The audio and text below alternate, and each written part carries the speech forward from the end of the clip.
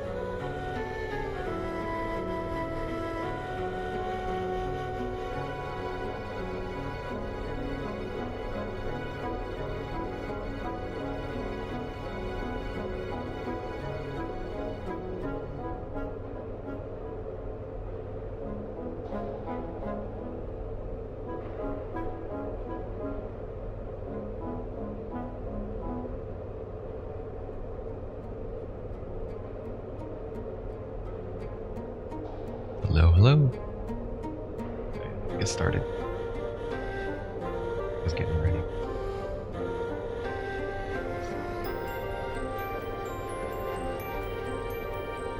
I forgot what I was doing yesterday. I think the last thing I did yesterday was this. I already lost track of where I was supposed to be. After getting the Dune Buggy, I left Gold Saucer. We finished a little bit of Barrett's story arc. Finished off dying in the Corel prison.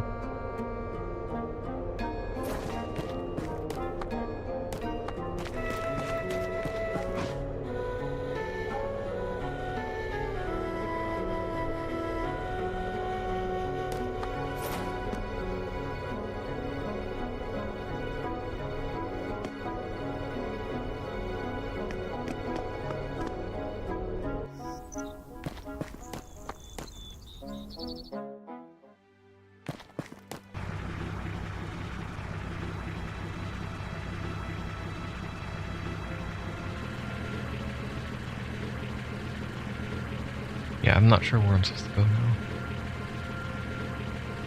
But I do have the Dune Buggy. That does unlock quite a bit, so I could just start exploring. And then figure out where to go from there.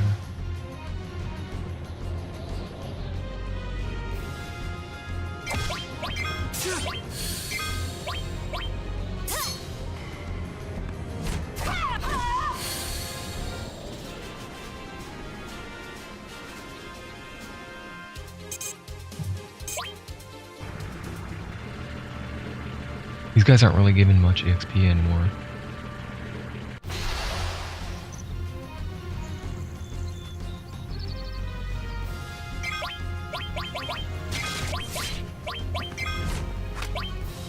Yuting! Bupkiss.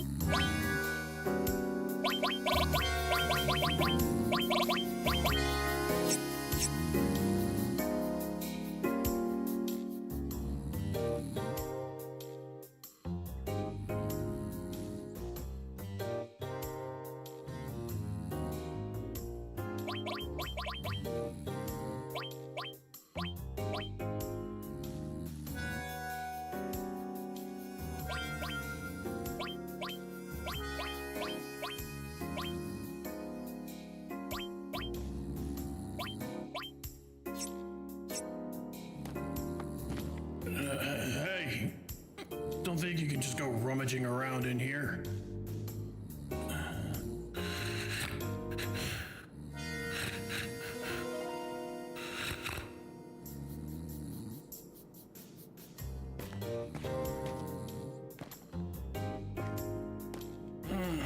You fought this number of times.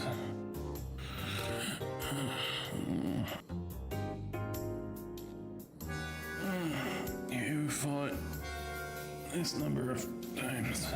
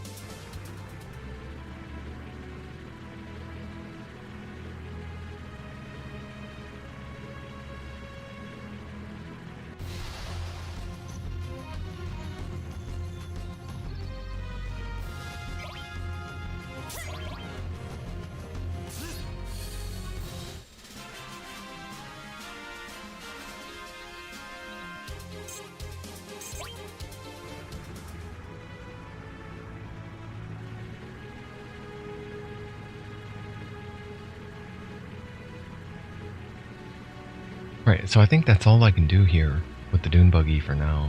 I'm gonna take it back over the sea. I'm gonna go back to Junon.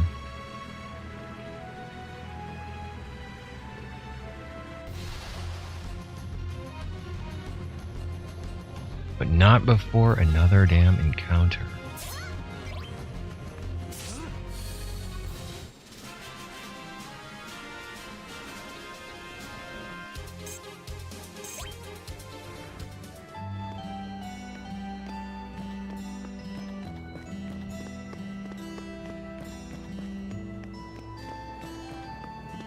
If you want to use the elevator that badly, hand over 10 gil.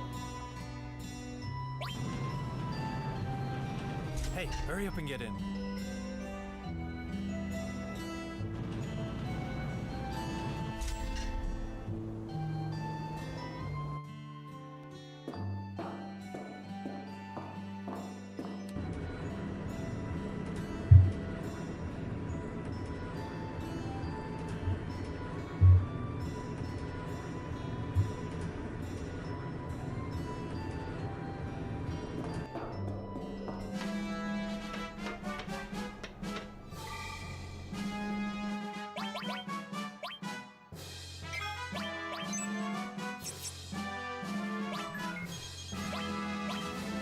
Air 22. Oh, can I get the megaphone? Is there a megaphone in Junon? I don't think there is. I think I was thinking about Midgar. Yeah, I want to get one of the megaphones for him.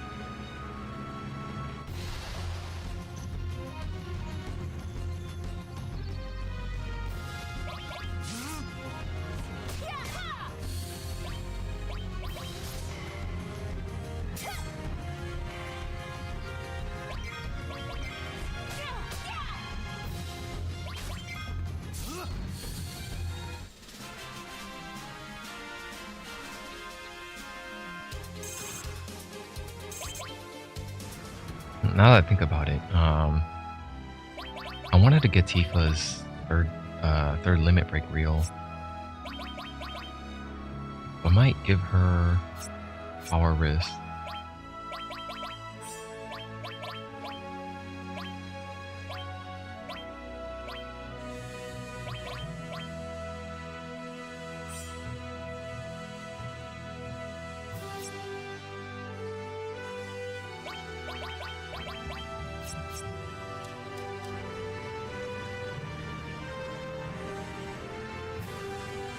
And then I'm not sure what I'm supposed to do with the chocobos yet. I don't know if it's am I able to capture them and then breed.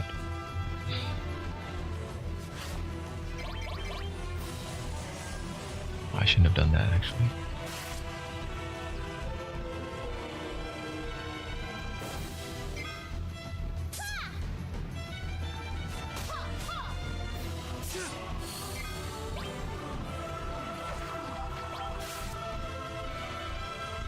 You're gonna feel this one!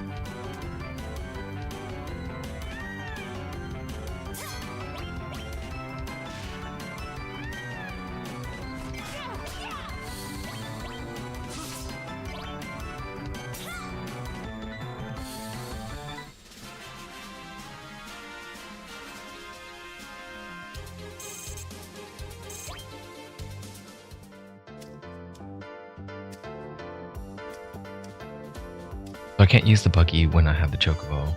But what can I do? Can I go into Gold Saucer with it? No.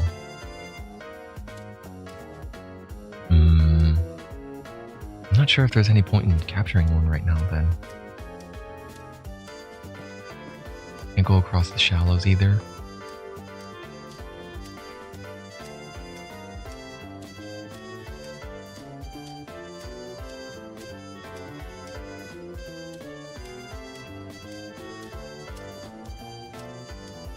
Yeah, there's not much I could do with it right now.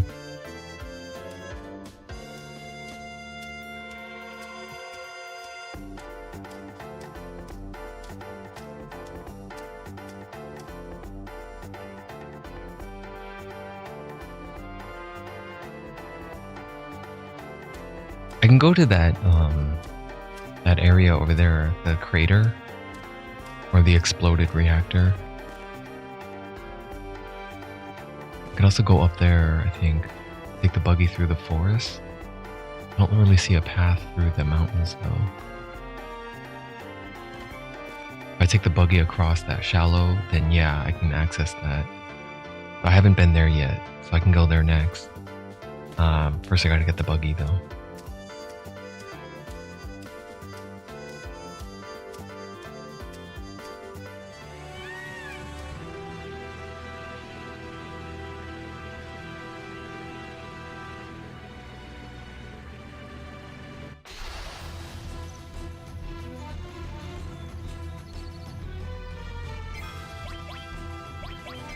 Is that your teeth chattering?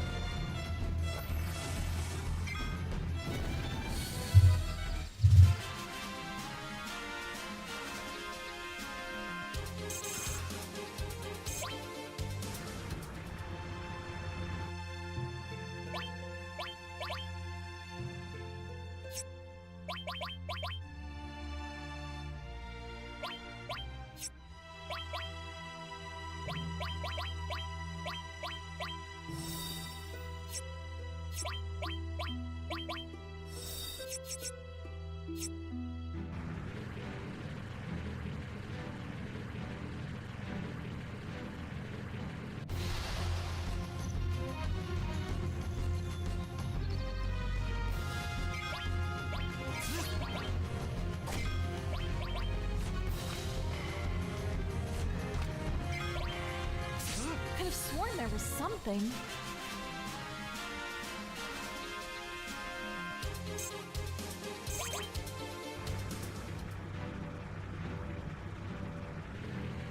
I forgot what's over here. I'm gonna check it out.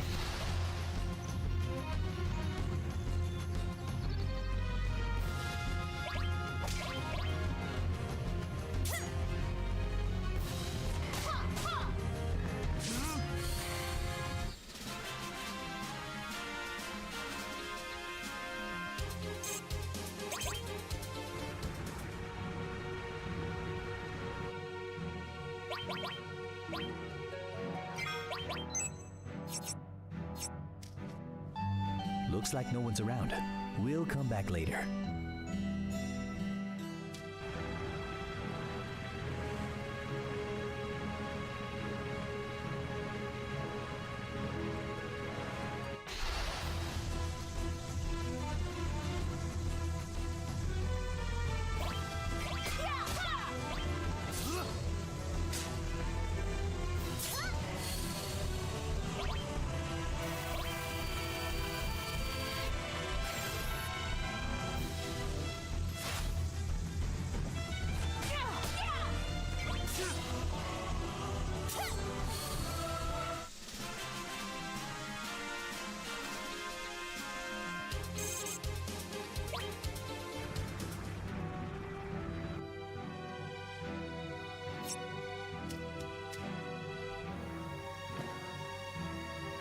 Someone's there. Hey, Rude. Who do you like? What's with the red face? Come on. Who do you like? Tifa. Oh. So, you're in the same boat as Sung, eh? You know, with the ancient girl. Poor Elena. She has a thing for you, yeah? Nah, she's in the song. Really? What the heck are they talking about? They're so dumb. All they ever go on about is who they like or don't like. At least Sung is different. Oh no. Sir, they're here! They came! I see. Then it's time. Rude. No going easy on them because of her, alright? I'll do my duty. Oh, there might be a special interaction here because Tifa's in my party, and he just admitted to liking Tifa. Okay, I'm leaving this to you. I'll report back to Sung. It's been a while, eh? This is payback for Sector 7. Out of our way! Sector 7. You don't remember? Well, that wounds me. Deeply. Enough. That's as far as you go.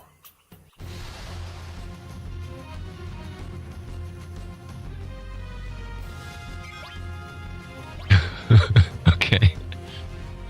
Let's see, what do they have? Probably nothing.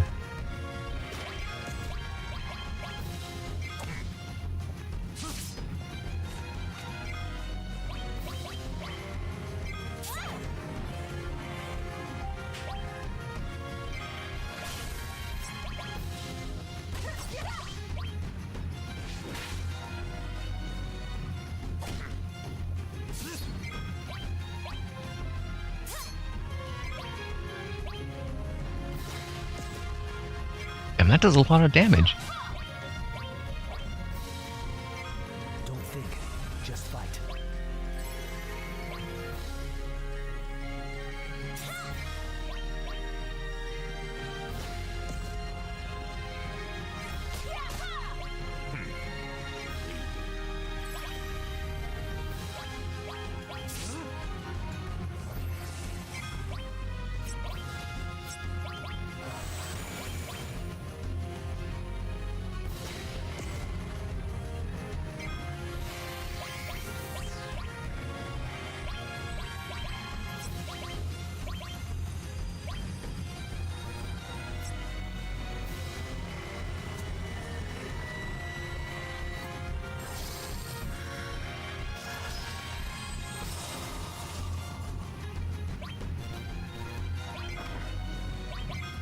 Finish it.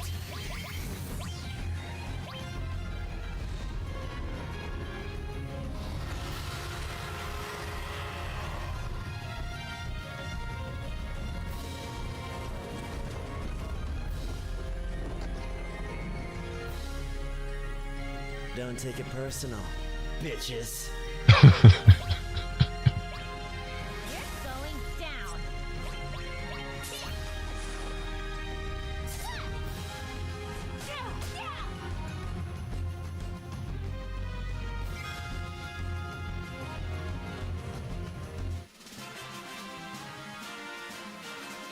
Yeah, Rude is so cool. When he gets beaten, he just checks his watch and then walks away with the little neck crack. Oh, a new Era staff. Wasn't that a little weird? It's like they were waiting for us. Maybe they were following us.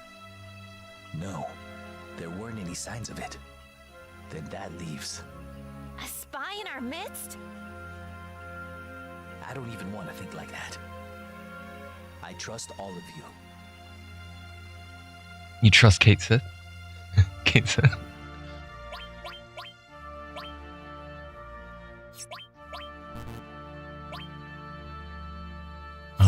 I'll use Cloud.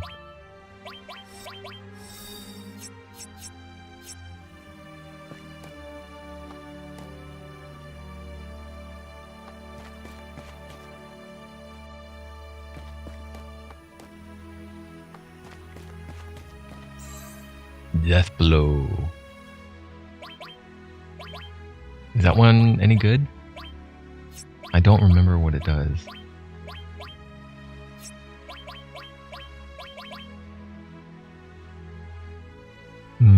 It is a luck. It does give luck +1. Hey, it ain't bad. But would I actually use it though? Is it better than normal attack? I want to see if I can maybe equip it on Tifa, maybe. Revive only has 4,000 AP accrued. I'm still trying to get Silence, but I think I would rather get Asuna first. So I'll leave that one there, and then I can probably give up Seal. Chocobo Lure is level 2. Bro, I have no idea. But I assume it's good. Maybe. I don't know. I don't even know if I haven't even used it yet.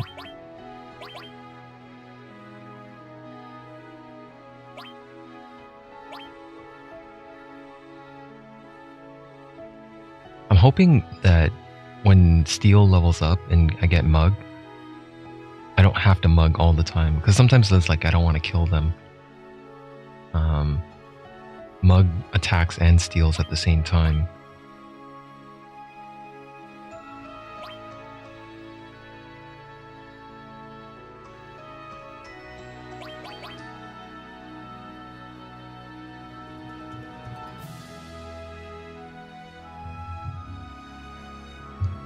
I'm gonna try leveling it, but I'm not sure what to give up right now.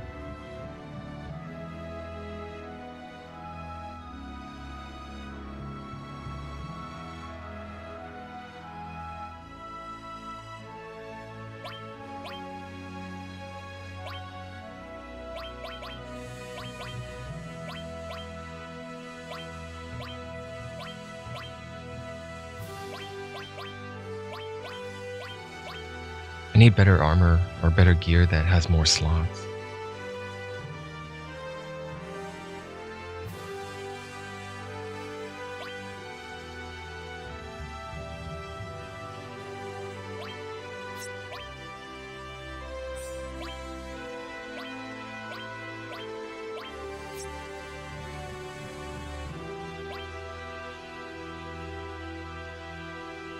I could give up Manipulate, yeah. Actually, yeah, Manipulate is probably a better one to give up than Seal.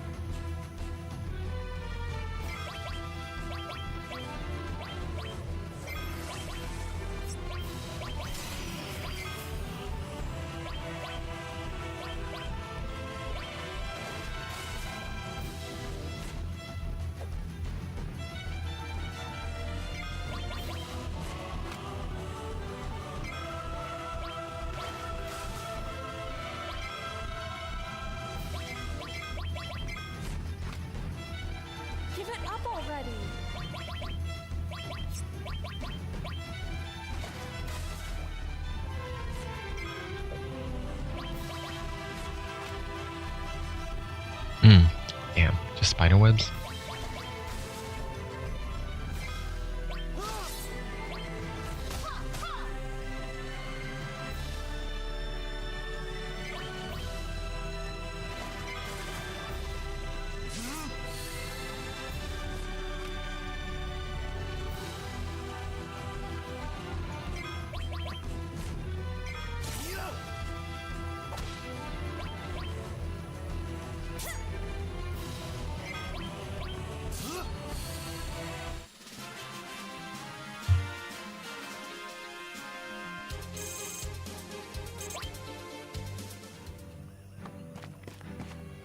I don't know how I feel about Deathblow.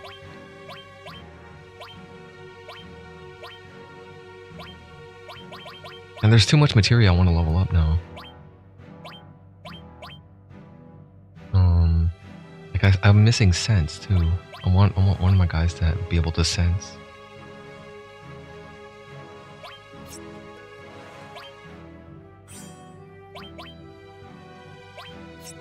Yeah, but Deathblow, it's that luck. That luck is really good, I think.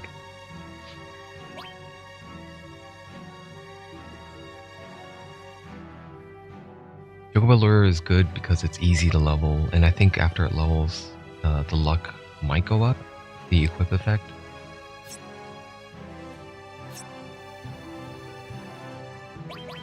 I'll leave the Deathblow alone for now.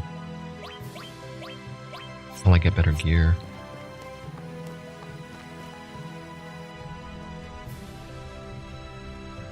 I'm gonna finish exploring before I head over there.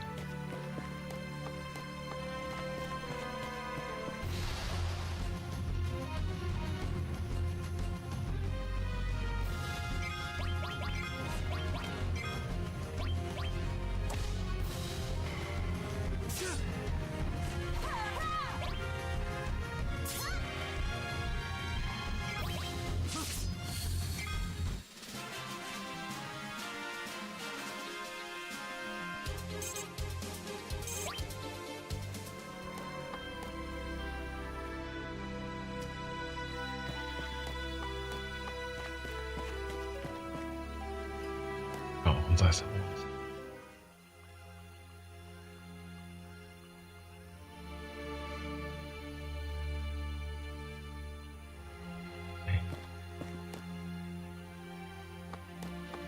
There was an explosion at the reactor 3 years ago. My husband.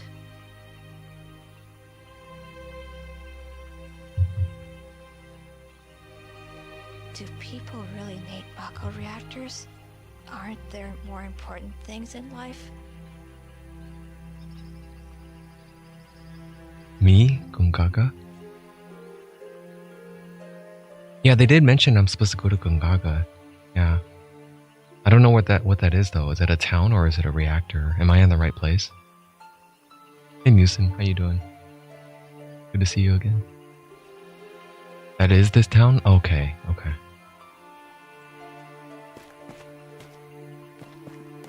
No matter how much I pray, it won't bring my grandson. It's Zack's hometown? I thought Zack was from Nibelheim, but I guess I was mistaken. A lot of my lore is mixed up. Maybe you can help me confirm something about the lore. Are Cloud's memories mixed with Zack's? Like, does Cloud actually...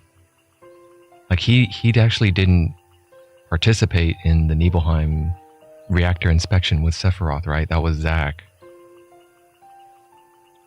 Right, so when the photographer shows the picture again, the actual picture is showing Sephiroth, Zack, and Tifa, right?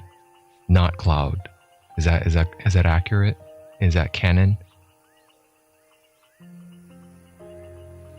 Yes, it is. So that makes your theory even. Jenova Cells makes Clouds remember things from Zack's perspective. That's why Tifa really desperately wanted to say something and speak up. Like, her dialogue kept on saying like,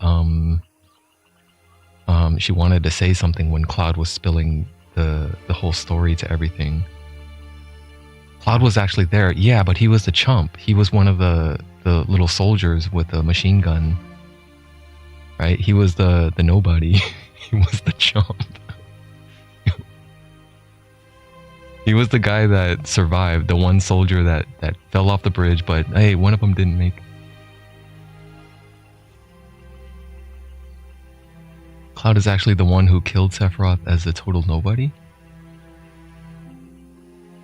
Oh. Oh, okay. Okay.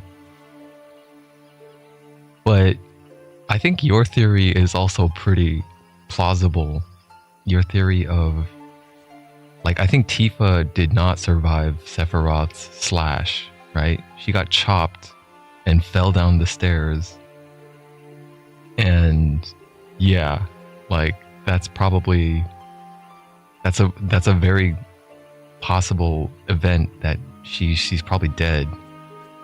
And... yeah, she's just also a clone. She's also a clone. Cloud's rage and love for Tifa made him strong enough to mess Sephiroth up. Wait, but Sephiroth didn't die, did he? I don't know. I don't know.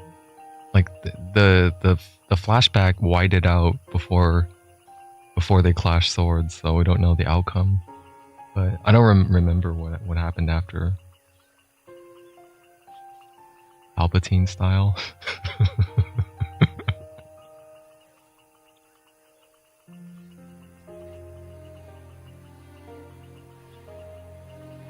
Yeah. Cloud tossed him down the reactor shaft. Oh, wow. So this Sephiroth that we're chasing right now is not Professor Gast's creation, because that one's already dead. This one is Hojo's creation. Because this Sephiroth has... This Sephiroth is Jenova.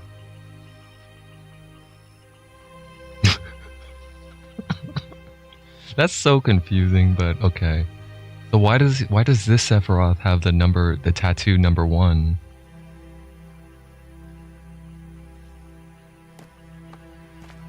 There's a little more to it. I don't know. It's so convoluted. I kind of feel like giving up on understanding it.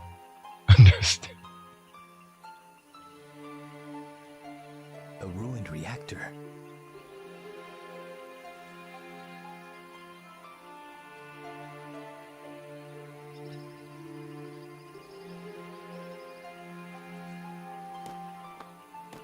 Going off of your theory, though, what sort of motivation would Jenova have in recreating Tifa? Is because she has martial arts skills that Zangetsu saw in her, that she wanted to, so she would be a powerful soldier? Sephiroth couldn't be absorbed and diffused into the live stream, so he sort of lives on as a single consciousness.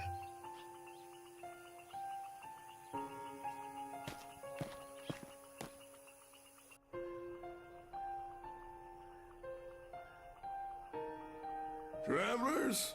That glow in your eyes. Are you in Soldier? You are, aren't you? Then maybe you know our son. His name is Zack. It's been close to 10 years now since he left for some city, saying that he didn't want to live in the country anymore. He said he was going to join Soldier and just took off.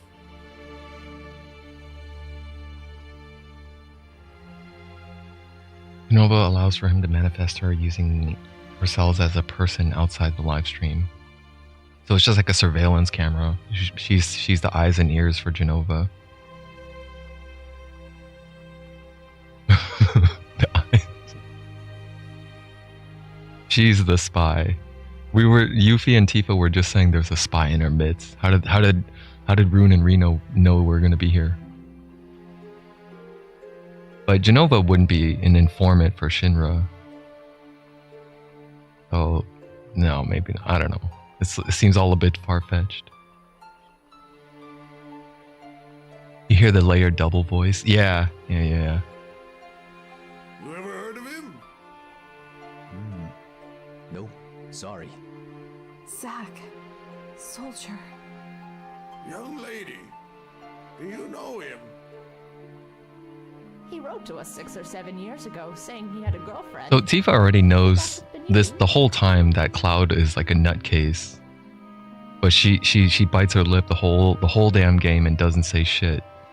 She bites her. She knows like he's a demented, like he's like deluded into thinking everything Zack did, he did. No. I'm sorry, I just... What's up with Tifa? I guess it's a good thing I had Tifa in the party for this event.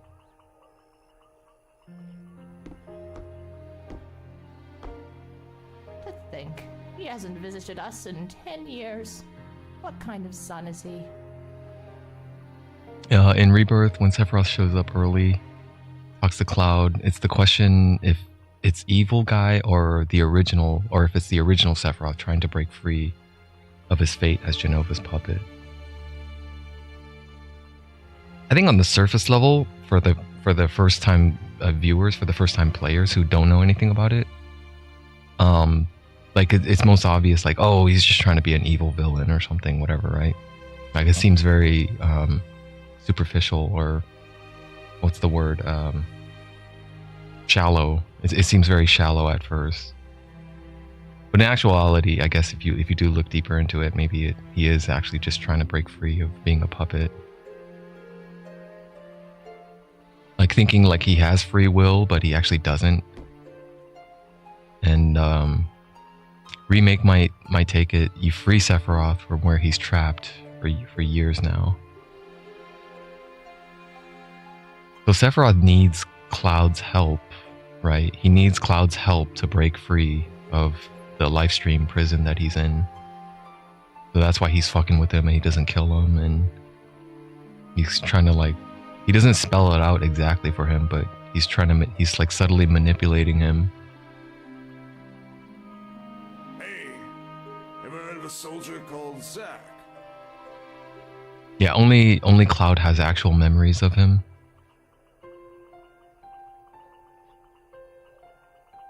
Hey, ever heard...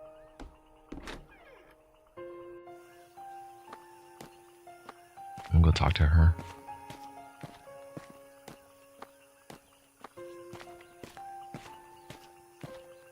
Zack. You know him? No idea.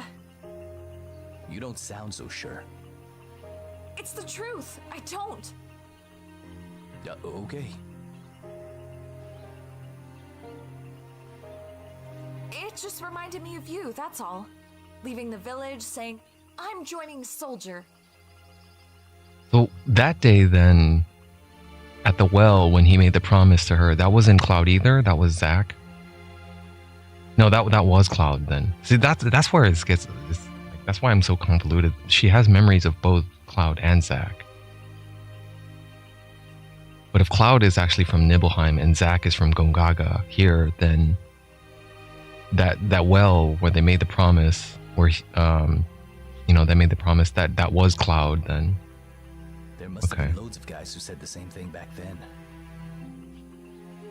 And to think out of all of those, you made it. But then, okay, I'm a little confused again. So was Cloud actually Soldier First Class? did he actually make it? Or is this, he's just a poser?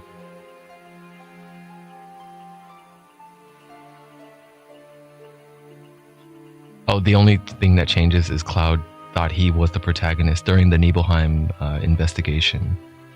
That's the only thing he gets mixed up about. Everything else is true. He never made it past the Shinra soldier test, huh? He never got to be a soldier first class.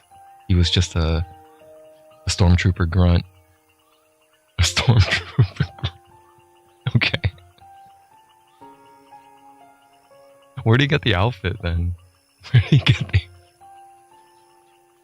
I really respect you for that. Yeah, I worked real hard. I just got lucky. Yeah, I worked real hard. I just got lucky. Yeah, I just got lucky. I don't think it really has any impact on what I say here. I just got lucky. Yeah, I worked real hard. I just got lucky. Did you work hard? Well, aren't we the humble one? I'm so proud of you. Thanks for caring about me, Cloud.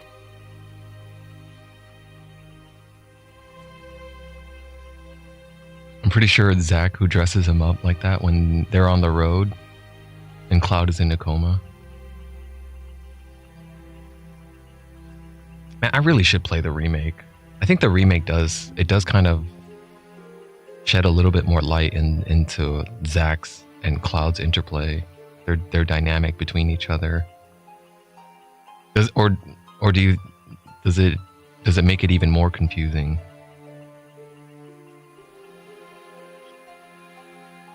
Whoever I talk to first gets a date point. Talk to Tifa here, so she got the point, not Aerith.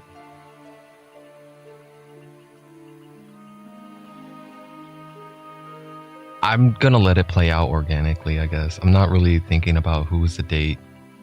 Because the date really doesn't have any consequence, right? There's no, like, oh, if you actually get Aerith as the date, she rewards you with whatever, like some sort of tangible whatever. It's just dialogue flavor text.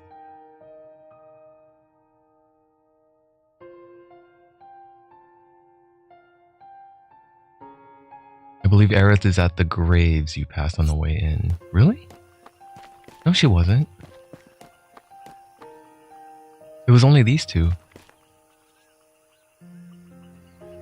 Yuffie kisses as a reward. Yuffie must be a very hard to get date because... Yeah, Aerith is not on the team, it's Yuffie. Yuffie and Tifa is in the team right now. Before I ended the stream yesterday, another viewer, Camilla, came in and recommended I recruit Yuffie right now. Like, what? I didn't know I can get her right now. So it's like, just go to the forest and fight anything in the forest, any forest. And yeah, and then I tried several times and I got the questions wrong. I got baited by the save point. But then I eventually got it right, and then she joined. But then it warned me also that I'm gonna lose Yuffie again later because she's out only after the materia. So at the first opportunity she gets, she's gonna steal the materia. And my memory brings it back to, I remember seeing her working at the Costa del Sol materia stall where Butch is selling materia. He's already saying right now that he ought to hire some girl to sell the materia. Also, Barret is actually the hardest to date, huh?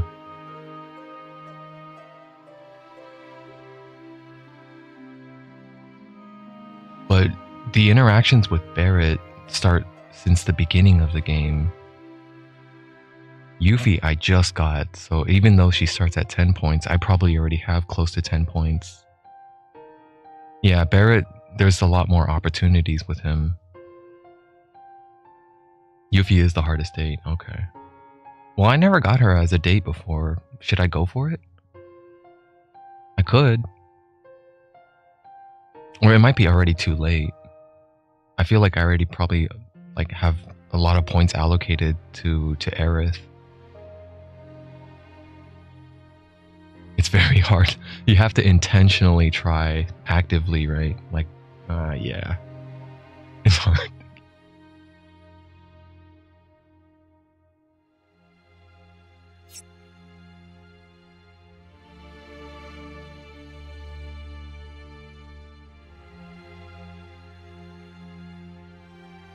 Oh, just be an asshole to everyone, and since the start of the game. So it's, yeah, like I thought, and it's already too late then.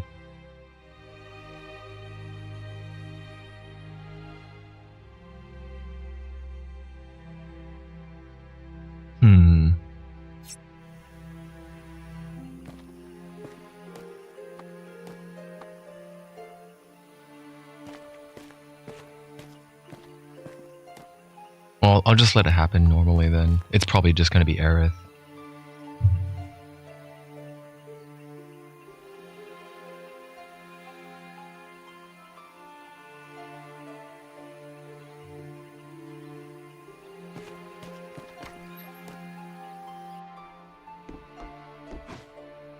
It's fine though. I don't mind having Aerith as a date, even though I've already my first playthrough was landing Aerith as a date anyway. It seems like it's the most canon story arc anyway, because the moment you meet Aerith, she promises the date anyway from the get-go, right? Like her payment for hiring as a bodyguard is the date. Calling her the slum drunk, giving her flower to Marlene and not Tifa. I actually gave the flower to Marlene.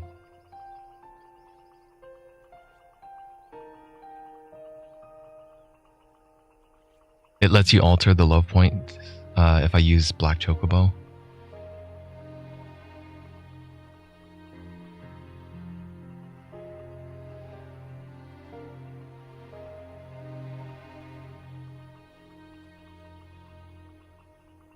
Those animals at Shinra built the mecha reactor without a second thought for the safety of our village. And this is the result. Are you here to shop? Never got anywhere. I already have all these. Damn, this guy's got a lot of stuff though. He's got a weapon for everyone.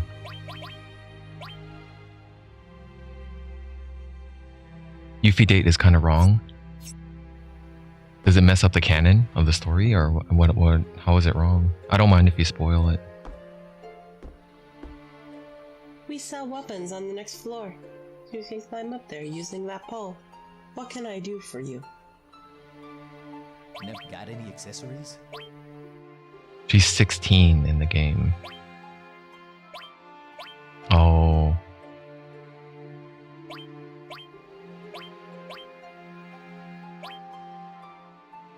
Automatic Berserk? I'll take one. I'll take one of those Mystifies also. Oh wow, Time Magic. Take one of those, and one of these. Now I'm broke.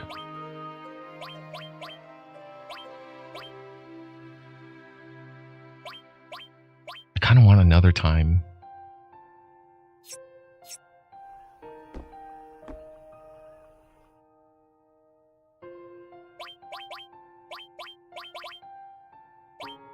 And I like my setup right now. I don't... I gotta drop lightning. He already has fire. I don't get to double growth it though. Mystify is confused, berserk. There's time. Time is haste. Okay, so I think I can cast haste to negate stop, hopefully. Probably not. I don't know. I don't know how to... There's no way to stop, to remedy stop. Because some of the enemies already casted stop on my characters and I don't know what to do, just except wait it out.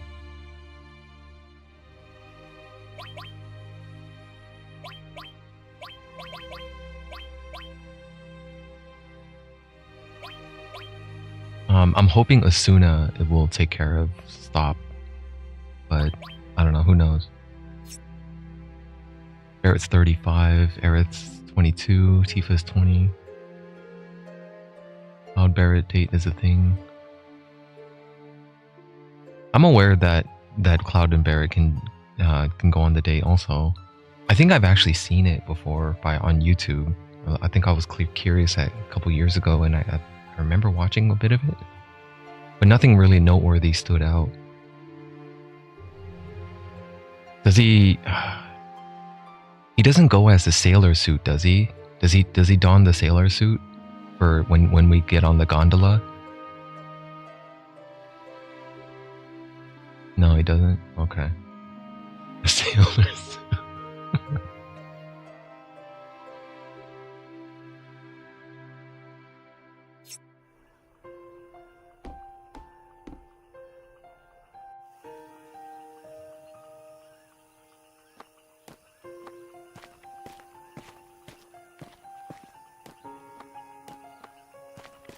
Let me try something. Let me go switch out Yuffie with Aerith and see if she's here, gonna be at the graveyard. Oh, shit, what is this?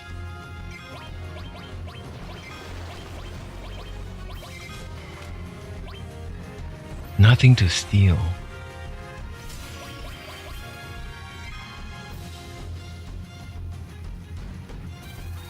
Flower Prong, 550, weak against fire and earth. I don't have any earth or fire. I do have this, but...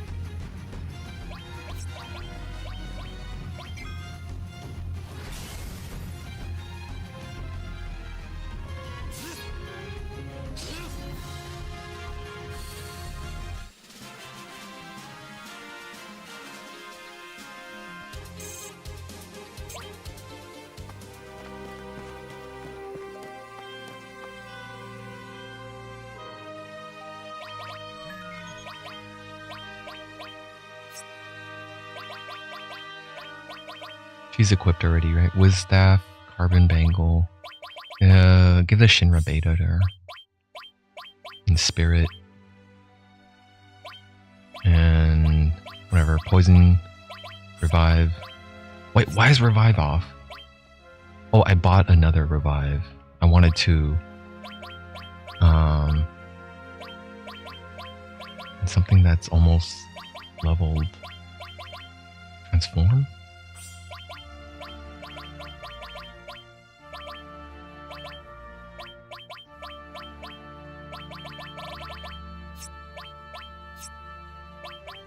I'm out of restores.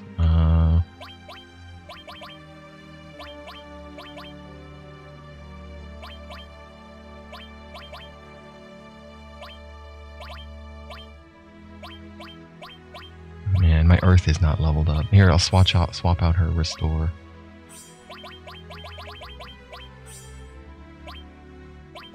Went over arrange. Select exchange. I know how to do that. I know how to do that. I just wanted to reconfigure her without taking off Yuffie's current setup. I want to leave Yuffie because I'm probably going to swap her back in. I just wanted to equip her with whatever, something else that I didn't really, I'm not really using. Yeah, and then I just want to go run over there because I'm probably going to get into, yeah. I think this 60 FPS like doubles the encounter rate or something. It feels like that way, certainly. Like I've been getting into so many fights, just taking a few steps.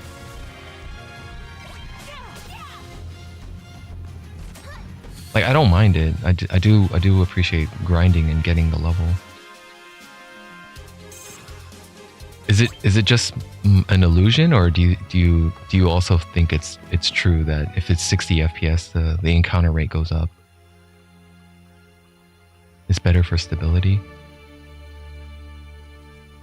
Yeah, but 60 FPS looks awesome. Well, if you say so, if it's more stable and I'll get less crashes that way, then I might give it a shot. Yeah, Aerith is not here. There was an explosion at the reactor 3 years ago. My husband. Who was your husband? Do people really need Mako reactors? Aren't there more important things in life? There's a way of stepping to prevent encounters. Like go and stop. Go and stop. Go and stop.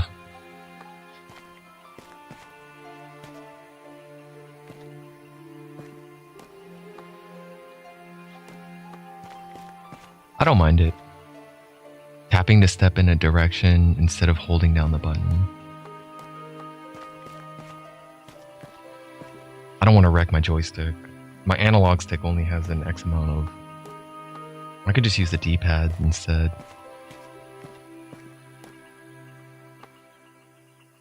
But yeah, I've wrecked a lot of analog stick joysticks when they start drifting. I think Monster Hunter wreck the analog stick the most when I swing it around in 360s, spinning the joystick all the time.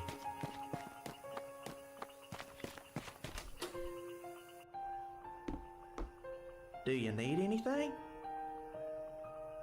Not really. Damn, X potion? I'm sorry I stole from you. You only have 2 beds though.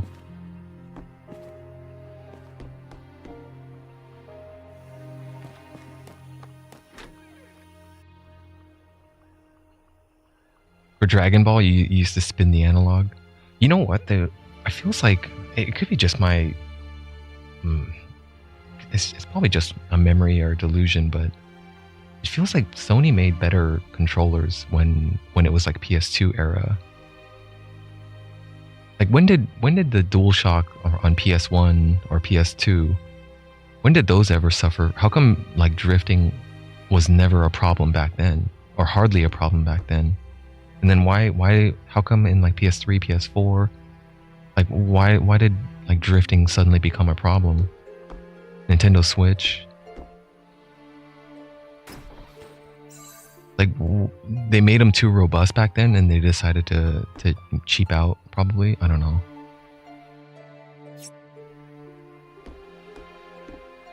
This is Gongaga. We lost many of our people when a Mako reactor exploded. Lower grade components. It was just the mass producing, the manufacturers. I forgot the company that makes the analog sticks. The Sony outsources those analog sticks to some other company. I've taken apart a joystick before and tried to like clean out the filament, any sort of dust or hairs that get inside. And it fixes it. It remedies it for them temporarily, but it does come back. Oh, they're more sensitive. It's a higher resolution. Okay, so that's an upside then. Yeah, it's a higher resolution for weaker durability. That makes sense. Analog is an 8-way direction. Back then on PS2, it was 4 ways. Is it? Because when I look into like the DS4, the profiles, the controller, you can see in the controller readings, like I'm using DS4 Windows, right? And you can see in the left stick, there's only an X and Y coordinate. It's only reading from those. I do know that PS2 analog wasn't as sensitive as the modern ones. Yeah, but the other cool thing about PS2 controllers was the face button, square, triangle, cross, and circle. Those were analog levels. They had 2 levels of pressure sensitivity, but none of the developers took advantage of it. Only a few games actually took advantage of it, so they decided to scrap it. Right? Because back then it was like you could push square harder, and it would read a different instruction. But I don't know. I think just not enough people used it. Yeah, they scrapped it. Our PS5 controllers today don't have varying pressure sensitivities for the face buttons. And hello, Ghost Camilla, welcome back. No, for racing games they just rely on R2, L2 for analogs.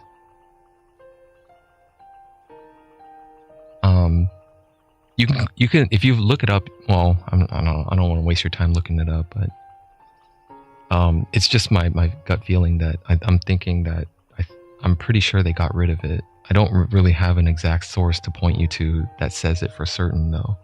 So yeah, you can prove me wrong if you want, because I just don't think not enough games utilize it. And if you ever need sort of the analog sensitivity controls for pressure, they default to R2, L2s, the triggers. And that's usually sufficient. For FF7, there was a double input. Sometimes there is. Are you talking about like the if I push down, sometimes the cursor will jump twice? Controller still have a dual state?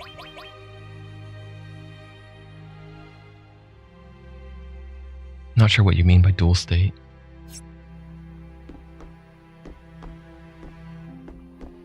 The people at Shinra said the Mako reactor would bring us all happiness, and yet, all it ever did bring us was grief.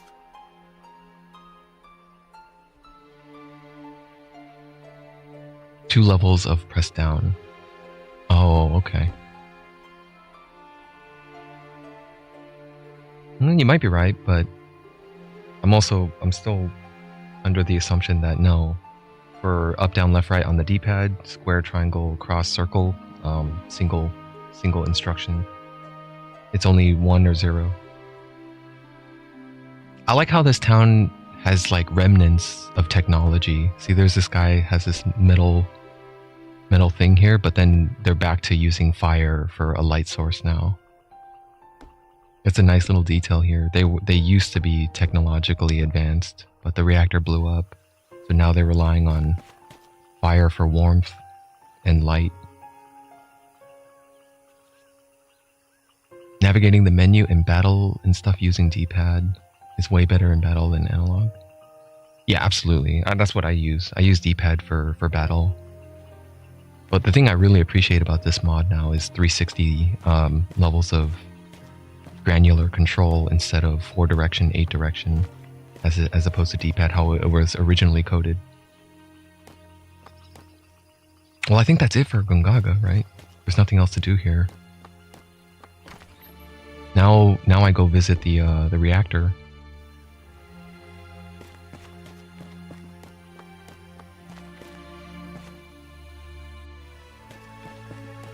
Let me swap out Aerith. I want to take Yuffie back.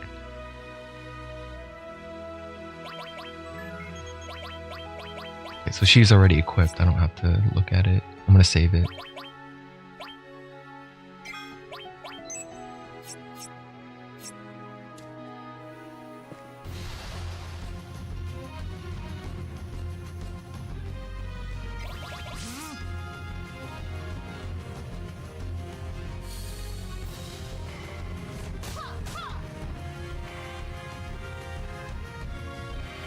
Grow bigger. Yes. Alright, now that you're big, don't die yet.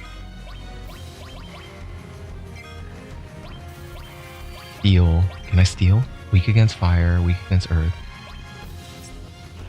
No, I didn't check out her level 4 yet, but I'll take a look at it after this. Nothing to steal. Okay.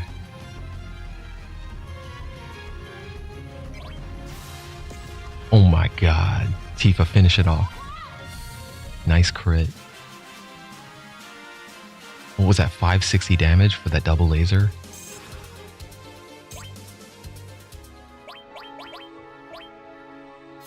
She lost her heal. Okay, sorry. Aerith, I need that heal back.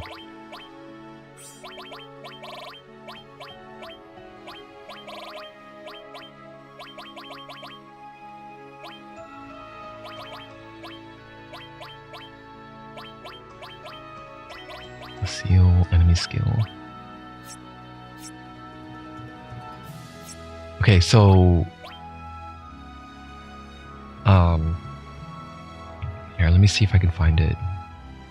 You want me to look up Yuffie's?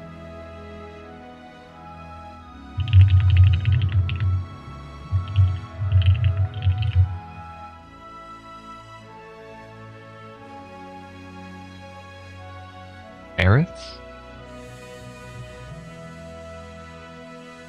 Great Gospel? I still am a little hazy on how to get it.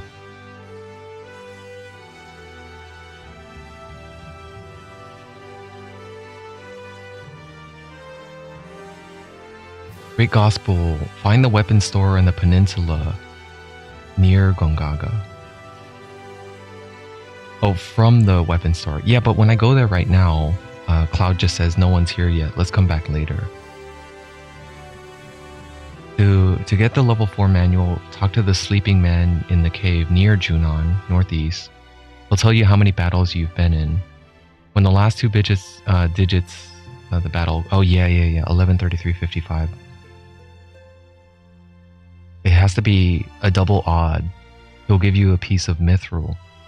This can be traded for the Great Gospel Manual at the blacksmith on the peninsula near Gongaga after the events of Rocket Town. So I need to go to Rocket Town and then come back after that.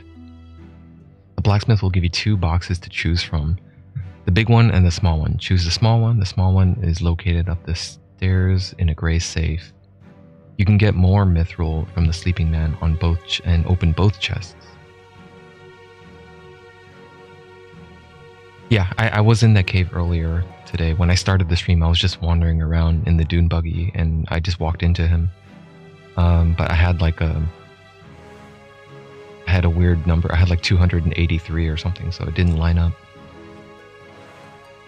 You can do this anytime after getting out of Corel prison and before going to the Temple of the Ancients. Take the buggy given from Dio to Costa del Sol, and then take the boat back to Junon. Allows you to cross the river. It'll cost you a minimum of 110 gil. Drive the buggy into Costa del Sol. Yeah. Return to Costa del Sol with the buggy and you get to drive the buggy into Junon. Once inside, you can get the boat, 10 gil elevator ride. Ride the guard in the elevator and take you back up, and there you go. So I can do that right now. I can get the piece of mithril right now. And if I have mithril, then the blacksmith will show up when I go there, huh? But I can't open the chests until after Rocket Town. So I can prepare the mithril now. Okay, I can do that. Let me heal Tifa up first. And then I might... Let's see. I might come back to this reactor later then.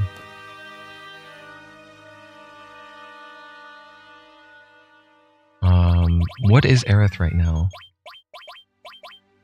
She has level 3 Planet Protector, so I need to cast Planet Protector at least six times.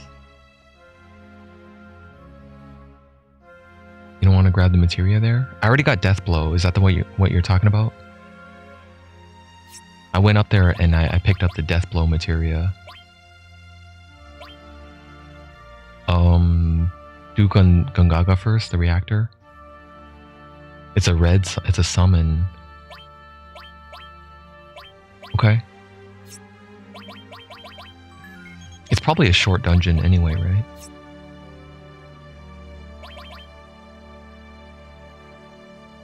Okay, alright. I'll do that. Since I'm here anyway, but...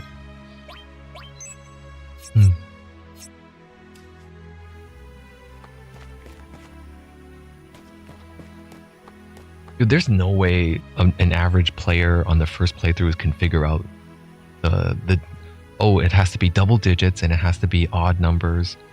Like, what the hell? How are they gonna... There's no way to deduce it. There's no way... Like, that's so cryptic.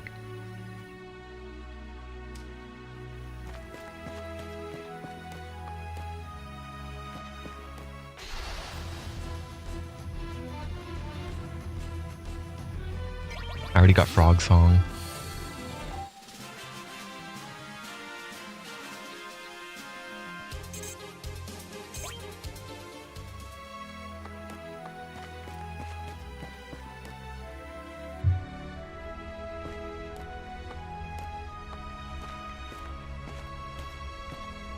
How did the strategy guides figure it out then? Like, did they hit up the developers? They must have, right? They must have had a deal together where they says like, yeah, we'll sell this if you tell us the nitty-gritty details. You're gonna feel this one.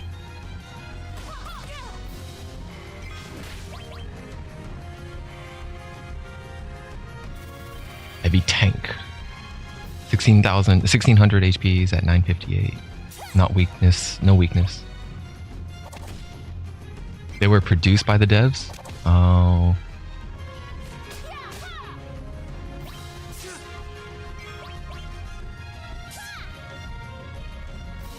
Nice crit, Yuffie.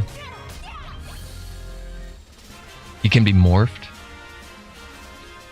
The giant tank? Do I don't have morph yet though. I didn't get it yet.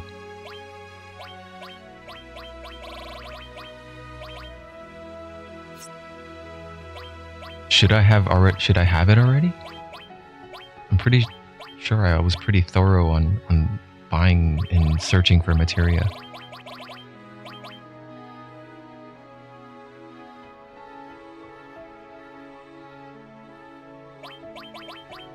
Yeah, you recommended yesterday that I tie morph to attack and sync those materials up so I can just morph by attacking. No reduced damage. Conformer. Conformer is her ultimate weapon.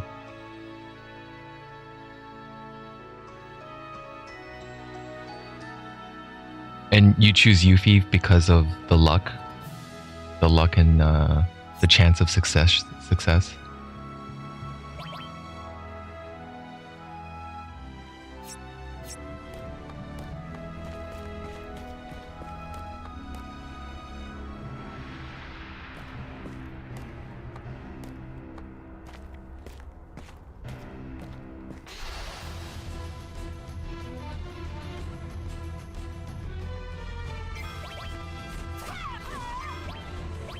Her ultimate weapon deals damage differently. Oh, okay.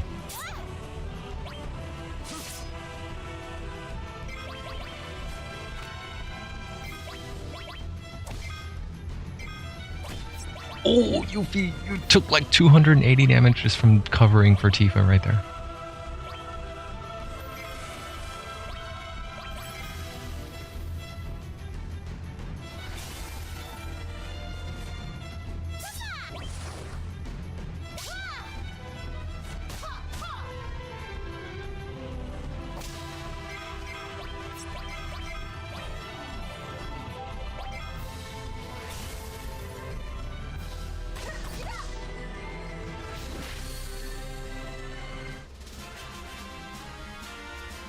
Come on, Tifa, third reel. Give me a.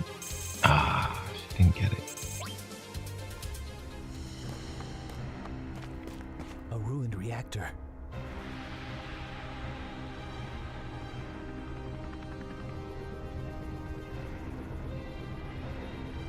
It's Scarlet, head of the weapons department.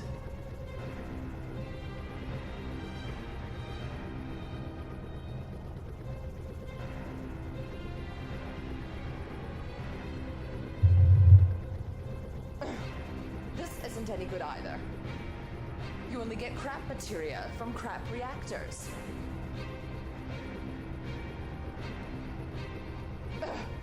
This reactor is useless. What I'm looking for is big, large, huge materia. Do you know anything about that? Dude, they got such good voice actors for this month. Oh man, some of them nailed it. I don't. But I'll be sure to investigate it right away. Please. We should be able to make the ultimate weapon if we can get our hands on some. I'll look forward to it. With Hojo gone, the budget for my department has hit the roof. And one of my favorites so far was the three liars in Corel Prison. How they have the vocal group singing, "You gotta talk to the boss." You gotta talk to the... Oh no, there's something I can't remember what they said, but that was gold. But even if we did make the perfect weapon, that imbecile Heidegger even used... You gotta talk. Oh my. I'm sorry. I forgot that Heidegger's your boss.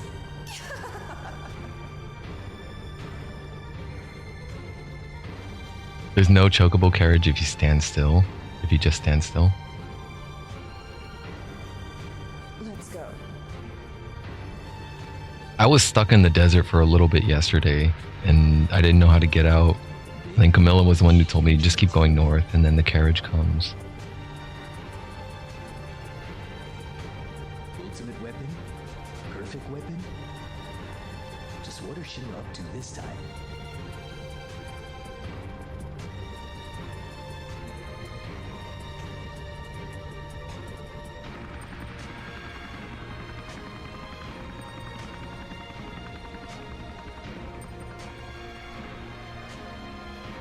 Oh, the carriage comes if you just stand still.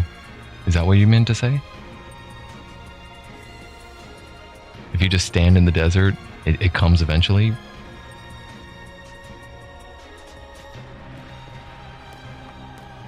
There's something glimmering back there. Reach for it. Titan. Nice. Okay. I'm already equipped with Ifrit, Shiva, and Rama. I kind of like that composition. I don't know if I really care about earth damage right now.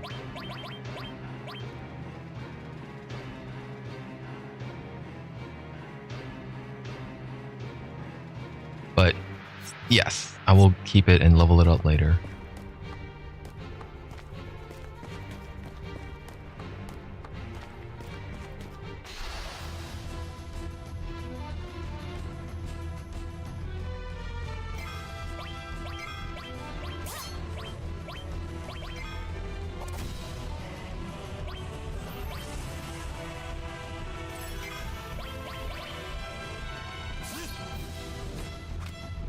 Give me that Phoenix down.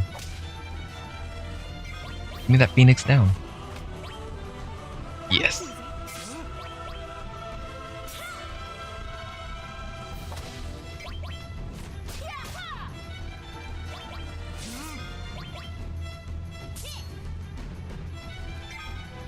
Nice crit.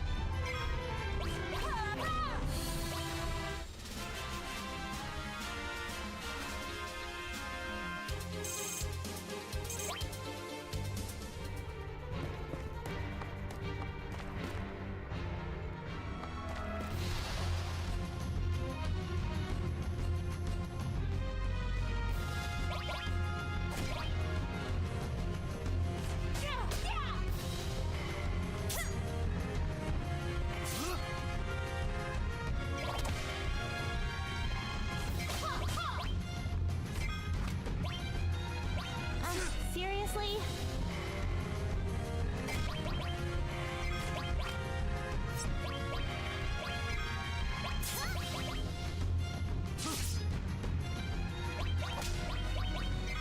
We can do better. Oh, I misclicked. I thought I meant to cure everyone.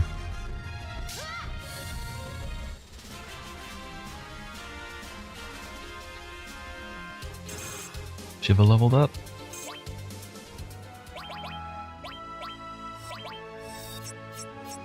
Okay, so what is let me see, what did level 2 give? I don't really know what the point of leveling it up does because the equip effect doesn't change. Maybe it just amplifies the damage it deals when I summon it. White Wind and level 5 Death. Okay, I'll grab it on the way back to Junon. Thanks for that.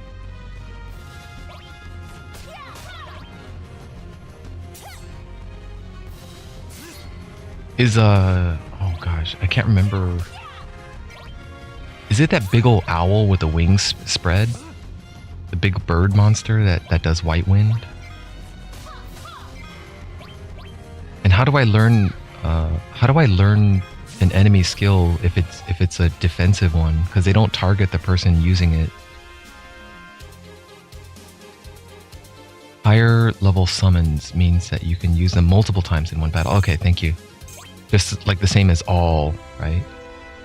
All can only be used once in battle, but if it's level 2, I could use it twice, etc. You have to use manipulate, okay.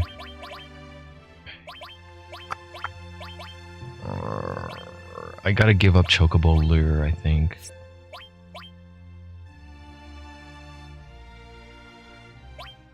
Heal, seal, and revive. Or I could just give up seal. Enemy skill, Shiva.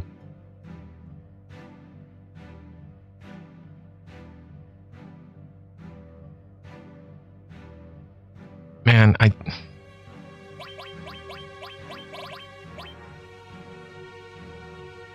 this one, I don't even know if I want 2 enemy skills.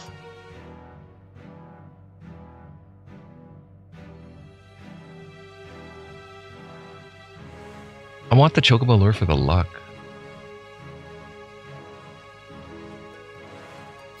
But if I'm using it for the luck, I might as well just equip Death Blow, because that also gives the luck.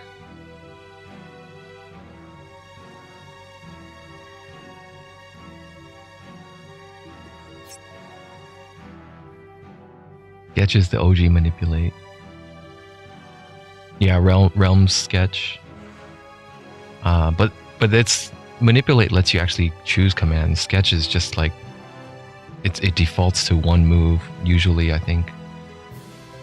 As far as I remember, in FF6 Realm Sketch command, it only chooses 1 skill all the time.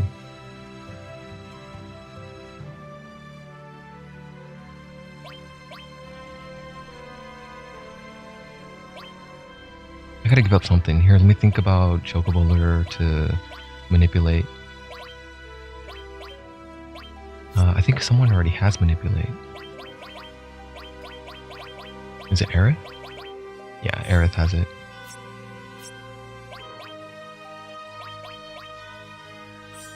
Okay. Yuffie is the manipulator then.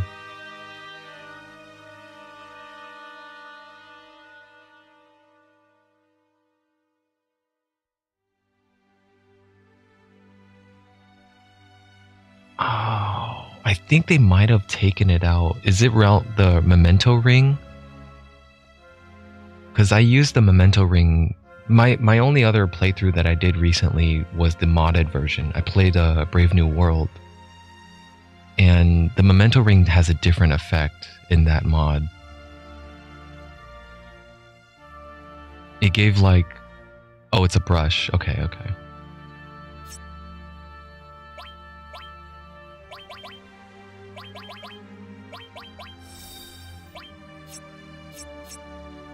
Okay, so Yuffie can manipulate, and then she can teach Tifa whatever enemy skills that they're going for. I'm a little worried that I might want 2 enemy skills.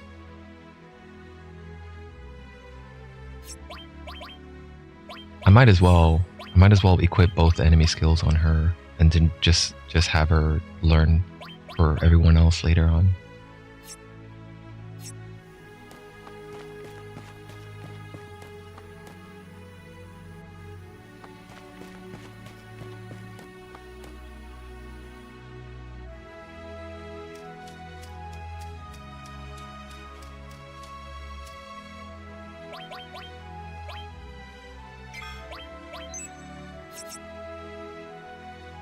Wait a minute, they're both 24 now. 8 Sith is at 23, trailing a little bit behind.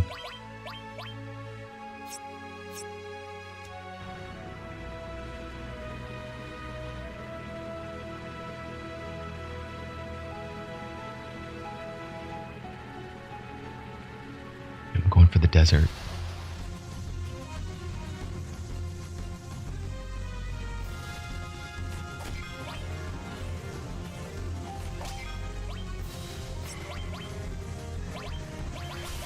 Oh no! She's limit breaking as the frog. It wasted it.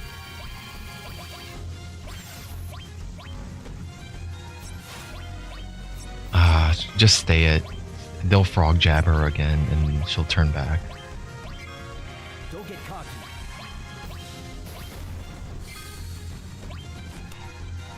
Okay, never mind. The Fyra killed them both.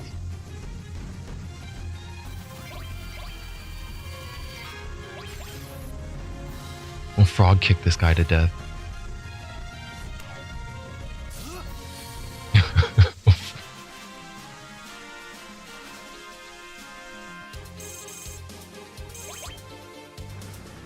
Do they stay in frog form? Okay, no. Nice.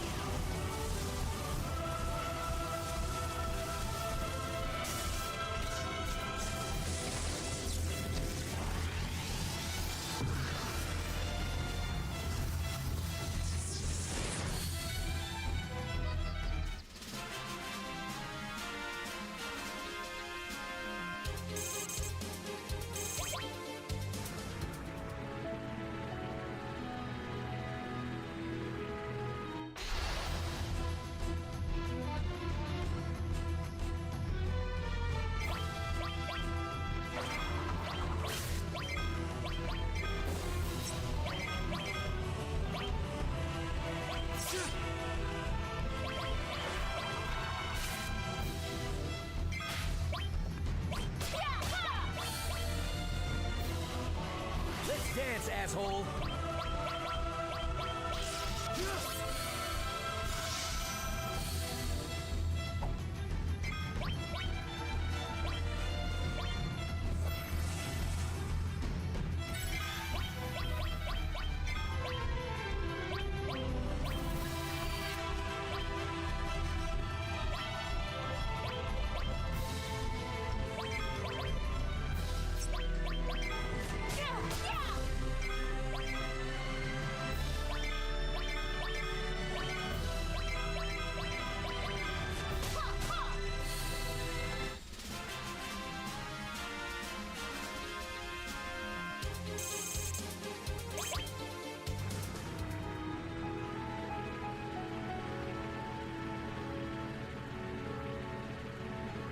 If it's the owl, I don't think the owl's in the desert. It might be in the grasslands.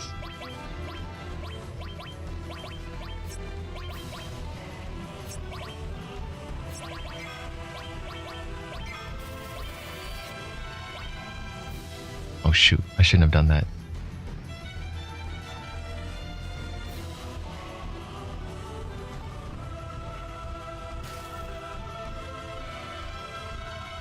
Okay, missed. That's fine.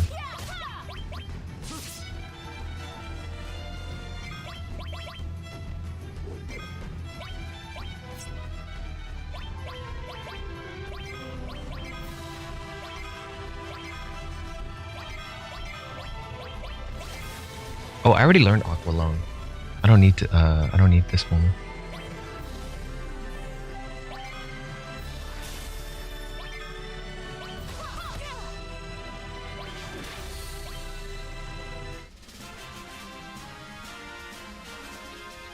White Wind is around Fort Condor. Okay. So where's the level 5 death then?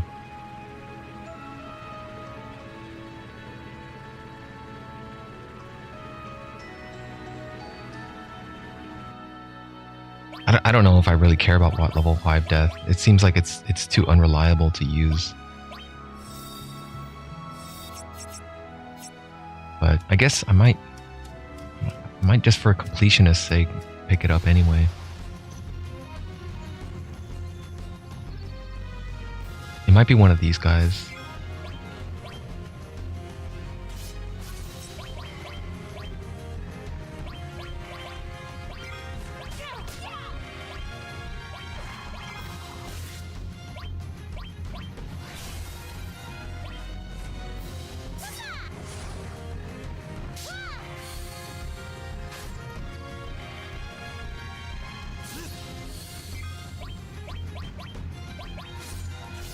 I don't think it's these guys. These guys are mostly physical attacks.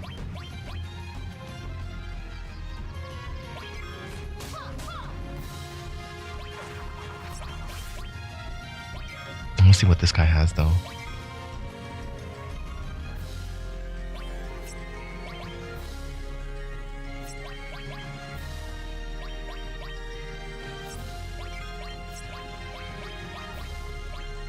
I can't target that guy. Oh my god, the guy's in the back.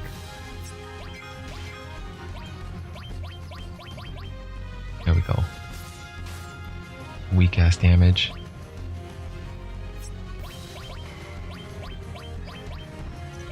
Whatever.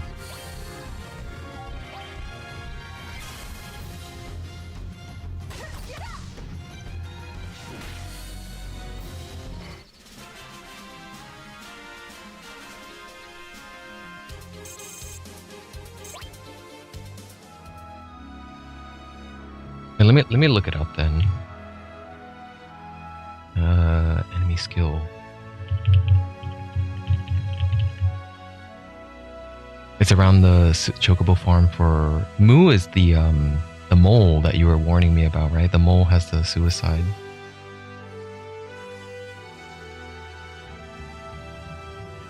Level 5 death cannot be learned here. Okay. Alright, I'm looking up this one right here.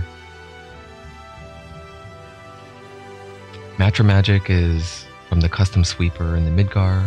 Level 4 Suicide from the Moo. Choco Buckles from Chocobo Farm. Find a Chocobo with a level that is a multiple of 4. Near the Chocobo Farm, they will always appear alongside 2 Levricons.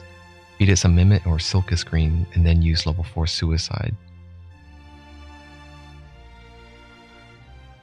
Yo, I don't know about that. That seems very specific. Non-elemental damage on one opponent. The HP damage inflicted is equivalent to the number of times the party has escaped from battle. I only escaped like once, and that was from the Midgard-Zolom. I never ran, so even if I do get that, it's gonna be weak. But it only costs 3 MP.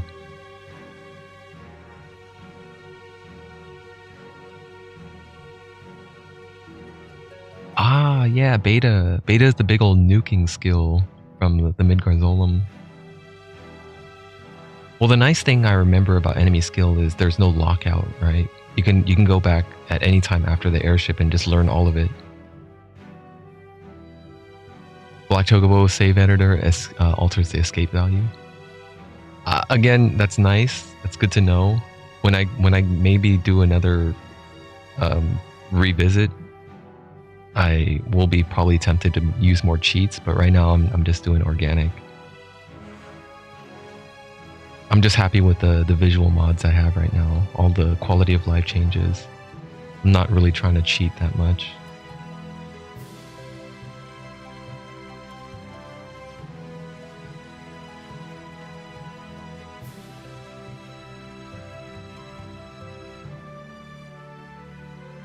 Okay, then the next thing I will get is White Wind for sure, because White Wind basically lets me forgo the Restore All requirement. Because usually I think most people would want Restore All on at least one of the characters. But damn, that costs 34 MP. Restore HP to each party member equal to the caster's current HP. Also heals any party member of abnormal status. From Zemzalet. You can't actually learn the skill until you get the Manipulate. Gotta take the boat. Windwing, Whirlwind Maze. Windwing also has that as a White Wind.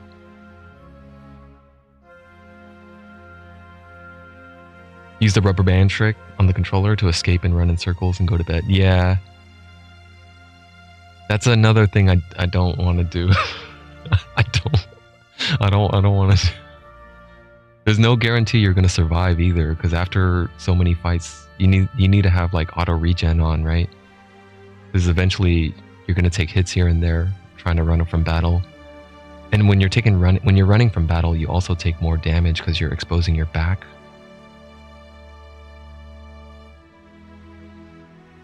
You have to set up some auto regen. That's like some Final Fantasy 12 level strategy where you have like the gambits.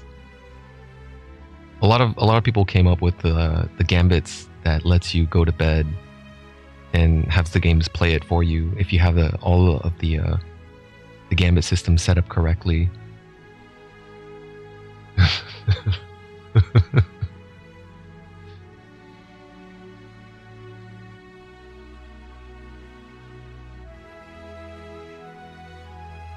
Do the trick in FF6 to level your whole party on a river. Yeah, that one part in the river where you go in a loop, right? Take the right turn again, and it keeps going in a loop. Why would you want to do that though? In FF6, what scales with the number of escapes or battles?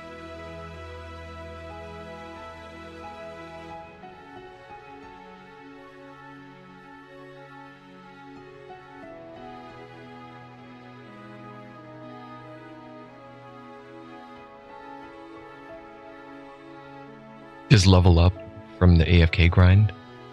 Yeah, but the EXP sucks in the river, right? You're fighting like level 20 mobs and stuff. I think even in the World of Ruin, I don't think the mob type gets leveled up. They're still like the World of Balance. I guess, yeah. I don't know. I'm kind of a fan of playing the way the devs designed. Like I'm kind of in the it's a sleep tactic. All right. I don't know.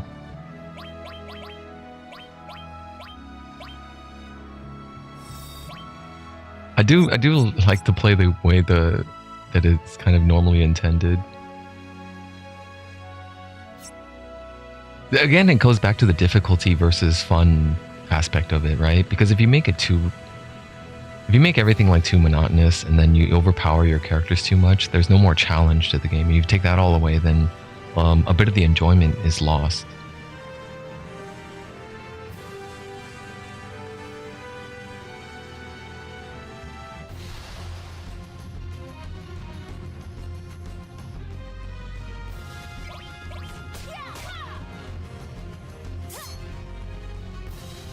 If you're a kid in high school, 8 hours of sleep the whole day at school, levels are done when you... That's also being a little bit disrespectful for the energy conservation. Right? Energy is still a factor, right? We're using electricity and something is... That comes at the cost of energy bills.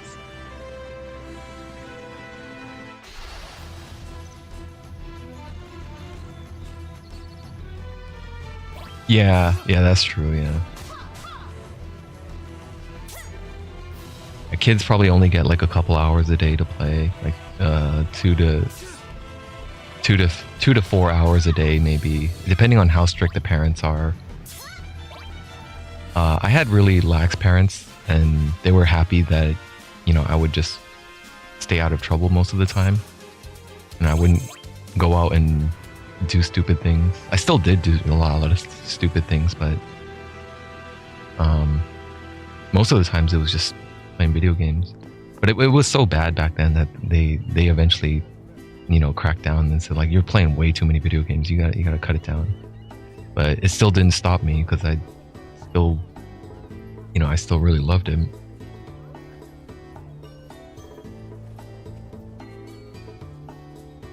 Yeah, if your TV is off, obviously. You don't need the TV on for that. But, I mean... There's no kid out there that's actually going to consider energy conservation, right? There's no kid.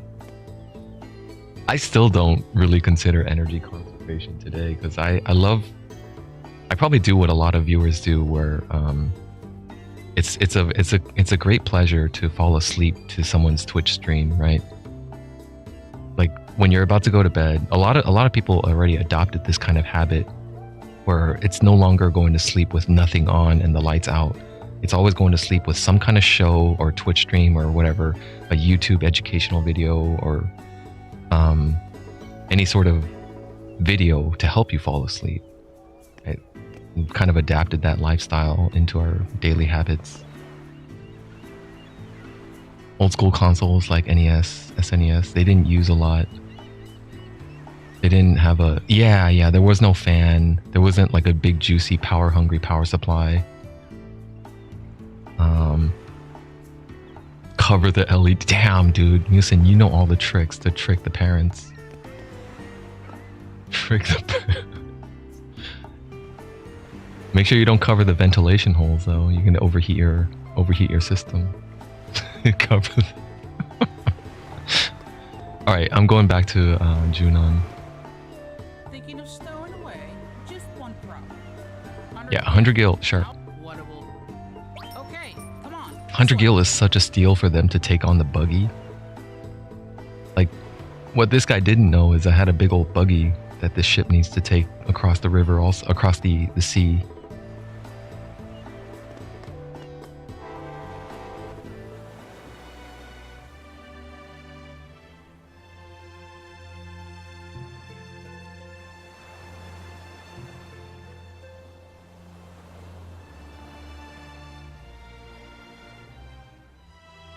All the earlier systems like Sega Saturn and PlayStation 1, they didn't really need like a whole lot of cooling fans and ventilation holes. They were fairly energy efficient, where they didn't require, the heat wasn't as big of an issue back then.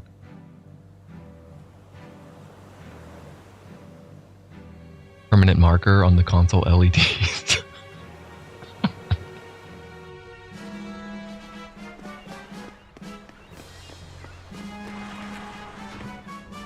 Real problem with the power cord. Well, your parents would unplug it if they saw it. They were really stringent on that. They would say like unplug your devices when you're not using them. That wasn't as big as a concern. People weren't really cognizant of that mentality back then. We just kind of left our appliances plugged in all the time. And it wasn't really until like after late 90s when energy conservation became a bigger issue, and then people started thinking about, hey, your TV, your CRT TVs are actually sucking up a lot of juice even after they're turned off and plugged in. Power was externally regulated, so that part got hot.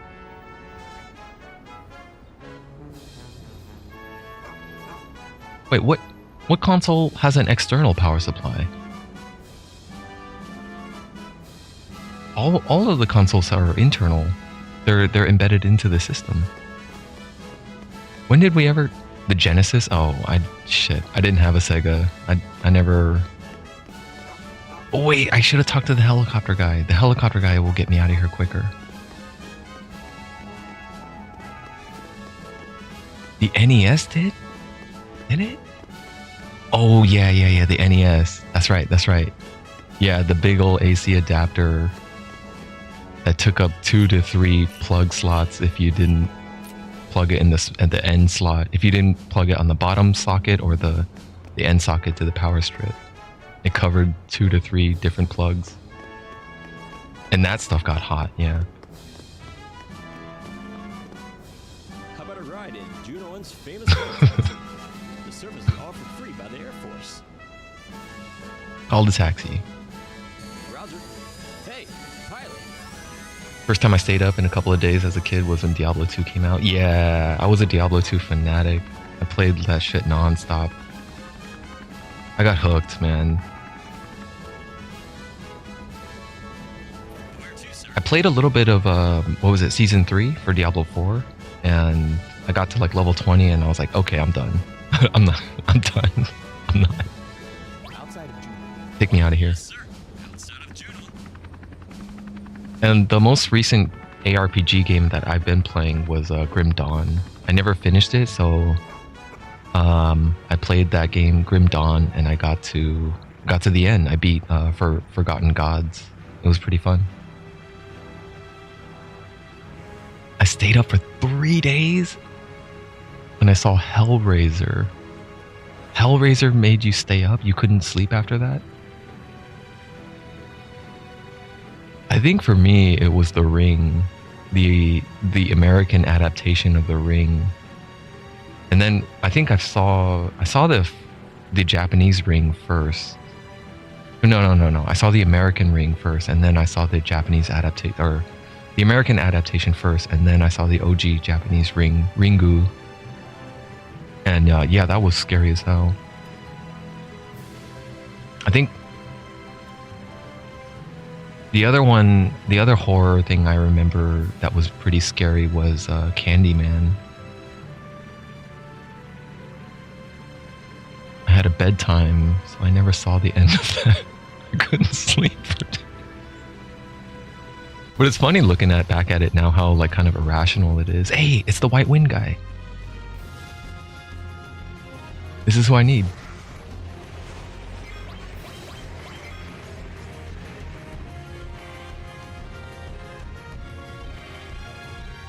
Same thing happened with Child's Play. Chucky, I think Chucky is still... Someone still holds the rights to it, right? They're cranking out Chucky content still. Dude, how come Dead by Daylight doesn't... Why isn't there a Chucky killer in Dead by Daylight? Why is it? Yeah, Nightmare on Elm Street was scary as hell too.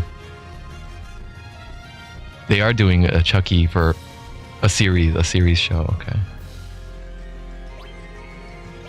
Alright, we're done. We got the White Wind.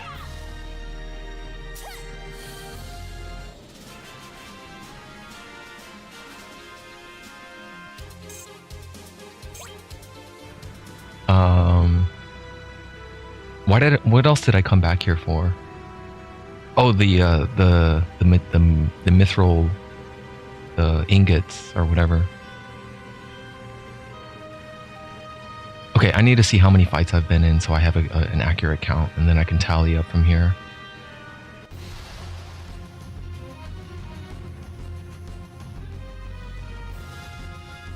Too old for modern messaging in my shows.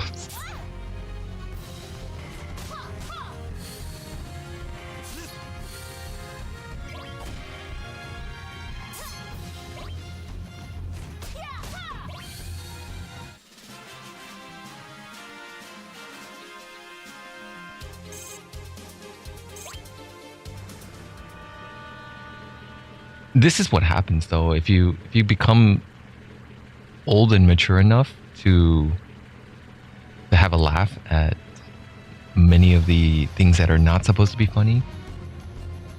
I think it kind of feels like you get into the dilemma of being out of touch a little bit with the younger generations, and that's where we get the things about like why some game developers feel severely out of touch with the gaming community, right? We have a lot of games that we want to enjoy, but we can't enjoy it because the devs are so out of touch.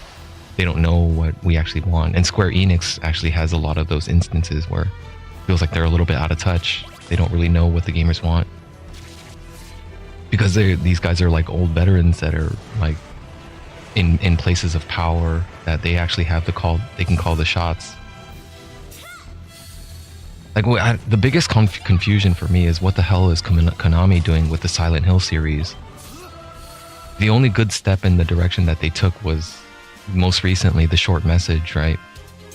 They released the game for free on PS5 called The Short Message, which was like mediocre, but it was free. And it was actually like they actually mentioned the word Silent Hill in one of the documents or something like that, and it was okay. Well, at least they mentioned it.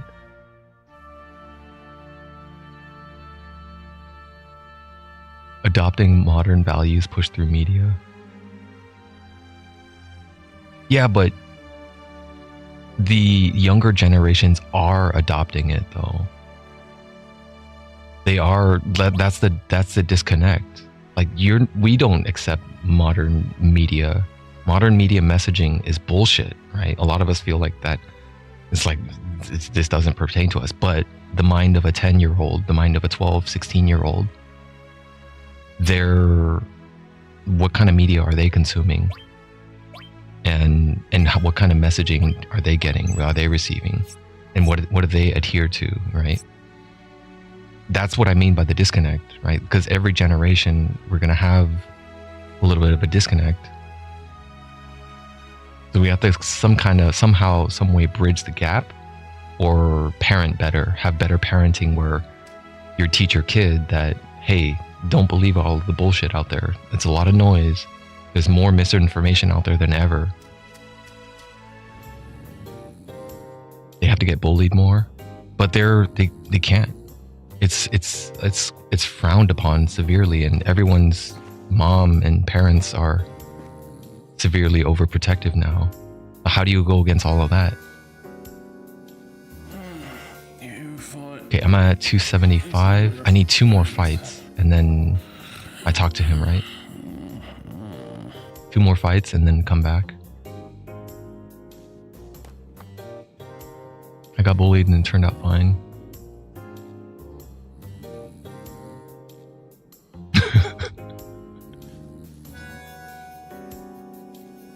There's also a little bit of entitlement when you say that, oh, you got bullied and you turned out fine, right?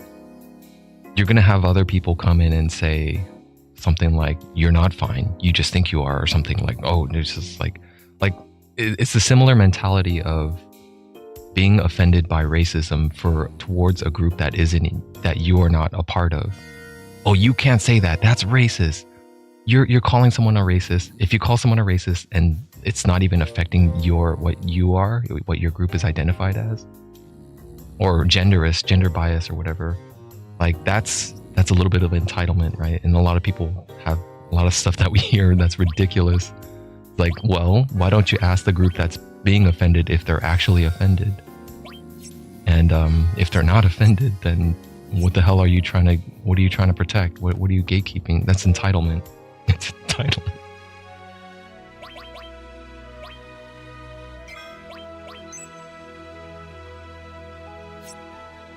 I learned kickboxing and hit the gym. Yeah, a lot of great things come from negative experiences. Artists and works of art comes from struggles and hardships. What are the instances where you have greatness come out of entitlement, pampering, being born into a royal family that gives you everything and prepares you for everything? Like, how many people actually turn that into something into something good and doesn't become a little shit?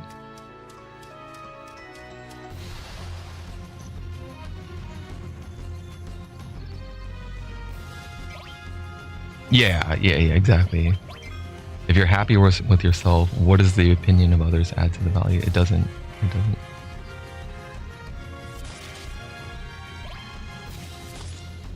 The gray area comes when you're tied up into the industry of like PR and public image. If you're going to like politics and your image really matters, you have to worry about what the other general public has to think of you or something. Running for Senate, a seat in the House, kind of thing. Okay, so that was one fight. I need one more. And then I run into the cave. Yeah, I'm a proponent of self-reflection. I really feel like, but I don't know. I feel like there is also a time of action, because if you self-reflect all the time, you have a good image of, you have a thoroughly developed philosophy in how you think. But the important thing is to also spread that philosophy, to learn what you've had and to apply it into the society around you. Right? Don't just keep it for yourself. Infect others to make it contagious and spread that positivity elsewhere. And it's kind of hard to teach self-reflection to other people, because you can't just tell them to look inwards, right? They have to reach that fork in their life journey on their own. Yeah, because it's timing, right? They have to, all the parameters have to be in the right place for them to receive that message to look inwards within yourself, realizing that your consequences, your words, all of your actions has consequence. Okay. What? Who are you? Never mind. I guess you winding up here and disturbing me with fate. You may as well take this. Mithril. Can I do it again? Can I fight 22 more times and then I'll get another piece right now?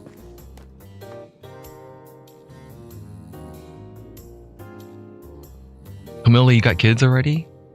Good for you. They don't care about the advice I give them. They're not ready for it yet then, right? Again, it's about timing. They have to reach that point in their life where the lesson does become valuable and they become receptive to it. Kids don't know to be offended, and they don't know until you teach them.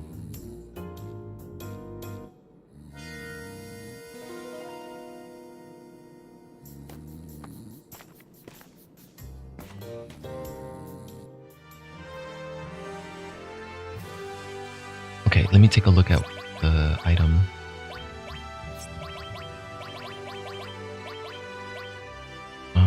Where is it?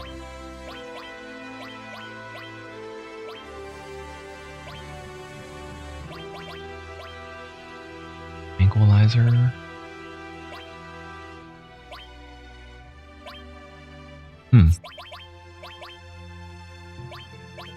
Oh, here, Mithril might be of some help to you. Can I get it again?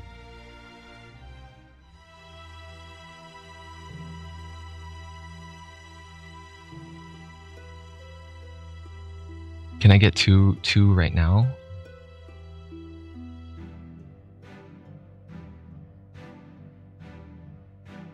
Okay. Maybe.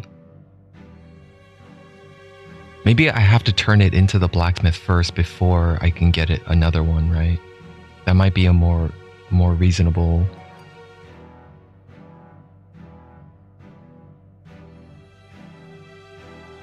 It's the other one is to get the limit break. I thought I was doing this for the limit break specifically for the small chest.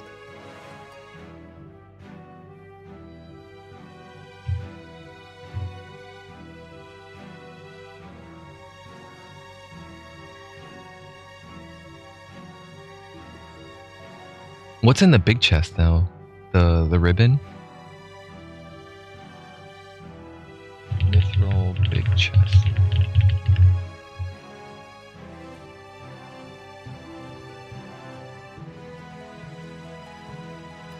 Here, I'll go to game packs. Bring Mithril to the guy in the small house near Gongaga and he'll let you open one of the chests. Large box has a gold armlet. The small one has Eris level 4 limit break. For the key of the ancient, bring it to the Forgotten City where you fought Second Genova. Bring it to the Bugenhagen in there, and the story continues. 14 years ago. Great Gospel. Okay.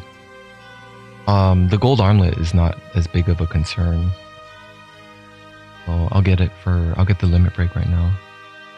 Gold armlet is worth it.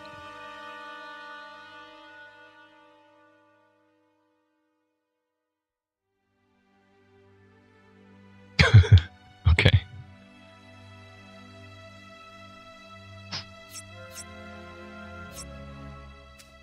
Go turn it in. And then I'm trying to decide if I should come back at the next junction of the double odd number fights.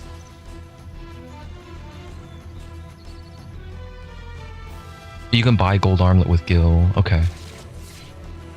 But like all things in this game, if you the earlier you get it, the better use of it becomes. Because I got hard edge pretty damn early, and it carried me pretty far. Yuffie's weapons, she's using stuff that I don't have access to right now. It's all because I stole it early on.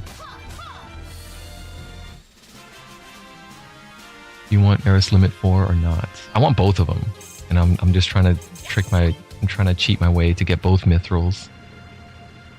So I'm gonna get Eris Limit Break 4 first, and then I kind of want to see if I can come back and get the other piece of Mithril, if it's possible. It's available at Bone Village.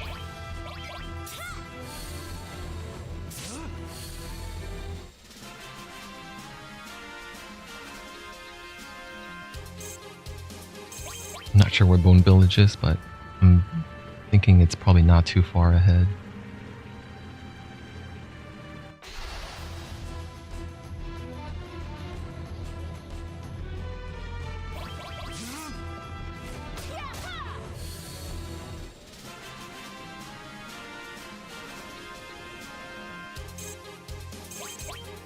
You can buy them when Sid is in the party. Sid is pretty soon, isn't he? Rocket Town is coming up pretty soon. Oh, I forgot. I'm not learning enemy skills anymore, so I don't need to equip both of them. I might as well get some AP. Mystify? Put Shiva back on. They have wizard bracelets.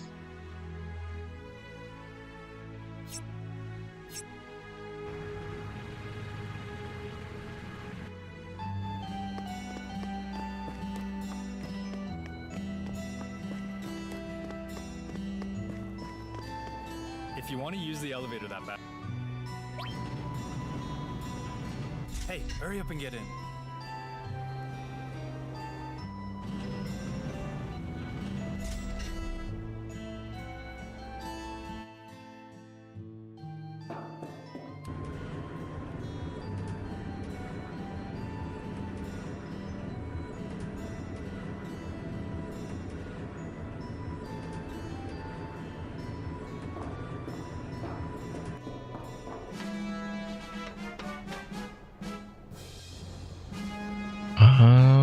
there's no chopper access. I gotta run my way down.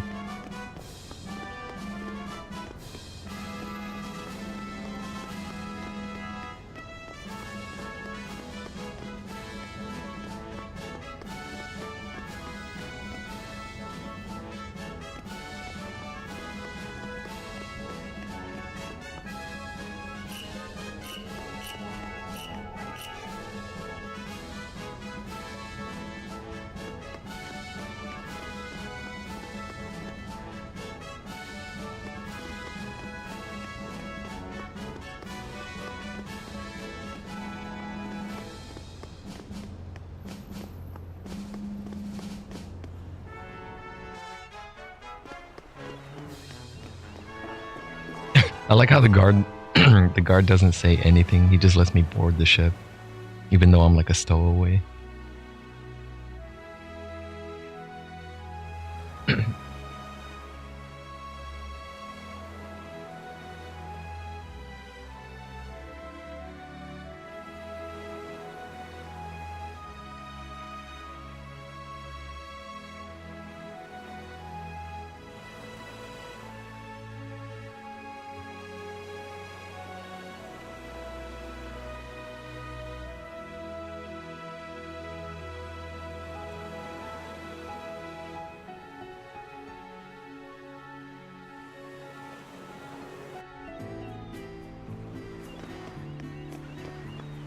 There's a couple double AP weapons in the temple. I think all of my guys already have the double AP stuff. Well, at least these three do. And I think I have... I don't know if Barrett and Red... Keiichi, I think, has it too.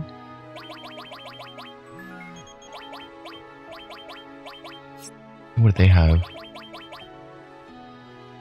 Yeah, Barrett's got the 2x machine gun, and then Aerith has the wizard staff,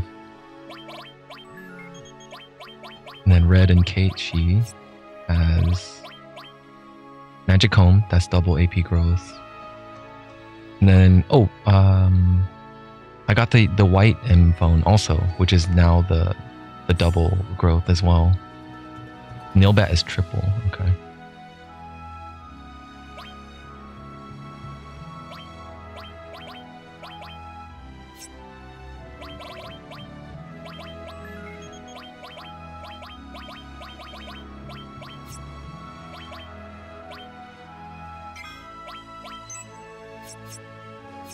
Okay, off to the blacksmith.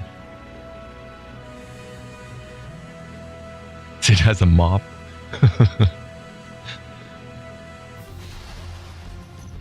He does kind of dress like a custodian as well. With the jumpsuit, the blue jumpsuit.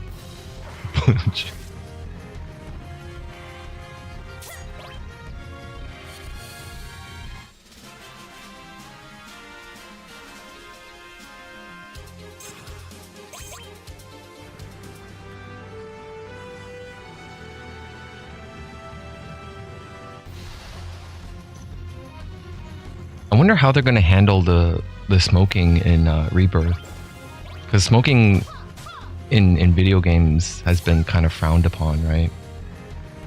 I know a lot of games like still use it prevalently, like Cyberpunk 2077 has a lot of smoking in it. But yeah, a lot of the bigger companies that cater their audience towards the younger generations are very aware of, cigarette placement.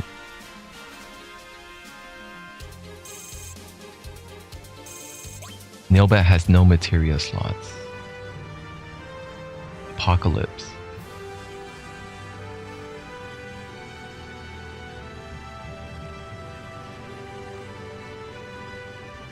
Or Ragnarok. Oh, I can learn an enemy skill from these guys, I think. Here, let me take one of them out. And then try to manipulate this one. Oh, thanks for the heal.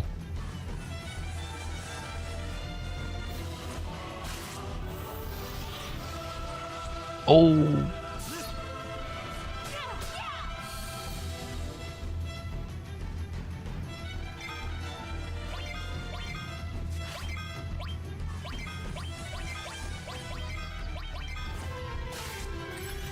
Ooh, heal. Could have sworn there was something. Could not manipulate.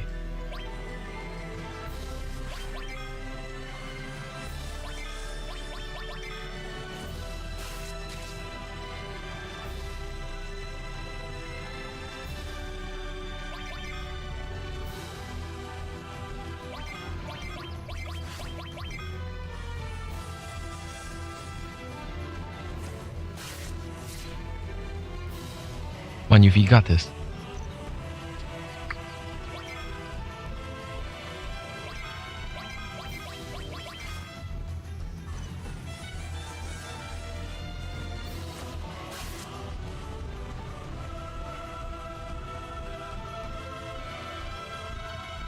I only have one enemy skill equipped right now, but it's the one that I have more skills on anyway.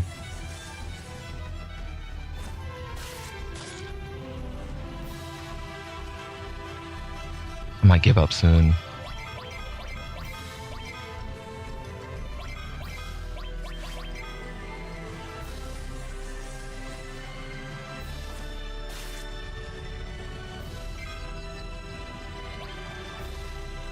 Alright.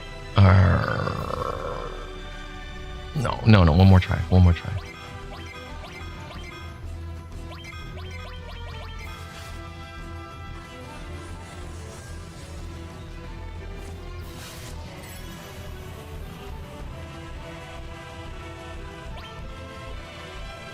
Okay, you get the Clim Hazard.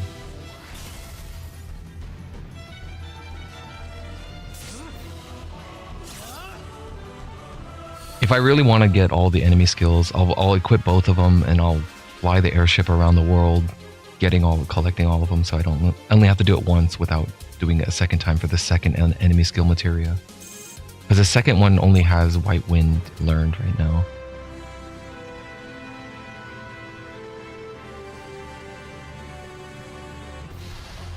It's a lot more easier to get them all also once I get the airship, so I don't have to deal with all this random encounters.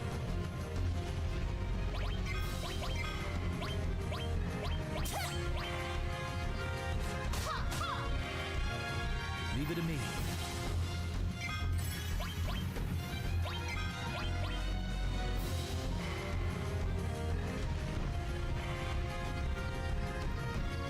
Step up.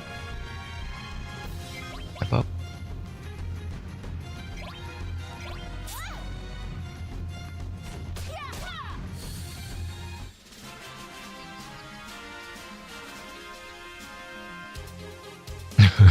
There's a few that ate one-offs. What does that mean? There's a few that ate one-offs. Oh my god. There are a few one-offs? Do you mean like lockouts? Like I gotta pick them up, otherwise they're gone forever?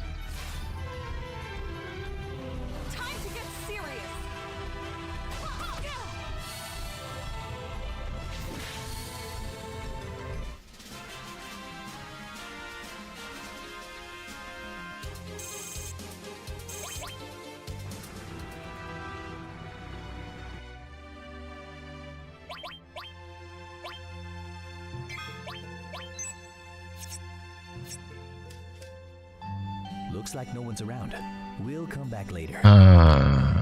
I'm here early, aren't I? I'm supposed to go to Rocket Town first.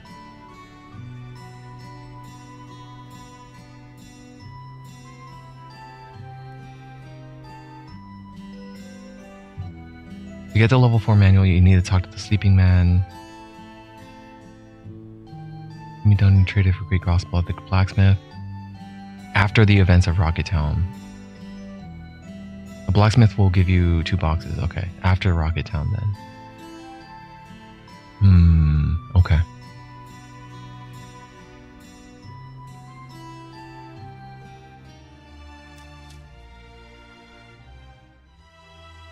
Well, I might want to switch parties then.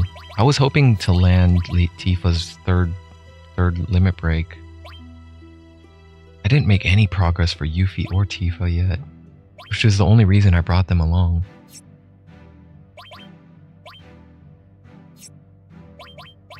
Maybe I'll roll with them for a little bit longer.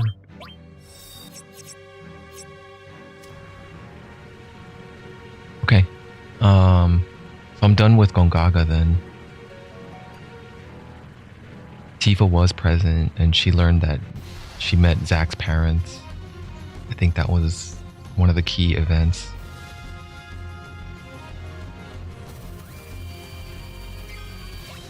There's another factor I don't really understand about pincer attacks. Does the row of my characters matter? Like, everyone's in the front row right now, so there's probably no back row allowed in a pincer attack, right?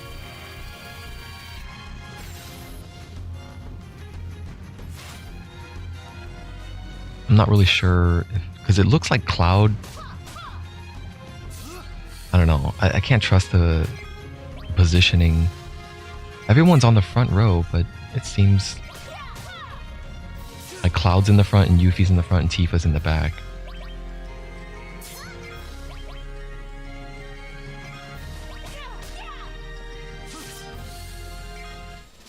Yeah, I think it just disregards the row formation during a pincer attack.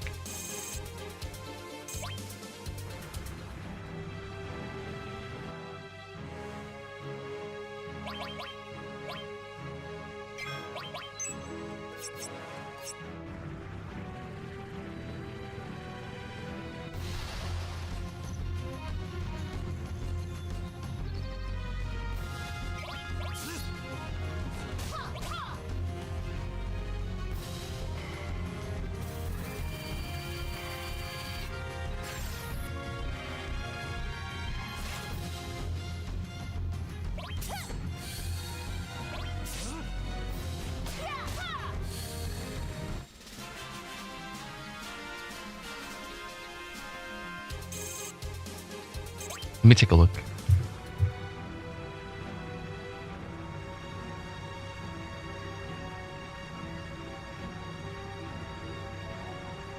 We're saying Yuffie Bloodfest, 10 random attacks, level 2, second tier.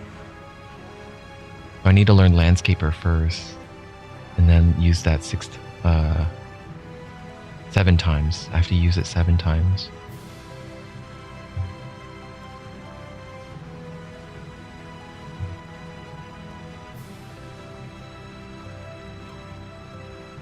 Grease Lightning, I probably only have 4 uses so far. Then I get Clear, Tranquil. She doesn't have a lot of kill count either right now, I think. He hasn't really killed that much.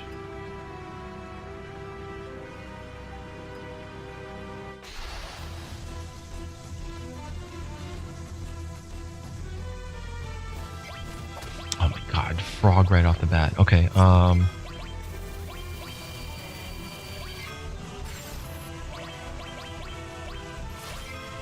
deal with this.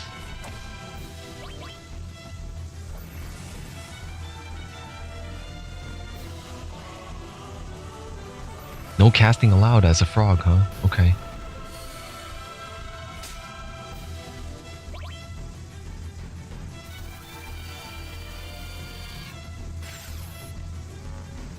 Wait. Smacking gets rid of frog?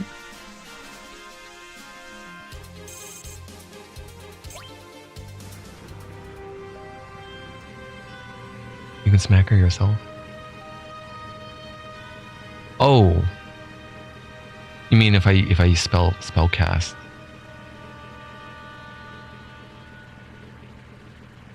And there's something up there.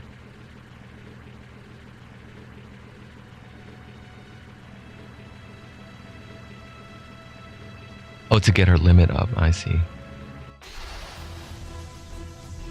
I thought friendly fire doesn't build limit meter. Oh my god, 6 frogs. I don't have a white cape equipped.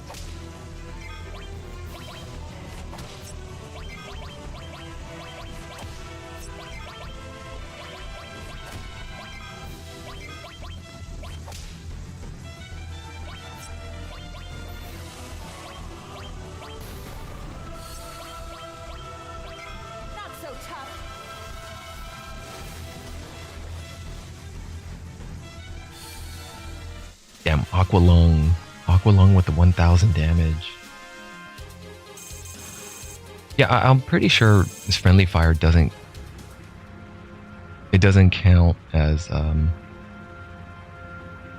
limit break increase.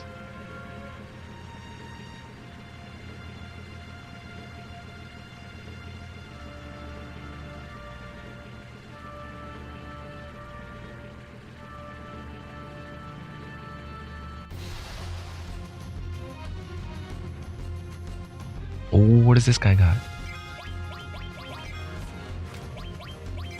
Phoenix down.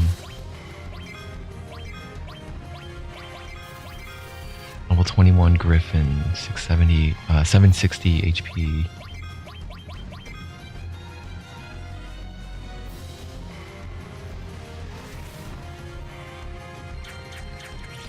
Oh no!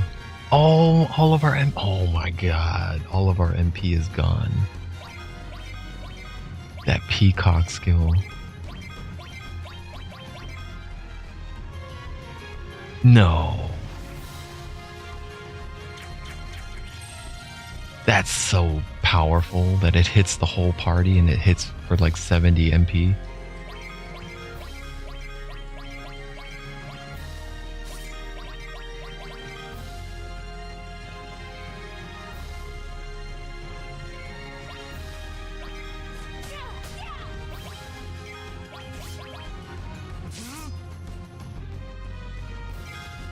Man, I wish there was like some trick involved that the weaker their HP, the lower their HP, the easier they are to manipulate.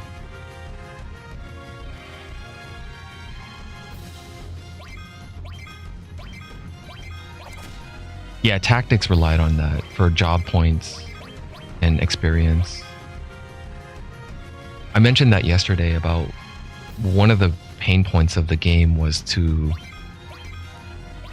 pretty much for most of the game, my secondary job class was always basic skill. So I can always have access to throw stone and accumulate. And, you know, whatever job class I chose as the main class, I would have spend most of the fights accumulate, or throw stone. And it just kind of made the grind a little bit unfun. But it was by my own choosing, right? I'm doing it to myself because I wanted to get the job points. Like a bit of a flaw in the game design. Yeah, only Ramza can do focus though, because Ramza is not the squire. He's the whatever that basic class is, but he gets the one that does speed up. I would use Ramza and then have everyone speed up so that my characters near the end of the battle can act like 5 or 6 turns before the enemy gets 1 turn. And yeah, it takes away from the enjoyment of the game, but it's for the sake of leveling up the job classes.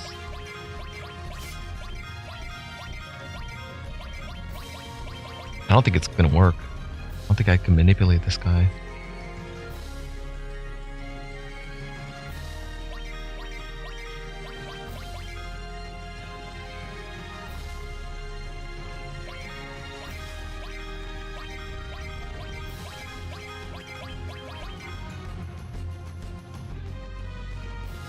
Are some enemies just not manipulatable? have a feeling it might be the case that I can't manipulate some certain enemies. Because, like, there's no way you would fail 10 times in a row. Like, the probability must be extremely low. Yeah, you get the grease lightning then.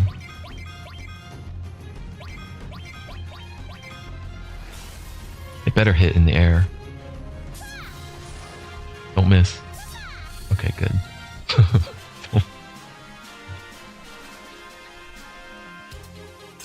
Clear, tranquil. Alright, that was the 8th cast of Grease Lightning.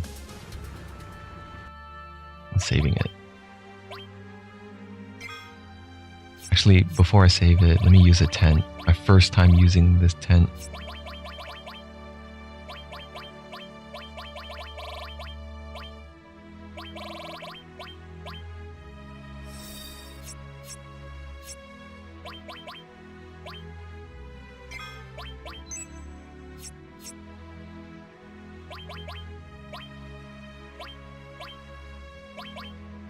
Okay, so now she needs to rack up kills to get the other level 2. Clear Tranquil is a restore HP. It's a good heal.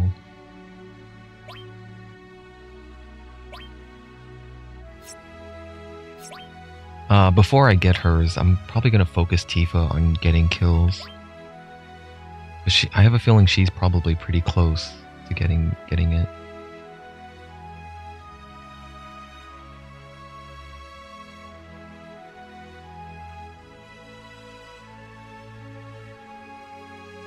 You have to drive an hour to get home. That's a brutal commute.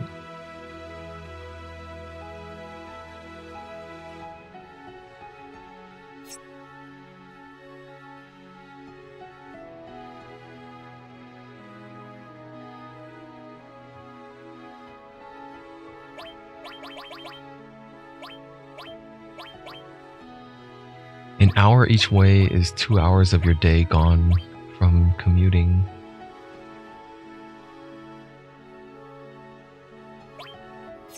Hey, no worries, man. I appreciate you being here and providing help where you can.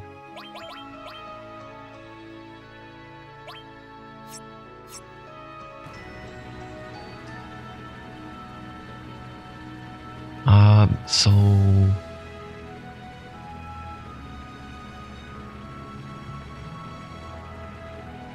okay, so this is Bugenhagen, right? This is Cosmo Canyon. I'm gonna head over there. There's an observatory at the top.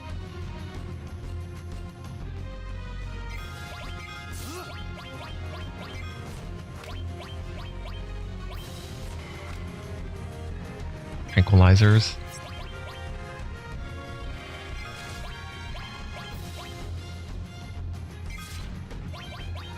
Check if they have anything.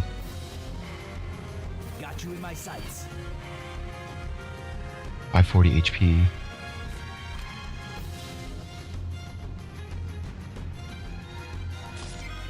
Ski.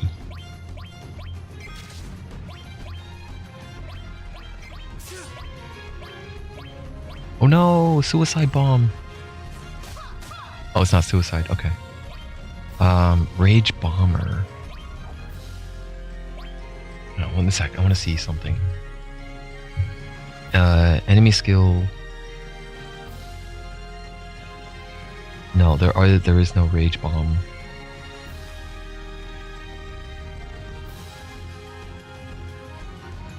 Okay. Well, rage bomb your ally then. Oh, I missed.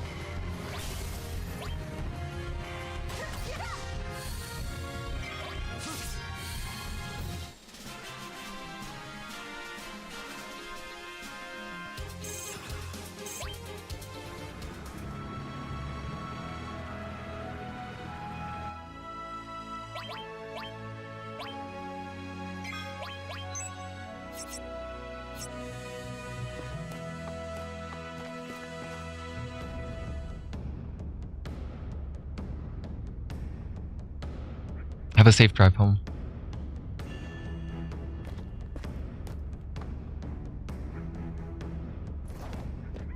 It's me.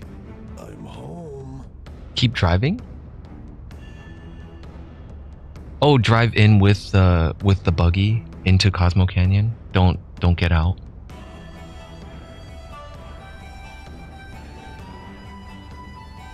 Is there any reason for that? Here, I'll reload then.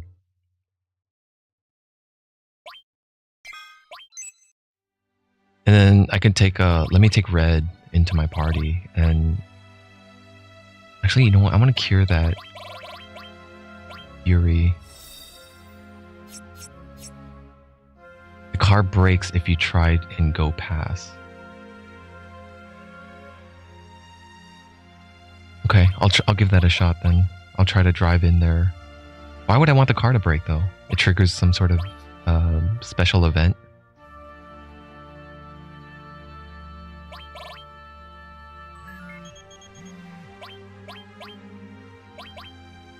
Here, I want Red in the party.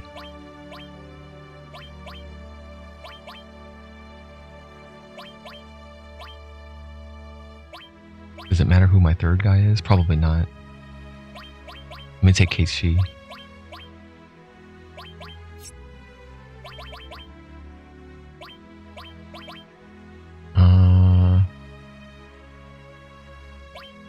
No, I'm not going to equip him with anything. I'll save on this slot.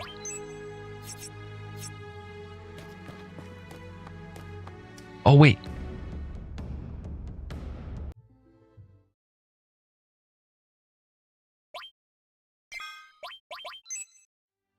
Okay, driving in.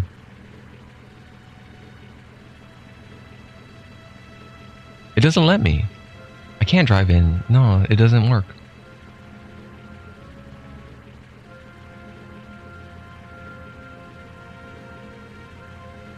Oh, are you suggesting I keep driving to Nibelheim?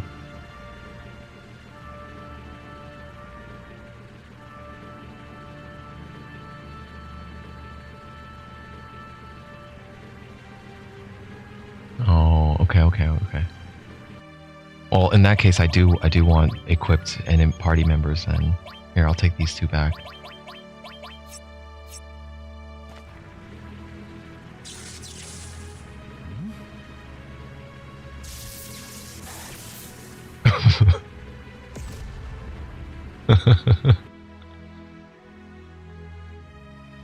Oh man, a breakdown now? Alright, that's good enough. Red 13 and Keiichi. You want Barret with Aerith? Why? I thought Red, this is Red's time. This is Red's hometown.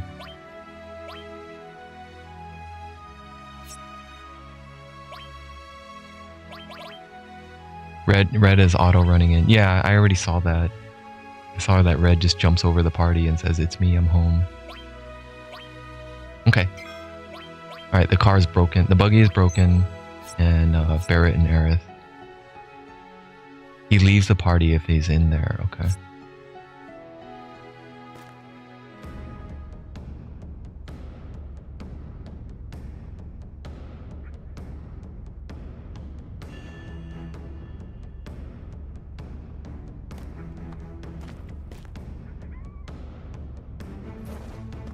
It's me. I'm home. Hey Nanaki, I see you're back in one piece. I kind of like that accent as well. That's a very I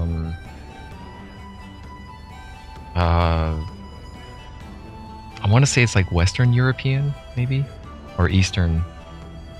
No, I want to say what's Western. That's somewhere. That's like the kind of English accent that you hear in like Finland or something, right?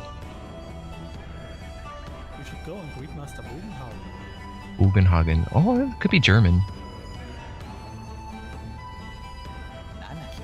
That's Suna's voice? Really? Suna voiced that? The German voice? Or whatever accent that is, whatever region it is.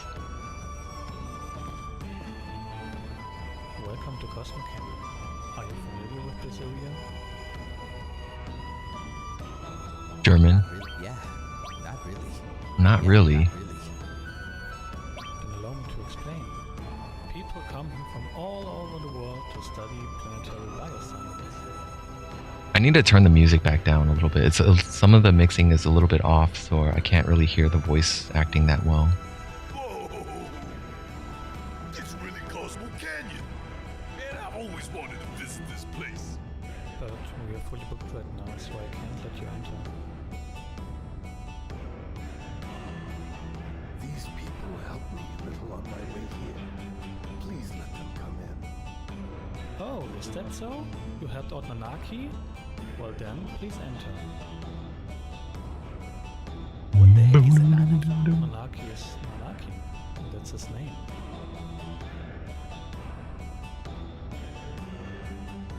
Alright.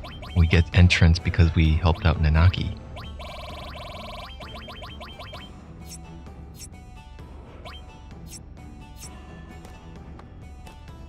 Welcome to Cosmo Canyon. Make yourselves at home.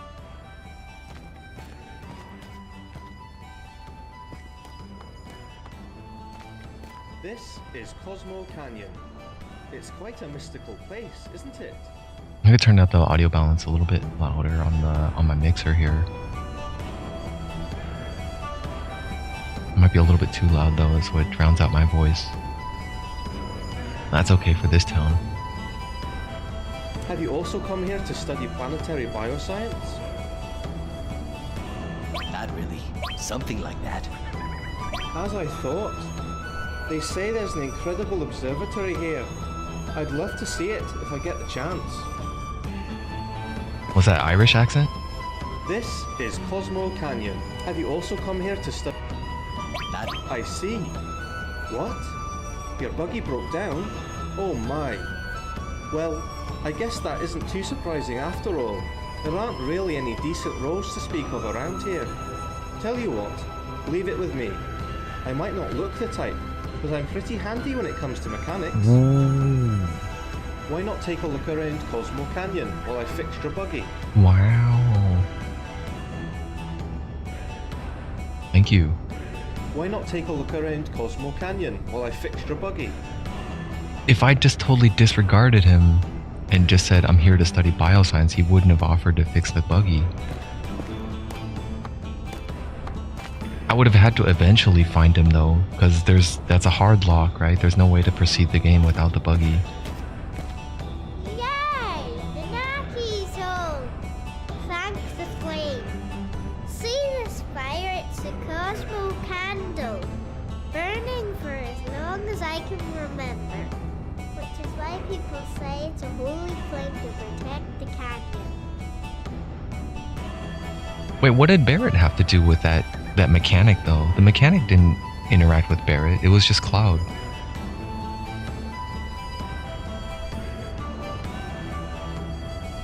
Avalanche finds its roots here. Oh, the way when Barret says I've always wanted to visit this place. That's a key indicator. Saying that, yeah, there is a special dialogue. Here's it went out long before. Ah. The elders say something really, really scary happened. I don't know what. Yeah!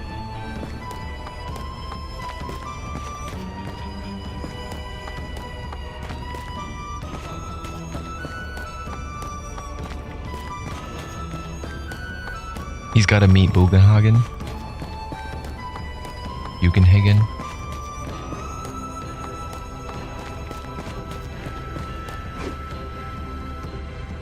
I really like this cutscene in the observatory when Bugenhagen is explaining the universe, the origins of the universe. Hello, welcome. Looking for anything in particular? What you got? I'll take 3 potions, get me up to 30, and give me 1/10. 2 Maiden's Kisses, and 1 Hyper. Barrett really needs to be there for it. He's got lines during the scene. Okay. I probably never witnessed that before then. I never experienced that.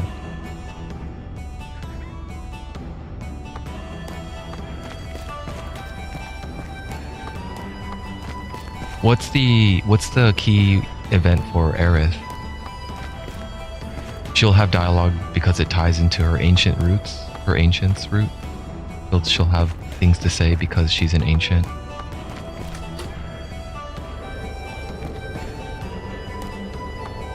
Oh, I see. You're the ones that brought Nanaki back. Thank you ever so much. Okay. Oh, I see. Thank you. Welcome. Would you like to try our original cocktail, the Cosmo Candle? Drinking can be quite beneficial, you know. It comforts the heart. In moderation, of course. Welcome. Drinking can be quite beneficial, you know. I think it comforts the heart. In moderation, of course. I believe in reality it is not beneficial. Any sort of alcohol consumption, I don't think there's very little health benefits for alcohol consumption. Like, it's still very it hasn't really been proven with science that it's good for you. I don't know about, well, I mean, he's in the alcohol business, so it's his prerogative to sell. So I guess so.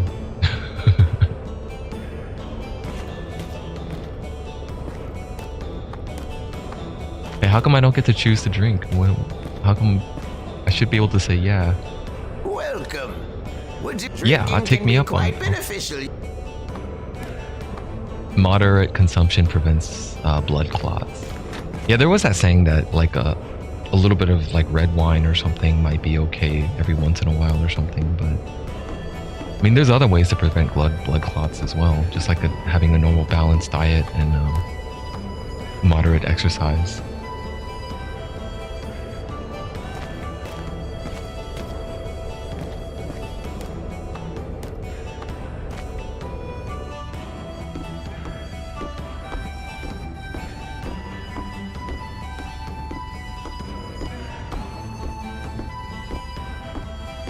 Nothing to do here?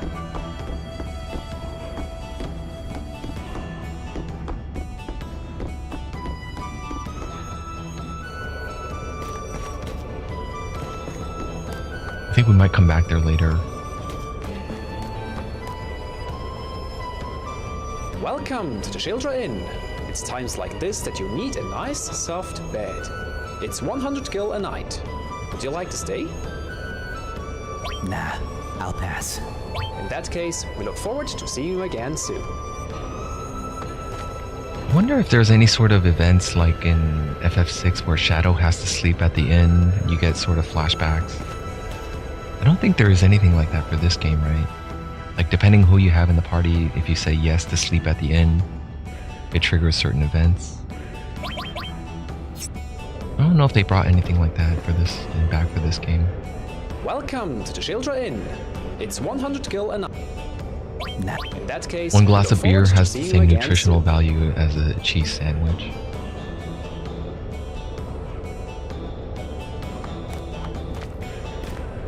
These cocktails are good, but our local brew's the best. Stop by the Turtle Lounge. Yo! Yeah, so I found one of these in Midgar. The little kid's room who was saving up his gil to give me that turbo ether later on. Turtle Lounge Flyer 3 or 2 or something like that was in that one. I don't think I found 1, 3, and 4 if that's the case. So this is the second flyer I've found.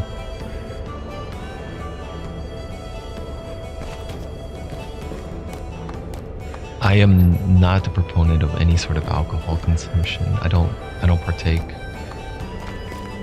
So growing up, going through like the phases where friends were going to bars and clubs and drinking that kind of stuff, I was always like the volunteer designated driver. I was just like, fine, I don't really care to go, but at least let me drive and then, you know, make sure that you guys get home safe. Also, it's in part due to like I don't have the enzymes to process alcohol, so I can't have a good time while drinking. I get miserable after I consume anything.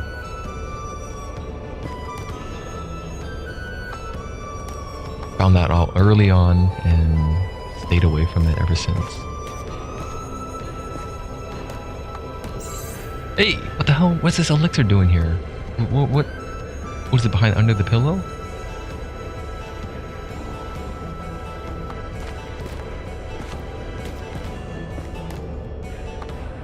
Secret elixir hidden here. That's like the very few times that you can actually find an item in the inns, in the beds of an inn. Usually inns will have nothing.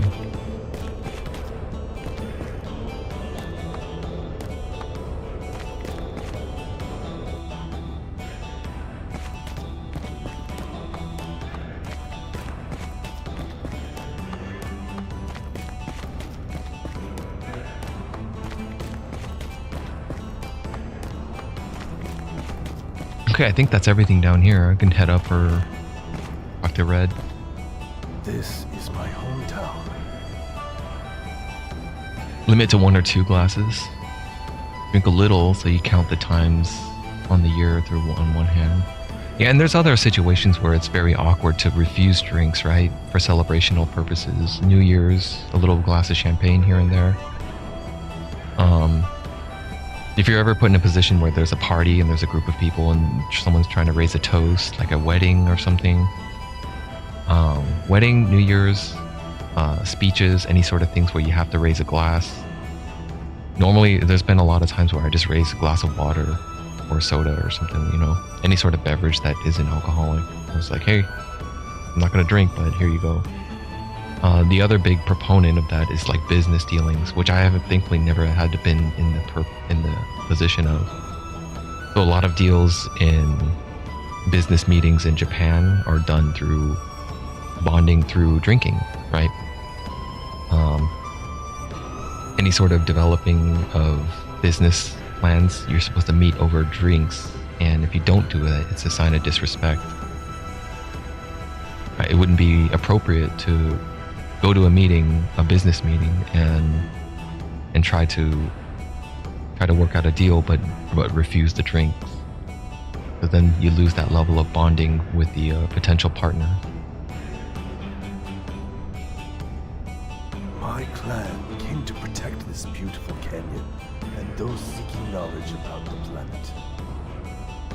My mother fought bravely and died here as a warrior.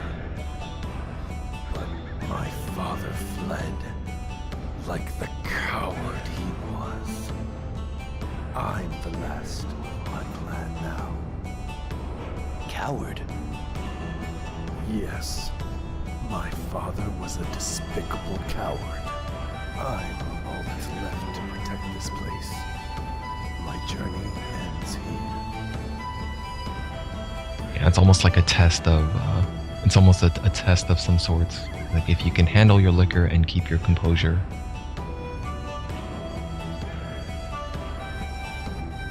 But it's a bad sign when your partner is overly trying to, you know, tell you to drink more and more, drink irresponsibly. And that's usually a bad sign where there's a limit where you have to just partake moderately and not overdo it.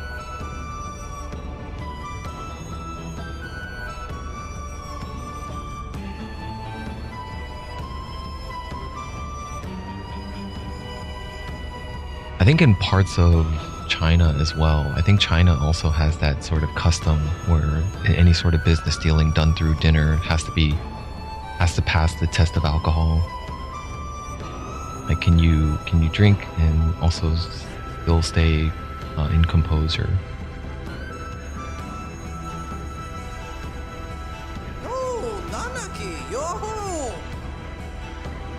I'm coming, Grandpa. Let's rest for a while. There are a few things I want to ask about as well.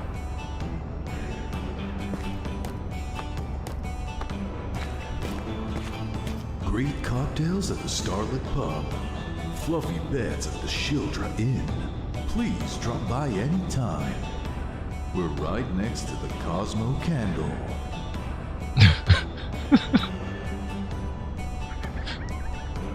What is this town? A tourist attraction? This town is like in the middle of nowhere, and yet there's signs up to be like a tourist attraction.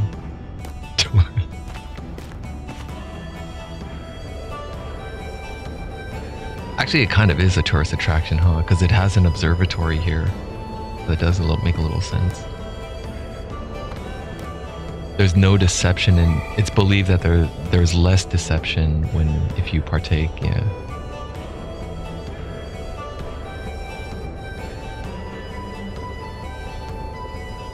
Tree hugger tourist attraction. Yeah, the traditional way to toast and the traditional way to handshake was to grab the wrist, right? To make sure that there's no hidden weapons in your sleeve. When you handshake, you make sure to reach for the wrist and not the hand. And then the traditional way to toast is to spill a portion of your liquid into their cup. So you clink hard enough so that the liquid spills. It's a proof of trust to say like, hey, you drink what I drink, so there's no poison involved. There's no subterfuge or any sort of maliciousness involved. Those practices are still present today. It's just that we do it in the way that is less. Like you could still hide weapons, and you could still poison drinks and stuff like that.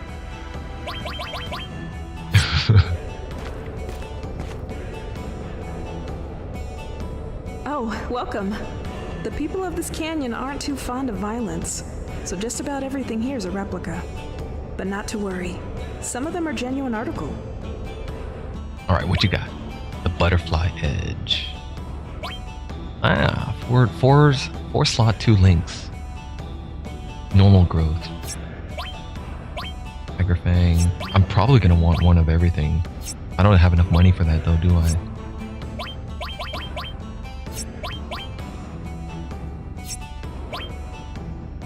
Poison the edge of the glass. Spoken like a true assassin.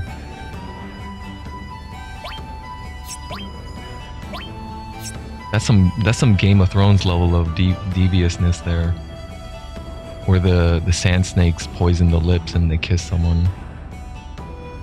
That's some spoken. All right. Do I have enough? Oh fuck! I don't think I have enough to afford all of this. Well, whatever. Here we go. 1, 2, 3, 4, 5, 6. I do have enough. It'll leave me broke, but and I would like maybe 2 silver armlets. Yeah.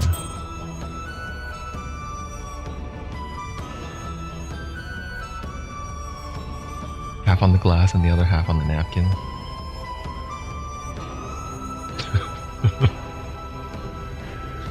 So the sand snakes did it wrong. They had a 1 component poison, but they just wore the antidote around their neck in the little vial.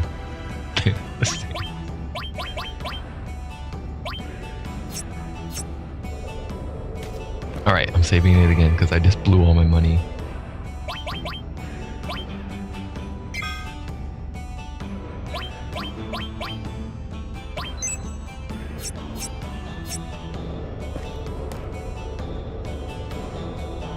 Yeah, but there's a... Well, I guess that would be it. Okay. I mean, there's a high possibility they wouldn't use the section of the napkin that is poisoned. There's a possibility of someone else using the napkin, using it on the wrong person. Anyway, this is not important.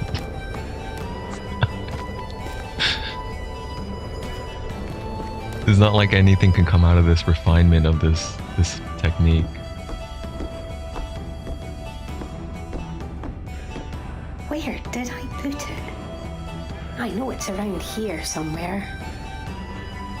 They never watched the Joker use the 2-component poison. I only watched Joker once, Are you talking about the Joker movie from 2018 with Joaquin Phoenix? Was it Joaquin Phoenix? Or are you talking about the Batman, the second Batman with Heath Ledger?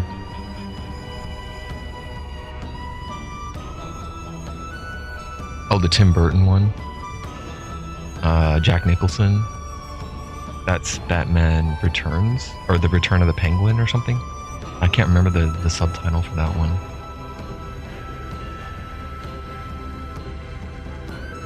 The only thing I remember is Jack Nicholson pulling the 3 feet long revolver out of his pockets, or out of his pants, to take down the Batwing.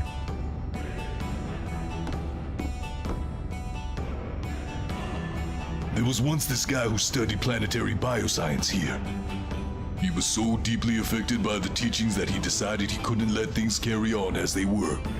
So he went to Midgar and formed Avalanche. He poisoned his makeup and hairspray, all sorts of stuff, yeah. Well, this is a key dialogue right here. He was so deeply affected by the teachings that he decided that he couldn't let things carry on as they were. He went to Midgar to form Avalanche. What was his name? You're not interested, are you? I am. Go on. Guess you could say this is where Avalanche was born. Always wanted to come here. And now, finally, I have. We've been through a lot. And now? Now, I don't know what will happen now. Avalanche is dead. Avalanche isn't dead as long as you're still alive and still carry the same beliefs. The only people you've lost are... I mean, you had to have understood that, accepted the consequences that there will be casualties, right? So yeah, you lost Jesse, Biggs, and Wedge, but I mean, you're still here. Cloud is still here, and he's on board with his mission. And he's gotten more party members now to support the cause. It's grown, it's gotten bigger, the mission has gotten bigger. You're no longer just bombing reactors anymore. You're actually taking out like key figures and actively. It seems like it's like, why were you giving up? You're not giving up, are you? Where did I put it?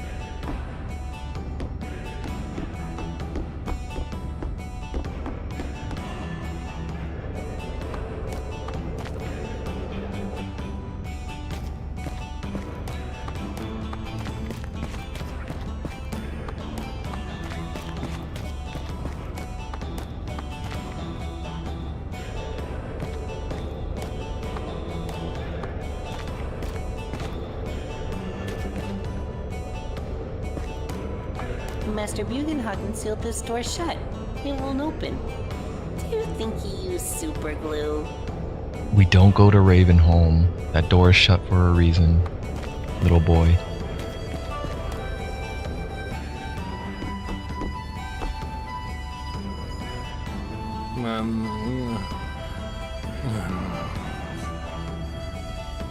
Sir, your change.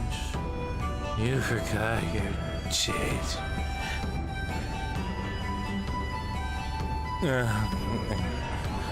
Come. Are you here to shop? Nope. Yep. Is that so? To shop. You're here to shop? How rude of me! We hardly ever get customers, you see, but you can count on our materia. Oh no, I'm broke. I got like 5 G's left. 3.5. Oh my god, HP and MP plus. Ah, I gotta go out and grind up 1600 or 16,000.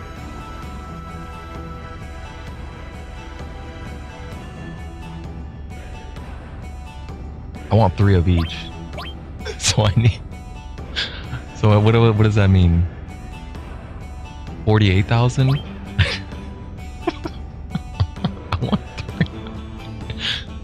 I want 3 of each. Max out 1 all materia to sell it for 1.4. I don't want to sell those though. Do I want to sell them?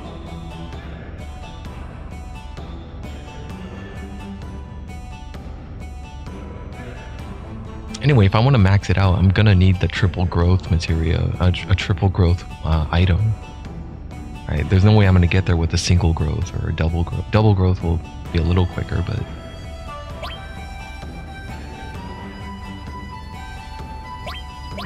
I don't need 3 of each. I don't even need this. I don't even need this. This is just the greedy. I haven't maxed one yet? No, I have not. I have not maxed one yet. Since I've taken on a lot of the double growth, the non-links, I dropped a lot of the all materias. You max one by the time you got to Fort Condor. The closest I only have a level 2. Level 2, level 2, level 2. So I have 3 alls equipped right now. Yeah, the farthest one I have is level 2.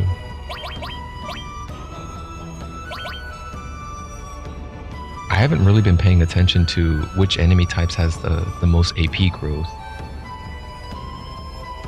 If you min-max it to the point where you can find an area where you can have a high encounter rate with a high amount of AP reward after killing them, then yeah, I would just stay there and grind the hell out of it and then put the all materia in a double slot growth or a triple, whatever I have access to.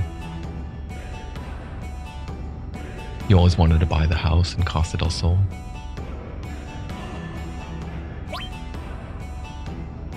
Wasn't everyone homeless at this point? Cloud still probably owns the house in Nibelheim. Oh, his home in Nibelheim is gone. Oh, okay. Well, and by that regard, then Barrett and Tifa... Well, Tifa still has her house, but Barrett has no house anymore. He was in Sector 7. And he's been exiled from... Corel.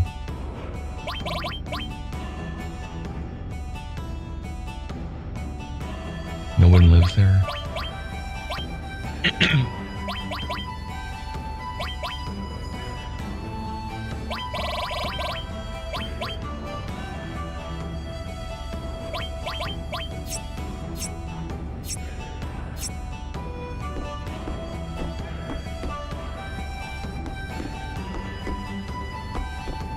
How rude of me! We hardly ever get customers. Maybe I'll just get enough for 1 of each, so maybe just 16,000 instead. I don't want to. I don't think I want to overdo it and go for 48,000. I'm so busy. I really could do some help around here.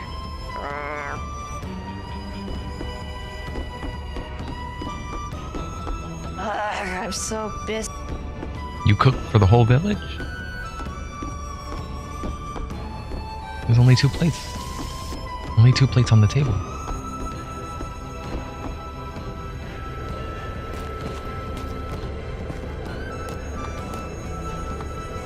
Alright. Should I... I'm gonna go grind. I'm gonna go grind up with, let's see. Will they even let me recruit party members now? I think I took the wrong exit.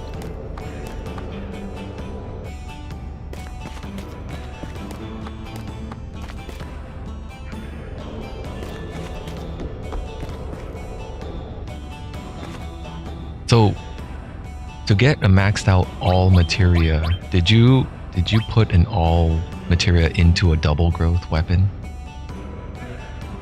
Is that what you did? That's pretty hardcore. You lose any sort of functionality for the sake of growth. Since you're here, why don't you have list? Oh, they won't let me leave. Okay. They don't let me leave anymore. Well, I'll have to progress. You grind on the snakes in the cave past Zolom. They have a high AP reward.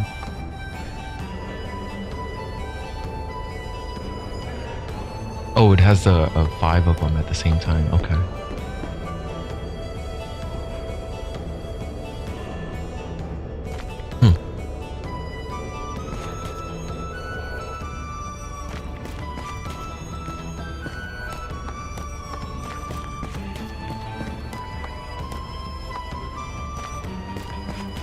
Yeah, like Matra Magic, or yeah, one of those low cost all hitting all skills.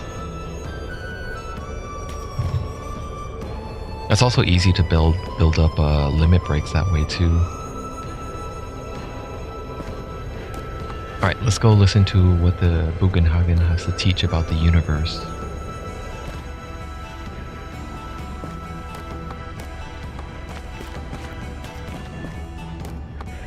Another big exposition dump incoming that takes about 30 minutes. Maybe not that long, but it is a pretty heavy exposition.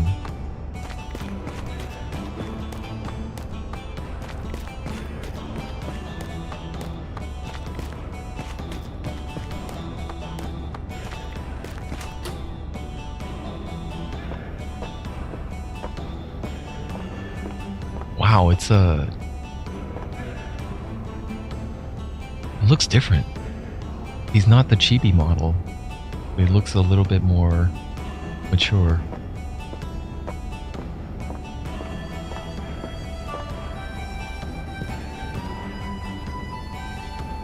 Cloud, this is my grandfather, Bugen. He's incredible. He knows everything. Oh, I hear that you've been keeping an eye on Nanaki. I am most grateful. For Nanaki is still a child, you see.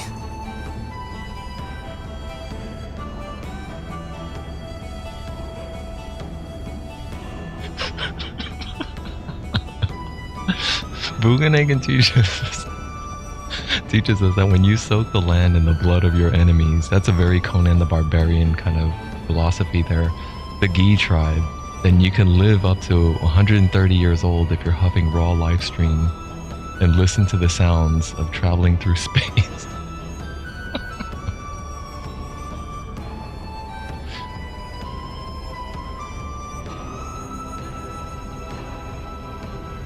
Oh, Grandpa, I'm No, 48. For some reason, I thought of Conan the Barbarian. Where he said, when he asked him what is best in life, and it's like to see your enemy driven before you. Oh, but the Gi tribe is gone. The spirits under the town and the caves is all that remains of the Gi.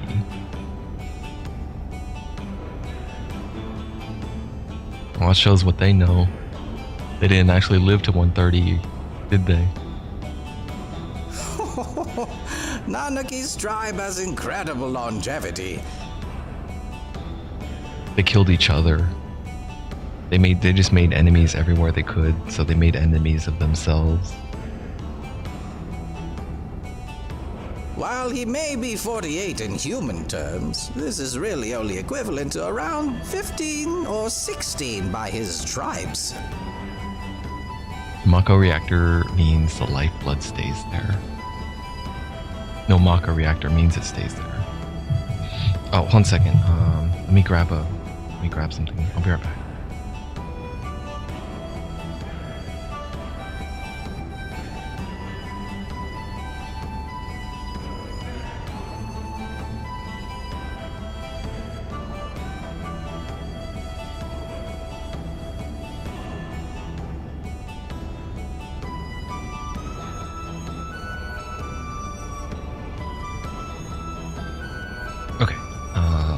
He may be 48 in 48 in human terms. This is really only equivalent to around 15 or 16 by his tribe. So that's the tribe of the Gi. That's the Gi tribe, which is what red is.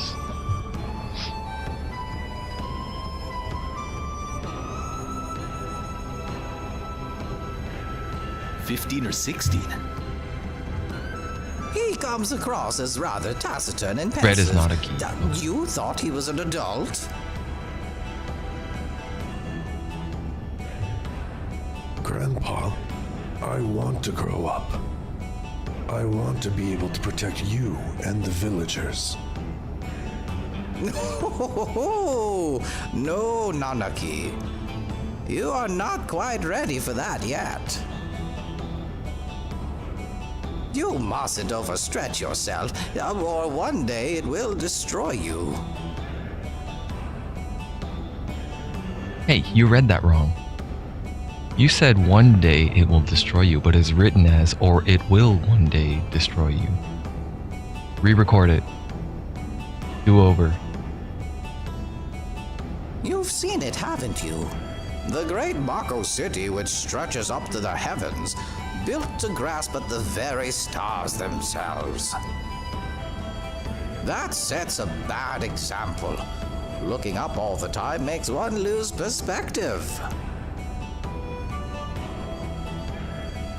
When this planet's time is up, only then will we understand. Understand that we know absolutely nothing. What the hell, man? What kind of twisted philosophy is that? You want the destruction of the planet to understand what? What?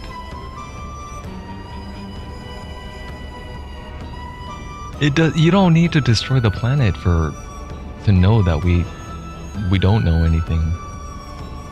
I already have the belief that the more you learn, the more you realize there is much more to learn. There's already like the popular phrase is like the more you know, the less you, or the more you learn, the less you know.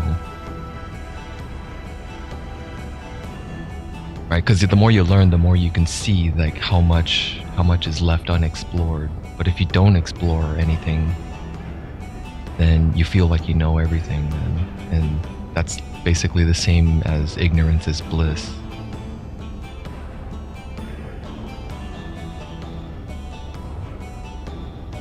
The planet will die? It may be tomorrow or 100 years from now, but it has not long to go. How do you know this? Yeah. It is probably eventually also, it's not hard to perceive that, you know, Earth is going to go through another calamity at some point. And that's what everyone's trying to avoid, right? We're trying to explore space travel so that we can not be here when that happens, or at least a part of humanity cannot be here when something disastrous or calamitous strikes. Empires and civilizations rise and fall, right? Countries probably is on their way down. There's a boom and then there's a collapse. There's a decline. I hear the celestial scream.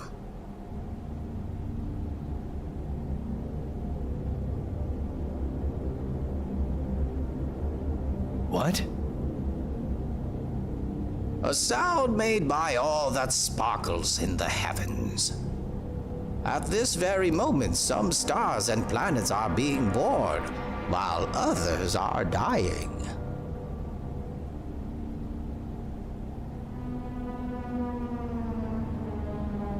What was that just now?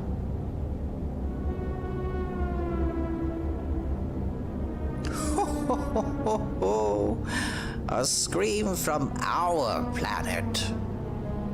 I am in pain. I am suffering. Is that not what it sounded like? Cloud and his friends are on a journey to save the planet. Why don't you show them your pride and joy, the machine?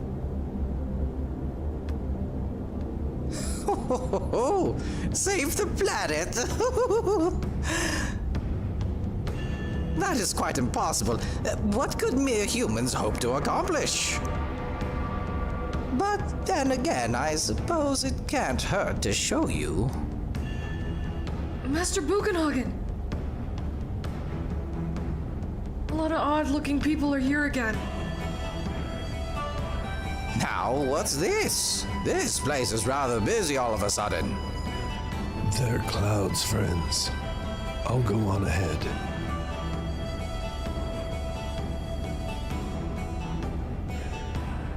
Oh yeah, Cloud. You can only bring 2 of them with you. Grandpa's machine only has space for 3 people.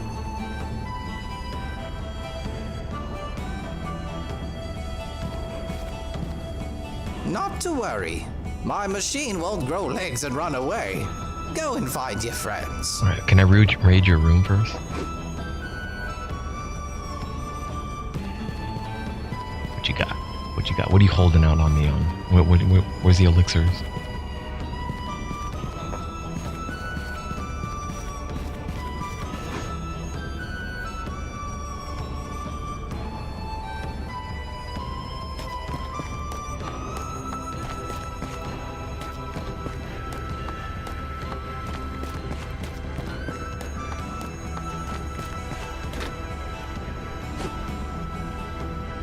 Your skin. Your skin. What's in the fridge? Not to worry. My machine won't grow.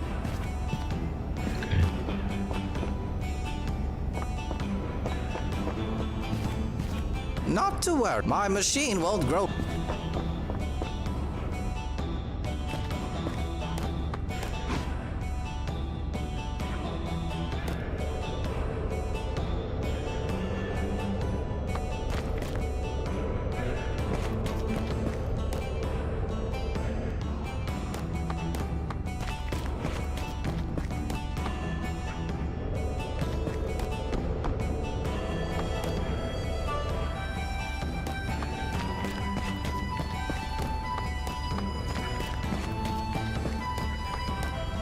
Where are they?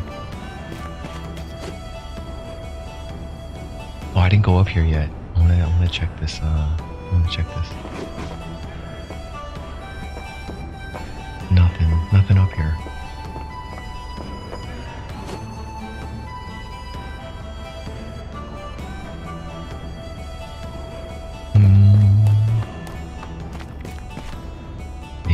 Maybe check the inn.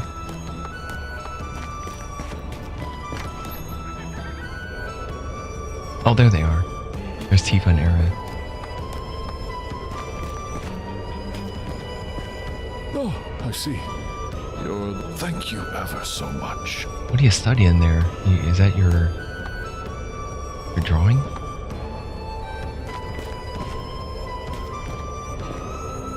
Are you going somewhere? Make a party of 3. Okay. I'll follow your using your advice, and I'll take Barrett and Aerith.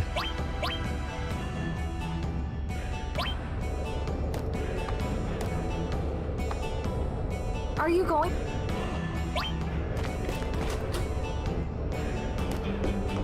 Anyone over here? Hey, Nanaki. Don't worry about me. I've seen it many times. I haven't been back here in a while, so let me rest up for a bit.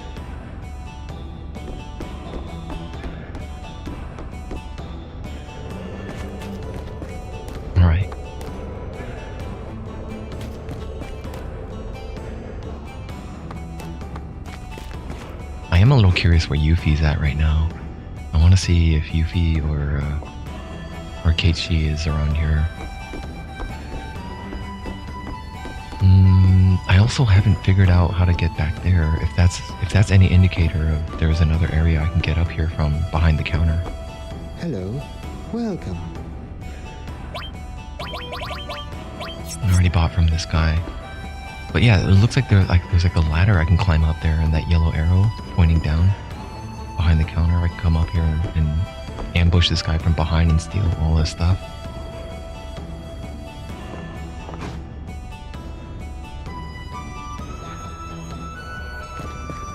Maybe it's back here. No, I can't go any further back. If this was a Todd Howard game, I would be able to do that. I would be able to sneak in the back, pick the lock, go over there, steal the stuff from the vendor, maybe put him to sleep, or use a speech skill to persuade him to give it up.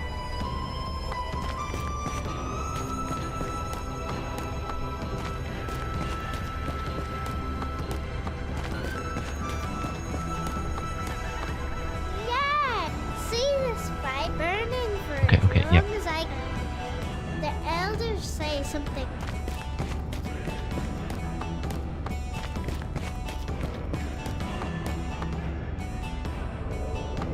Alright, let's save it again.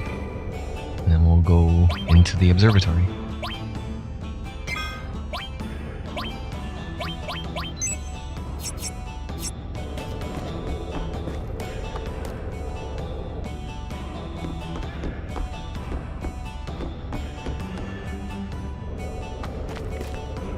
If I know better, I bet Yuffie would be at the materia shop. Who knows where Keiichi is right now? Keiichi's probably reporting back to his superiors.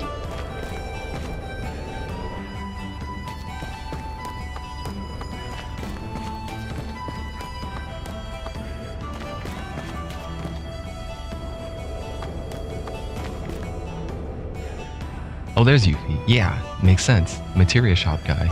Okay. God, I hate studying. Yuffie does not want to go. She doesn't care about the observatory, the universe, or whatever. Just here glamorizing at the HP/MP plus materia, huh? Me too.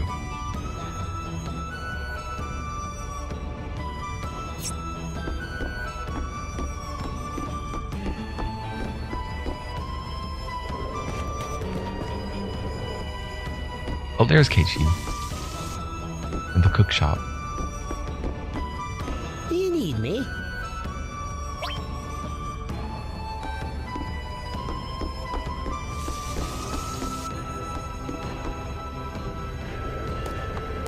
Master Bugenhagen sealed the... Do you think...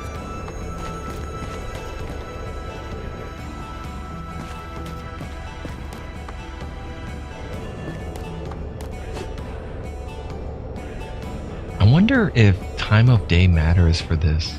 It's unlikely that it does, but... I mean... It is kind of getting dark, right? It's 7:11 p.m. right now. So... Maybe it would be better to like come here at when the sun is down. Here! Over here! The door's unlocked. Come in. Alright, I'm gonna see if I can turn up the music for this part.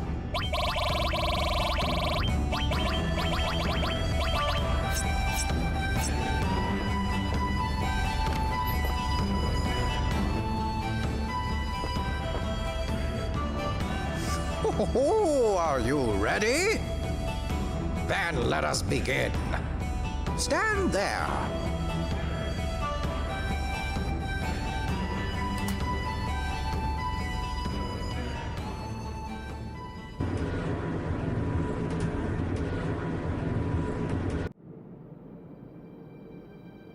So pretty! It's just like the real thing, Cloud. Oh, isn't it marvelous? I take great pride in this laboratory of mine. All the workings of the universe have been entered into this three-dimensional holographic system. Wow! A shooting star!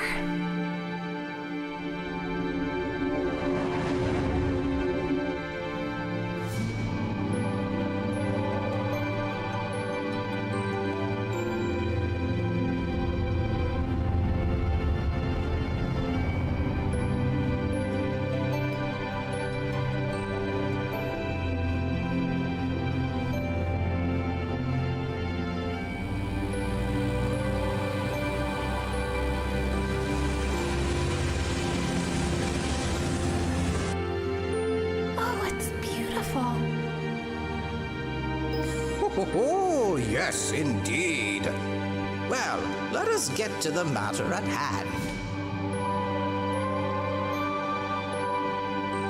Man must eventually die. But what happens after death? The body decays and returns to the planet. That much we all know.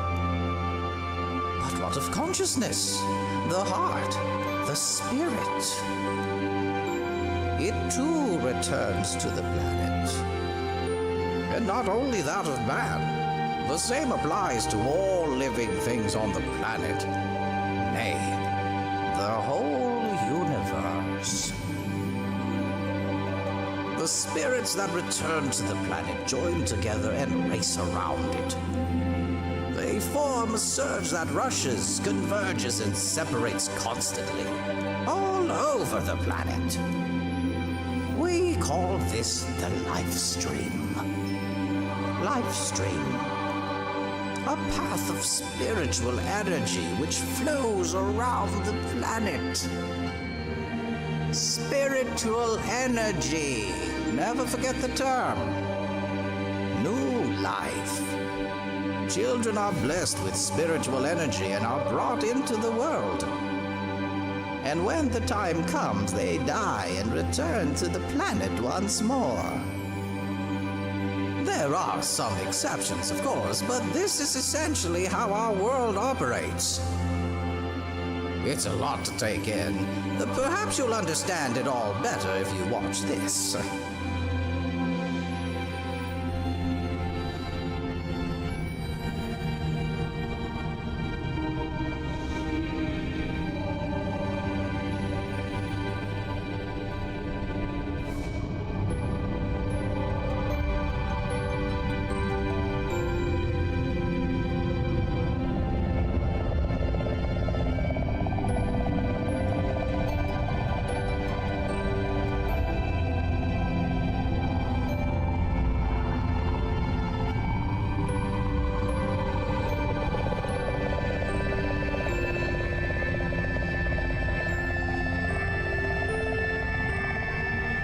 Spiritual energy is the source of life for trees, birds, and man. No, not only for creatures. The planet itself depends upon spiritual energy. But what if that energy were to disappear?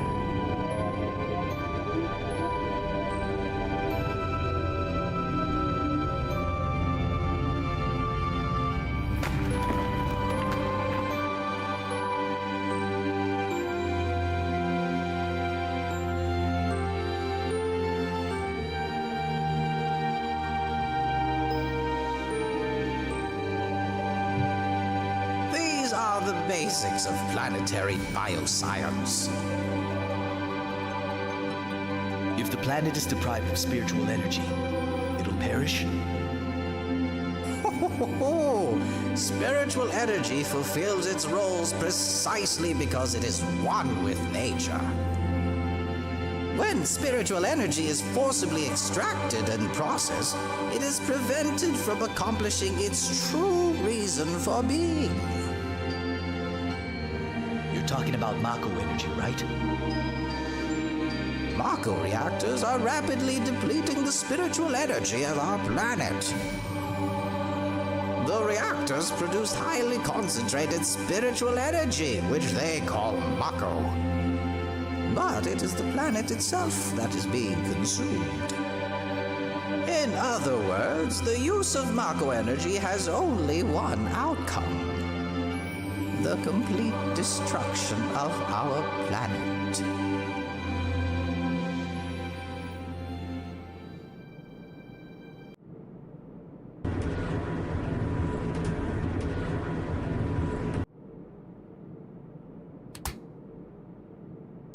That was the tale of our planet, and those who inhabit it. Do you wish to learn more? Then you'd be wise to listen to the words of the elders. Nanaki said his father was a coward? So, Nanaki, that's what you believe. Nanaki said his... So, Nanaki, that's what you believe. Okay. That was actually shorter than I thought. I remember it being a little bit longer, but I think the next part of this segment is possibly revealing the true story of Nanaki's father. Right? I'm not sure what happens next actually, so we'll find out. I think I already went up there, so I don't need to check anything. Barrett didn't actually say anything though. During that whole sequence, he didn't actually say anything. It was just Aerith.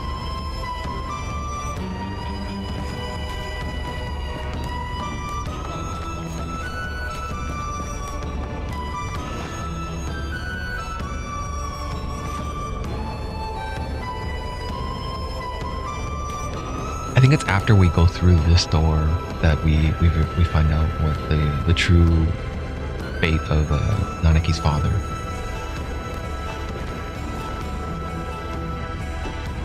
Alright, so they're all gone now. I'm so big. Alright.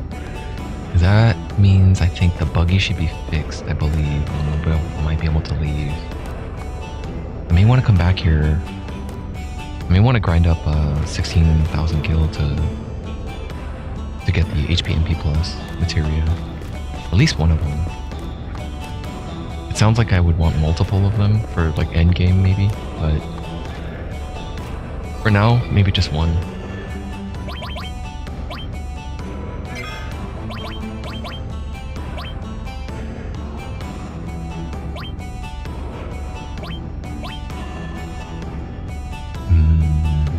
Yeah, sure.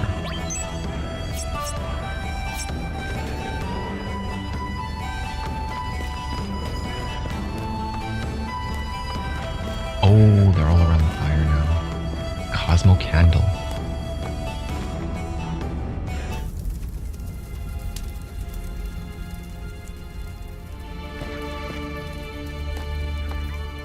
What a boring place. Just like I thought. I want to go somewhere else. Let's go hunt for some materia. I wonder how many years it's been since then. Gosh, I'm remembering all sorts. What does that mean? What could that be referring to where Keiichi says it's been several years? I'm remembering all sorts of things. Keiichi's have probably been here before? Oh wait, oh. Cosmo Canyon. Avalanche was born here. Oh, I didn't get to talk to everyone. I promised the guys. Promised them that once we've saved the planet from Shinra, we'd go to Cosmo Canyon and raise a toast. Biggs, Wedge, Jesse, gone. They all gone. All for the sake of the planet. Is that the truth though? Was it for the planet? Now we die. I just hate Shinra. What right do I have to continue on this journey? What would they think of me now? I'll never know. If there's anything I can do to save the planet, or the people living on it, then I'm gonna do it. I'll leave it to the others to decide if it's justice or revenge. I'm gonna do it! Reborn! Avalanche is reborn!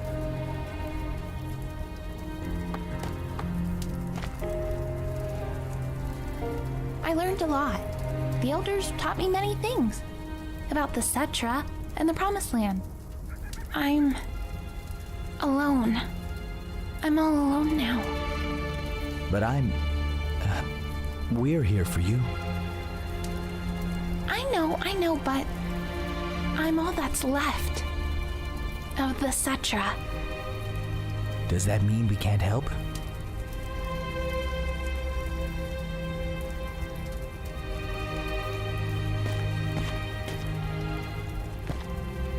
Shouldn't she be thinking about like procreation then? If she's so concerned about being the last of her blood? Like even if it would be like a halfling or a hybrid, whatever, shouldn't it be better than nothing than just perishing? Like that topic was never actually broached, right? They didn't talk about that. The only thing they talked about for procreation was Hojo. Hojo was the only one who talked about the subject of, hey, it's probably going to take 100 some years. 200. Oh, actually, I think he also said the same thing, about 130 years. Kind of weird that that number popped up again, the 130 years thing. That's Bugenhagen's old age, right? And I think Hojo also mentioned something about 130 years, but I might have gotten the number mixed up. Nanaki has nothing to say. Hey, they changed his name to Nanaki now. It's not Red 13 anymore.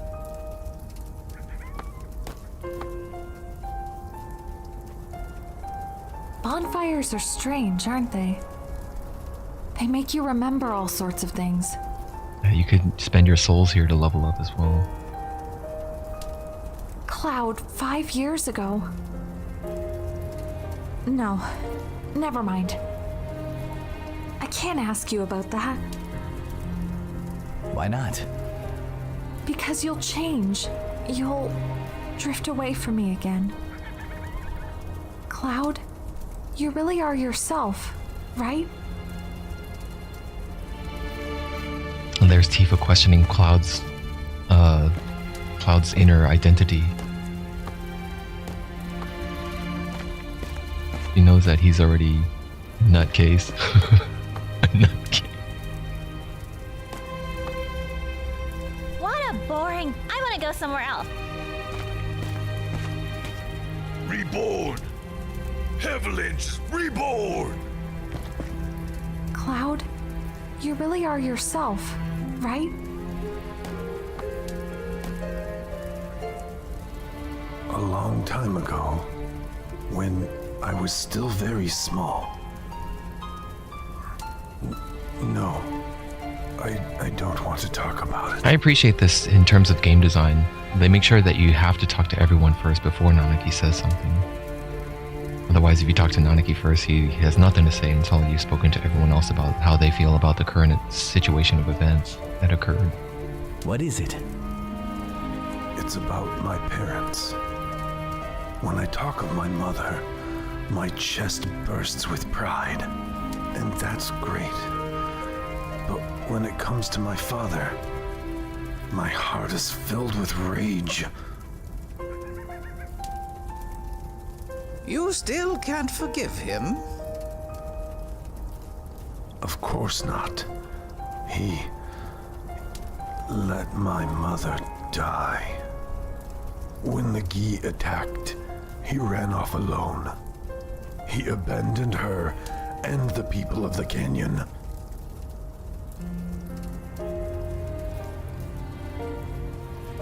Come, Nanaki. There's something you should see. The door to Ravenholm. It's a little dangerous. Cloud, will you and one other accompany us? Alright, we take...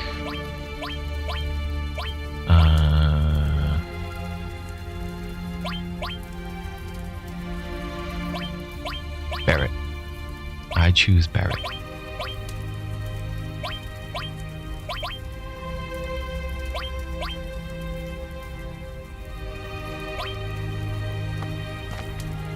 Can I come? No, you cannot come, Tifa. I wonder what he wants to show him. It's gotta be something fantastic. Like materia that's been handed down for generations. You're a single-minded track. Dangerous. Count me out. What does he want to show Red 13? Shouldn't you be calling them Nanaki at this point? Alright, I'm going to equip... for now, I think I'll use the new weapons. Even though it means I would forgo the double AP growth. But I do want these 2 link slots. And superior attack power. And the silver armlet as well. He doesn't need the white cape anymore. Maybe I can give him Well, I gotta unequip Yuffie and Tifa. Can I come? I have to do it one at a time.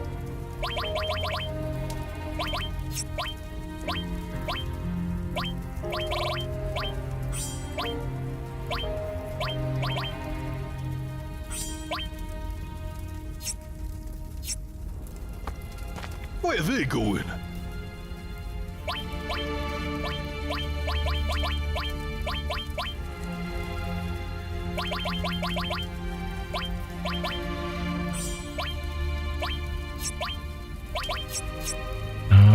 Actually, can I have that silver armlet as well, please?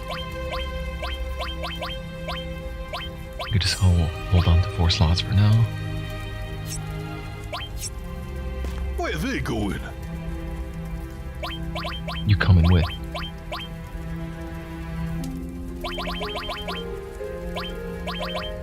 Hey, get the heavy Vulcan. It is a long-range weapon, so I can put him in the back. And then you can have actually the protect vest, maybe. It might be good for you to get the cover materia as well. And he gets the silver Barret. Beret. Beret? Barret. Barret. Barret. That's how it's pronounced. Nullify fire attacks, sure. Silver armlet and power wrist, yeah. Okay, and then I'll leave him on sense. Sense can go down here.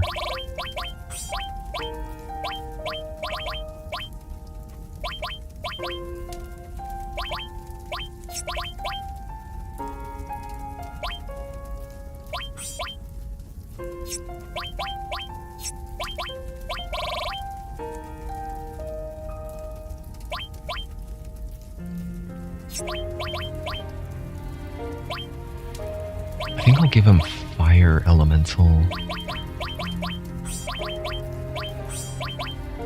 And then he can have a restore all materia.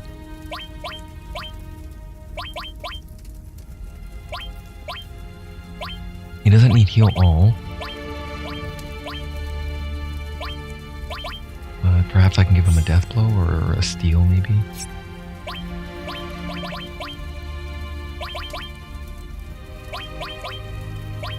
Death blow, steal.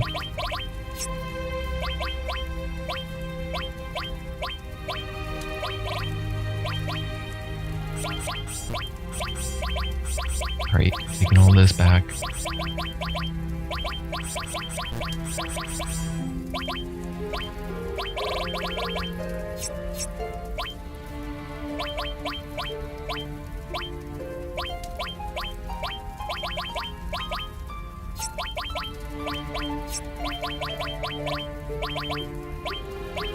Here, death blow and steal. And how does that look? Steal is up here, death blow is down there, sense is down there. Okay.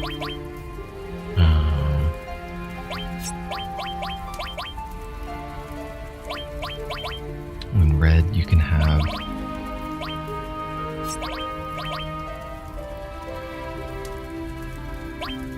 the enemy skill.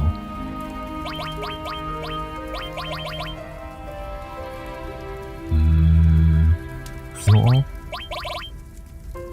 That might not be necessary. I think restore all might be better, huh?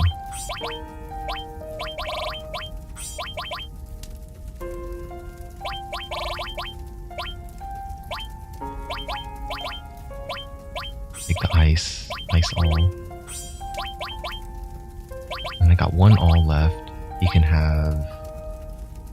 I want Barret to have the cover. And...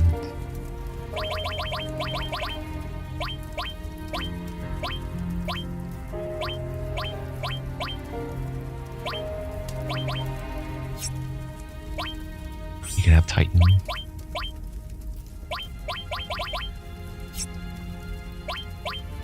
Who's got the dex right now? Nanaki has the best dex. He will take the second steal.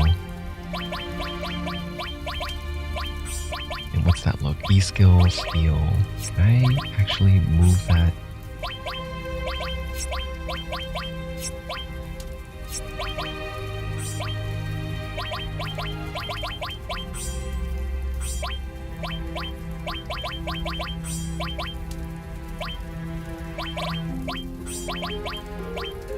No, it has to stay.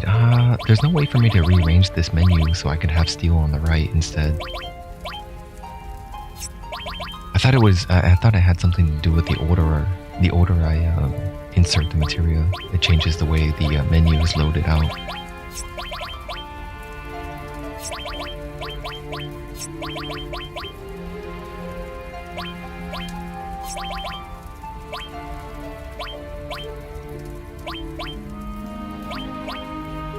I'll change him to fire all instead. He's also fire elemental. And then, I guess in contrast, I think Barret can probably take the last one, ice all. The last all materia. And then I could have the second restore.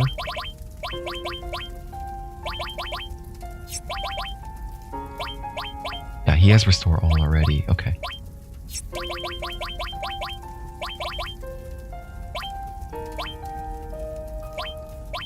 Who's got the other steel? Oh, he's already got the steel. And he's got the enemy skill, so Barret can take the manipulate then. And then he can also take he can take Shiva.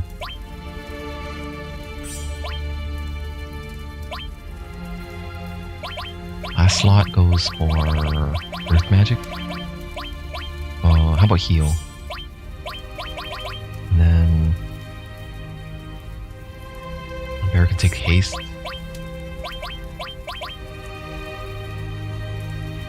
Or sleep. I kind of want him to have a sleep magic. Mystify? That's confuse.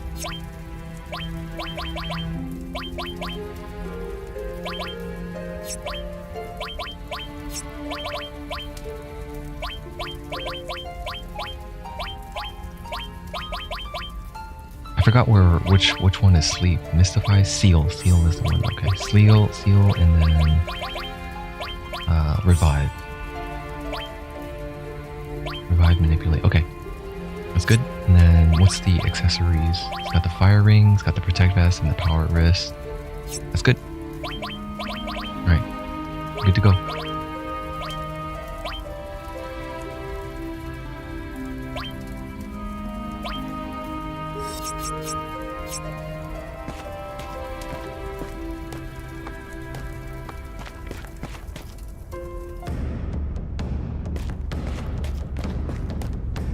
You hit that save point when they get up there.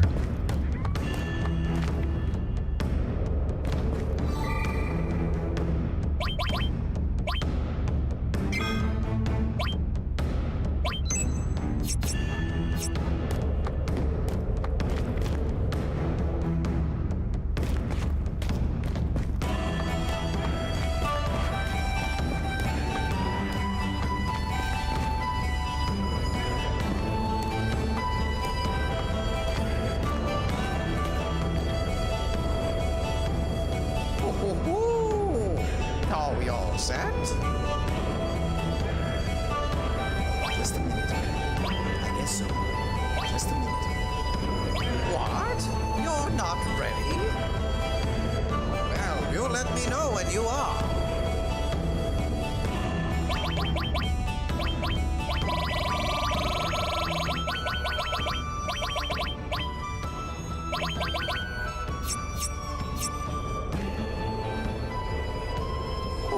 Are we all set?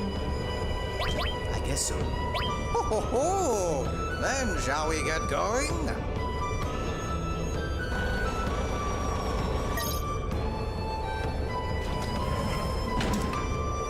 All right, in you go.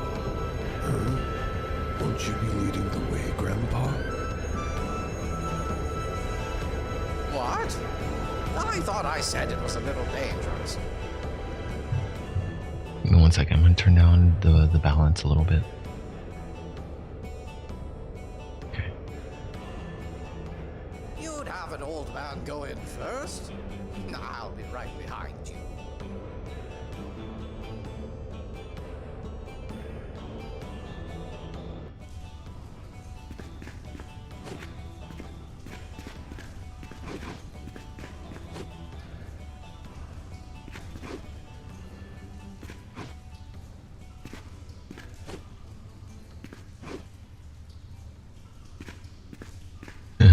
art style, how it gets more and more distorted and warped as the deeper we go. Like you're crawling into one of those paintings.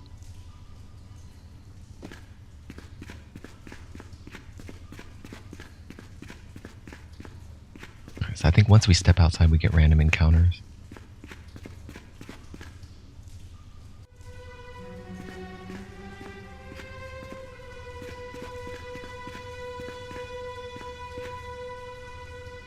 Okay, I want to get that material later.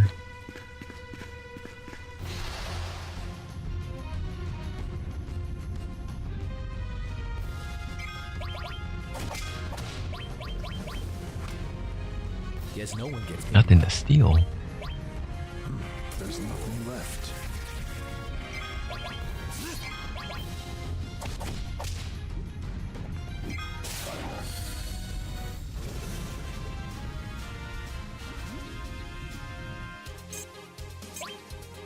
Weak experience.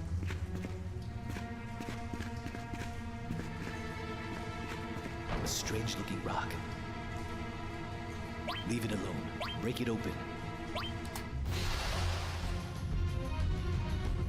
I think these guys have something. Either enemy skill or a steal, maybe. Nothing. Okay. Here, let's take a look. Fence. E-Spectre. 450, weak against fire. Holy power. Let me see if they have an enemy skill. I should try to manipulate though. I want to take one of them out first.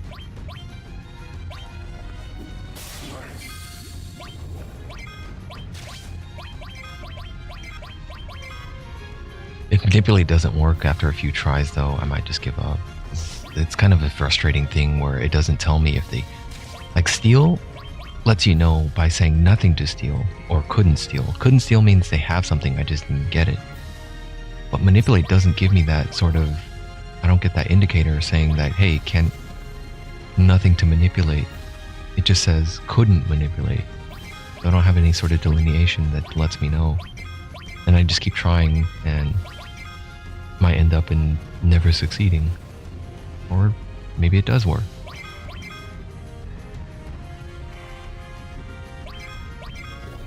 Death sentence. That is possibly one of them. I'm gonna take a guess that that's an enemy skill. There's also no indicator that says which one is an enemy skill or not.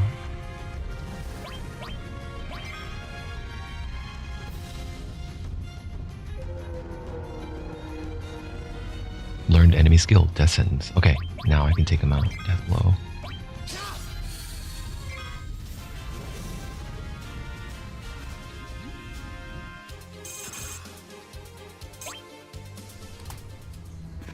It's a little unfortunate that I only have one death sentence, or one enemy skill equipped.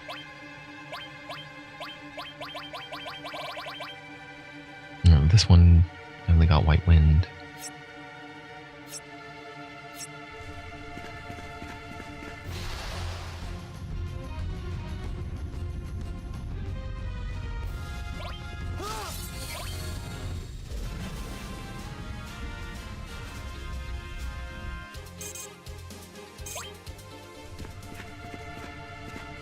So I feel like the way this game is structured, it doesn't feel like you can actually... It's like a completionist nightmare, kind of, right? There's no... Like, whichever way you spin it, there's no... It's very hard to get... No matter how thorough you are, it's very hard to get everything in one playthrough. And there isn't a New Game Plus either, is there? So you kind of have to do multiple New Game playthroughs and experience different things. A lot of completionists like the one and done kind of thing where you can take your time and get all the things. But then when I come to think of Elden Ring, A funny looking rock. there's no way to experience all of it in one playthrough, but there is NG Plus, so you can experience different things on the single save, but kind of like a hybrid of both, because you can also explore and do a lot of different things before you go into NG Plus.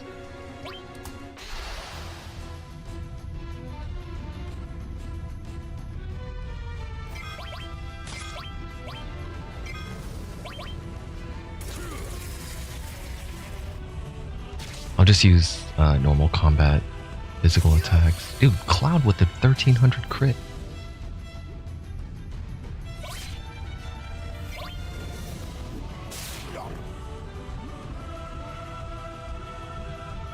He would have. Oh, that was on Barret. Okay.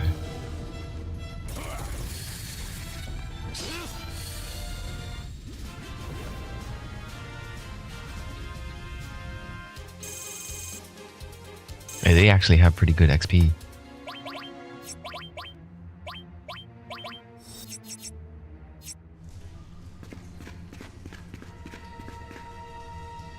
I'm wondering if I'm not supposed to break rocks. This rock has an odd shape.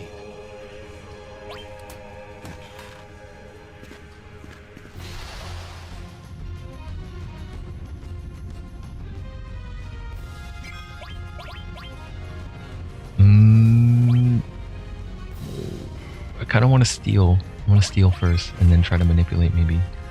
Okay, it's nothing to steal. Forget it. Let's check out what Titan looks like.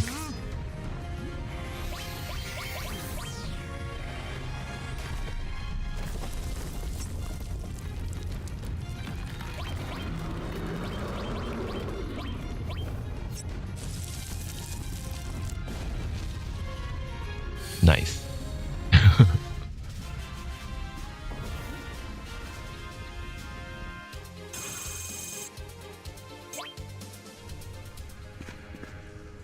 Yeah, so those enemy types where they have a multiple of 4 or more enemies seems like they give a pretty good hefty AP reward. This rock has a peculiar shape.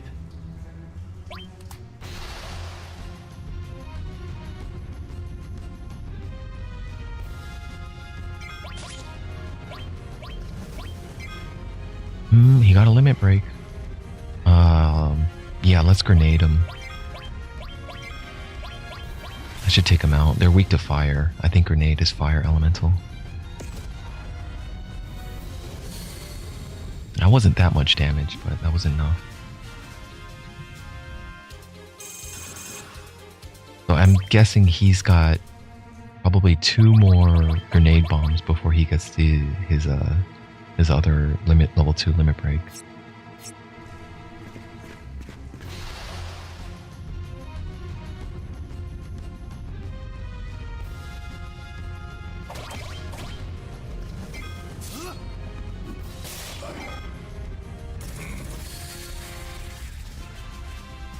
Barret's attack grunt kind of sounds like Akuma.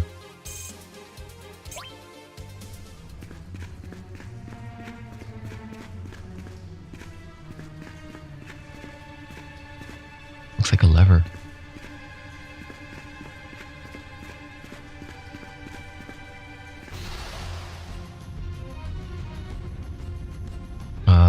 Let's blade beam him. That one.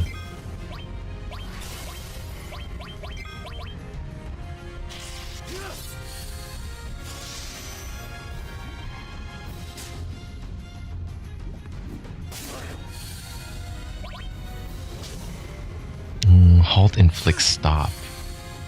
I need to test something. I wanted to see if I can cast haste on someone who is stopped to lift the haste, or to lift the stop, I mean.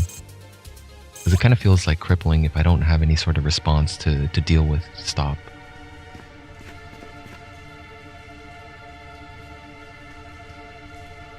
Ho-ho-ho! The ghosts of the Gi tribe haunt this place. They were all defeated by a certain warrior. A certain warrior? But even in death, the vengeful spirits of the Gi lingered, unable to return to the life stream. We still have much ground to cover. Ho-ho-ho!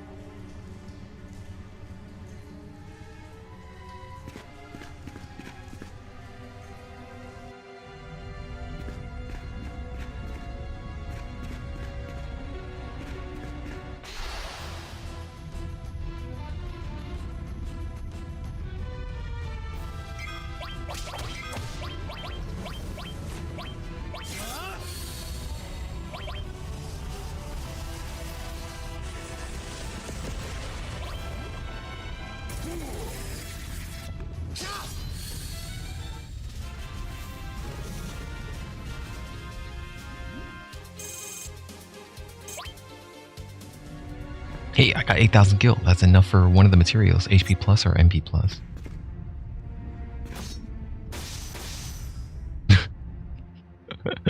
Okay. Oh man, Barret got deaded. I'm sorry, Barret. I'll try to walk from now on the oil slick.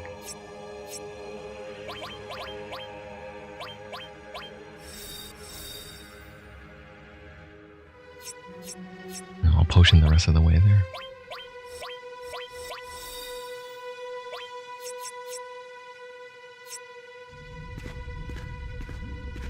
Alright, so the materia should be down this way. What the hell? How did that oil slick get there?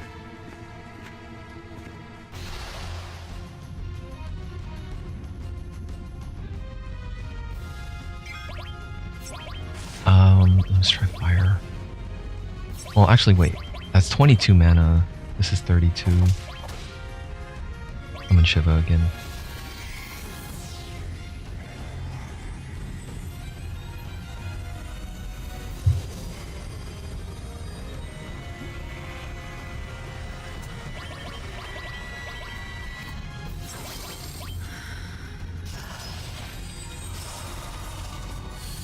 They're weak against ice. At least the snakes are.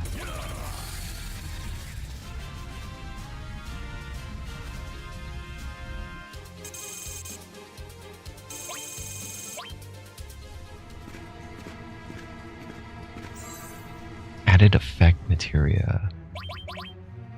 Not really sure what that does.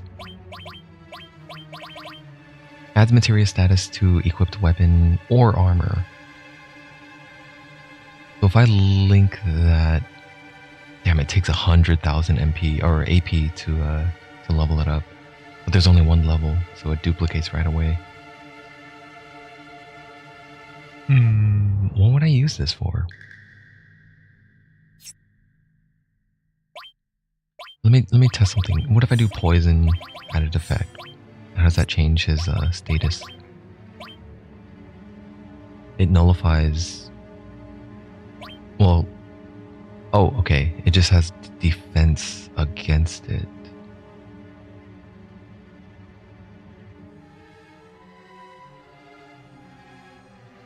I don't think I've encountered any sort of elemental stuff that this enemy types in this dungeon has so far.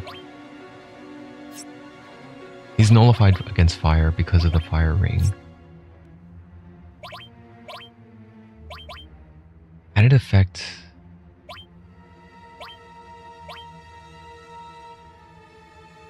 What if I do, here, give that fire back to him. Give that all back to him. And then, what if I use it on...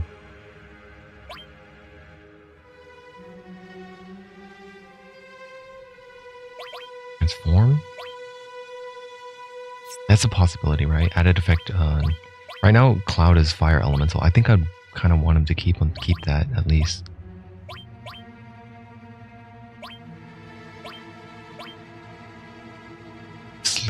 Sleep is added effect, right? Time, any sort of status effect with added effect will change the attribute of the attack. But elemental is just changing the element of the attack. It seems like they're kind of similar. One is for status ailments and one is for changing the damage attribute.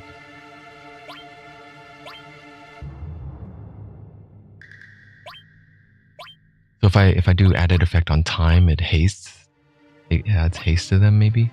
Let's see what that does. Oh, it slows and stops. Ooh.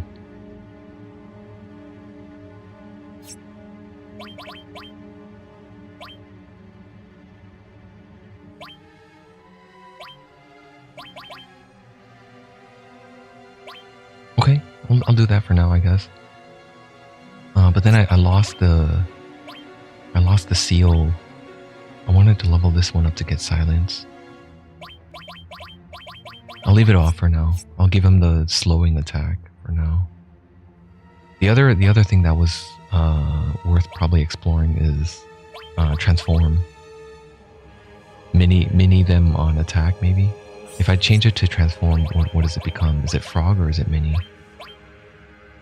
Frog and small. So it's random. So if I change it to time magic, it could be slow or stop. If I change it to transform, it's frog or small. I'll do time. I want to level up time magic to get slow and stop as well. I should have bought a second time magic so I can do haste all. Haste all would be nice to have.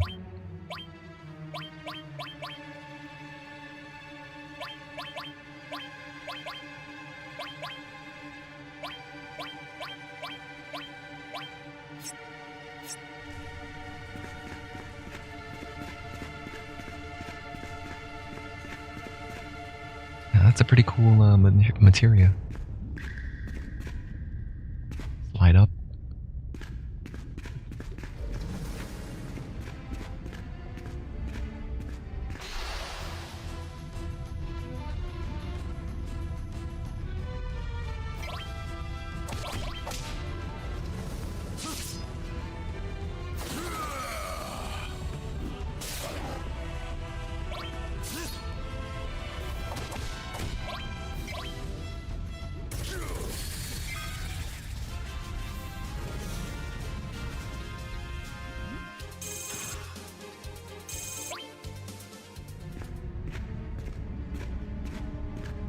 I'm gonna walk around to get under that, to get that chest down there.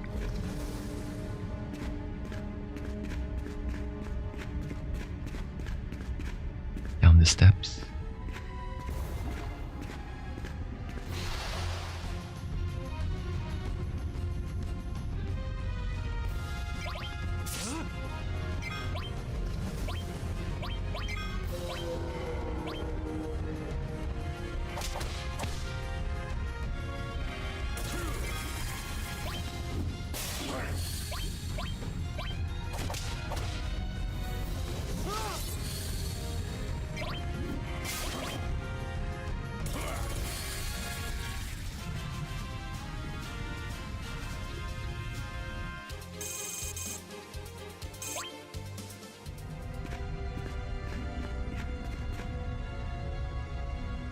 I kind of want to check that wall out on the left there. I'll do it when I come back up. Let me get this chest first.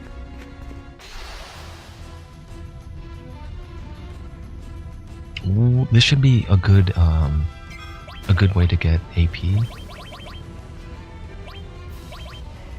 If I Aqua Lung, that should one-shot all of them. Matra Magic might not be enough to kill them anymore. These guys are higher level now, I think.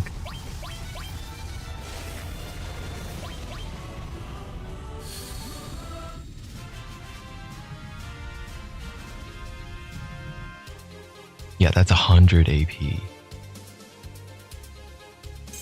Pretty good. It's a shame that I'm not using double growth right now.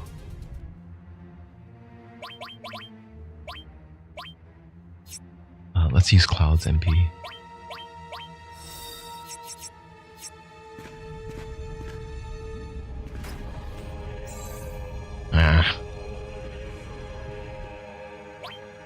It's really not worth it, the Bolt Plume. I think I already have several of those.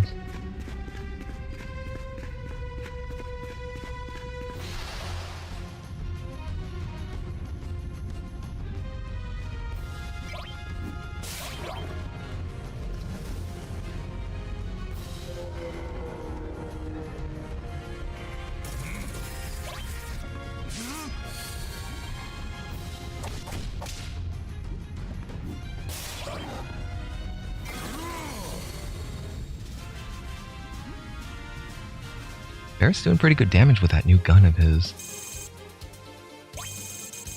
M Tentacles.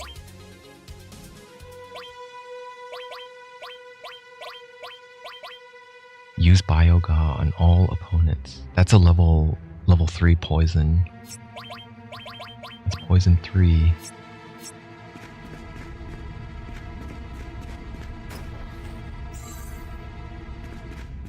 And these weak ass rewards.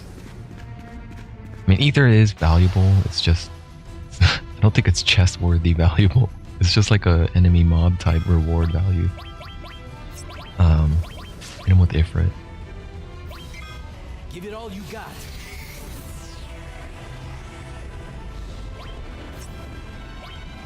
You should kill them all.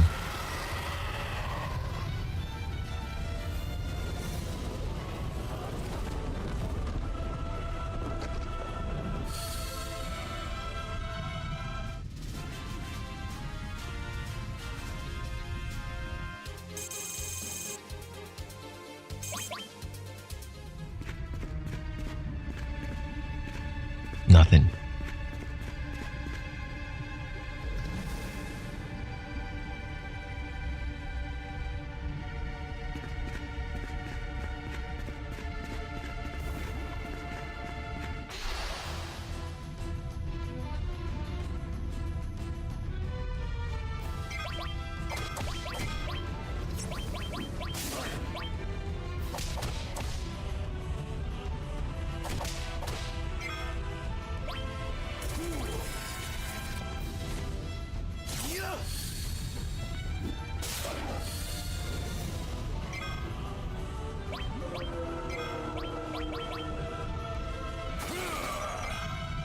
Nice. Not like it did that much. I didn't need it, but the stop took effect there.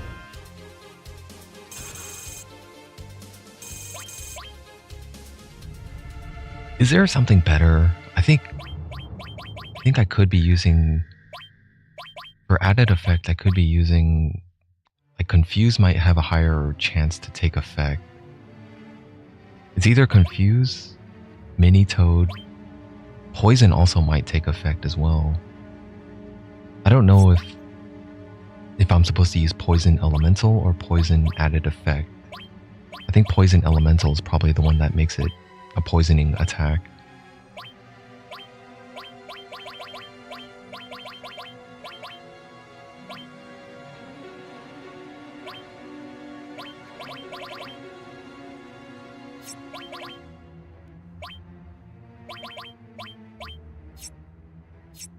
I'll leave it on time magic for now.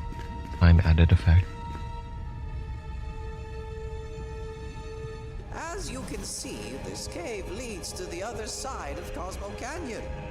The Gi were larger than us and were, above all, merciless. Had they invaded from here, they would have met with very little resistance. Let us proceed.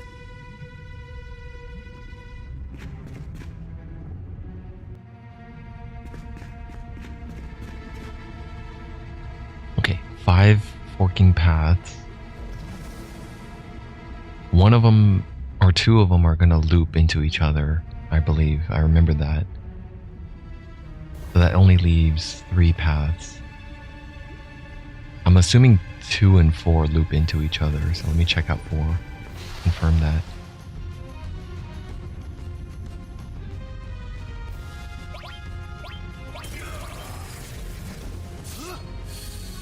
What the hell? 800 damage on a non-crit? Cloud is a beast. That physical attack. Okay, number 4 actually... So 2 and 4 actually lead up. This one leads to a chest. Spider. Heal. Manipulate. I guess this isn't my specialty. It's got something. Couldn't steal. Stolen ether.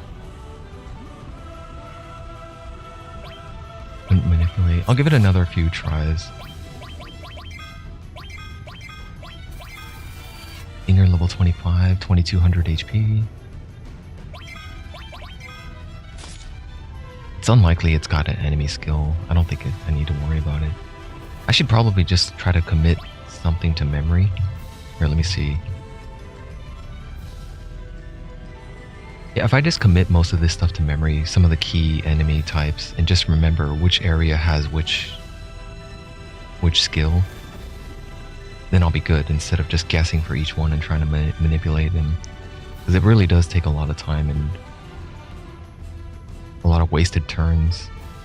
So yeah, just looking at this, then there's no... What is this enemy type called? A stinger. Okay. I just control F, stinger. No matches. There. No, it doesn't have anything, so it's not worth manipulating.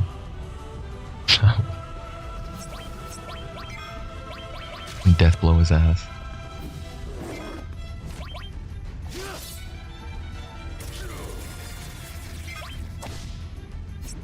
Sting bomb.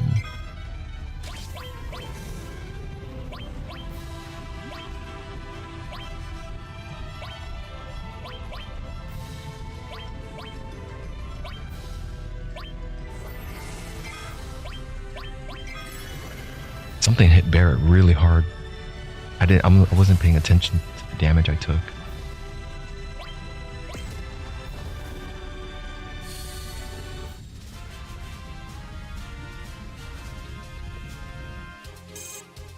AP. Those spiders are not random encounters, it's just the web. Walking into the web and runs into the spider. I don't know if it's possible to run into the spider enemy again, which would make sense why it doesn't have an enemy skill. Any sort of enemy that's like a limited time encounter seems like it wouldn't be a good idea to make the player miss out on something just because they weren't thorough. But then again, this game is full of the lockouts. It feels like there's a full of traps and lockouts for those FOMO people. I am kind of one of those FOMOs. Like I don't want to miss out on stuff, so let me try to get everything I can.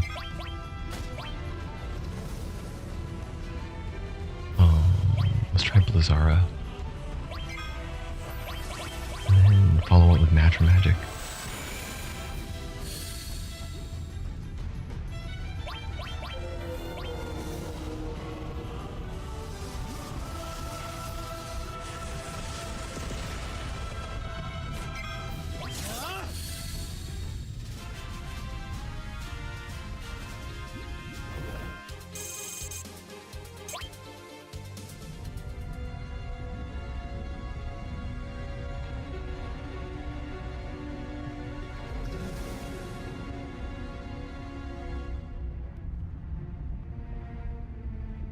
So it looks like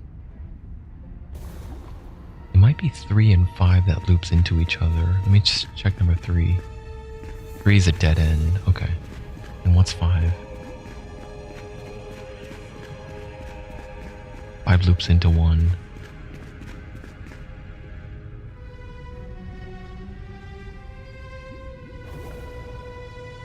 So it's only 2 and 4. If I go to 2 and I fight the spider up there, move over to the left and come down over there, I can get this chest.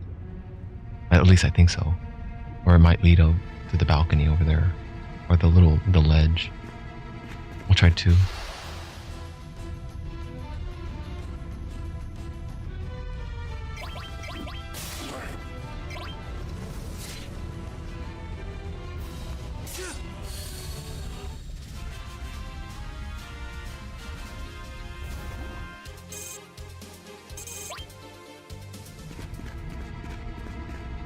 Alright, spider, let's go.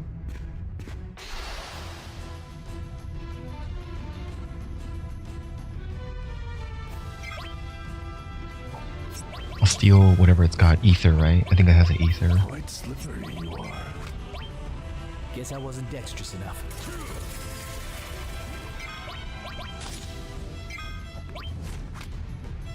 I guess this. I gotta watch the HP, the damage it's dealing, because I think it has. Oh, there's the ether. I think it has a big damage attack. Oh, the time magics took effect. We can just take our time and whittle them down.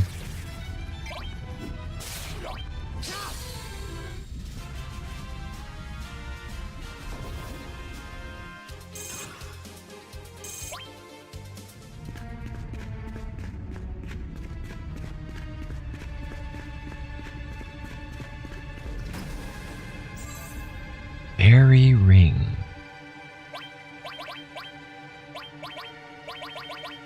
Protects against poison and darkness. Hey, Star Pendant is kind of obsolete now. Star Pendant and Silver Glasses.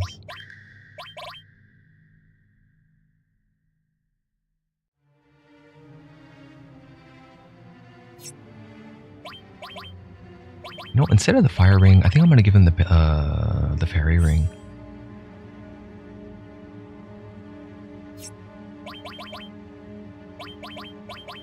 I have an ether.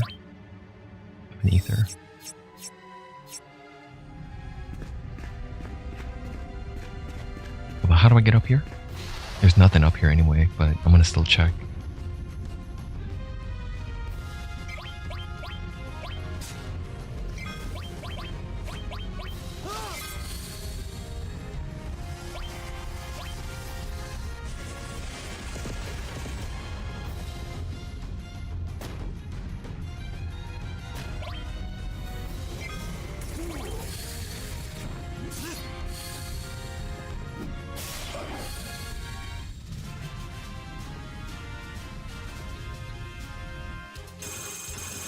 Yo, Ifrit leveled up. That's a level 2. Shiva is already level 2, and Titan is still on the way up. Oh, let me finish going down here. Any strange rocks to break?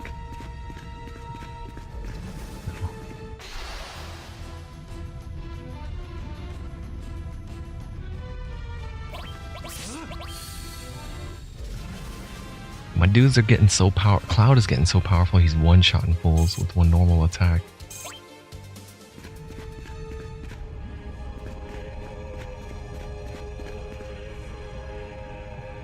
So to get there...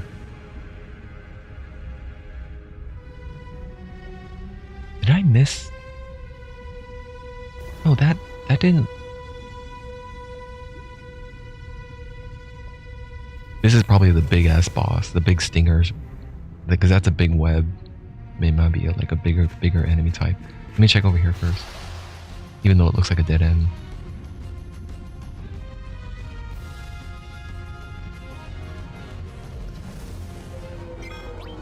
Get up to the front row.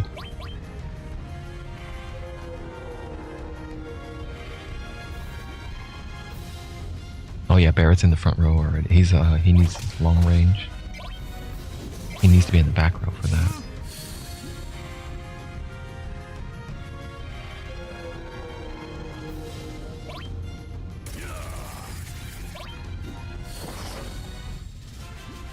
Yeah, I wonder what the percentage rate of success on that time attack added effect. Seems like it's kind of high. Feels like it's like at least a 25 to 30% chance of halting them. Alright, so what the hell? How do I get over there to get that chest?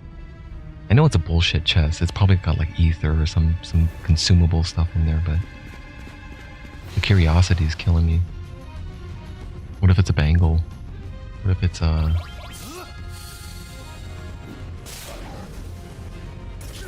So far, I have not observed any sort of materia being in chest. Usually if it's a materia, it's just sitting on, it's a yellow sphere or whatever color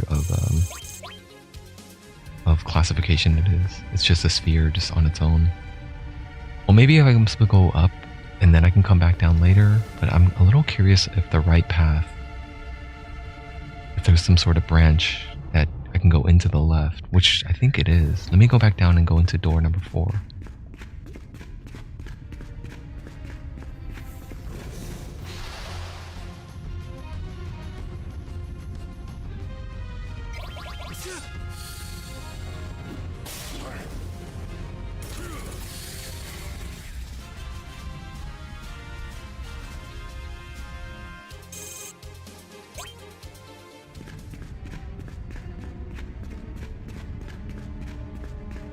Huh. I thought this weird little thing was something I could just walk through.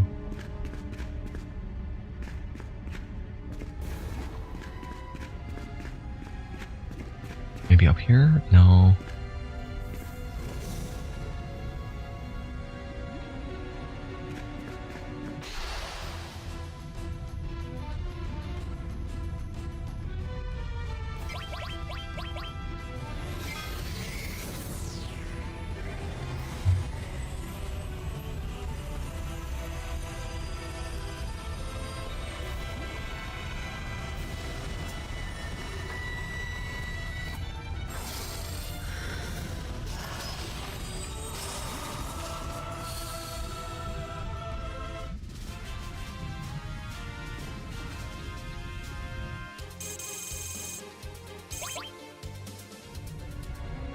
Let me take a look at this.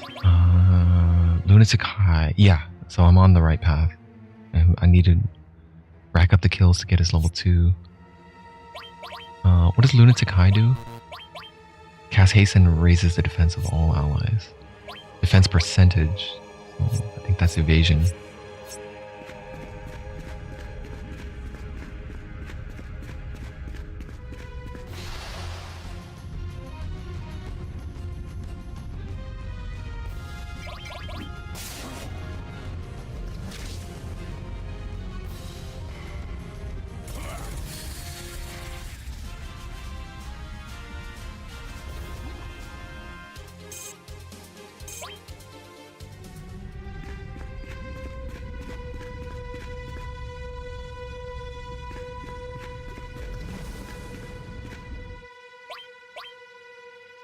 Man, I just had a thought.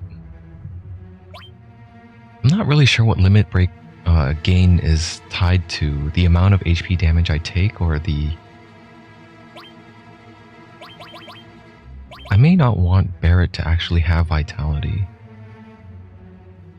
Because he's got cover, which is great for him taking extra physical damage, right? Or any sort of damage.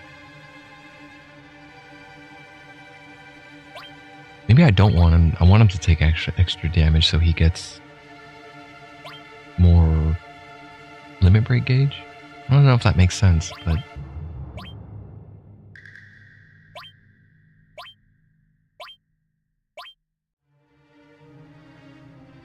you can take the white cape then. Just protect against that, and we'll see if how that plays out. And cover materia is only at like level 2, right? So it's a 40% chance to cover.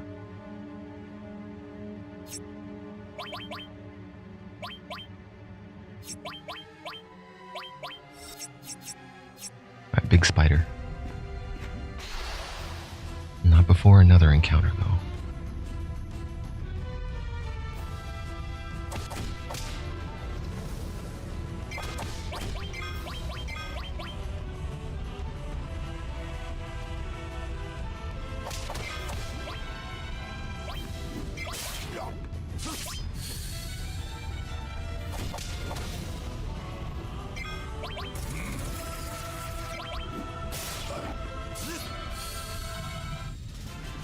Yo, Cloud, when are you gonna get that level 3? How come he's been stuck on this forever? Let me check this out. Let me look. I would expect him to get it by now.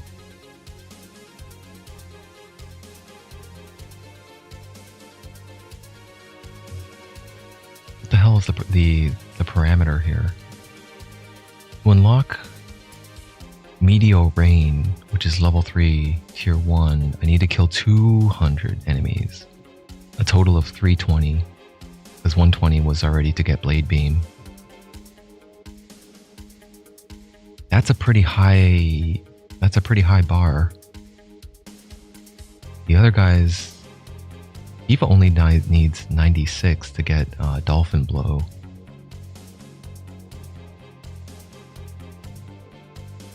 And Water Kick. Water Kick is 96.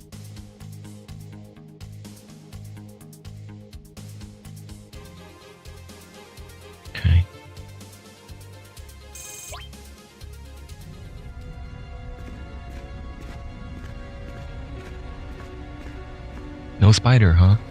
Is it because I walked through? Come on.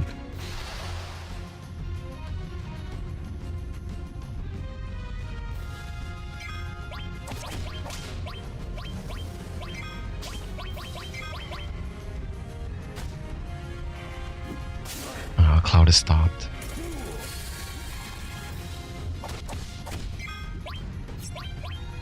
Can I test something here? I want to see if I could haste. Oh, he got unstopped. I guess it really lasted a short time. But the death blow missed.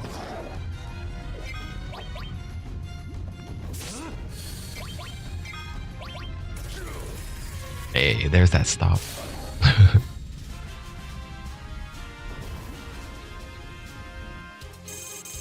AP there. Okay, maybe just keep walking up and the big spider will ambush eventually. Yeah, it is. Okay, it just further up. It's a stinger. It's a normal size stinger though. How much HP does it have? Time to see what you're made of. Level 25, 22 HP, 2200 HP. Try to frog it.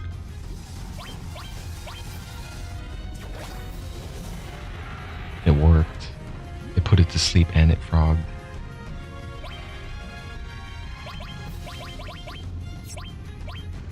I'll wait for them to charge up then. And hit them all at the same time. Death blow.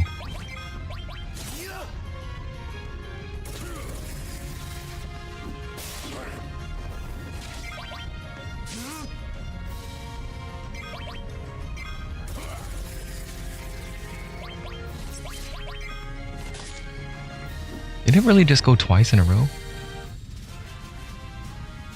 It got 2 actions in 1 turn.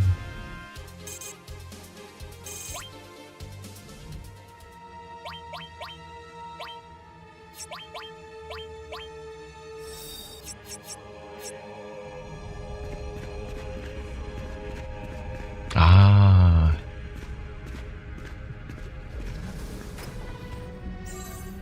It's a turbo ether. Hey, that ain't bad.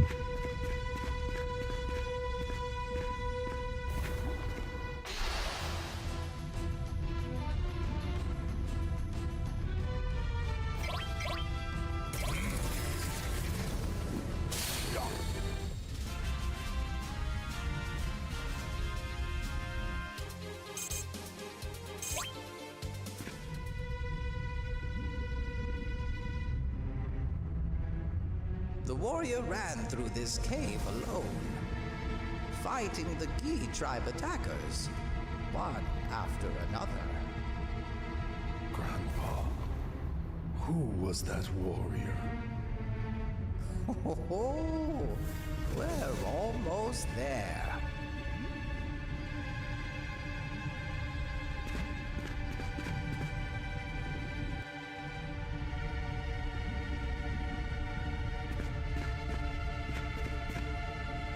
The warrior neglected to bring proper remedies with him.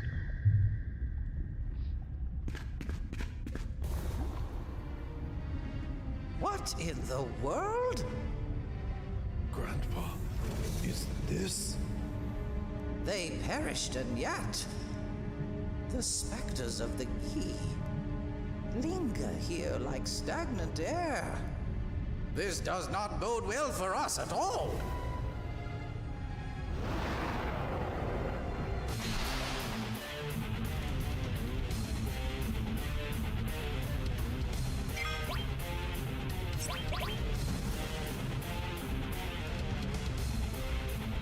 What the hell did that do?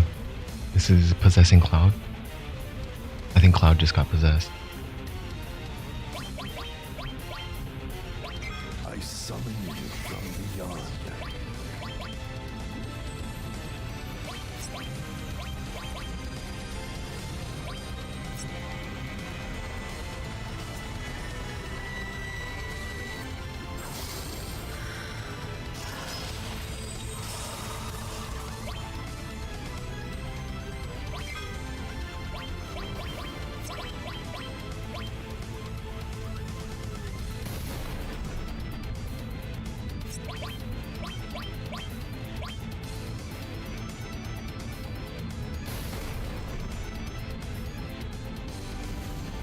Take him down.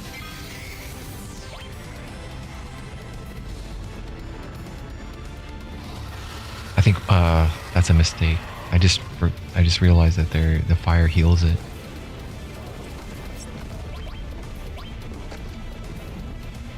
Hey, it looks like it damaged the boss though.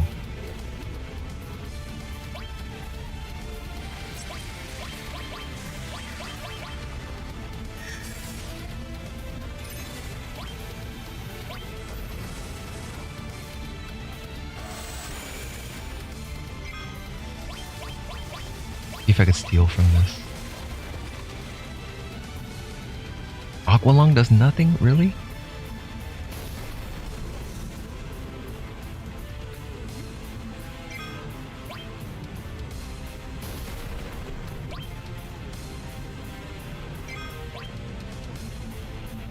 No! I don't know what that does, but it's kind of unsettling. Oh. Nothing to steal. Okay.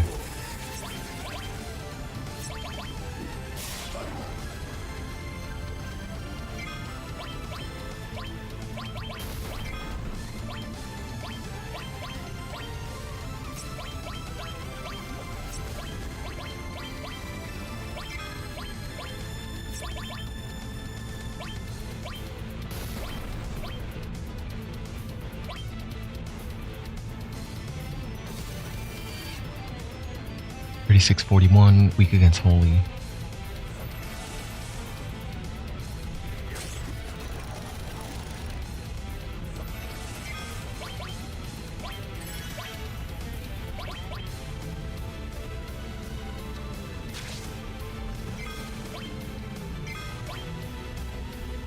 Grenade bomb might not work if it's fire elemental. But I'm gonna use it anyway. Well, actually, it was only the little flames that were... Yeah, it was only the flames. Hey, Cure Magic is pretty damn effective.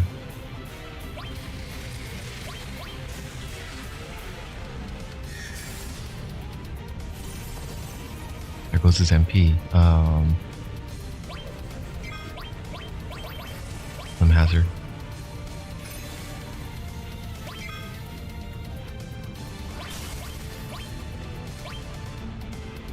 Here, give Red an ether. Yeah, that's it.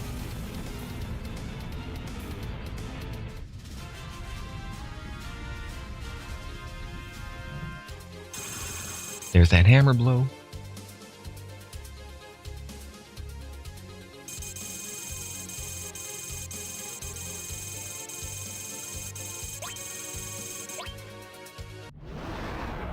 Thank you, Cloud. Without your help, we never would have survived. And Nanaki, it would seem that you have grown remarkably strong as well. You really think so? I was right. Bringing you here was not a mistake. Come. What I have to show you is just up ahead.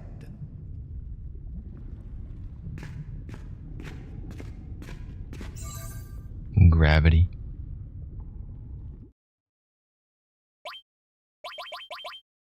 I may not actually need to give him an ether. After this, I think it's over, right? We don't have to walk out of here. I can just go to like an inn and rest up.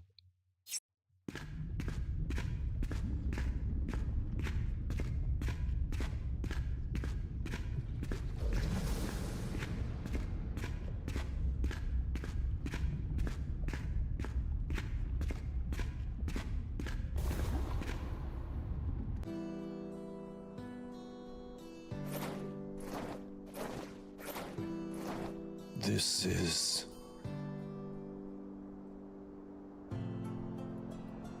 The warrior fought against the Gi, right here. He kept them from taking even a single step into Cosmo Canyon.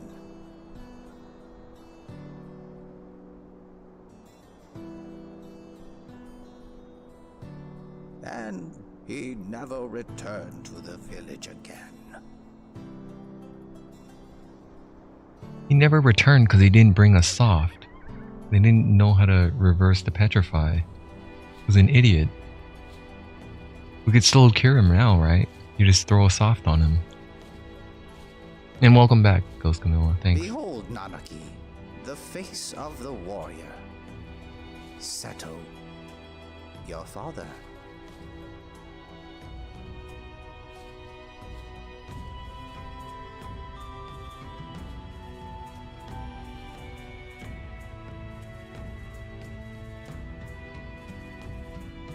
Yeah, he didn't know how to combat petrify. He was a dumbass. That's Seto.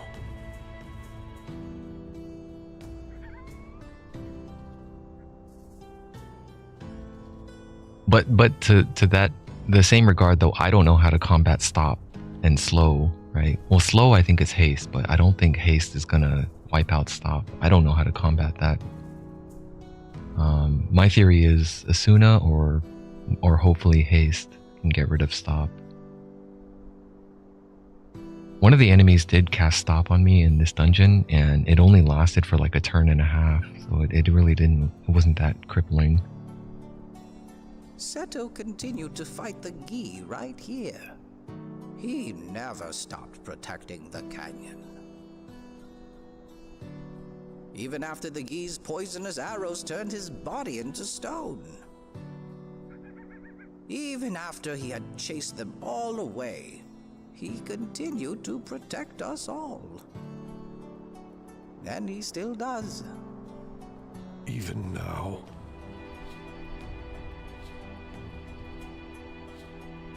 You thought him a coward who had simply run away, but he alone gave his life to protect Cosmo Canyon. This is your father. This is Seto. This is Seto? Did Mother know? Ho ho ho! She knew. At the time, they asked me to seal the cave shut and not tell a soul. They said that the cave should be forgotten about. What sort of incentive would they have to not tell a soul? Why would they? If he made such a grand sacrifice for the sake of the village, the safe haven of the village, why keep it a secret? Why for the sake of honor? To do something great and not tell anyone about it? Because it's like it becomes arrogance and bragging rights or something. Like it would seem like why would you withhold that information from Nanaki this whole time when it was like? Because then people are going to gossip and spread shit, in which he gobbled it up. He gobbled up the gossip, thinking that he was just a coward. The only reason I could think of is just for the sake of honor, just to have honor in knowing that you did the right thing, and there's no need to flaunt it and spread it, and to say that, oh, I'm great, I'm sacrificing.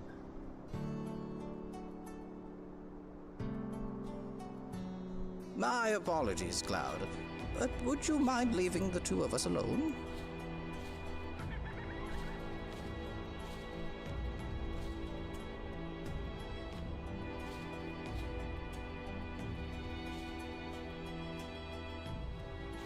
Nanaki, you must continue your journey with Cloud and the others.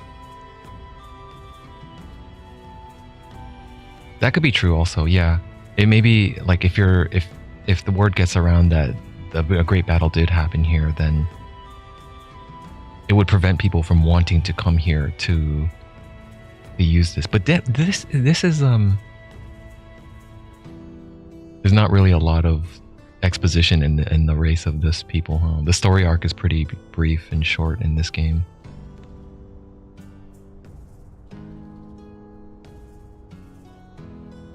Because this is pretty much the end of his story arc, right? There's not much else in development.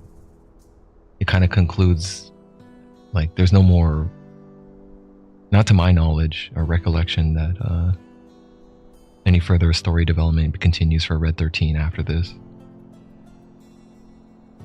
Grandpa? Listen to me, Nanaki. Living in the shadow. Hey, that's a very good perspective. That's much better. I agree with that sentiment. Yeah, humility does go a long way. Because if you boast in a way, then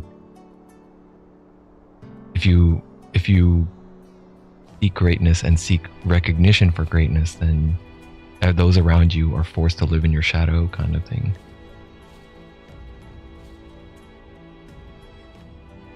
I mean, but there's a thin line, I guess, between living in the shadow and being a good role model, right? So in that regard, he failed to be a good role model. And parents are the first role models for children, for offspring.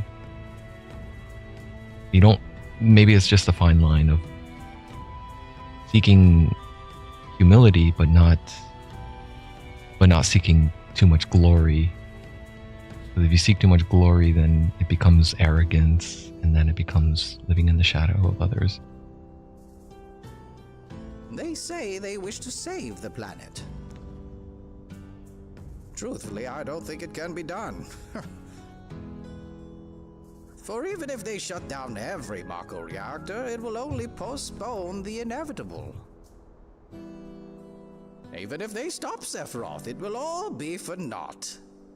All that there is shall perish eventually.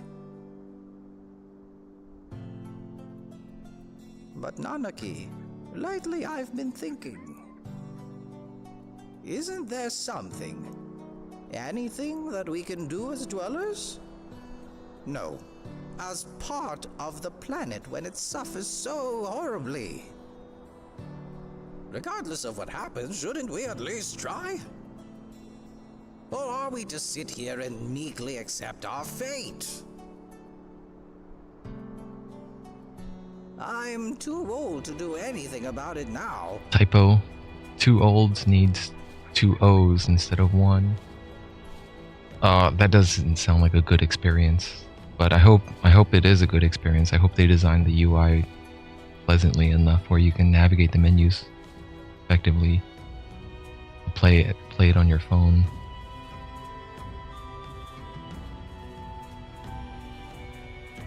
This year I'll be 130. That is why you must go, Nanaki. You must go in my stead and find out for yourself. Grandpa.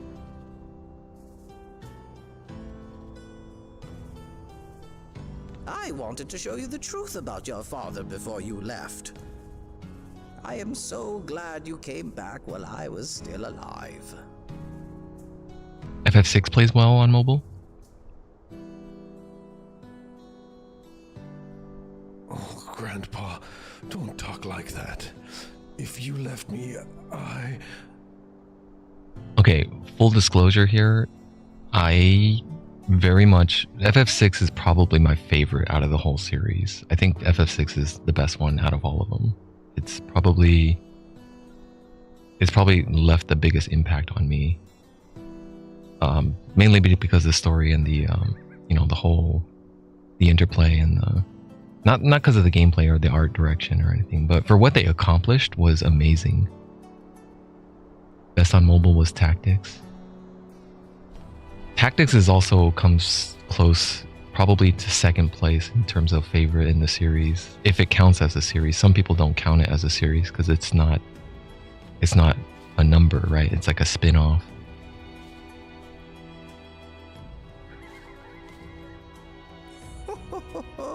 Last year I did a stream of Tactics Ogre, which was the OG team who did Tactics. Tactics Ogre was supposed to be named Final Fantasy, I believe, but they decided it differed. It's thrown too far from the series.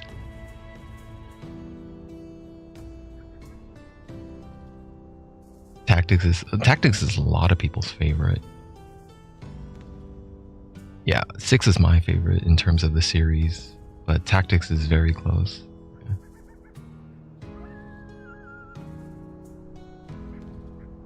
Grandpa, you have to continue to live for me. But I'll go. I'll find out what's going to happen to the planet, and then come back and tell you everything. Nanaki. I am Nanaki of Cosmo Canyon, the son of the warrior Seto. I'll return a warrior true to that noble name. So please, Grandpa.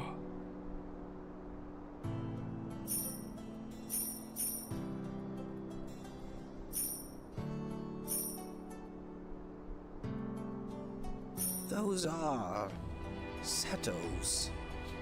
Oh, Seto. Seto. father.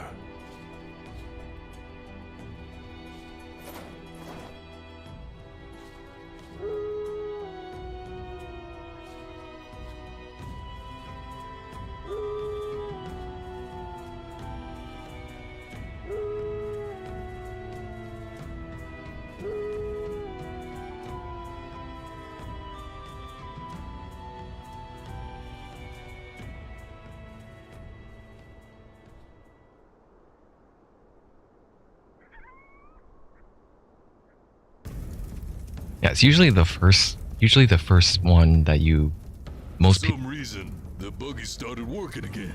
Yeah, the mechanic fixed it.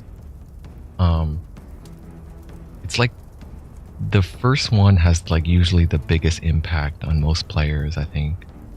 So for me, I think even though I saw FF4 first, I didn't actually own it, and I didn't get to get intimate with it and play it at my own house at my own time. I had to borrow it from a friend or something to play it, and even though I was timed, you know, I was like, okay, I better finish it quick and return it. But then FF3 or 6, I mean, was the one I actually owned, and I got to play it on my own pace and absorb all of it to my satisfaction. Cecil and Kane had a good story. Yeah, they did, definitely. There was a lot of other supporting characters that had really good stories. Yang had a good story. Rosa and Rydia. Rosa? Was it Rosa? I think it was Rydia.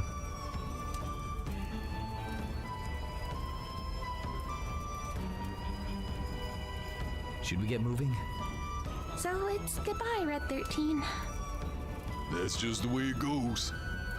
Too bad. He came in real handy at times, didn't he?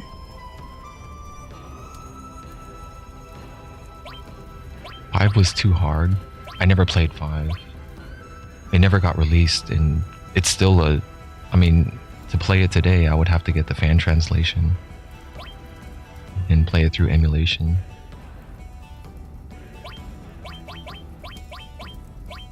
I might take Keiichi. I'll take Keiichi since it's 26 right now. Cloud, can I swap you out? You're too high level now, man. Damn it.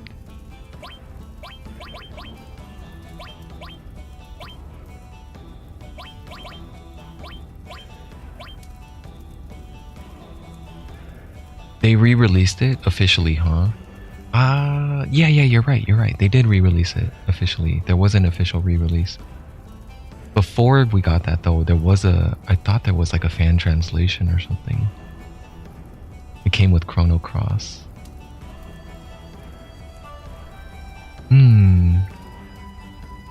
Was it Anthology? No, Anthology was 4 and 6, huh?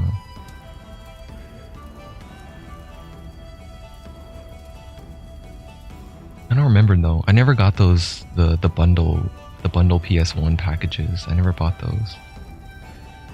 But I did get Legend of Dragoon and Chrono Cross on PS1. Then I got FF7, 8, and 9.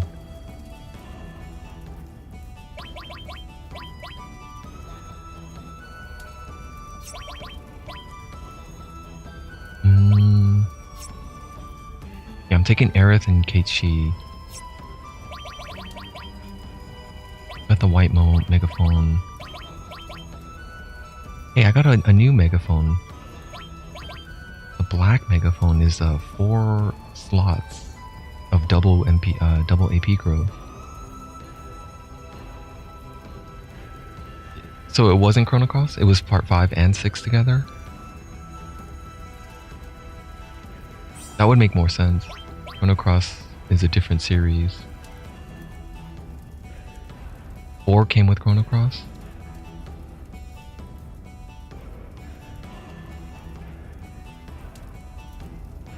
On PS1?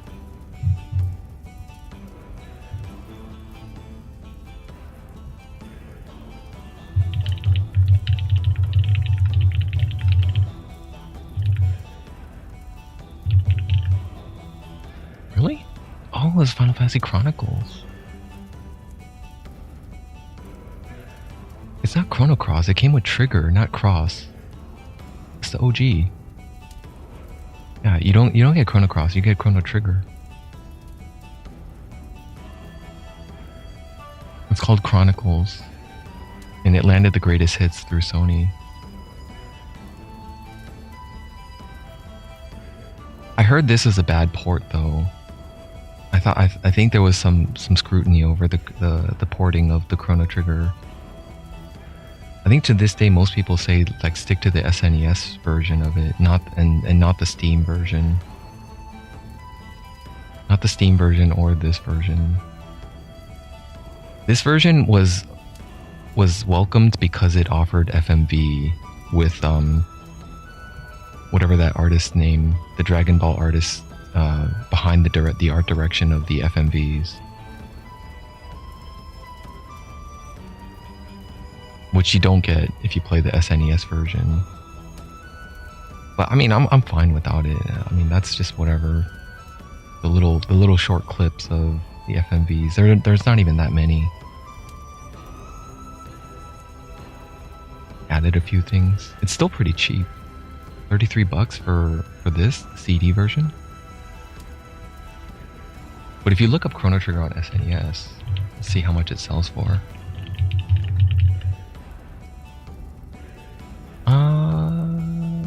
Boxed, refurbished, $276. I believe I have this somewhere in my closet. I don't think it's in good condition though. I don't even know if I still have the box and the manual.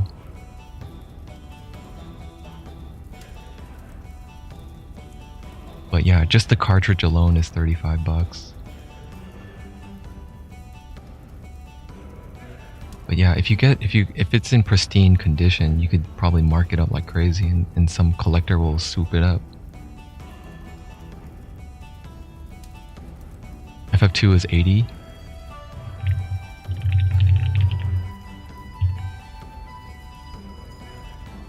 $85. Renewed. Old renewed. That's kind of a beat up box, but I mean, someone out there has got the pristine condition. There's still a few people out there, collectors who, you know, don't even, they keep it away from light and they keep it sealed and shrink wrapped and, you know, not exposed to any sort of elements. Look at Suikoden 1 and 2.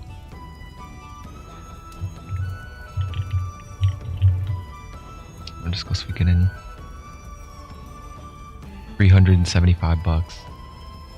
$170 for the OG PlayStation.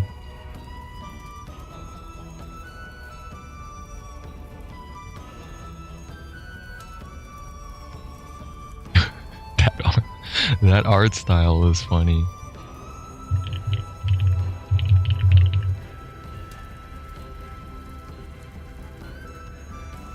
This is this goes back to like the art style for PC games for the Western market in the 1980s. This is this is like what you would see if you were shopping for computer games in the 1980s, like Ultima Online and stuff like that. Quest for Glory, Prince of Persia. You'll see like these weird art styles that looks very much like this. And I think it was apt at the time because this would not sell as well. This kind of art style in the Western market was not really ready yet. Not many people even knew of what like anime was. It wasn't until like the 90s until people started watching Akira, Ninja Scroll, and that kind of stuff. Right, but in Japan it was already, I think it was already taken off.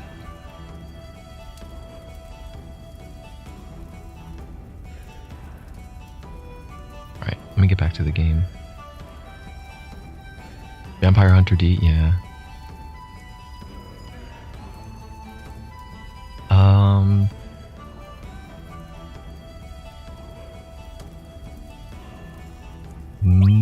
One of my favorites was Battle Angel Alita, before they did the live action adaptation of it. That's the one I kind of remember the most. And then, what was it? I think in the 90s, I saw all of this stuff in the 90s. I had a friend who was really into it, and he ended up getting a lot of these imported copies of it. Dragon Ball Z I didn't get into until they started airing it on Cartoon Network, or not Cartoon Network. It was what channel was it? I forgot what channel it was, but it was one of the networks where they aired it for 30-minute segments with commercials and all that stuff. And I didn't really like it because it felt like they took too long to power up and there's too much dialogue in the middle of a fight.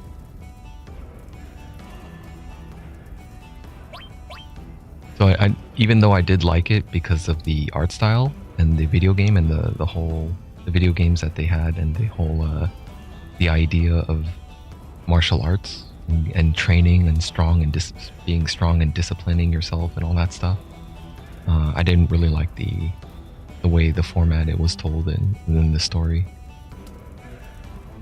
So I never really got into it that much beyond the games. I did play a few games here and there. But I do remember one of the Dragon Ball games had an excellent soundtrack that I remember well. I think it was released on the Sega Saturn. Can't remember which one what the title was.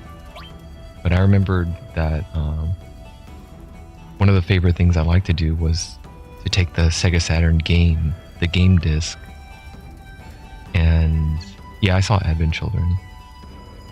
The Sega Saturn game discs did not encrypt their music files, so you could actually just pop it into a CD player and listen to all of the music files, which was another big Easter egg for Castlevania Symphony of the Night.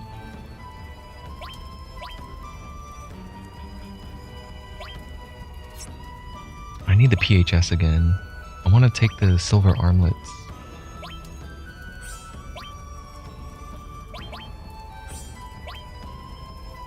Oh crap.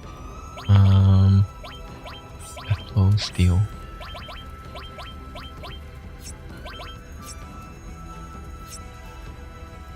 Yeah, several PS1 games, but later on they started encrypting it. They started being like saying, no, you can't watch it.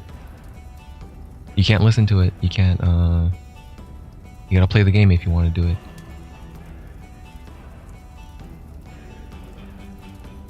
There was this great game that had an excellent music player.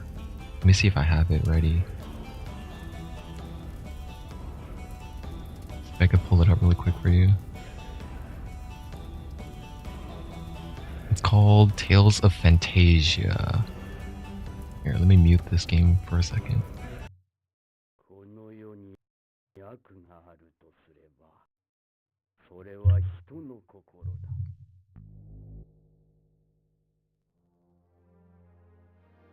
Okay, so in Tales of Fantasia, which is a Namco game, by the way, as the main menu has a sound menu that you can go into, and it has the best player I have ever seen. Even in modern day standards, games don't do this anymore. Where you can listen to the track and have the EQ spectrograph monitors, and you can go to sound effects and also play sound effects. Like, I really wish more games did, and all that. I can do graphic EQ. I can change the transposition, the pitching, the panning. And I go into EQ and I could boost the bass. Like, this was like my first kind of foray into audio engineering. It got me a little curious on which frequency band did what. And yeah, freaking mind-blowing.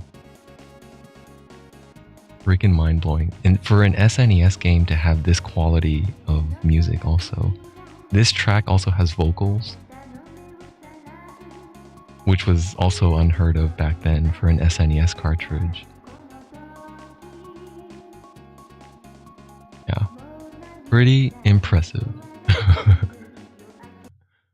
Pretty damn impressive.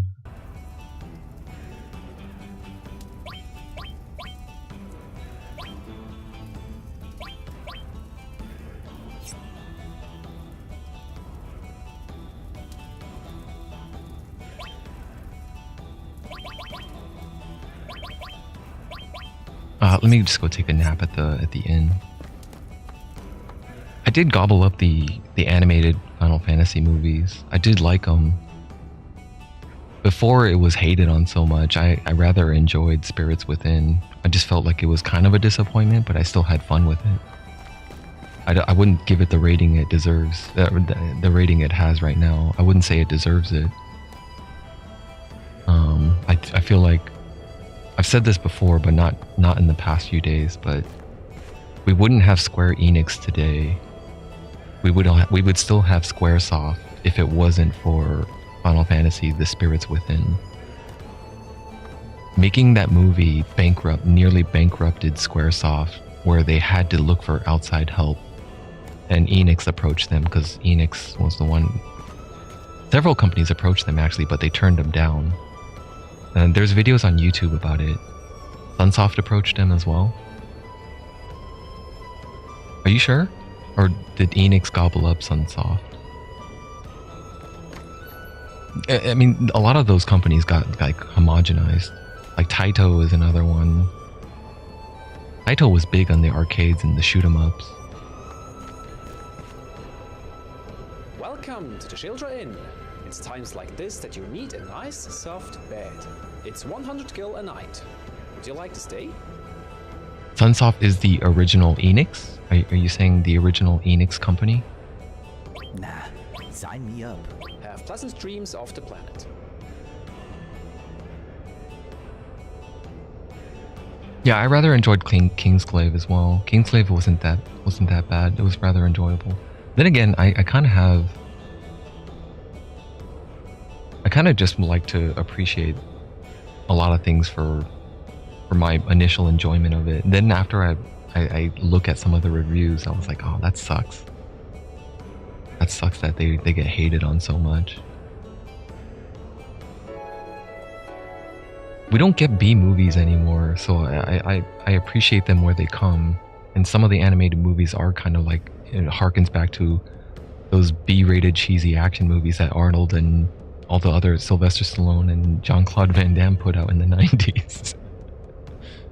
Like I wanna see more of those, and we don't really get. We still get them. It's just they don't have the visibility they have today, I think. So you have to kind of dig for them, maybe. I also wanted to talk about the animated movies for the Resident Evil games. Resident Evil has some cheesy ass, some very they're entertaining to me, but they're not very. I wouldn't hold them to like a high standard or anything. I just have fun watching them.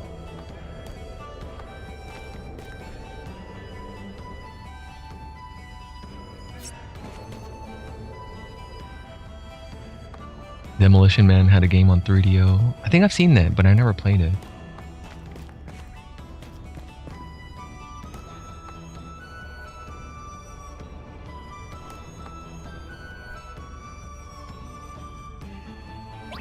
Wait. They're not equipped. Let me give her the other staff. The wiser staff.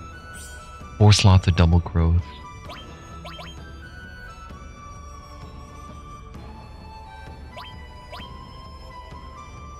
How much gil do I have? I'm going up. I'm gonna buy the HP plus MP plus.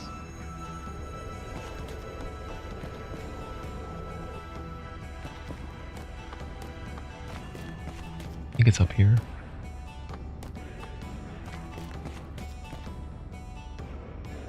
I never owned a 3DO. They was way too expensive. I think it had an MSRP tag of like $600, didn't it? In the 90s. That's equivalent to over like $1,000 today, isn't it?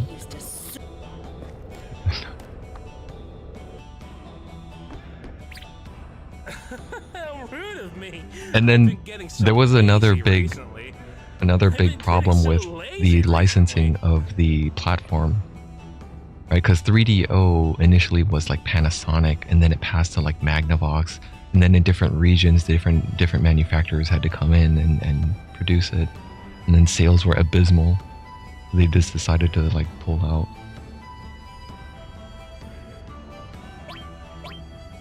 Okay, I'll take one of these. One of these. And... oh, it's tempting. Oh. Should I get another one? Ideally, I would like 3 of each.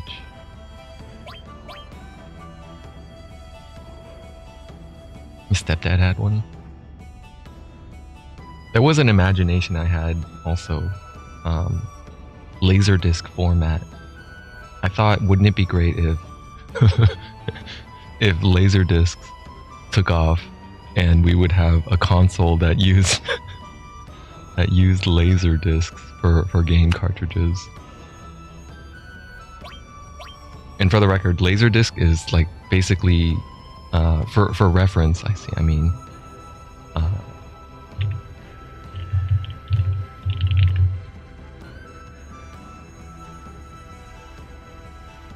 Laserdisc is about the size of a record, a vinyl record, but in CD format.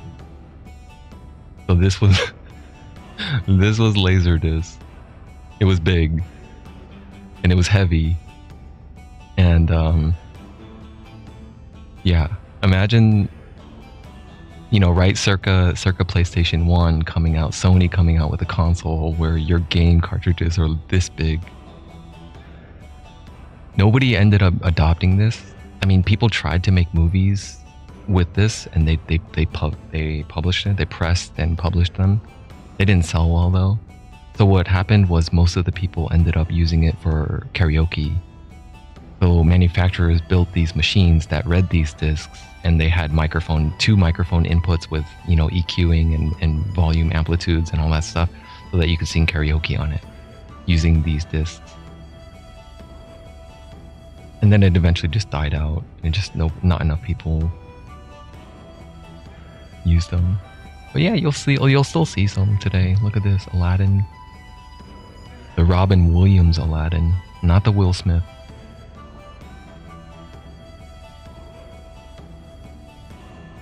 They're still around today. If you go to like antique stores and record shops, they'll probably have a few. Hey, look at that in the back. That's the Mighty Ducks cover. I didn't see Mighty Ducks, but I see Emilio Estevez there. That's Mighty Ducks there in the back.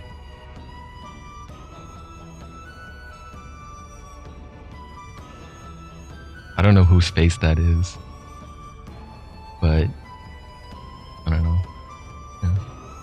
Kind of looks like Bill Maher, but I doubt it. I don't think he was around. I don't know. Maybe. But yeah, Laserdisc was a thing. Sold and marketed as MCA DiscoVision, or simply known as DiscoVision, in the US, introduced in 1978. Format was capable of offering. This was before DVDs, also. So before we even had DVDs, we had. This is basically CDs, but they were not as advanced as DVDs. So the capacity for it was larger than CD, but smaller than. Or maybe equivalent to a DVD. I don't know. Maybe it's here somewhere. I actually never dug into the nitty-gritty of how much storage capacity it has.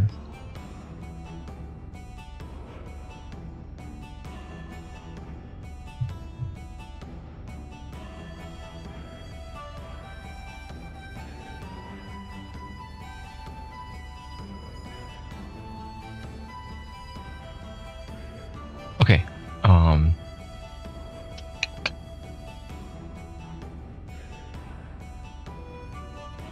I'll buy another HP Plus. And then I could get another MP Plus if I sell a few things, maybe. Sell some of the old obsoleted weapons, maybe.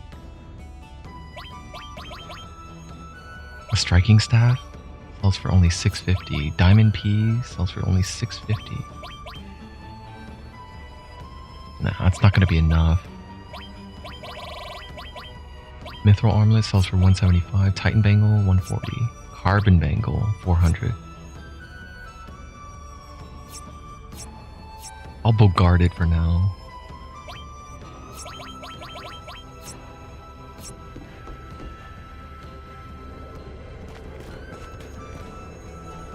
they sell movies in PSP format? Sony PSP had movies.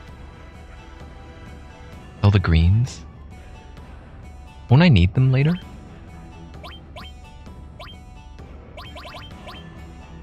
Well, how much did they actually sell for? Let me see.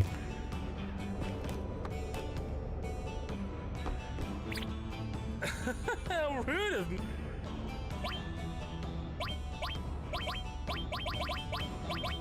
Pasana green sells for 4. Oh wow, that's quite a bit. 125 for Kraka. Curiel sells for 500. But I spent like 2k to buy it, and it's kind of a shame to just sell it back without even using it. I think they were like 2 to 3k.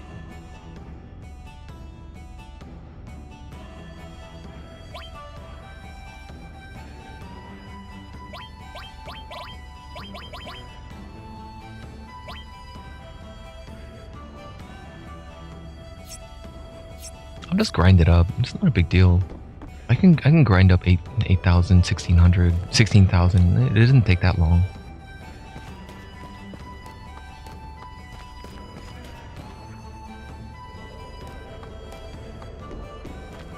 Let me save it.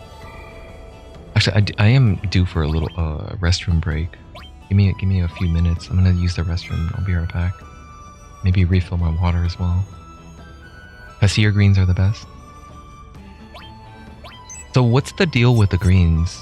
Is it like the better greens that you feed it, the better they will breed or something? The better the outcome when they have offspring?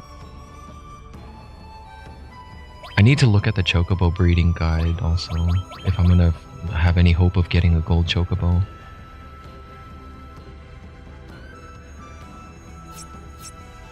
Okay, give me a moment. I'll be right back. Let me use the restroom and then get a water refill.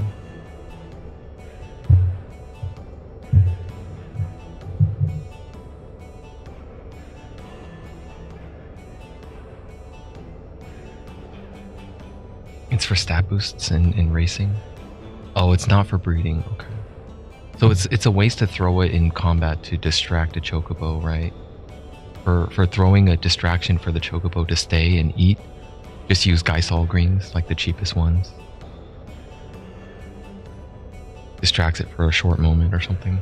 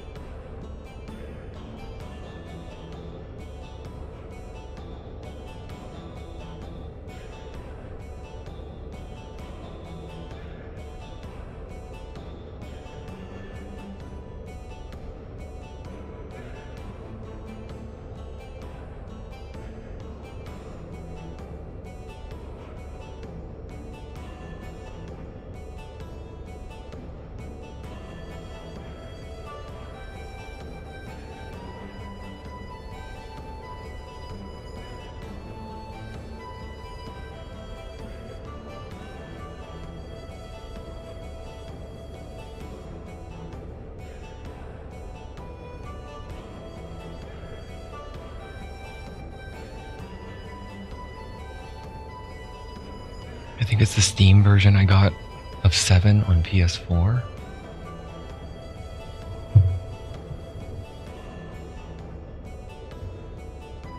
How do you get the Steam version on PS4?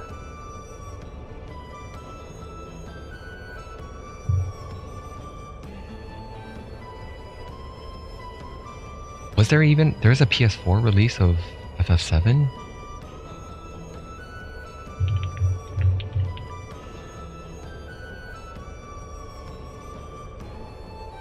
Oh, are you talking about the remake? PS4 had the remake. But I don't think they have the OG. Or do they? Oh shit, I think they do.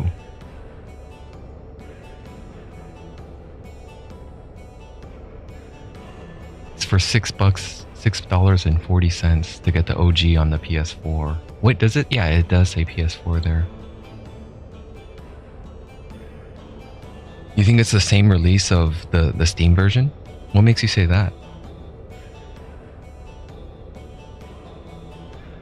Like the interface, the sounds, the music?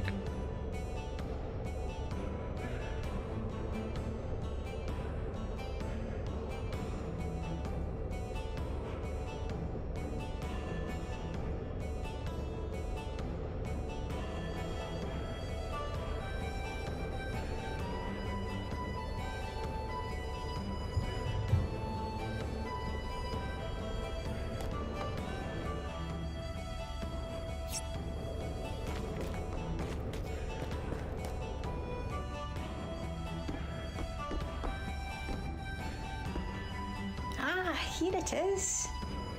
My work here is to create books from our knowledge of the planet and the legends handed down in this canyon. That way, I can teach the children all manner of things, even after I've returned to the planet. Here it is. My work here is to create. That way, I can teach.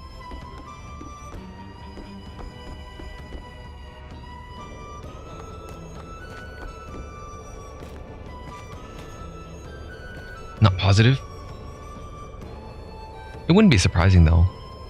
Oh, the people of this canyon aren't If too it's fond a of simple, violence, so just about everything if here it's is kind a of like an replica. easier way to port a software over to a different console. Just use an existing build and change. I don't know. I'm not a developer, so I wouldn't know how difficult or hard it would be to change it to be compatible with a different software, a different platform. I mean. But not to worry. Some of the So I think I already bought one of everything here. I probably wouldn't mind another silver armlet. Buy another one. I can give it to Kate Shee.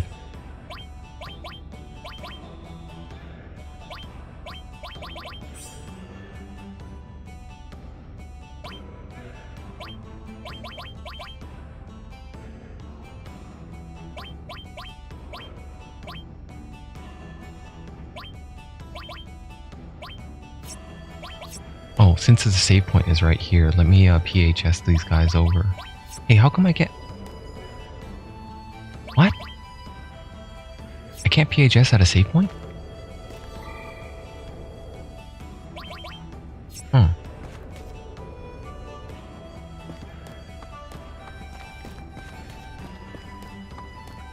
Wait for me. I'm coming too. Oh, maybe I couldn't because of the Nanaki thing. Nanaki wanted to come along. Turbo mode, God mode, and no encounter. I don't think I've ever played the non-modded version on Steam, even though I'm using it now for the mods. I don't know if it's available or not.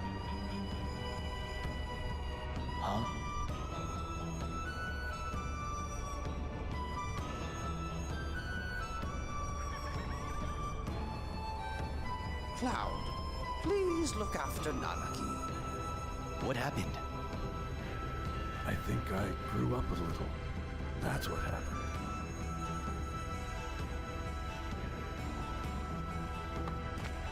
Ho, ho, ho. Come back whenever you're in need of my knowledge.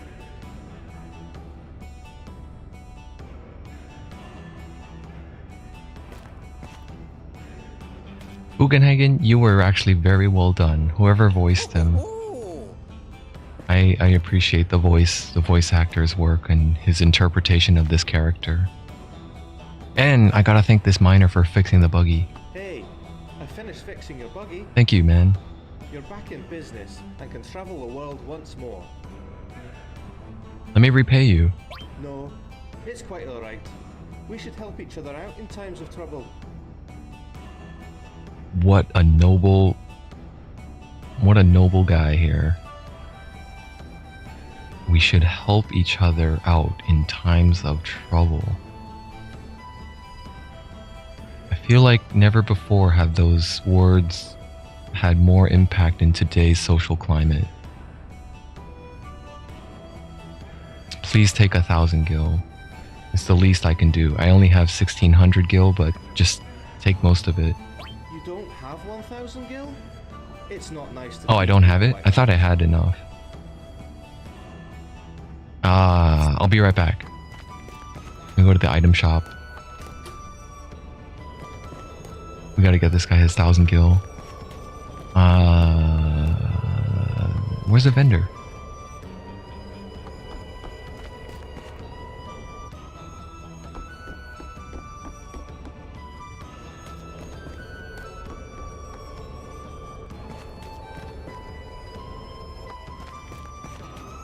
I think there's one up here.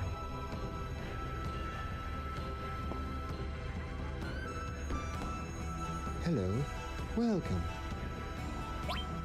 Okay, please sell a couple of high potions. Just one. One is enough. Computer got fried after the storm. It took out your power and you got some damage. I feel sure the teachings on planetary bioscience are true, but perhaps once you have experienced the convenience of Mako energy, it's hard to go back to the way things used to be. Oh no. He won't. I feel sure the teachings on planetary bioscience, but perhaps once you have experienced... Uh-oh. Damn it. But perhaps no. once you have experienced the Okay, I'm reloading.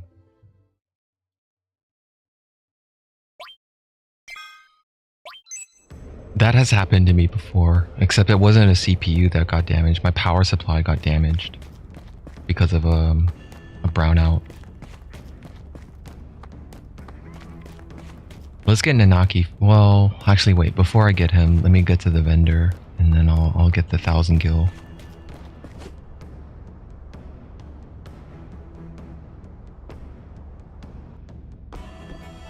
Hello.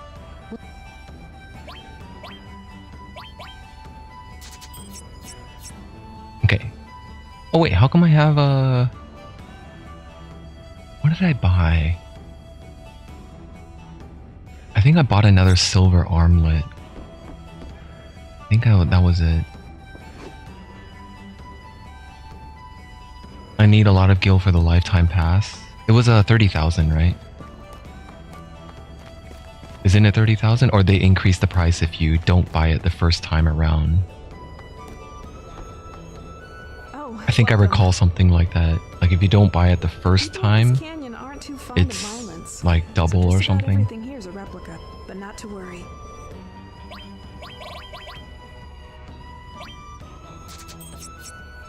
Yeah, I'm expecting that price to go up if I don't buy it the first time. But if I did buy it the first time, it was, I think, because I just finished the Gold Saucer event not too long ago. And it was 3,000 for the single pass and then 30,000 for the lifetime pass. But I'm pretty sure it goes up. I finished fixing your buggy. Just a hunch. You're back in business and can travel the world once more. No, it's quite alright. We should help each other out in times of trouble. Are you sure? Then I graciously accept. Oh, yeah. Have you stayed at the inn yet? There was a pretty looking bottle on the sofa there a while back. Was it yours by any chance? Was it yours by any chance? There was a pretty looking bottle on the sofa back a while back. see. I don't have enough gil to stay at the inn anymore. I'm down to 46. But I did get the elixir, if that's what he was talking about. Yeah, let me go back to the inn. I think it's over here.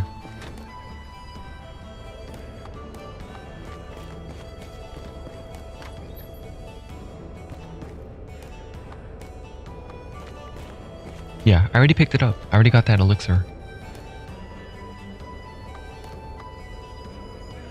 Welcome to the Shildra Inn. It's 100 gil at... In that case, we look forward...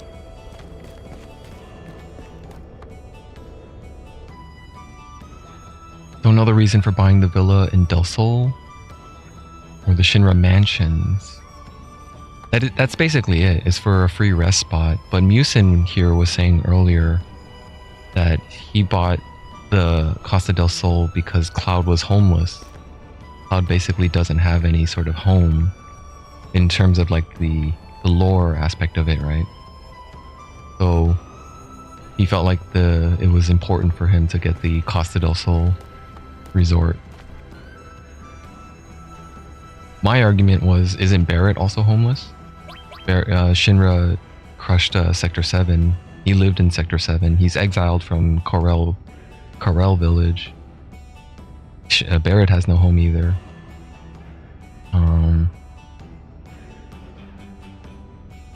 Yeah, but I don't know. This is not that really important in terms of the game. It's just more focused on the roleplay aspect of it. I think Cloud is fine without having a home. Wait for me. I'm coming too. Yeah, Tifa has a place in Nibelheim still.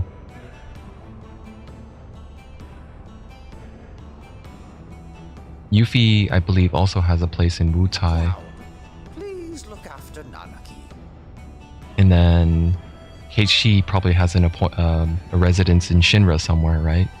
Heishi is a Shinra employee, remote controlling the big old robot from Midgar, probably.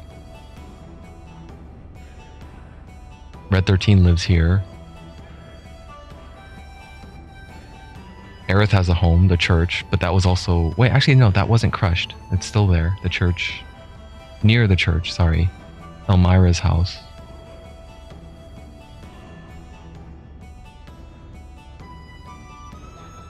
Vincent has his coffin.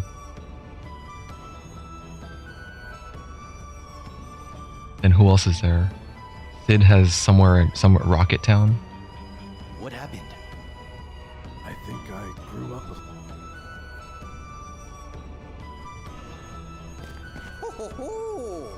Come back whenever you're in need of my knowledge.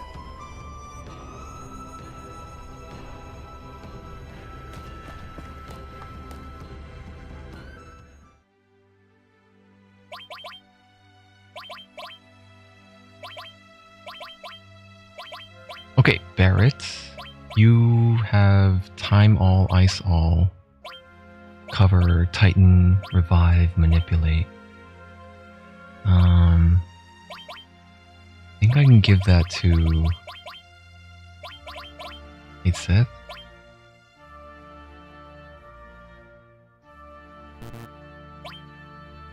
And then I can go to... I'll have to give up one of the Titan materia.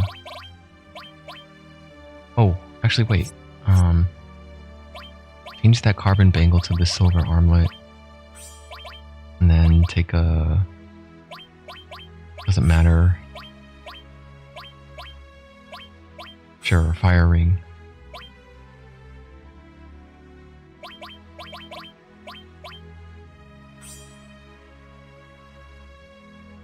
The enemy skill in Nibelheim? Nibelheim?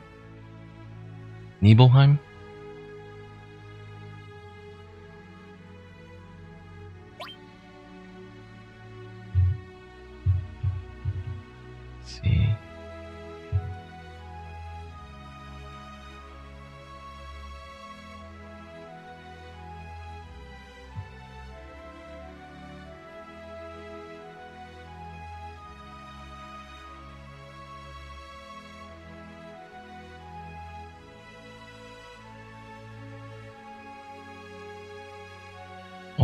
could learn Beach Plug from, or not Beach Plug. I could learn Big Guard from the Beach Plug.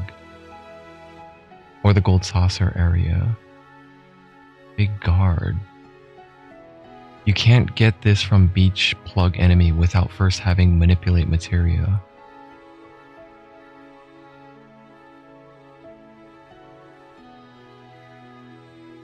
Oh, it's Trine. Okay. Materia Keeper in Mount Nebel. Okay, if I miss it there, then I have to wait until Wutai, which is much later. Yeah, I remember Beta was one of the first ones I got. But it was actually hard to get early on. Even though it's accessible early on, it's very hard to get early on because it's hard to survive it. But now that we're level 30 something, it should be quite survivable. I kind of want to get Big Guard in Costa del Sol area.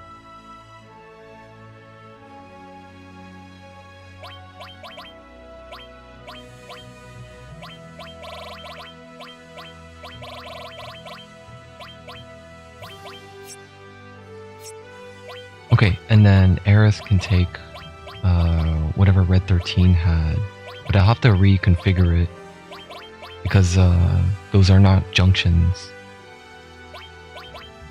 So I have to take away the all effects.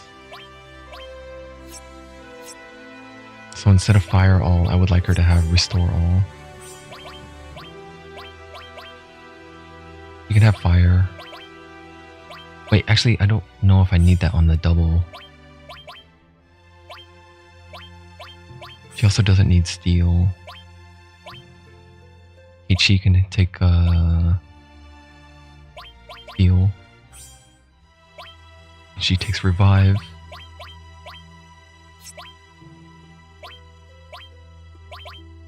And then she can have NP Plus. That's a good one. Whoops. Elemental Gravity? Does that work? I guess it does. So his attacks have Gravity Elemental tied to it. MP Plus. Elemental. I think I'm gonna drop Sense and give him HP Plus. Do I have another one? I remember buying 2, didn't I? Yeah, there's one more HP plus. I'll give it to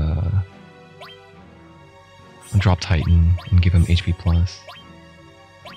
So we're only leveling Shiva again for now.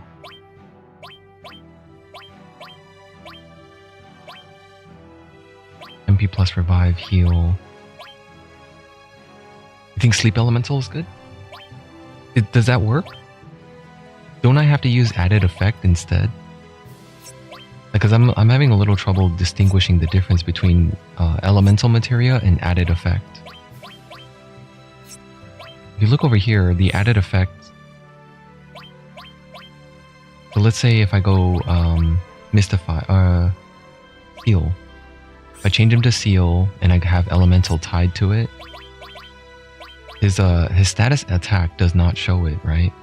But if you look at the effect, it also doesn't show it. So I don't think it actually works. Yeah, it has to be Added Effect. But that's counterintuitive, because even if it does work, it negates it by the next attack. But even if I put Sleep on Added Effect here, right? And let's say Cloud attacks a target, puts it to sleep, the next attack is just going to wake it right back up.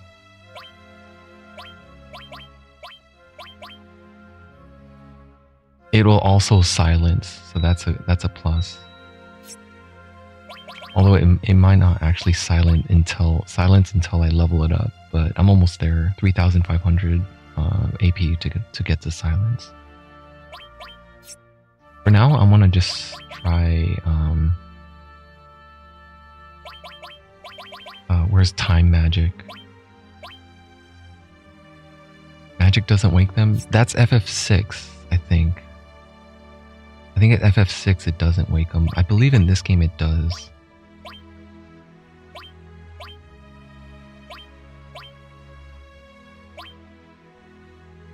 Yeah, I know. That's what I'm looking for. I wanted to give time magic. Yeah, that one. So Cloud's added effect will now slow enemies. Or stop.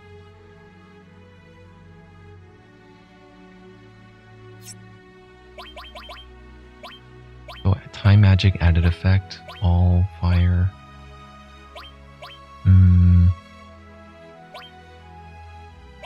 I got 2 more slots of double growth here.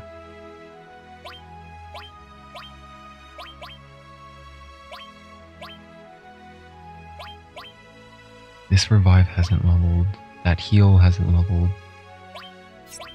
Got ice all, cover, HP plus, manipulate, steal. Summons? I kind of wanted to give him a heal. Let me give him a restore one, and then I can give him maybe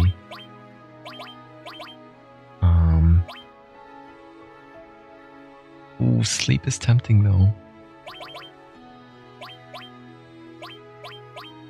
Titan, Rama, or Chocomog. Because Cloud has Ifrit, and Aerith has... Let me take off fire and swap this here. Oh, double growth Shiva. Double growth Rima. And then Cloud has no double growth right now because he's enjoying his butterfly edge still.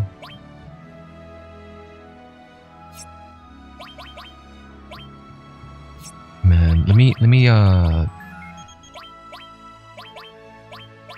take their accessories back. We don't need that fairy ring anymore. We actually don't need that silver armlet and that white cape.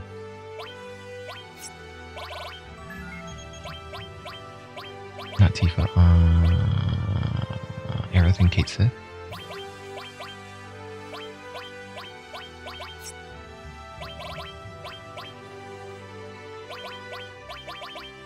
Our pendant, Zerk, Leaf, Darkness, Fairy Ring, Poison, and Darkness. And actually, wait, Spirit Talisman, Spirit plus 10, Fairy Ring here, Power Wrist there. I need max for the Master Summon materia. So it's important to get summons maxed out quickly because of the Master Summon? I forgot what that is. I don't recall what that is. Hey, 1 second, be right back. I'm gonna grab my I'm gonna grab some water.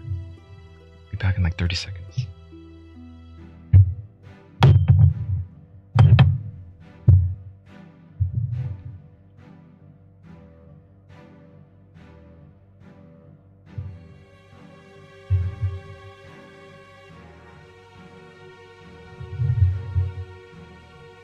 What's a Master Summon? Let me look it up.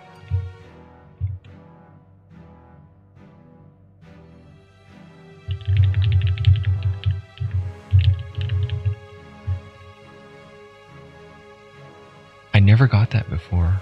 I have no idea what that is. Master Materia.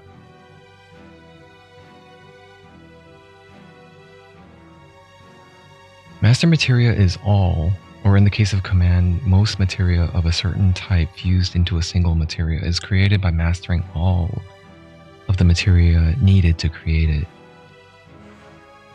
and then fusing them with a huge materia of the corresponding color. Only command, summon, and magic materia can be turned into master materia.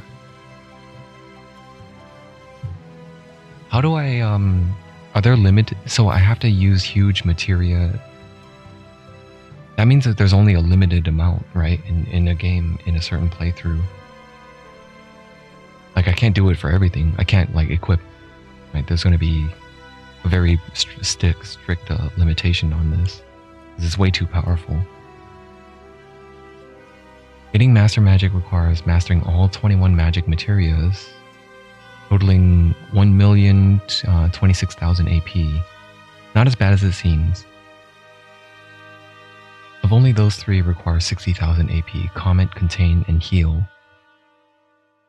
And 3 require 100,000 AP, Shield, Ultima, and Full Cure. Equip all spells. So I can do it as long as I keep mastering stuff.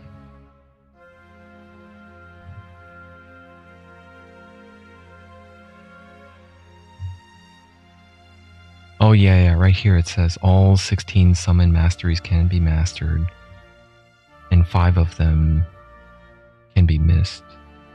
Ifrit, Ramah, Phoenix, Bahamut, Neo Bahamut. Mastering all of them will cost 2.2 million AP.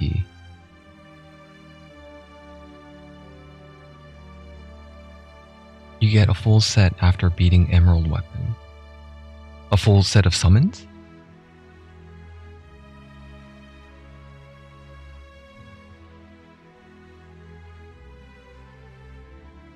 Of the 13 command materials in the game, you only need 7 of them to create a master command. And they are less demanding in terms of AP. Takes less than 430,000 AP.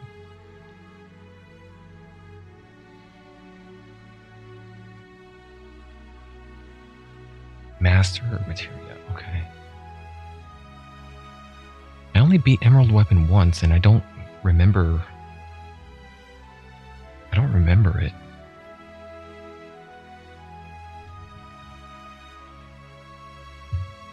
Way too long ago. I remember the Emerald Weapon is the 20-minute fight, right? I think you have to beat him in 20 minutes because underwater or something like that. Need a gold chocobo for a ruby weapon?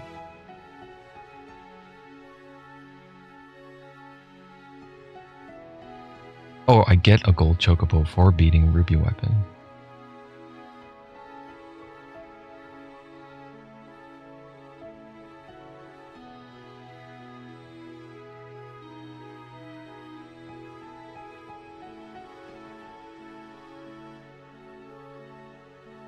Oh, getting the underwater materia removes the 20-minute time limit.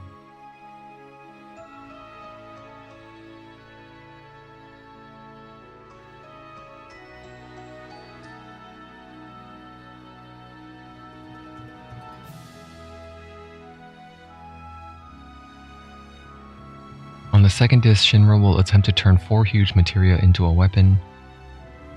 You'll have a chance to steal the materias over the course of 4 minigames. If you fail to collect the materia, you will never be able to create master materia. 4 minigames.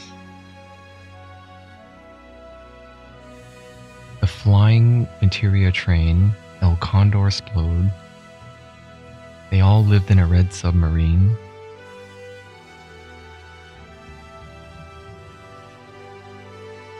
Blasting off and wasting lard from Rocket Town.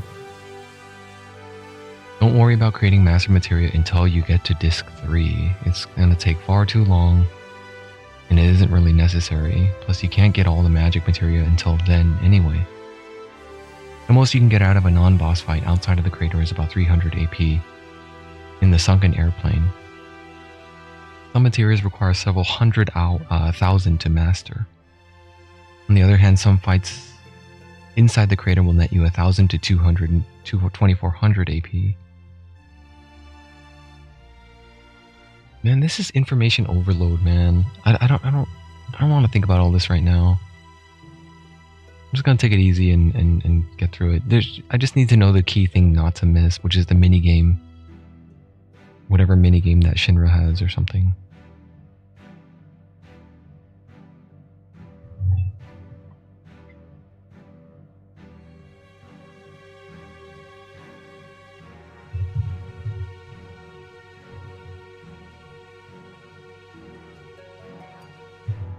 It's a lot easier with triple growth materia. Yeah, of course.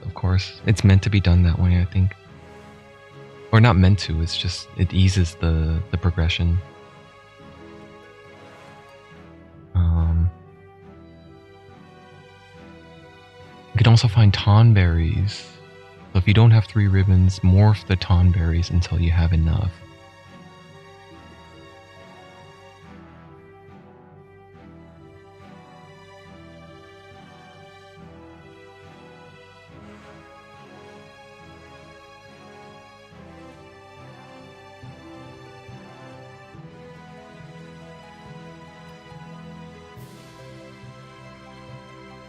After beating Emerald Weapon, trade it with a villager in Calm to get one of each Master Materia.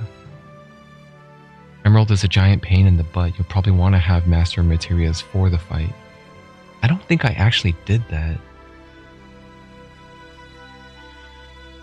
I feel like I didn't, probably never got that stuff. My strategy was using,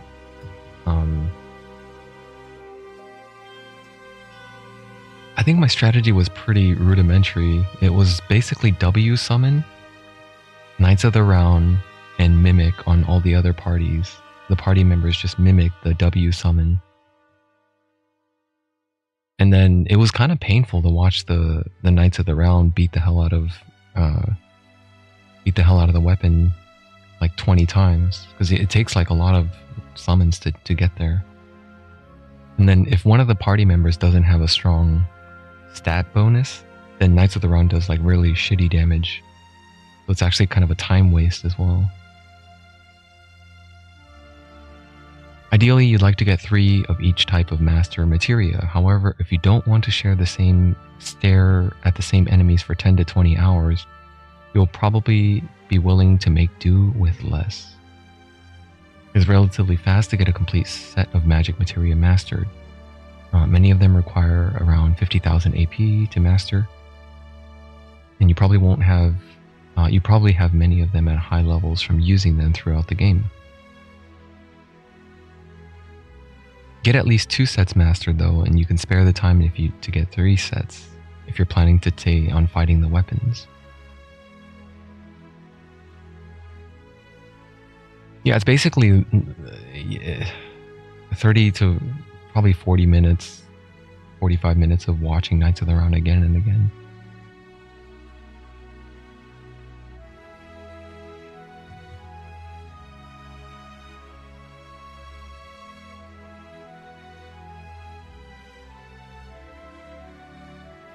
In summary, create 2 to 3 Master Magics, 2 Master Commands, and maybe 1 Master Summon, and then go for Emerald Weapon. After Emerald, you get 3 more Master Materias from the Calm Traveler, and then you beat Ruby Weapon to get, then go beat Mama's Boy, Sephiroth.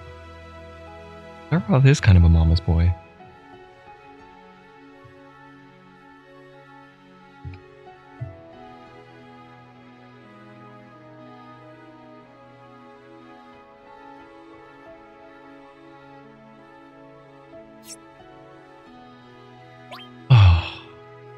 I don't know if I'm ready for all that. I don't even know how much time I want to devote into streaming this game. I kind of approached this with a nonchalant, kind of casual way. I just felt like I wanted to go through it organically, but there's so much depth to this game. I didn't realize what I was in for. This is definitely a lot more in-depth than Final Fantasy VI, especially with the Brave New World mod. Although, in my playthrough of Brave New World, I did miss a few key events. I forgot to bring Strago back to Thamasa, and I forgot to fight his rival, whatever his name was. I forgot that part, and then I think I forgot a few other things.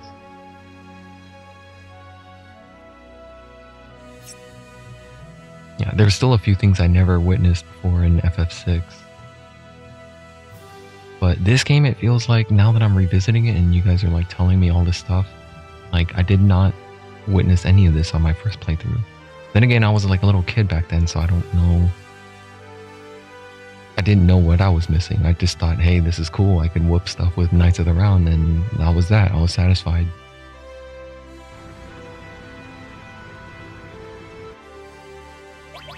Let me save it.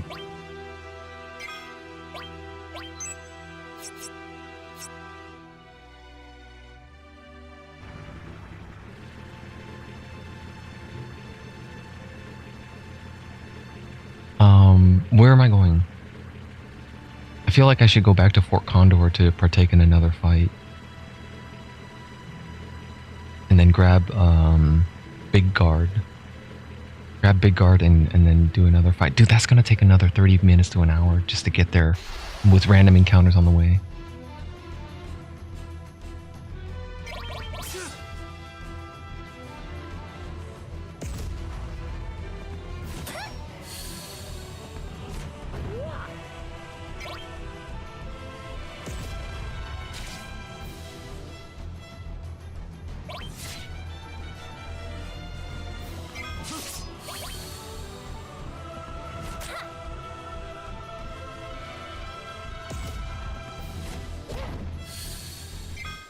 Good, I want them to have fury.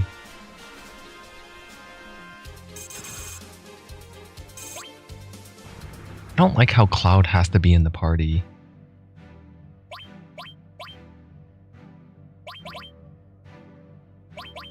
Hold on a sec. Does she have cover? No, she doesn't. It's Kate said. Alright, well, what's her path right now? Planet Protector. Whatever, I'm just gonna keep going. I'm gonna head back and get Big Guard.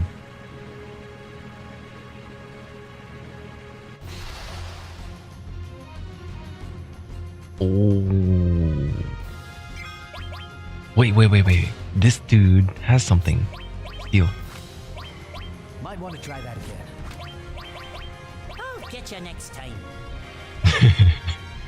Yeah, I appreciate it. I really do. This is quite what do you call it? What's the word for this? Revelation? It's kind of like a lot of stuff, a lot of new information is unfolding before me, pretty much. Like I really, because it wasn't that, it was good for me, but I still liked, I still say Final Fantasy VI is my favorite, so I never gave this one the love and attention as a kid back then, so I felt like only one playthrough was enough. So this is only my first time revisiting it after whenever it was back in PlayStation 1. I just guesstimated about 20 plus years.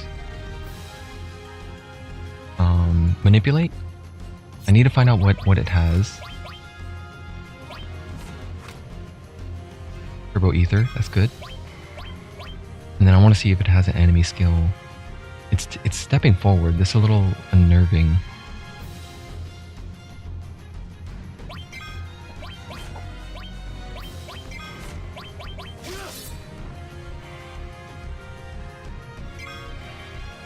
Are we gonna die? Is this like Tonberry? If when it approaches and gets too close, it stabs us and then we're dead?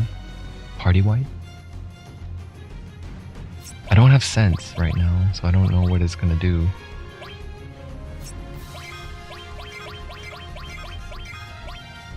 What the hell is this thing? Go Golem?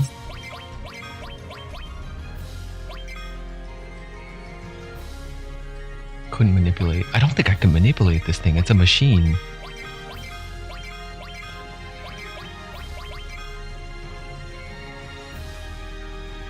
Fucking hell. Well, hold on.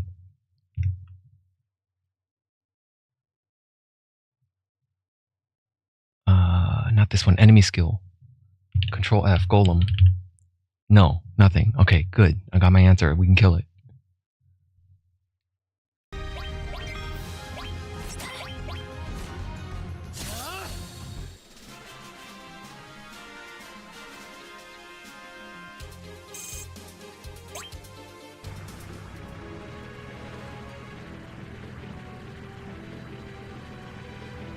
No!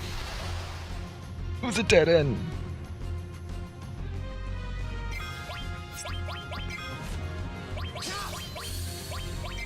Take him out, Aerith. Ah, it's not strong enough anymore. And they counter with Rage Bomber. Planet Protector, I can only protect one side. Well, whatever, use it.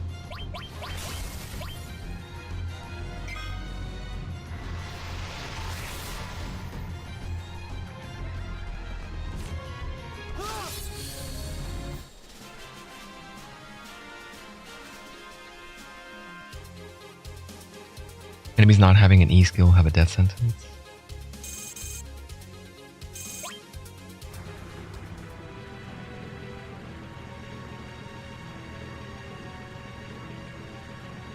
Yeah, E skill is equivalent to Gao's rage ability.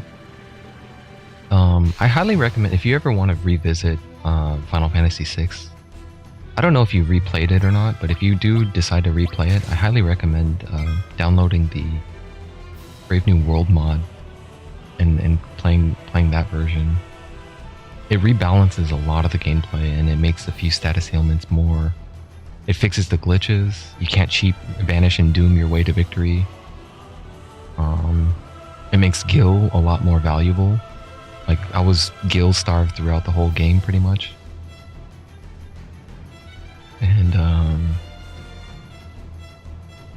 I think they fixed a few other things in terms of, like, translation.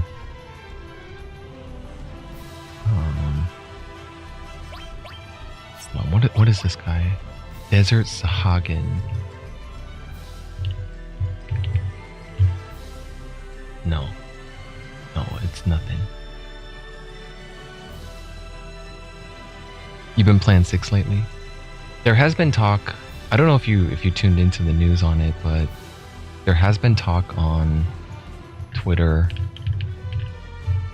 They wanted to get the Dream Team back together. Kitase, Sakaguchi, and what was the other guy? Ino? Or the three of them, they got them together and they had an interview, and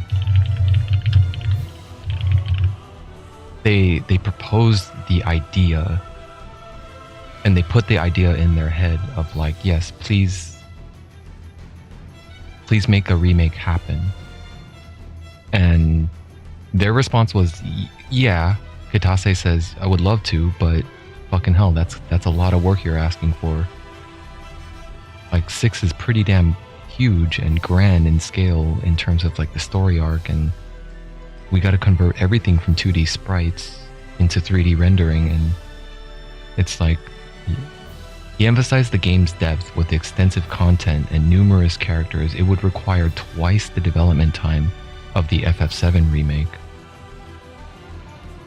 Despite the interest of Square Enix to work on a Final Fantasy VI remake, Kitase deferred consideration until FF7. Yeah. He said that let's focus on one thing at a time first.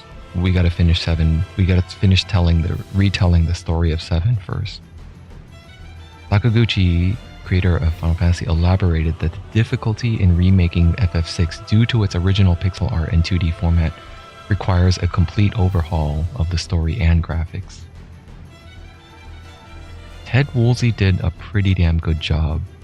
There's also interviews of his work and his documentation on.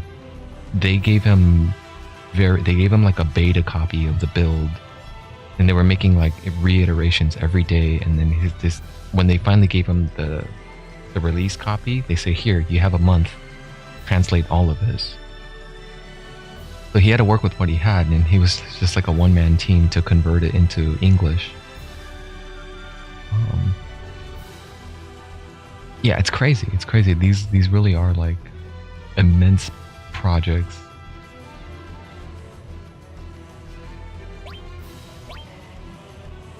I played Remake and I think Sephiroth is going to be a semi-god. Semi-god, I think you meant to say.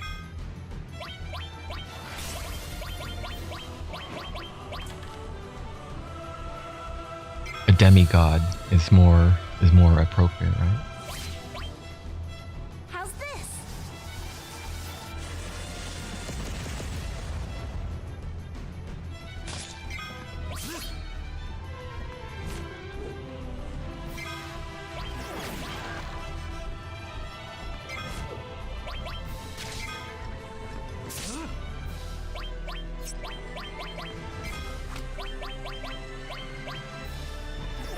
I would like to see a Tactics remake. They're gonna do... I don't know about that. That seems like a massive undertaking, but... I don't know, who knows? There has to be a bigger. I think tactics is too much of a niche genre. Because they just released Tactics Ogre last year, 2 years ago, right? The remake. They did a whole remake of Tactics Ogre. I also streamed that one. That was last year, early last year, I think.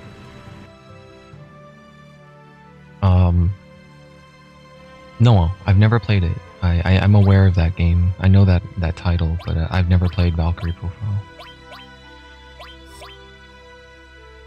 And I've never played, I never finished, I should say. I've played, but never finished, what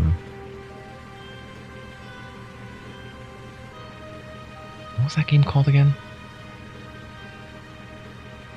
The game that you could target different body parts. And you're like a gothic theme. Valkyrie Profile 1 was the best.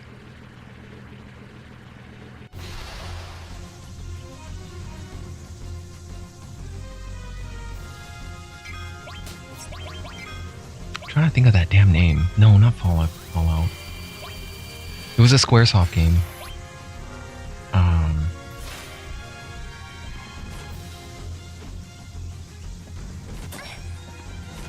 PlayStation 1 era Squaresoft.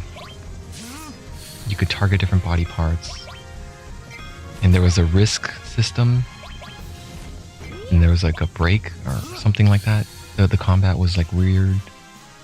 I think of the name now. I must be getting tired. Meteor Rain, nice. I got the level 3 limit break. I could switch to it now, I think. Yeah, because he was racking up the kills.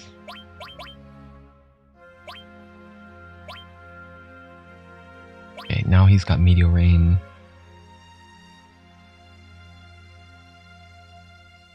Squaresoft is making a Tekken-style fighting game.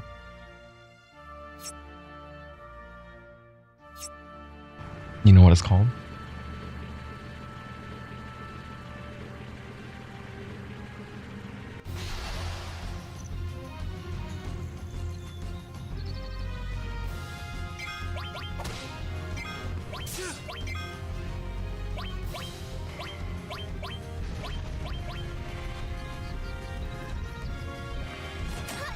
Oh, the PlayStation 1, Tobal number 1 is what it's called then, if you're talking about that Squaresoft fighting game. It wasn't very good. It had a fun dungeon delving mode though, like a single player mode that you can go around in the dungeon. But aside from that, I don't have too many fond memories of Tobal number 1.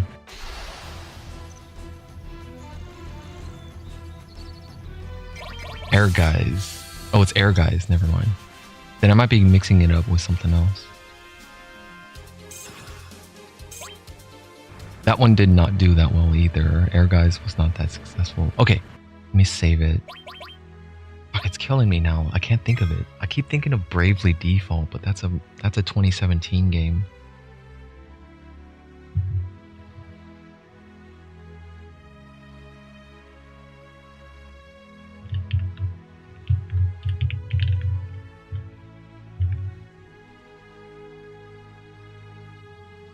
I just gotta look up this and I'll be able to find it. It's very highly acclaimed. A lot of people say very, very good things about this game, but I never got to finish it.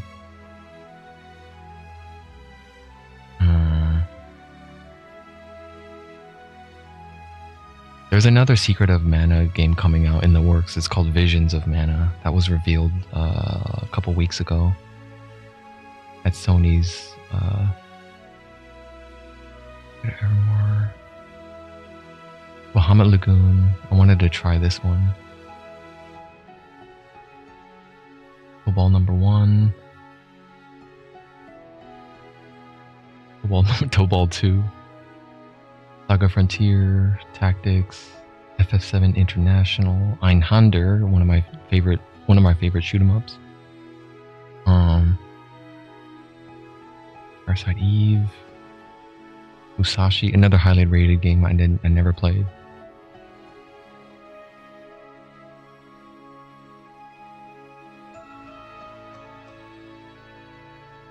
Einhander is awesome.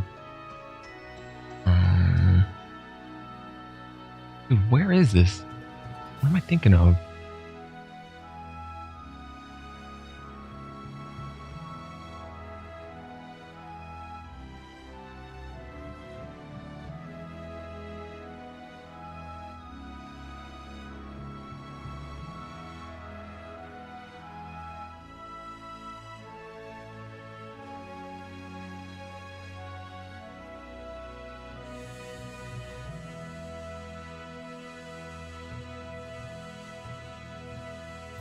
What's this doing here? This is not a Squaresoft game. This is a Capcom game.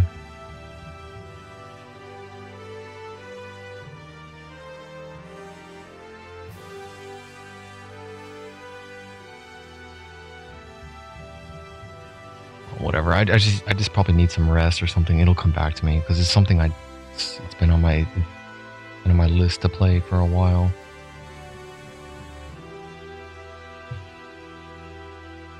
No, not Parasite Eve. I would have remembered that one. That one's such a huge hit. I played 1 and 2 back in the PS1 days.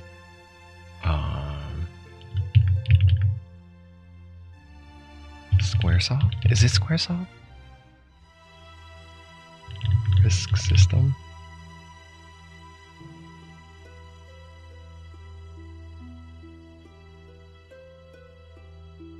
Okay, this picture's gotta have it. Vagrant Story. There it is. That one. You ever played that one? Vagrant Story. Highly acclaimed. A lot of people saying really, really good things about it. Even today. And some people, I think, stream it. But yeah, never finished it. Started it and didn't hold my attention or didn't give it the patience it deserved. And I just switched to something else. Yeah, didn't beat it. But yeah, I do want to revisit that one of these days and probably play through it all. Tobal number 1 came with the Final Fantasy VII sampler CD. Look at that. Final Fantasy VII sampler CD included. I think that was the biggest selling point for this damn game. Because this was kind of a stupid game.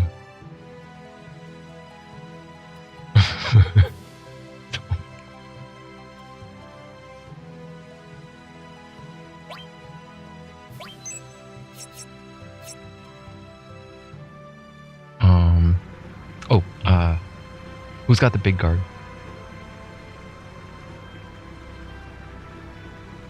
Beach Plug in the Costa del Sol. Costa del Sol World Map Gold Saucer area. Beach Plug without first having to manipulate. Okay.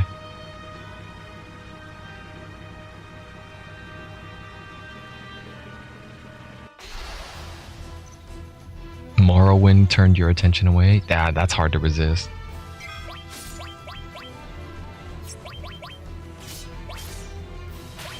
Aerith, you need I think you need the kills, don't you? Or someone needs the kills now.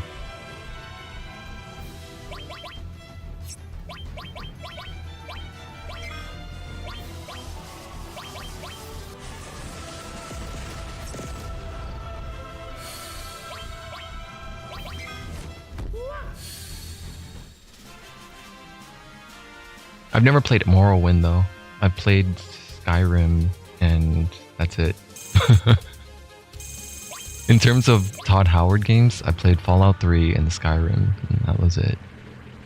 I felt like I had my fill after playing those two because the formula got pretty stale quickly. The melee combat was not very impressive, and even the spell casting in Skyrim felt pretty bad.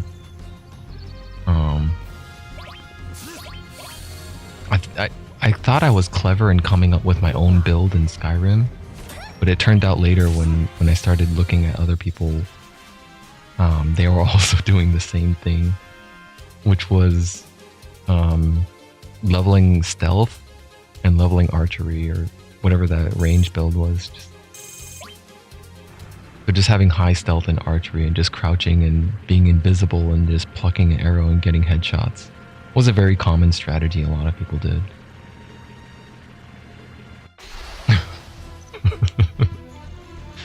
But yeah, I was just, you know, Fallout 4 got you hooked into building settlements. And that's cool. Never played 4. I did watch a YouTuber put out videos that talks about the whole series in retrospect. So it's like a very unbiased, as much as possible, as unbiased as it could, even though the author really liked the games. Didn't hold any punches in saying that there's a lot of pain points in Todd Howard games. Or Bethesda games in general. Thinking of stowing away just one crop. Got a family to feed back 100 gil, and I'll what it will. I see. Well, and Okay, I forgot. I'm supposed to stay in this area to get Big Guard. It became a giant fortress. Didn't World of Warcraft try to do that with that one expansion where you can build your stronghold? I don't know how much. I never played that one. I never got the hang of what that was all about.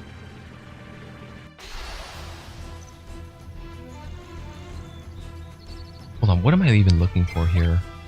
Grangulon.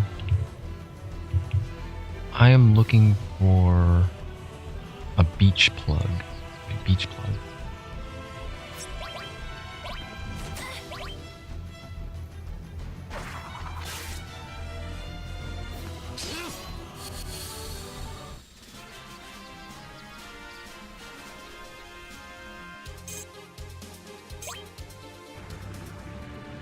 I don't think you're missing too much. WoW was pretty good, but I would say Guild Wars is better, so I think you're fine in the MMO front. World of Warcraft it was good because of the social ecosphere of the game, and that's no longer there. There's no more cohesiveness, and everything is streamlined to the point where there's no more. They've taken the social aspect away from it so that there's no more possibility to meet new friends and people across the world.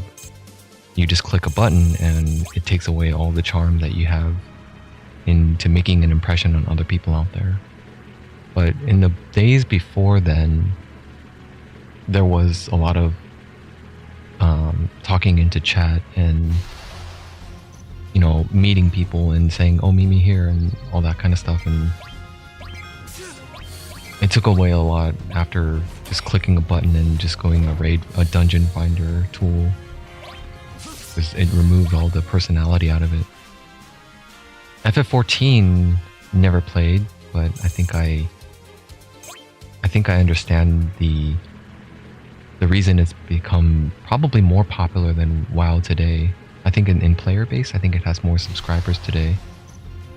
But there is a very friendly social aspect in that game that is preserved today. Like, you could probably go into FF14 today and says, hi, I'm new here, I'm just trying to learn the game, and then you'll have players come and give you everything you need to get started. I mean, just like, here, take this. You're gonna need this, and then they'll be extremely helpful. In World of Warcraft, it's not like that anymore. It's just like, whatever, you're nobody, get out of the way.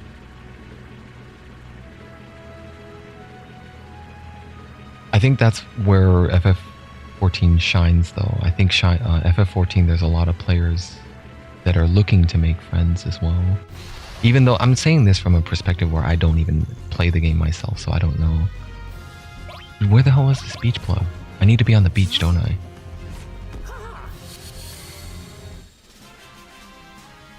But yeah, Guild Wars 1 was excellent back then, and it still retains a strong player base today. I think Guild Wars 1 is still more popular than Guild Wars 2. And I think it was about 2 years ago where I streamed it. And I played, hey, here it is, beach plug. Okay. I don't know if it's a beach plug, but yes, it is. It just looks like a beach plug, so I assumed it. A friend of mine used to play with me, but we're in opposite shit. Is that like a factions? You're on opposite factions, so you can't really group up?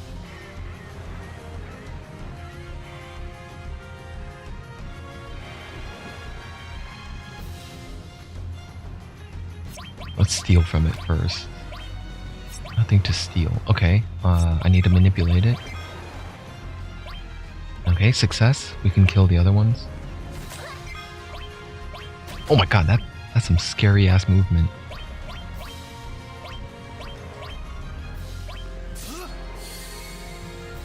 Oh, working opposite shifts. So you guys are never gonna be on at the same time. Big guard. There. I should have given Aerith both enemy skills so she learns it, but it's alright.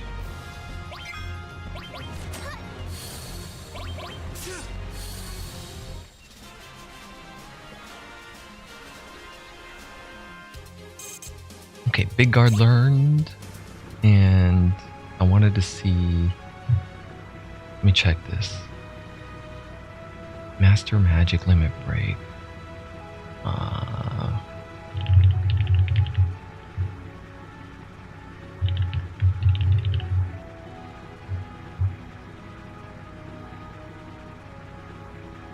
closed the tab, but I want to see. Here we go. Battle number 4 is what after I got the buggy. I already partook in that one, but I think I missed battle 2 and 3. Battle number 5, after your party has sat down in the campfire in Cosmos, and you're prompted to form a party. Okay, so that is right now. So I head back to Fort Condor, and I participate in the next battle at Fort Condor.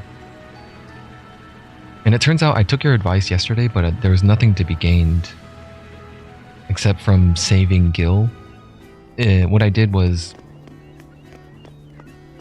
I didn't hire any mercenaries to fight the Condor fight, and I just let them come up to the base, and I fought the commander myself. Thinking of stowing away? We'll be leaving for Junon soon. Just one pro. We've got a family to feed back 100 gil, and what it will be. Okay, come on. This.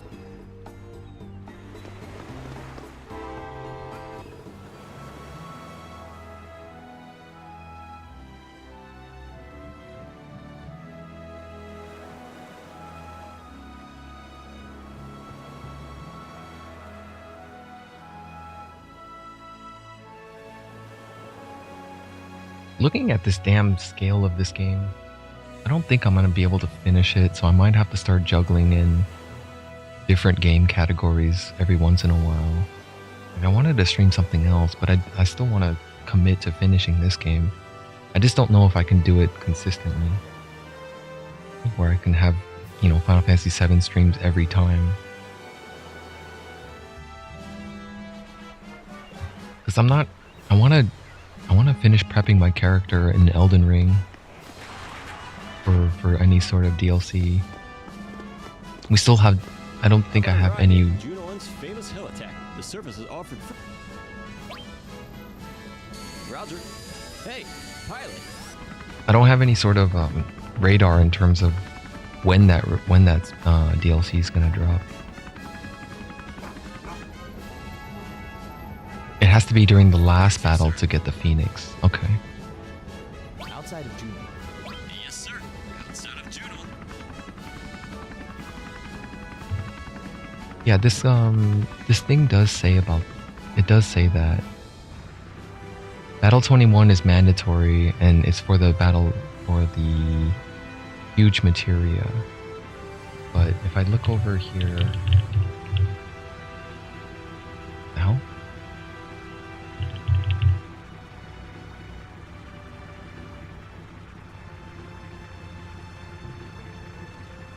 It doesn't say anything about Phoenix?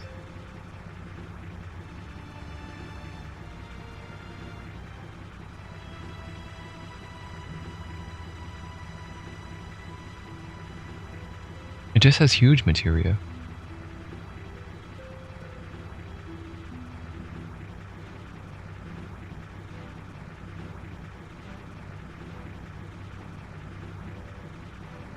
What? does Tifa matter? What does Tifa have to do with the battle 14 through 18?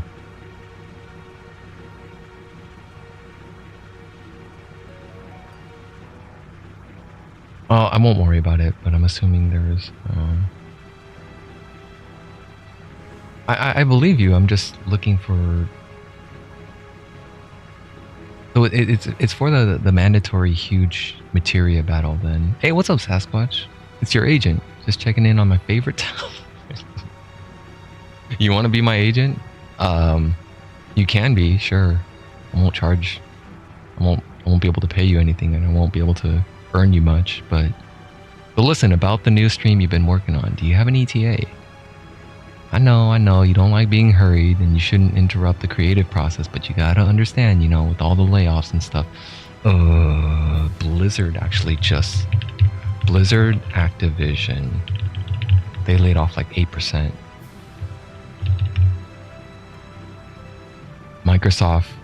Once Microsoft acquired them, they let 1,900 workers go. Twitch also did. The higher-ups have been pushing agents for a while now, and I can't cover for you much longer. So please do me a solid and have the new stuff done, or we'll both end up on the streets.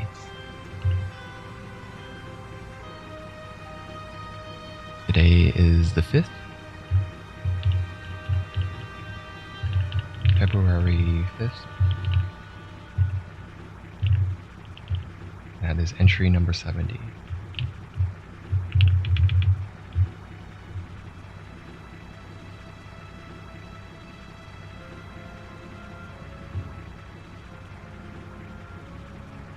Thanks, Sasquatch. Hope you're doing well. Welcome back.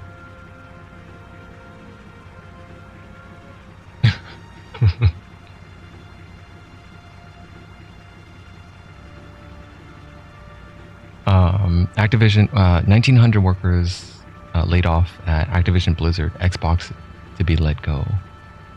And Xbox. Okay, so combined with Xbox. So they're totaling everyone up so they have the bigger number. And the latest tech company announced the far cuts. Do you guys think it's because of automation, AI, or streamlining, or redundancies? A combination of all of them, maybe?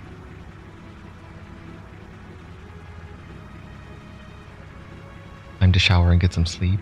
If I stream tonight, I'll come in. Thank you, man. I really appreciate that, Ghost Camilla. I'll be sure to be live as much as I can in recent times. And the only engagement I have right now is in about 2 hours. So I need to end stream in about 2 hours. 7 a.m. right now. Actually, an hour and a half. I have an appointment to catch. So after I finish that appointment, I'll probably come back and stream a little bit more for a short moment before I have to get some sleep. But I did want to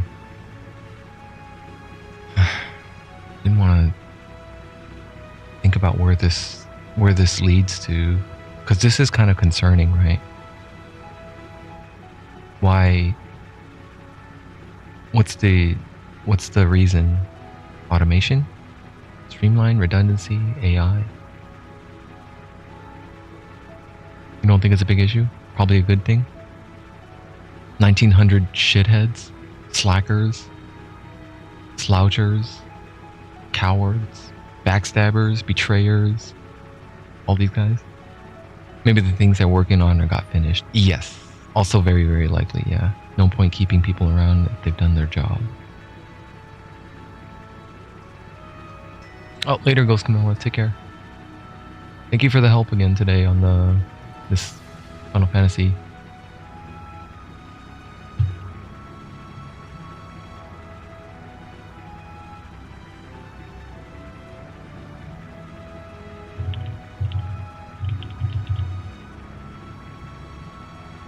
Which downsized by 500, January 10th, 2024. There's also been rumors that yeah, there's a hiring freeze as well. There's been rumors that Twitch Prime might be going away, or something of that regard, but I don't think that's likely. I think Amazon wants to keep that, possibly, but who knows? Amazon owns streaming platform. Twitch is like the biggest issue I see of this is Twitch is not really profitable right now. Have they been profitable? I don't think they have been, right? So that's one of the reasons why Amazon is kind of like thinking like, I don't know, this feels like this was a bad investment, right? If you're not turning a profit, well, why the hell did we acquire you for? Turn a profit or else. Push ad revenue, push something, push anything. Tech firms have been oversized for a while now.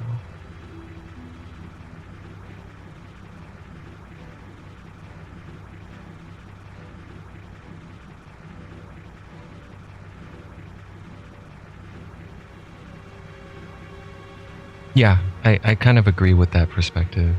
I've also read that as well. One of the speculations have been pointed in that regard.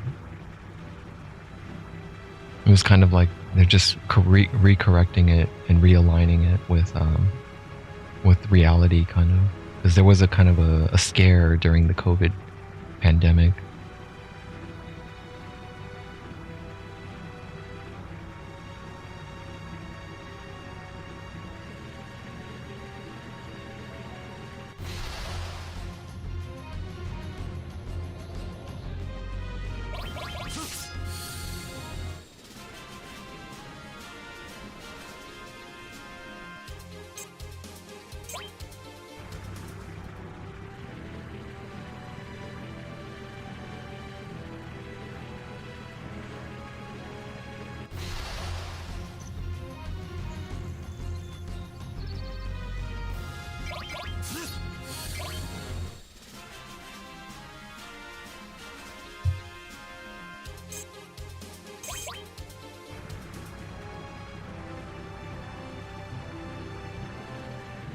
Actually, you know what?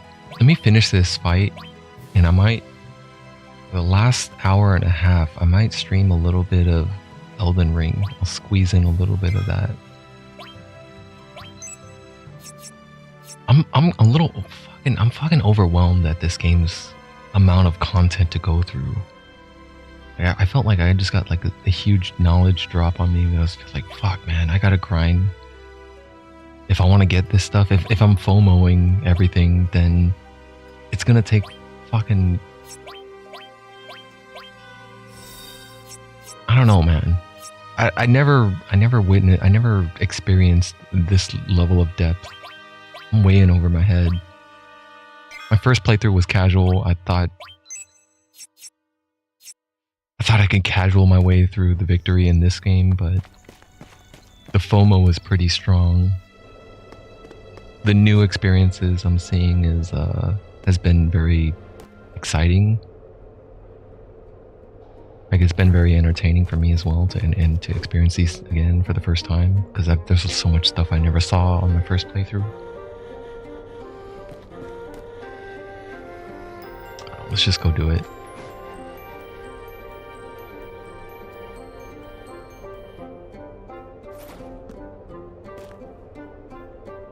The feeling kind of killed your enthusiasm for Remnant 2. Okay, the feeling of being overwhelmed with too much content, of seeing that the roadmap is going to take hundreds of hours to get, so you were kind of like, I don't want to bother with it, right? That kind of thing. The loot is hidden in very obtuse locations.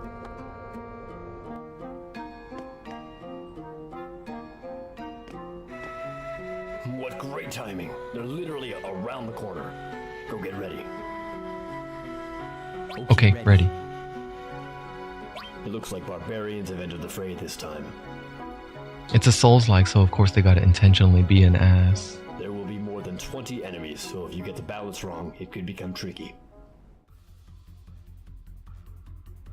If I get the balance wrong, huh? How about I take nobody and I start the game? What happens then? Crank up the speed them up and get them up here so I could fight them personally and deal with them.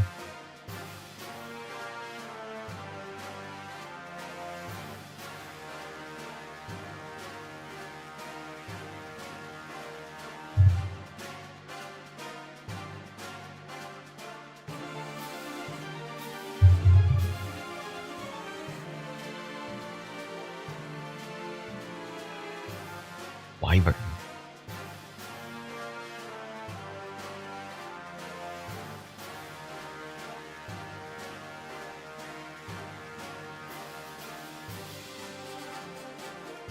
I gave up when I saw a weapon I wanted on the wiki. It said I had to do some ass platforming section.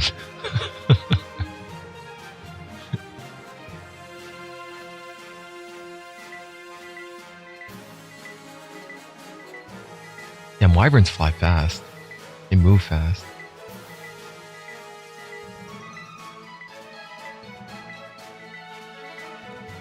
Bring it.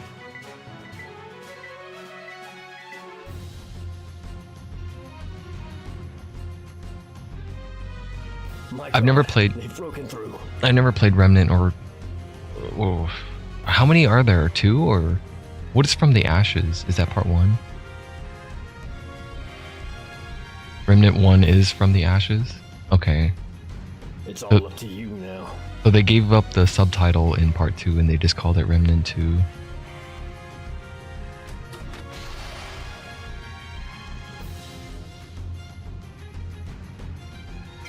This seems like it's much more easier to manage.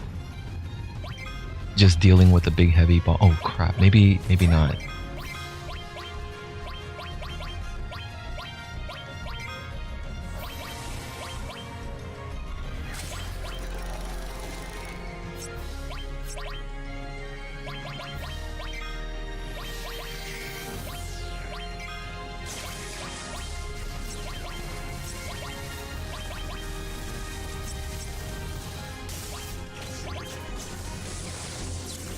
Break his ass down.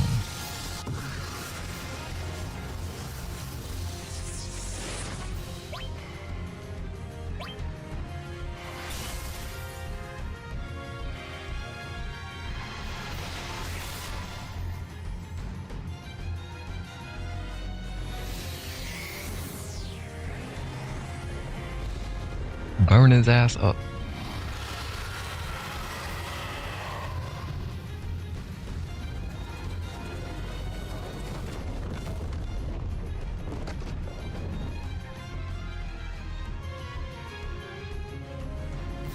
Poison breath gonna do?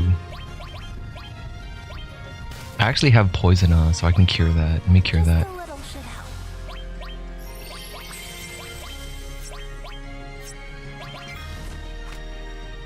Did it not work? Empty pockets. Okay. Let's get Aerith some haste. Why is Aerith still poisoned? I thought I just cured it. Get rid of it. It's not working. I don't know. Maybe it's. I don't know. It definitely looked like poison to me.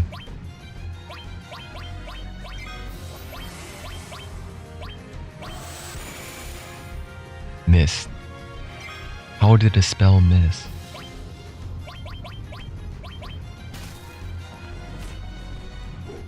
Oh my god. What's going on here?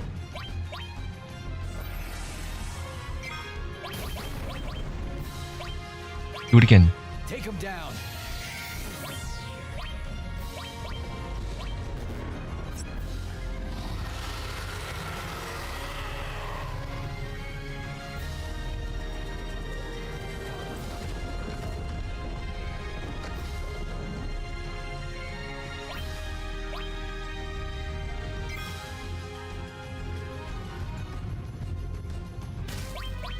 Oh my god. Hey, scumbag.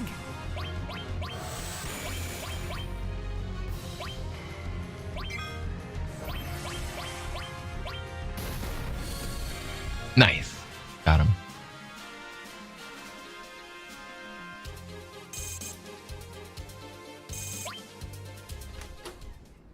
Looks like we're in the clear.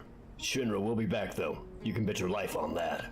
You know what? It feels like it's so much more rewarding to fight that boss fight instead of actually playing the damn minigame, because I got experience, I got gil, I got AP from fighting it myself.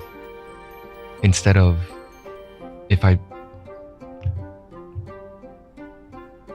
If I hired mercenaries to deal with it the way the game is meant to be played,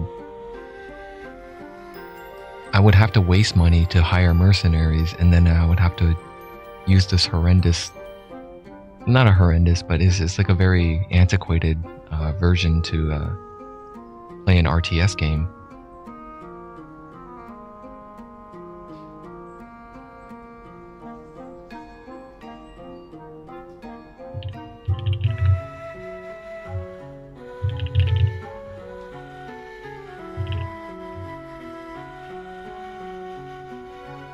I don't know if I could do this, but let me check something here. Hold on, I'm gonna hide my screen for a sec.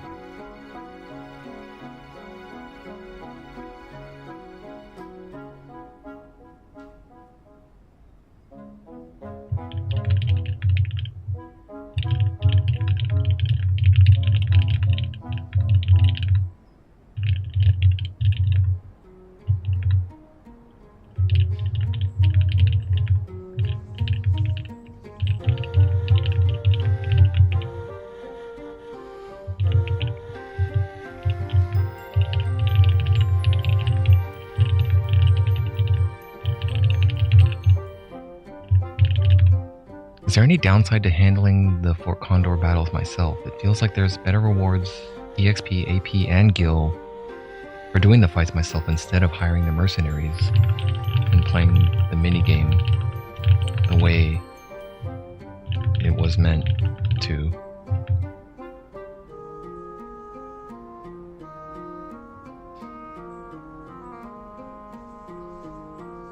Handling the Fort Condor battles yourself in Final Fantasy VII does come with the distinct advantages, especially if you're looking to maximize your rewards in terms of experience points, ability points, and gil. However, there are both upsides and downsides to consider when choosing directly engaging combat instead of utilizing the strategy minigame with hired mercenaries. Advantages: better rewards, control over the outcome, skill development. Disadvantages: resource consumption. Direct combat can sometimes consume resources such as potions and ether. No, it doesn't. I didn't need shit for that. Missed minigame experience. I didn't care about it. I didn't like it. And the time investment. Direct battles can sometimes take longer than the minigame. No, it doesn't. Thanks, ChatGPT. The balanced approach. Some players choose the balanced approach, participating in the minigame for certain battles and opting for it. You're reliable as ever. Thank you, ChatGPT. I loved it.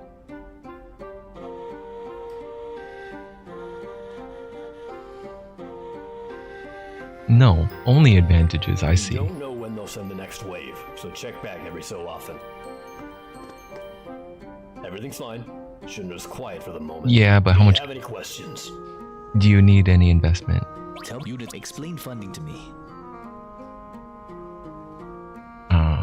Anything else? Explain. Right now we've got about this much gil. 15,000. That's fine. You can hold out for five battles without me. We need about 3,000 gil per battle. Yeah. How much can you contribute? Nothing right now. Nothing right now. Do you have any questions? Tell me about the and that's enough. How much do I have? 12,000 gil.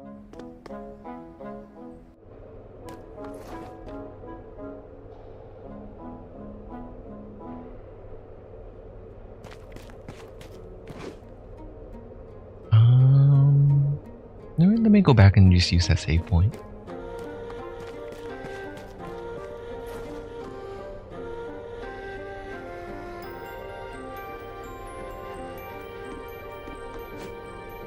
Should we rest? No, yeah.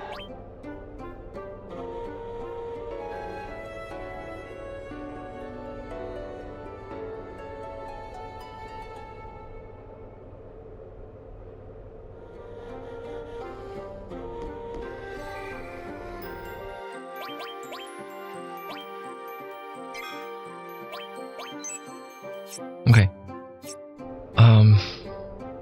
Let me switch over for a bit. Because I got only about an hour left. An hour and a half. I think I should go around...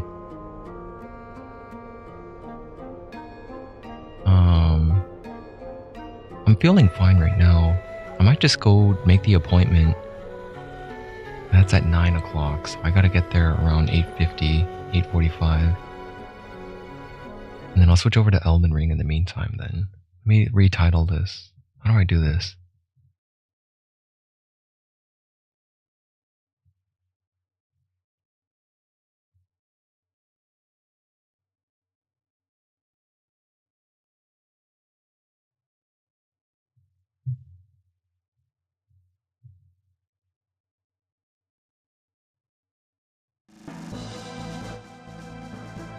Here, 1 second. Mastering.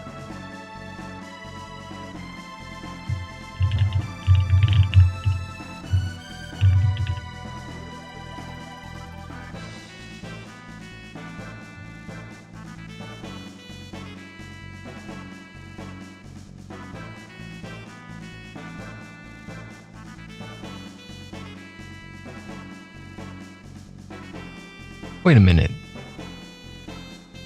Oh, okay. Okay,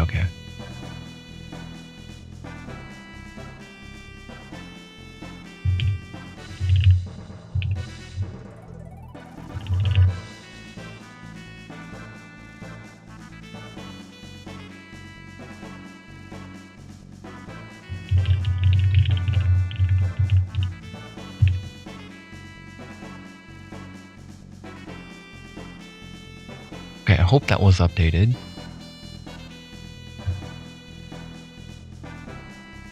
Let me shut off my DS4 so I can use it and I just use Steam.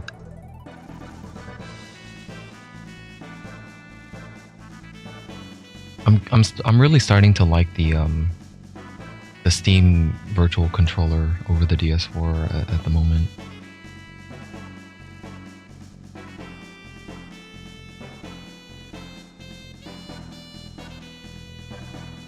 Let me double check to see if that updated correctly.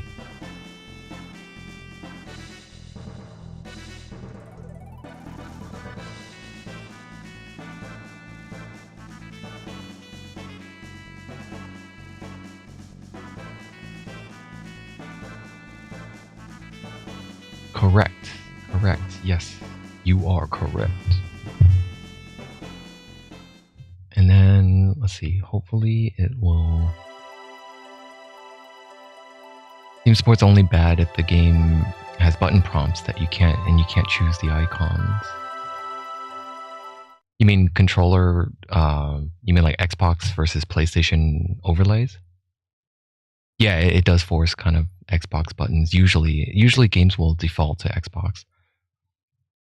They should kind of take a poll and, not a poll, but they should harvest some data to see like what percentage of player base is using Xbox versus Sony. And how many of them are using third party, like, I don't know, Mad Catz is out of business, I think, but any other parties, Logitech or whatever, if they still even make those. I can't think of any other third parties. Okay, game capture. Next, another thing that's prone to not working right. Use anti-cheat compatibility hook. I think I have to turn that on. Hey, there we go, it works. Yeah, Team Ninja also, they've been nice about, you know, letting you choose between the icon sets for PS or Xbox. There's some games that even let you do, if it's multi-platform, they let you choose Nintendo Switch button icons instead. But those are like the most seldom seen. So how's it look? Looks okay? Maybe I can turn the gamma down a little bit. I turned my gamma up because there's a lot of darkness in Final Fantasy VII. Let me turn the gamma down to maybe 10. Maybe to 0. I'll have 0 gamma. There. That should be a little bit more, a little better. So here's my dude. He's a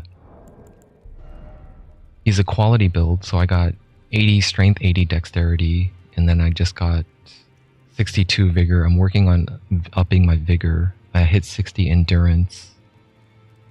So he's basically physical only, and he's level 241, and I'm only on New Game Plus. I finished the game once, but I never finished it a second time because this game doesn't really have that much replay value to me, at least in my opinion.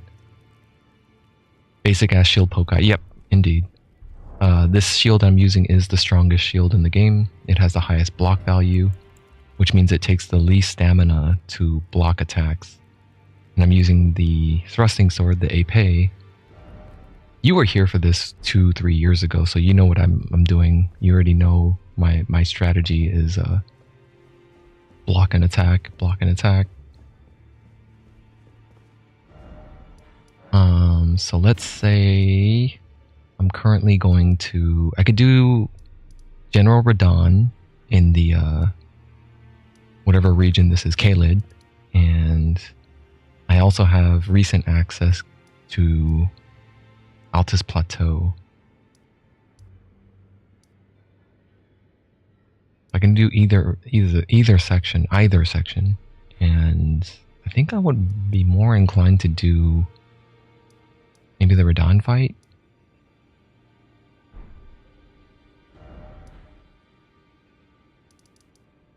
Let me turn up my audio. I can't hear anything.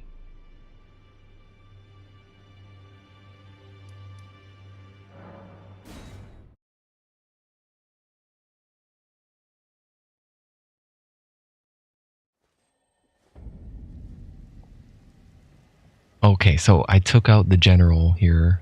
The general that has the big old flag and he hires summons. And that's as far as I pushed it. I didn't go for General Radahn yet. I think I already talked to Alexander and I told him about, or he told me about the festival of whatever. I want to see what this is. The Celia Evergaol.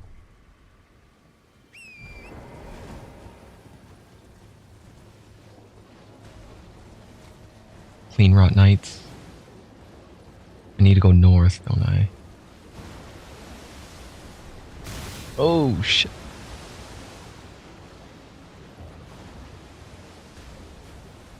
I don't think I need that. That guy just gives me flask refills if I kill it.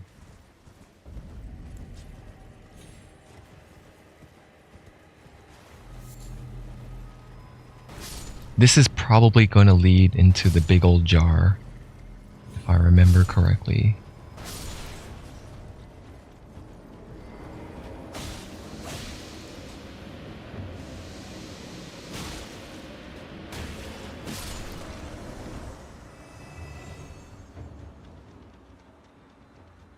Maybe it doesn't. I thought it led me to the big jar. It's just a dead end with a bunch of glintstone fireflies and a big crystal. Oh, okay. Right, so how do I get up there then? I gotta go... it's hard to see elevation on that map. I can't see shit. But I gotta go up. Hey, there's pickups here. Ruin fragments.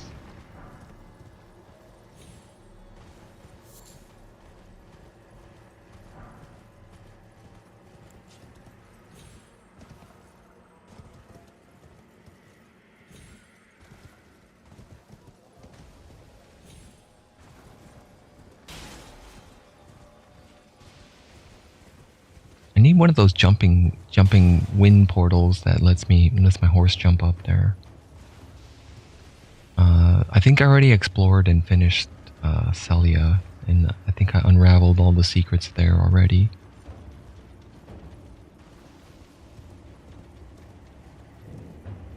Oh wait, there's still a fog door. Yeah, if there's still a fog door, then I haven't unlocked it. Alright, alright.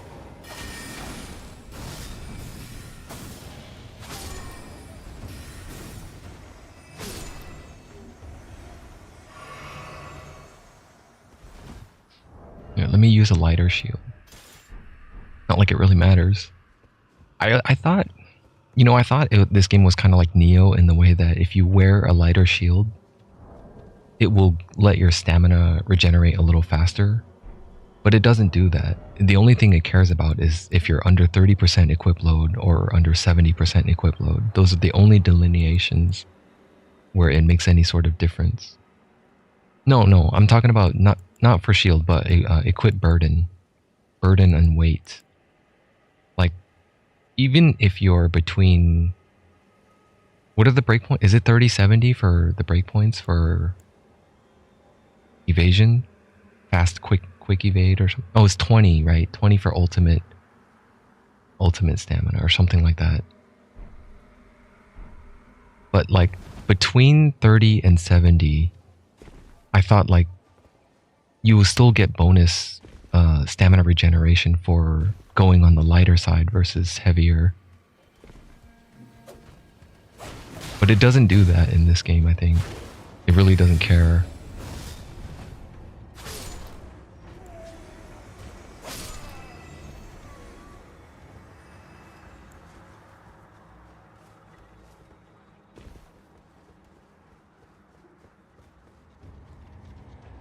I think I know how to get up.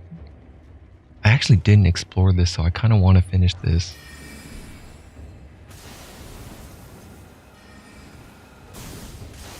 Where'd he go? Where'd he go?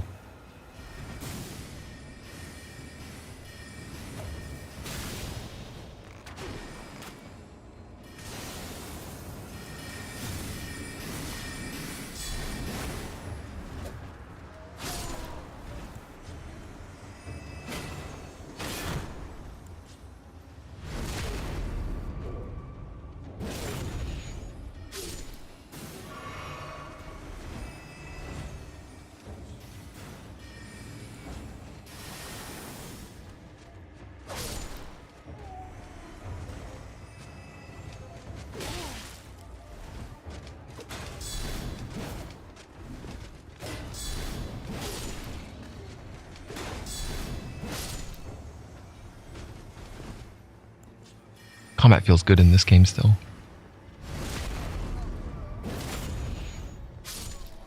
Still pretty satisfying to land. Riposts, backstabs, guard counters.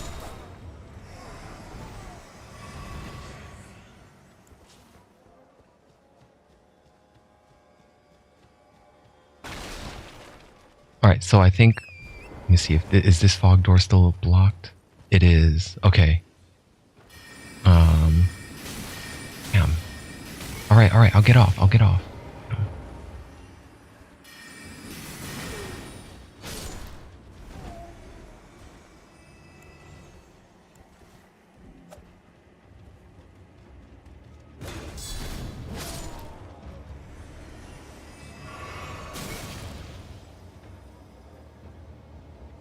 Where'd you go?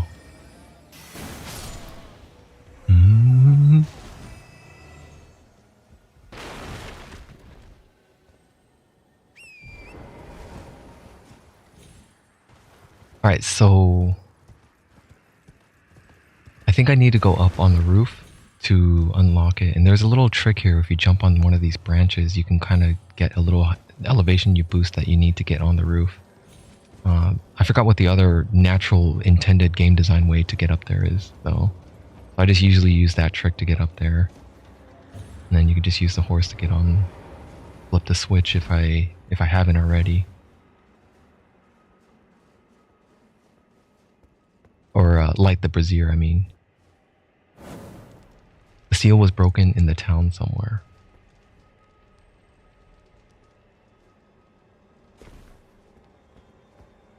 Oh shit. I didn't mean to fall.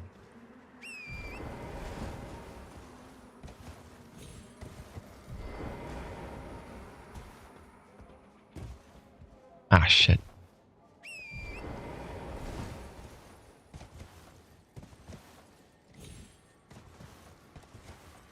Maybe I should just look for the intended way to get up there. But this is good enough.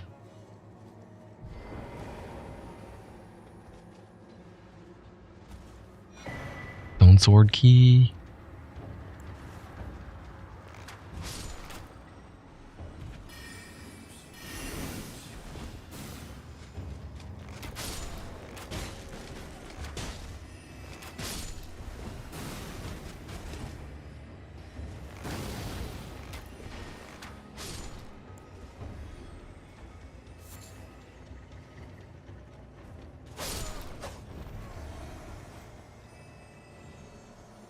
There's 3 gates, so 3 braziers I need to light to open each one.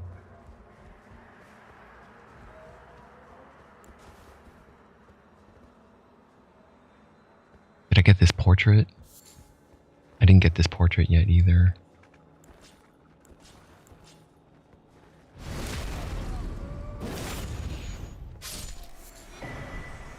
Redmayne painting. So somewhere in Caelid, there's a scene here that I'm supposed to get. And there's a secret. If I find this exact perspective from where this painting was painted.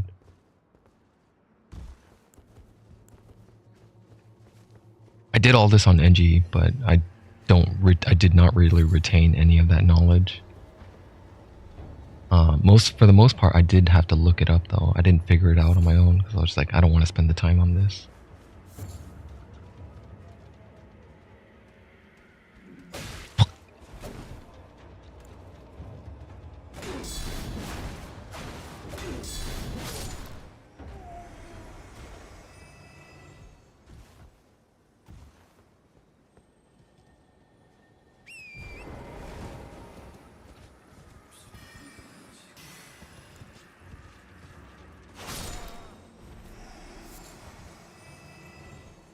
So this one's still locked.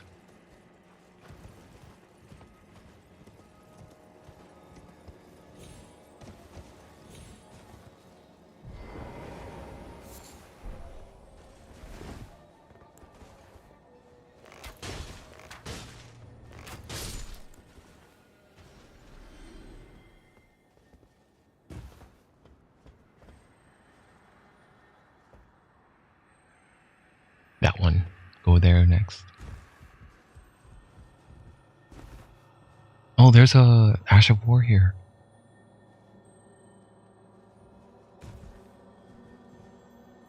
Gotta sneak and kill that beetle.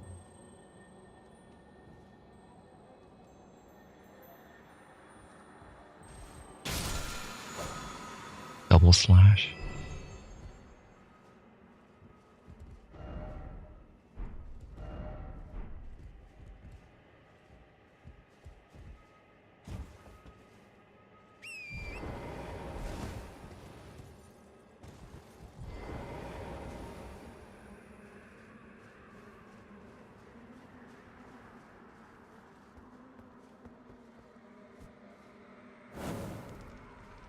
Was broken. That's 2 out of 3. And the third one there. Right? I think that might be it. No, that's not it.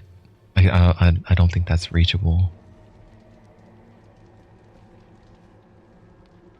There it is. There's the ladder.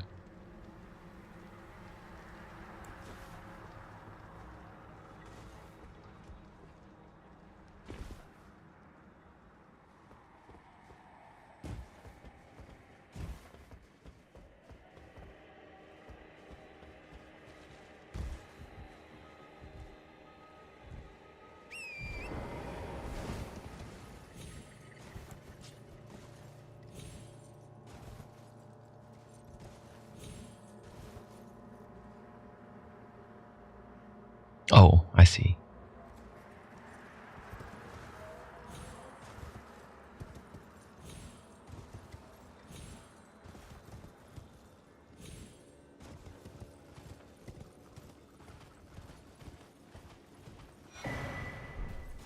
Don't need those anymore. I'm here.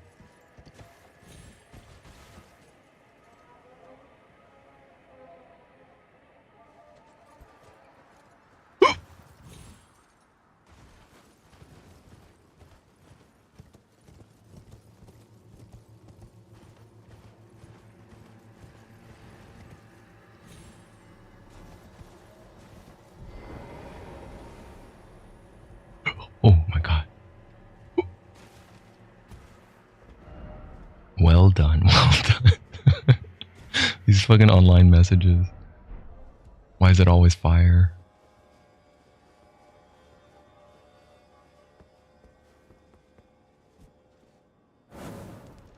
Okay, so the 3 gates are open now.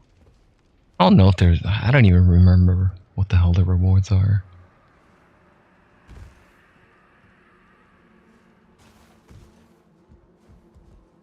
I think one of them is over here. Somewhere here.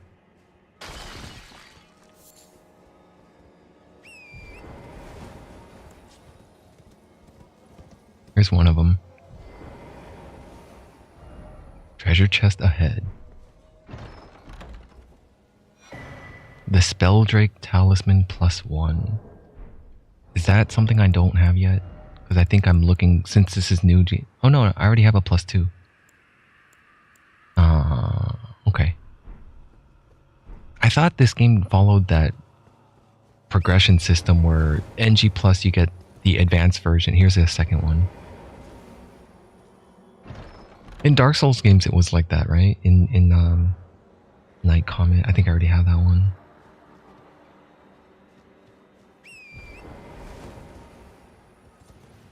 Yeah, like in Dark Souls, it was 1, 2, and 3. I think you get the base version in NG, you get the advanced version in NG plus, and then you get the ultimate version in NG plus plus usually.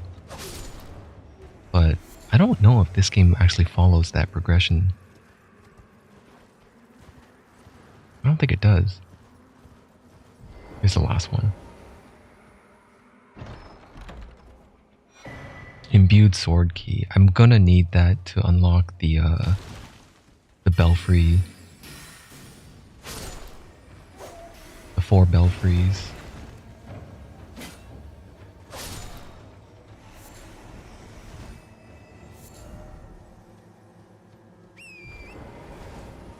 Okay, so from Celia, I can go up the stairs, and I think I can get up to where I wanted to go, which is that Everjail. Go up there, around. I think it's a pretty long roundabout way, though.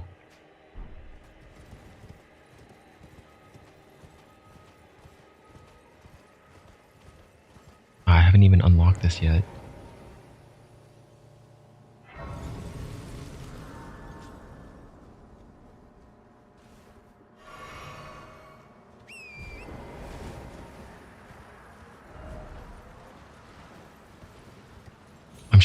I think if this is my first time here, then there's probably an NPC invasion that happens here.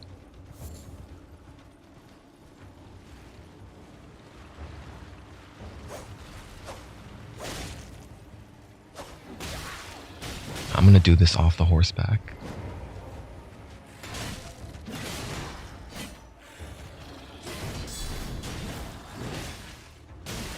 These guys are pretty beefy. What the hell?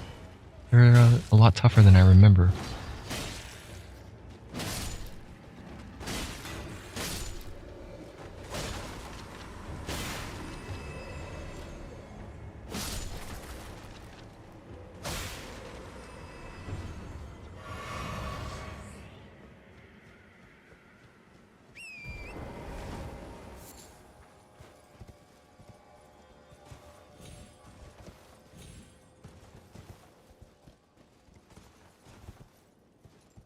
I don't think there's anything up here.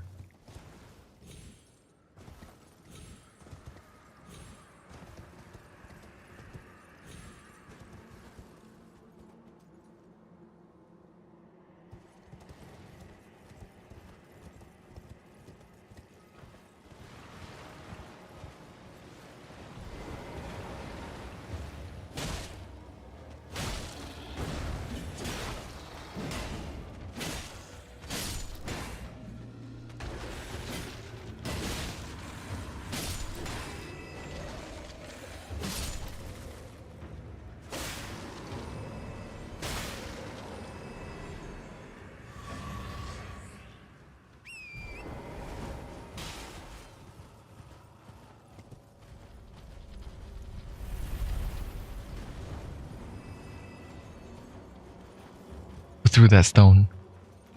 Someone threw that at me. That spell.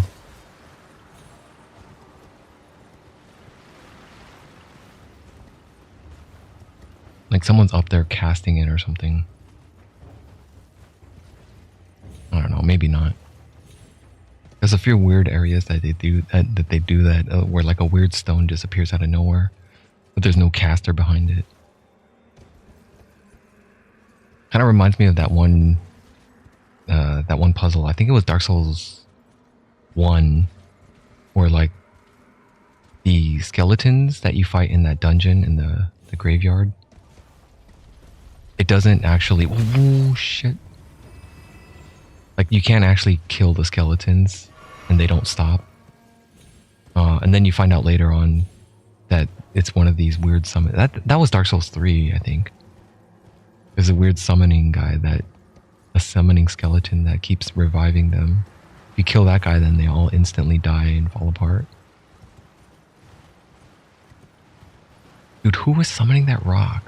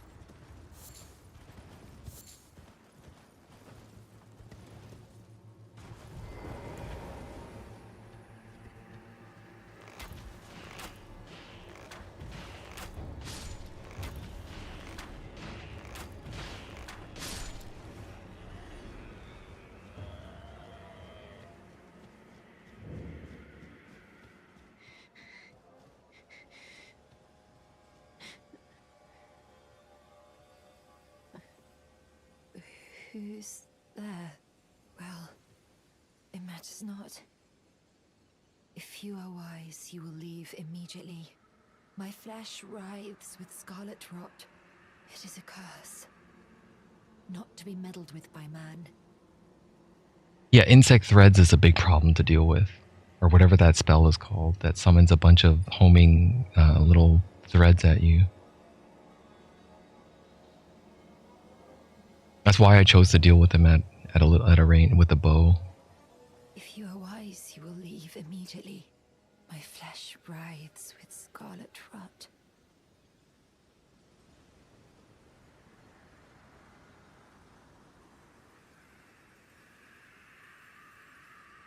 If you are wise, my flesh. Okay, I do have the prosthesis arm, but I think I need to talk to the guy first for the alloyed golden needle.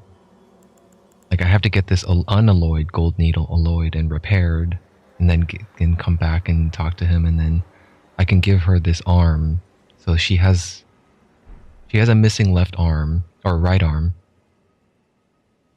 Dude, Miyazaki's got a thing for missing arms, right? That was like a big central theme in Sekiro. Missing arms and all this stuff. But she's got one, and Millennia also has like a prosthetic arm or something like that. It's like a fetish he has, I swear. He wants to be, his fantasy is to be. Never mind, I don't need to go there. It's just like, who knows where it comes from.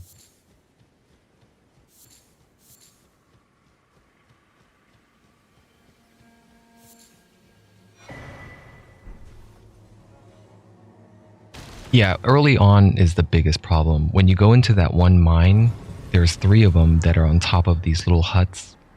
And you can't really get to them until you run through a gauntlet and then deal with them. And I have to get through them. You have to find like little cover spots where they can't hit you with the little threads. There's 2 more here as well. There's one more guy here somewhere in the graveyard. There, right there.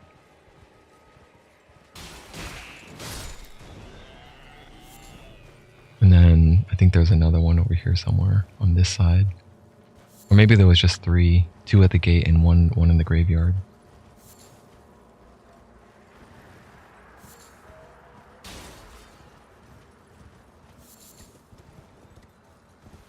did you die?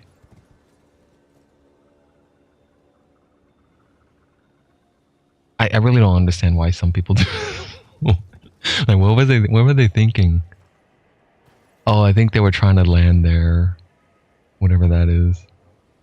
This is where I fight Radon, right? This is Radon's arena. How did this guy die? Okay, how did this guy die?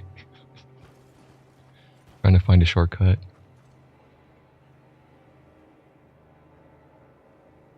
Dude, it's weird. It's just like maybe they're just experimenting. Yeah, it could be they're trying to find a glitch or something. There might be something I'm not aware of. I don't know a lot of glitches in these games. Speedrunners looking for strats. Yes, exactly what I was thinking. They're probably looking for some sort of glitch that requires that.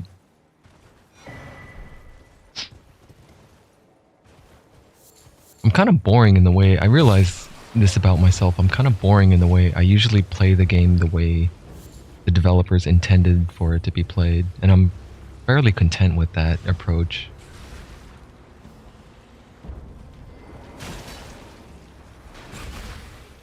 There's no more casual players anymore? Probably not. Everyone casual is probably playing through Baldur's Gate 3 right now. And they're probably about finished up with that story as well. Because it's already been a while. Oh, it's an undead.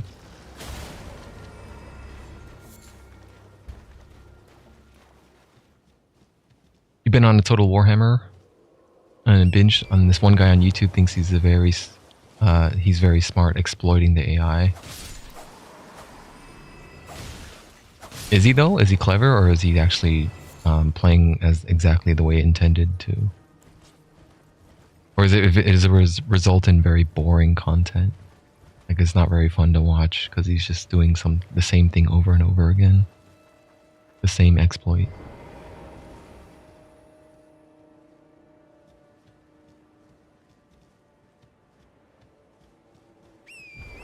He runs around with his heroes in the battles first.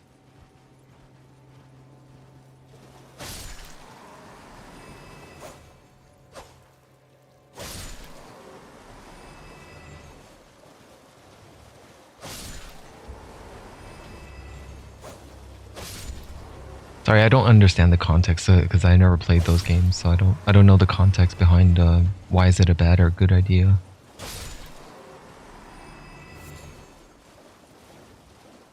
Less of a war, more like a comedy chase scene. AI's programmed to prioritize heroes.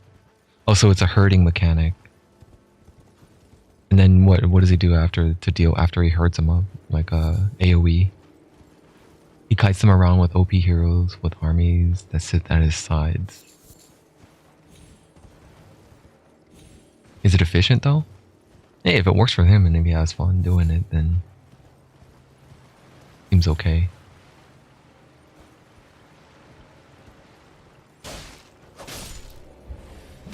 Dual Bladers.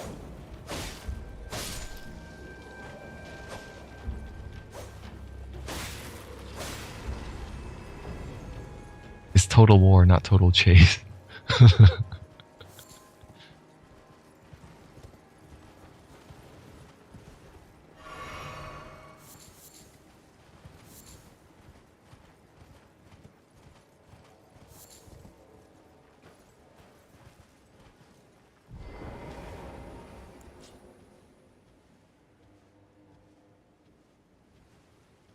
Says he does it because he forces the devs to program better.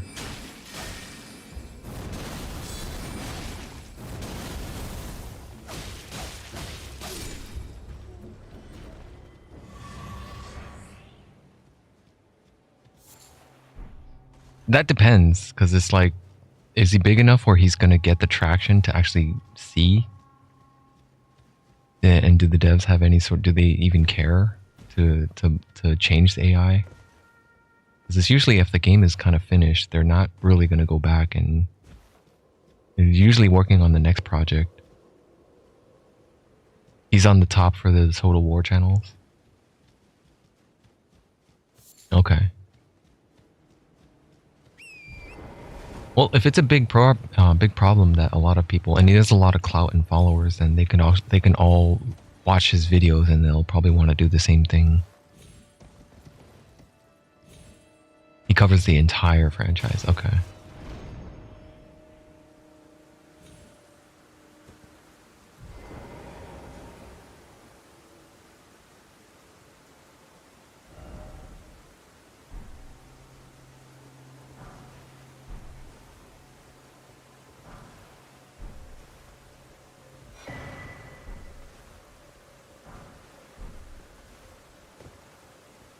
Good stuff.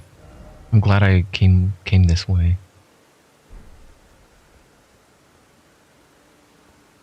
You can never make unexploitable game AI because it's not the point.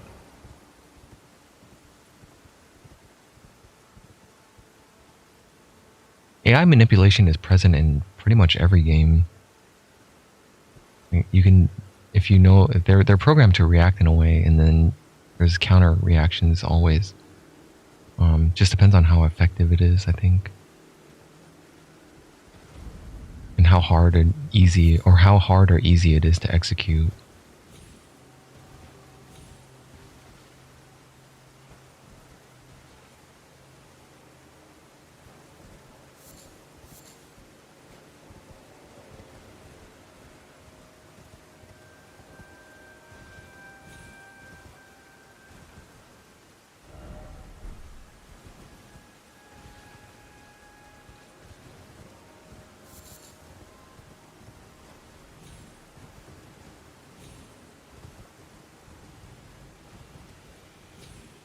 Well, what's your stance on his strategy and the way he's playing it? Respectable or not respectable? Despicable?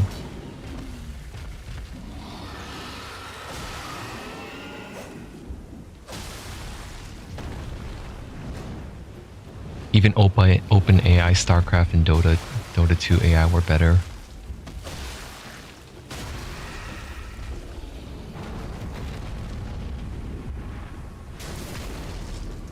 They were better than the best if you played the game as you would normally, but totally fell apart in the moment you cheesed them.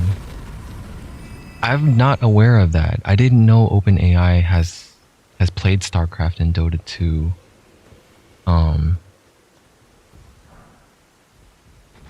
Are you sure it's not another AI company that did it, or was it was OpenAI that they told to play the game? I'd be interested in taking a look at that. It was OpenAI. That's cool. I wouldn't mind checking it out.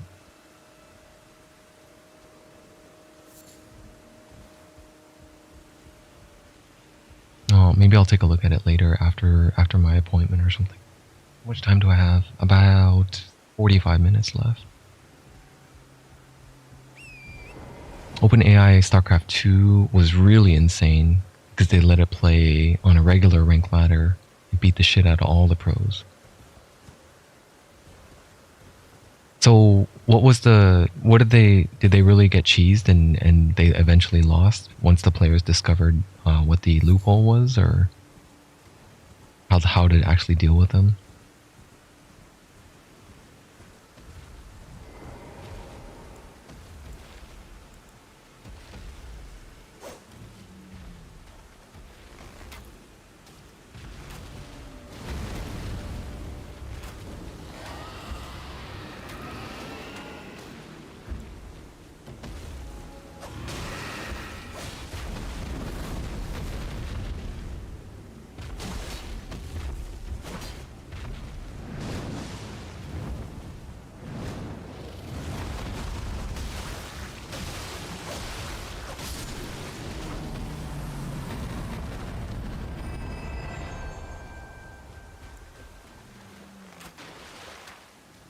Basically, any nonsense that you get killed against a player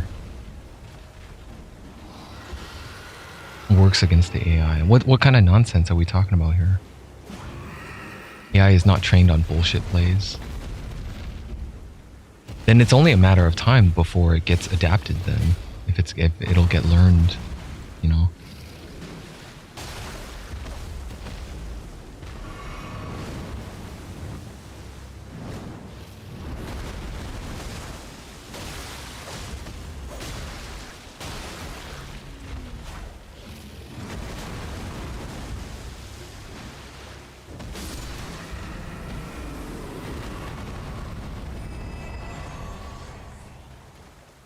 Learning takes hundreds of thousands of hours for an AI? Does it? Can't they just run multiple machines and well, I didn't. That kind of resource devotion is kind of silly for a video game to play a video game though.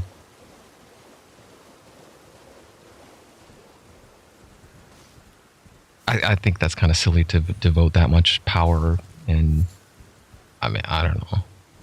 What's the gain here? I'm not seeing like what's there to. Isn't there better stuff to spend that resource on?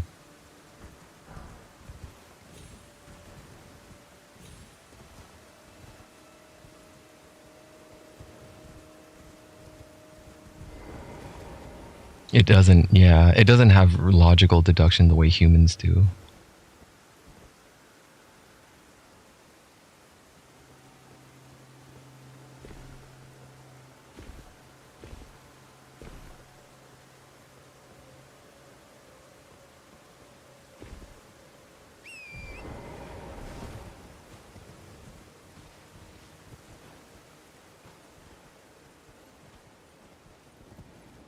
I've seen the crazy micro that it's capable of. I remember those.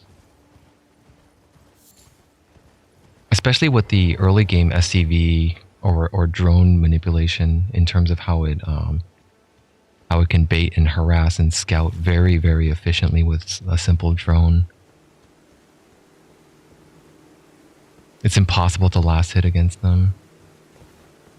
I believe it. I mean, it's like how would you... Like, it would take all the factors into consideration, and it could easily just time it perfectly every time in terms of execution. If you 5-man divvied at the tower, it would totally broke them.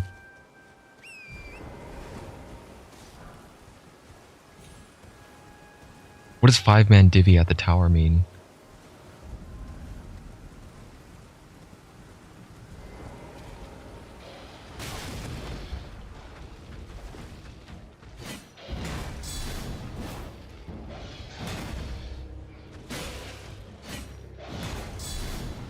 I'm out of range.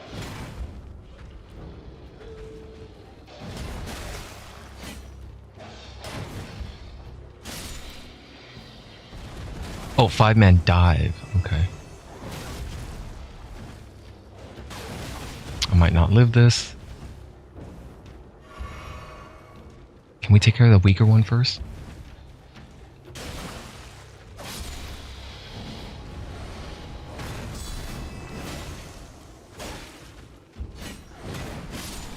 There we go.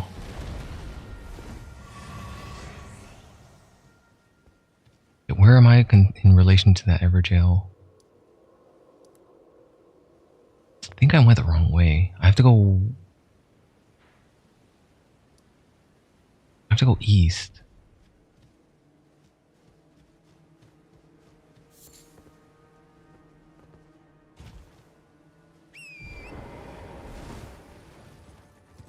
Rush them under the tower.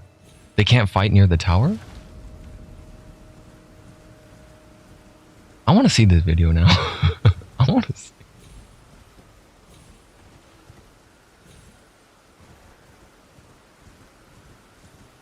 They're not trained against it.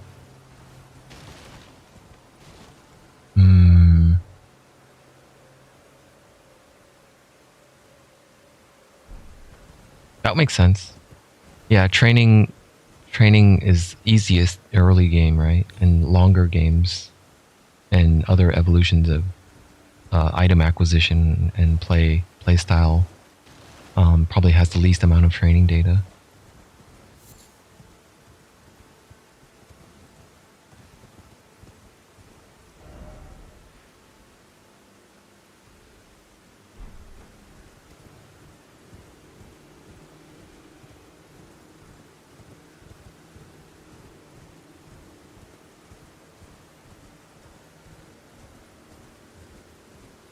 Such skill, much wow.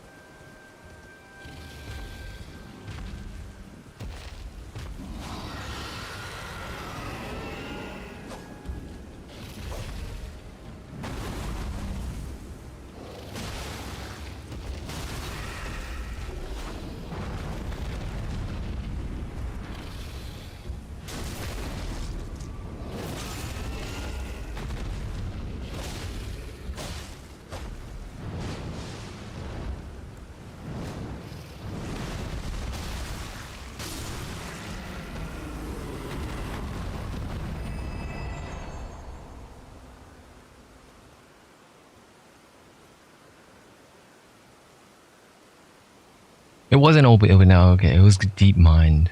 That's something I do recall. I remember hearing about the news for Deep Mind doing the StarCraft play. I've never heard or seen of the Dota one though. Shit.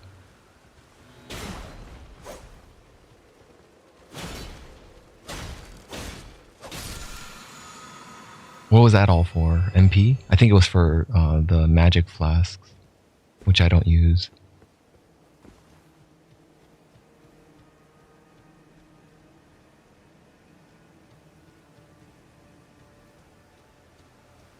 DeepMind did SC2, okay.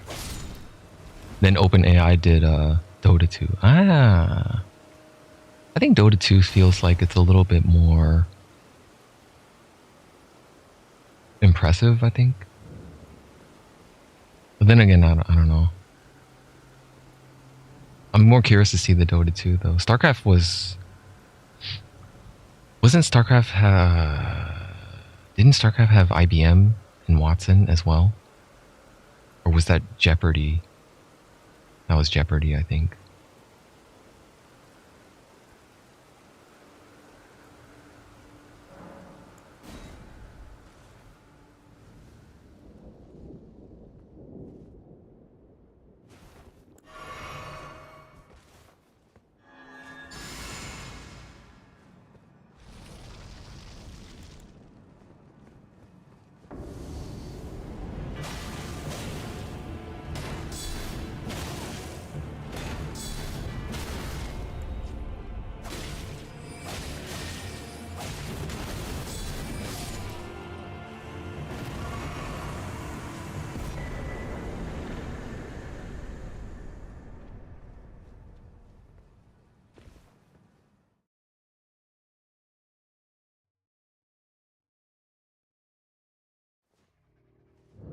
Hang on a sec.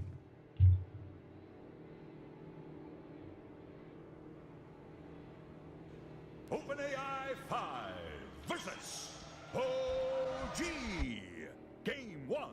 What the AI thinks about their current situation and how likely they are to be able to get kills, how likely they are to die. So if you see a super red bar, pretty much means they're done for. Right, already up top, the action's kicking off as OpenAI will claim first blood. No tail is to be caught out here as the two teams meet. Offlaner that can survive pretty. Oh, jeez. Look at that. That's already gone up quite a bit since the drafting phase. The trash talk has already begun. Absolutely. She will be unable to do so for now, leaving Seb on his own down bottom. Looks but like he they should be fine. able to kill the Crystal Maiden, actually. Yeah, they set it up. Thompson rotates over and didn't see that coming. That's exactly the point. They've got a Riki mid. Another TP will come into their bottom lane from the sniper. AI bringing him back up. At the same time, AI is going aggressive up top. OpenAI diving past the tower. They'll find no tower, but they dove pretty deep for this, the OpenAI, as the reaction will be there from OG. They have both the combo of the SF and the Shaker. Nice Shadow Fiend, or Shadow Rays. It's now very close between the two. You see Jerax, he's going to look for a wraparound on mid. The setup's there with the Fisher. OpenAI's blocked in. Nowhere for the Death Prophet to run, as there will be another kill here. Man, Banshee or Death Prophet should have known that there was no pathing available. You wasted a few times there going back and forth. But it wouldn't have survived. It wouldn't have mattered. As OG's able to turn, bring down the Sven. Still though, trying for this SF. Jaro desperate for the kill, but he cannot find it. As with the Fisher and the heals from No-Tail. And then another one is the Voodoo Restoration choice. Picking up the Witch Doctor.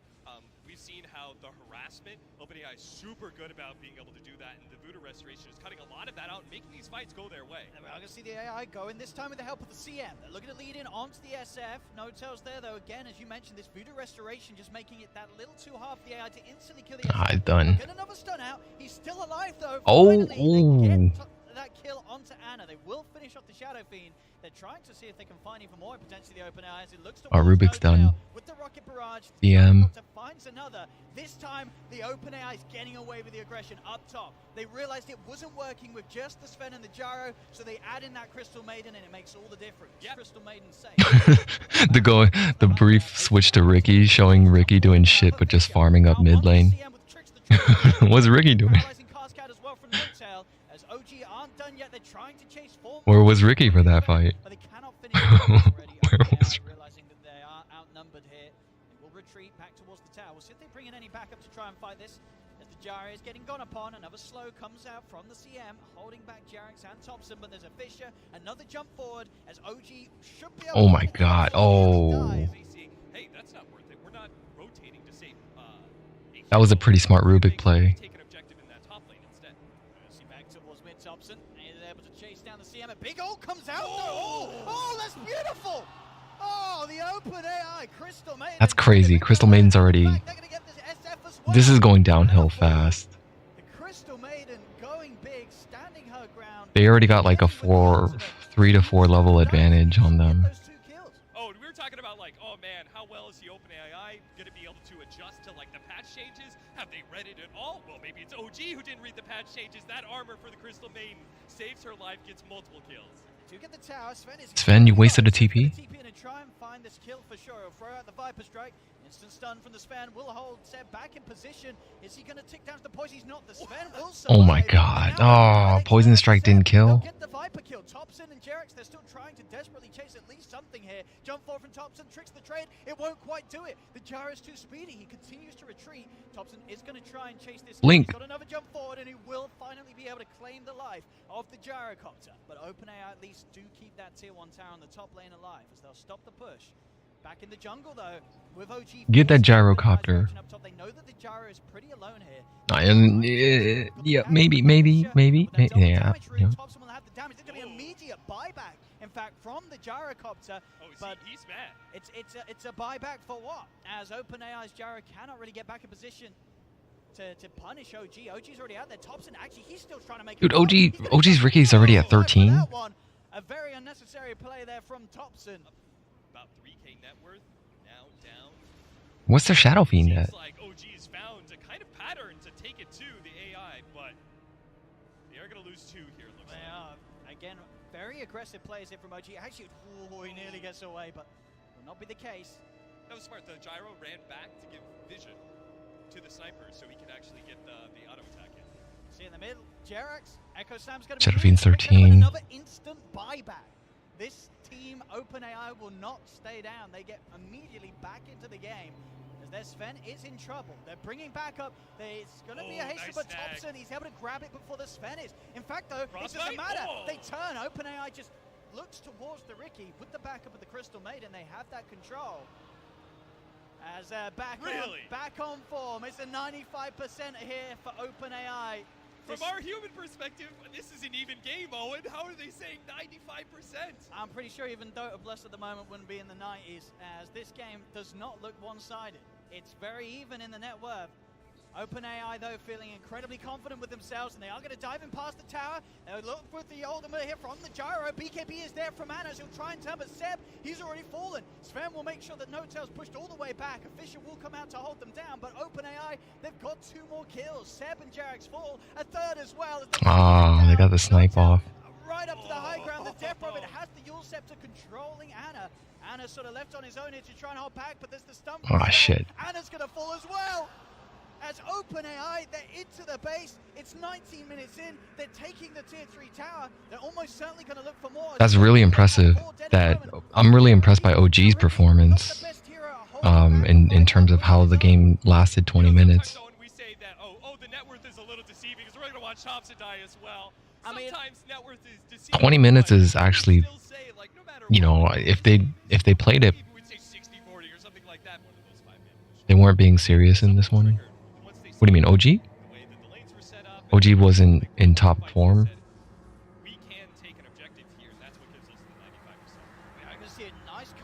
Here onto the two of them, the CM and the Sven, but they're straight again. The CM holds her ground, pops the ultimate, will fall, but they'll get Seb in return. See if they can try and chase for more. They have the exorcism out, but it's going to be a quick TP away. The power of early game buybacks. Oh, they caught another one. It's always worth it. It's going to be Viper at the top lane. I don't know, man. If this is just, if this is game 1 or game 2.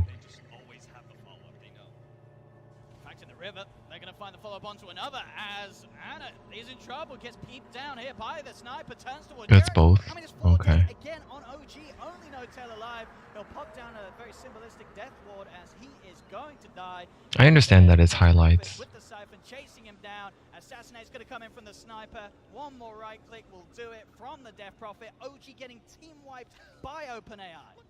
Thompson giving a lot of very, very important vision. There's the setup. Jumping from Jerax. Echo Slam down with the force. CM, she's going to be forced to safety. They do lose the gyro. CM still alive for now. A TP out will get another back to safety. And they found some more setup here as they'll go straight away towards Seb. Opening up with the Yule Scepter. Seb will turn with a Viper Strike down onto the Sven.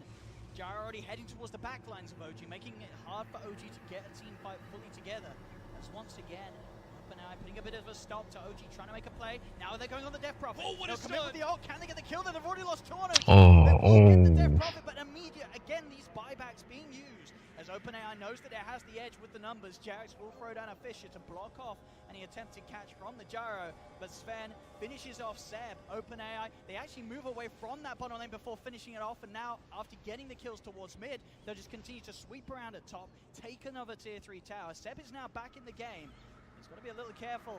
As OpenAI have a 13k lead, they are sort of an item ahead of their cause on OG. Silence comes down from the Riki. There's the Viper Strike as well, but the BKB is going to be popped straight away. Jump forward. They'll look towards top. Oh, right there. Is that what you're talking about? Ricky using... Oh, wait, no, never mind. That was a OG. Getting into this game, they're looking to try and chase Jerax. Does have a blink available. He'll jump forward. Fish is there onto 2. Heads in. Echo Slam. Good Fitcher. Or good Echo. Good Echo Slam. It's good. It killed the sniper. Is it going to actually get anyone else out of it? Sven, he's TPing out. The Death Prophet, he's TPing out. They do have the proc there with the Aftershock and that Enchant Totem to catch out the Death Prophet. Making sure he can get sort of the consistent ults out, the potential double BKBs and such. It's going to be a lot that the AI has to consider when it tries to play into this SF. Jump forward here from OG. They're trying to fight into this. The BKB comes out from both of them, both the SF and the Sven in response. Fissure will be used to try and separate some of the AI from one another. Jump forward though, and with the Rocket Barrage, they've got the damage to take down Thompson. They'll look towards Jerax. Jerax is going to fall as well. You see OG as well. They do recognize that. They are going to try and make a play whilst this 35 minutes in. Available to pop as they'll look towards the CM. The vision down. Dude, I thought it was over. I thought it was over at 20 minutes, and they still held on another 15 minutes. But they have the right click damage to punch through him. Jerax already leading in under the cover of the smoke, trying to start something. An immediate BKB is out from the Death Prophet, making sure that Jerax cannot follow Thompson into the action. Buying wards as a support and has no real items. That never happens with the AI. On mid lane, just a commitment here from the Sven. BKB jumping with the God Strength. OpenAI, they've found Seb also outside of the base. Seb dead for 2 minutes. No tail also going to fall. Stun there from the Sven. A snipe from the sniper.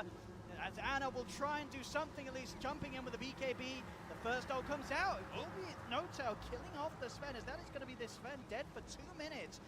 Still, though, they have to be careful of this sniper, as it's doing so much damage towards the SF. Anna will fall. No-Tail TP's in. He's got the Death Ward, but the physical damage from the sniper pulls apart the Witch Doctor. Jerax will be there to hold the creeps off back towards the mid. They are trying to poor Witch Doctor. From the Ancient, as both Thompson and Jerax are trying to take OpenAI's focus away from ending the game. Jump forward, Tetsu, but it doesn't matter. The creeps are on the Ancient. GG is called, and OpenAI take game 1 and So what the hell? Where are they at now? That was 4 years ago. Like, did they continue? Probably not. Like I mentioned earlier, I don't know if they felt like it was worth. The AI could only play those 5 heroes. Yeah. That makes sense. That definitely makes sense. for in terms of training data. You can't really, it can't be a super dynamic in that respect, right?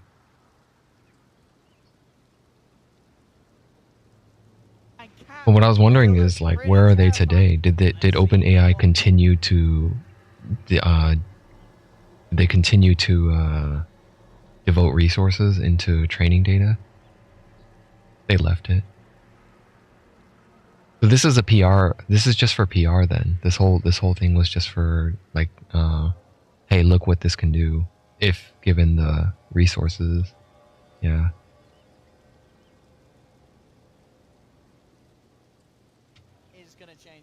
That Purge in the middle? I used to watch his stream. That's Purge, right? In the middle there? I don't know why, but I don't think he streams anymore. Or he probably doesn't. He's probably sick of it. And that's I forgot her name. I'm also following her channel too. Shiver. That's Shiver, right?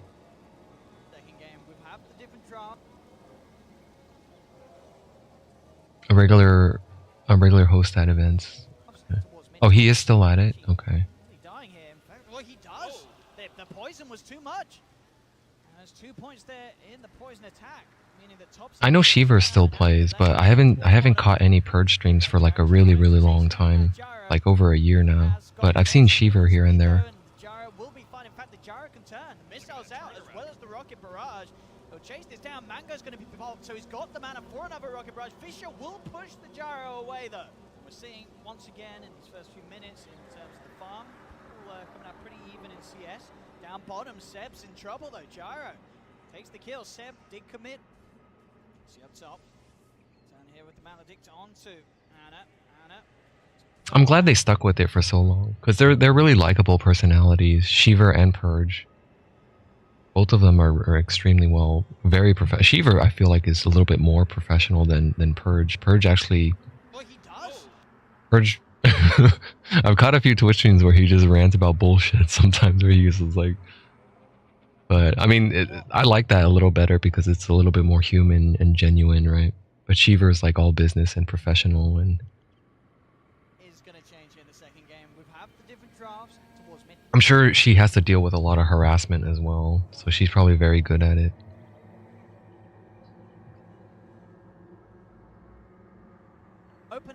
Let me play for another half an hour and then I gotta go. Thanks for sharing this video with me.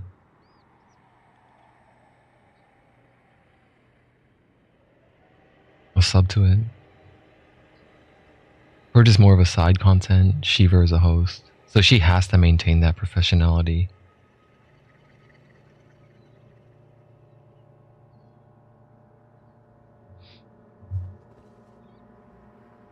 Okay, I got that thing.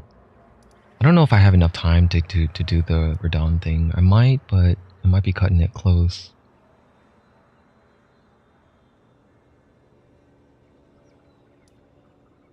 I could do a couple of catacombs as well.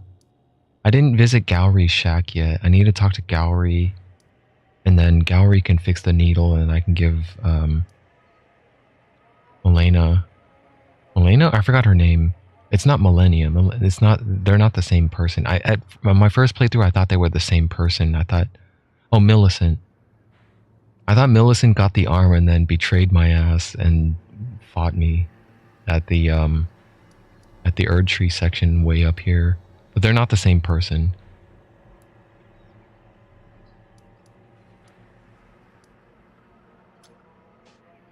Let's see.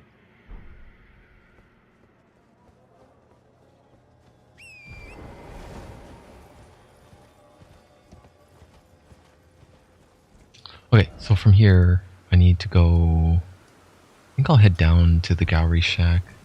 Get some more bonfires or graces. That's over there, this way, south.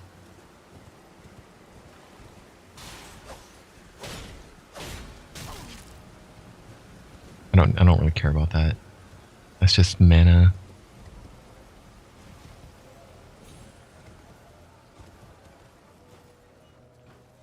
Okay, let me see where I go from here.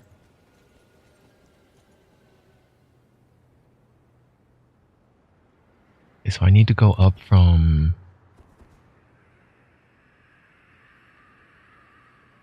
up there, around there. That's where I just went. And instead of hooking left and going right, or instead of going up this, which I did, I need to continue going into that church through there, I think. Oh, no. Through, past the church, I could actually teleport there. I'll just fast travel there so I don't have to run all the way around. Go along this path, and then through down there, I think. Not the Celia Understair, or the back streets. Here, the Church of the Plague.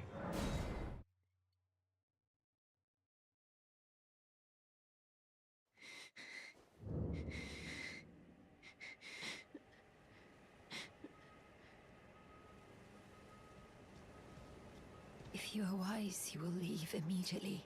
My flesh writhes with scarlet.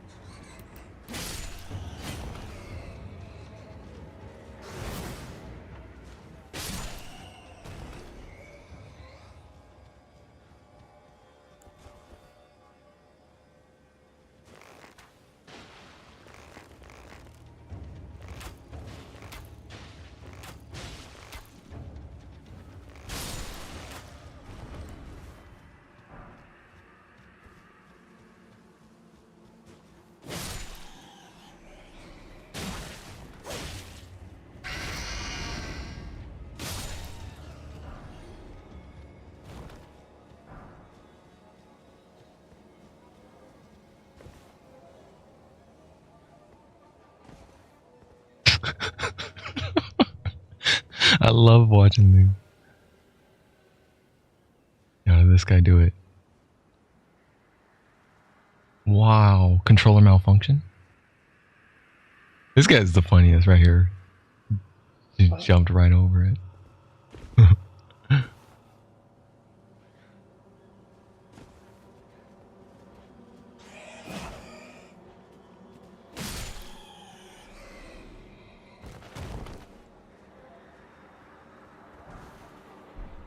The panic jump. Man, I hate that feeling in games. Like, even though I'm playing the game, I still have that instinctual reaction of kicking when I fall off a cliff. You know that weird feeling? I don't know. I think everyone has it in their instinct when they slip and fall off a cliff. Like when I do it in this game, it's like the immersion is so present that if I actually do it, my legs jerk. My knees and legs jerk as if I was supposed to brace myself. I hate it and like it at the same time. It just means I was really immersed.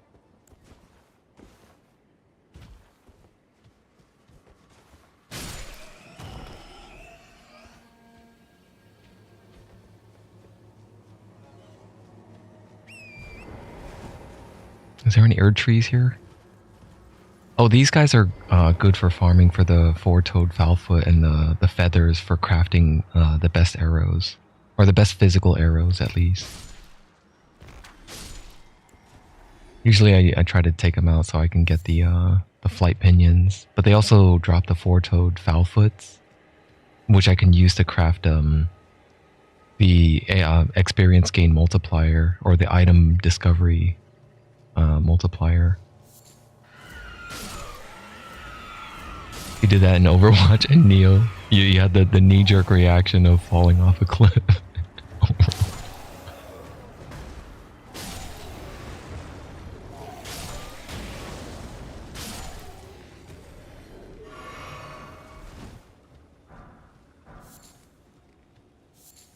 Smoldering butterflies are good for crafting fire arrows.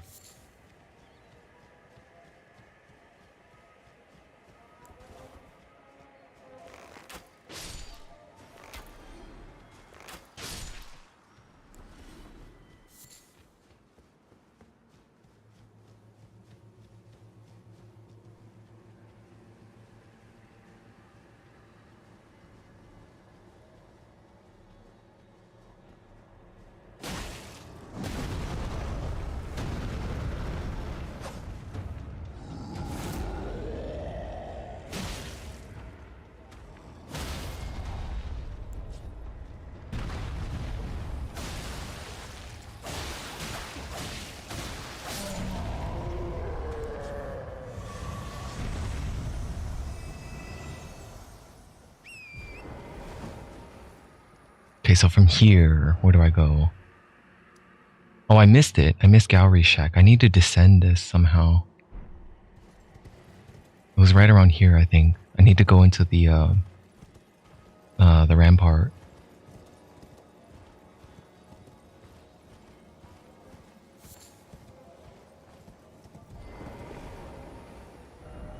Group ahead, ambush.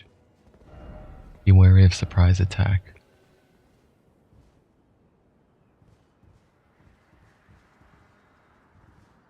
Any ghouls hanging off on the side like they did in Dark Souls?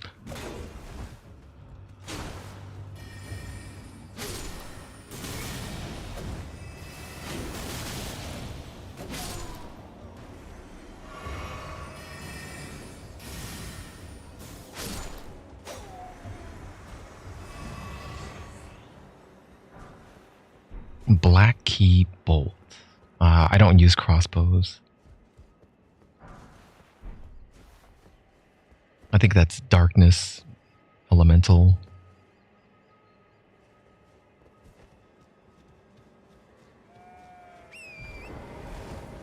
Is there a way to go down? Now that I used it to cross. Hold on.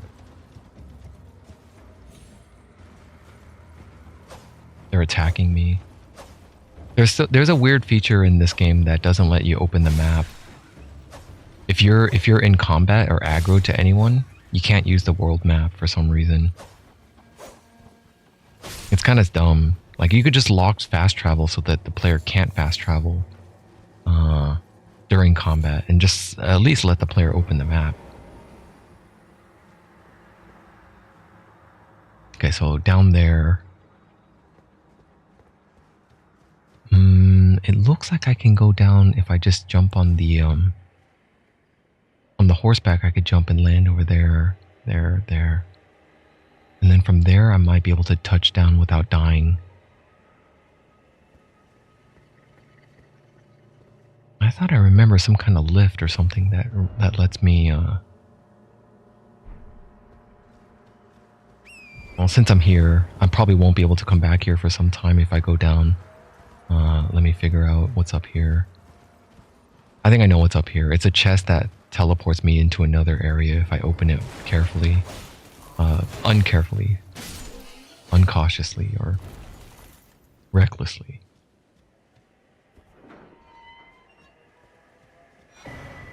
Eternal Darkness. I never got this. I never got that spell.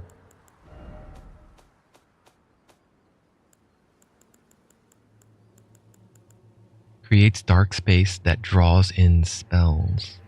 Forbidden sorcery of Celia, town of sorcery. Creates a space of darkness that draws in sorceries and incantations. This sorcery can be cast while in motion. Originally a lost sorcery of the Eternal City, the despair that brought about its ruin made manifest.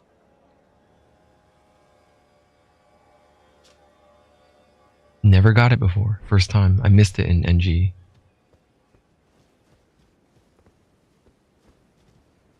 Probably means I never came up here.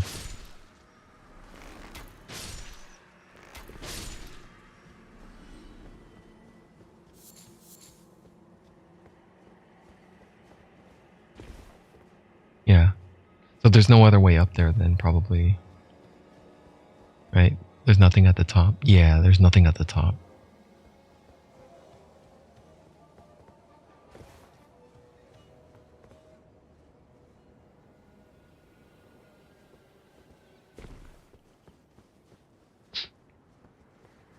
What are your hopes about, expectations, or, well, hopes or expectations about Rise of Ronin?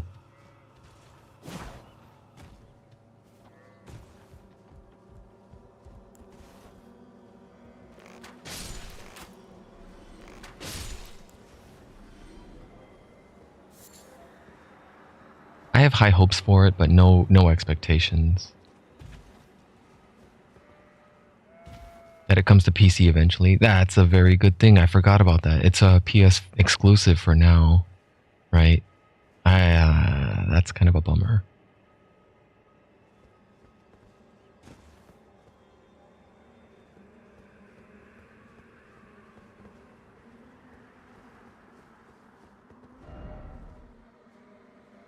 Thank you. This is a good message. Dragon's Dogma is coming out in March, I believe. I didn't know you played Tekken. I didn't know you liked Tekken games. March 27th. Oh, end of March. Okay. Who's your main? Who do you like to play? I'm a Steve Fox player.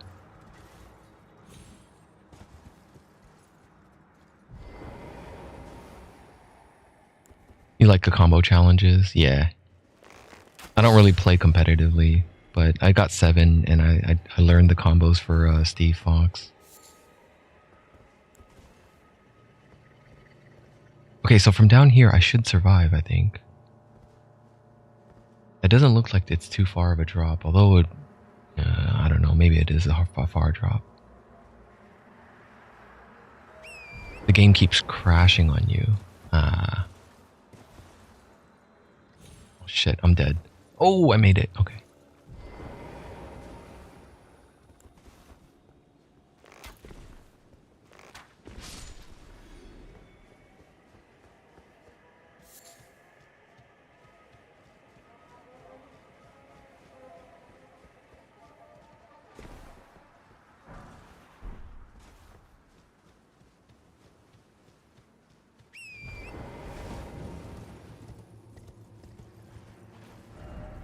Stop by the shack. So these dogs, they're normally hostile and there's a little gimmick to them. Whereas if you wear the beast repellent torch, they won't mess with you. I think they'll follow you, but they won't attack. They'll look at you and then they'll see you and they acknowledge you, but they just kind of hover around you and never attack, really.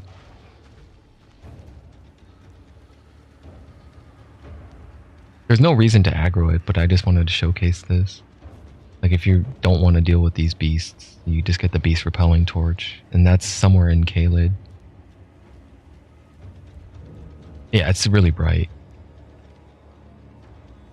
Oh, a pleasure to see you. A pleasure indeed. I am Gari, a great sage.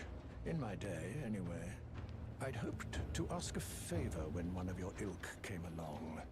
A strapping young tarnished, able to cross the scarlet swamp of Aeonia. Don't fret, I'll provide fine recompense. Should you accept, I will teach you the secret of Celia, the town you see there. Sure, I'll hear it. Ah, then you are willing to lend a hand, are you?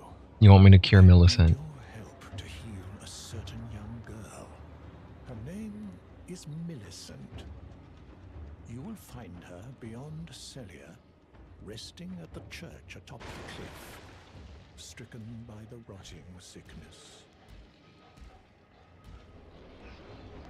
Oh, you found the unalloyed gold needle. As promised, I've detailed the secret of Celia right here. Go on. It's yours. Celia's secret. Now let me have a look at the needle.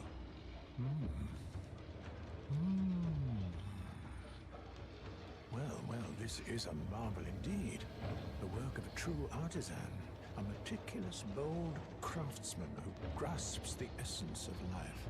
Can you give me some time with this? Sure. As well made as it is, it won't be much use snapped in half, will it? I forgot where I got that needle, but sure, you can have it and fix it up. Can you give me as well? Okay, no worries. Hey man. You'll leave me alone?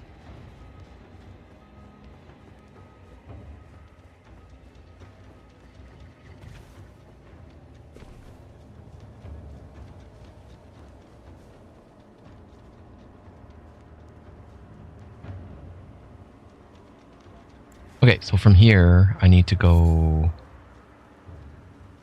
Well, Celia's not too far. Oh, I'm still aggro to the dog. That's why I can't open the map. The dog's coming for me now. This is what I mean by it's kind of stupid for you not to be able to open the map.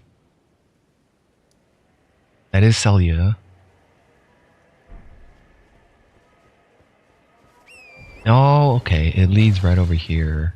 Let me see if I can figure this out. Now that I have the secret with me. Celia's secret. Note given by Sage Gowry detailing the secret he promised. The town of Celia hides the source. Light 3 flames atop the candle towers to break the seal. Thank you. Very, very helpful. I'm on my way now.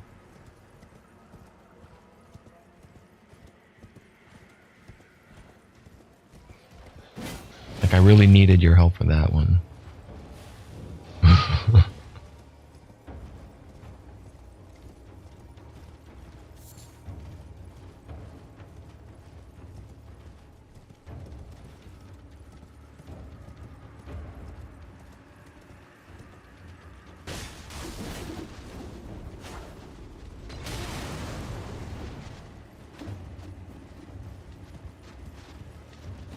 I just want to pick that up.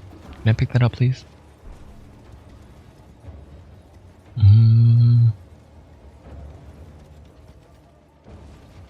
Magic pot throwers.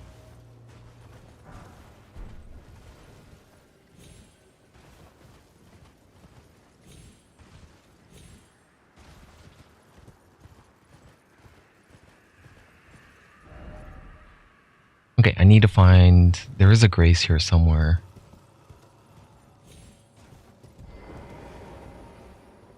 Might as well take this crow or dog. It's a crow.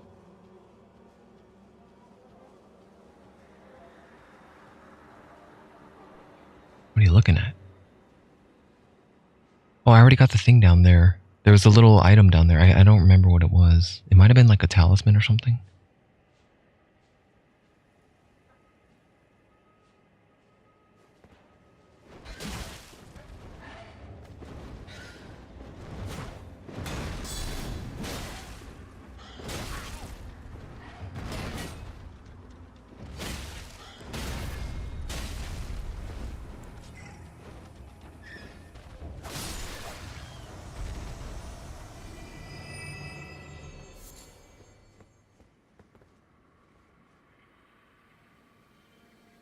There's Castle Redmane Castle. I think there's got to be some sort of bonfire, or I'm still calling it bonfire. There's got to be a site of grace here somewhere.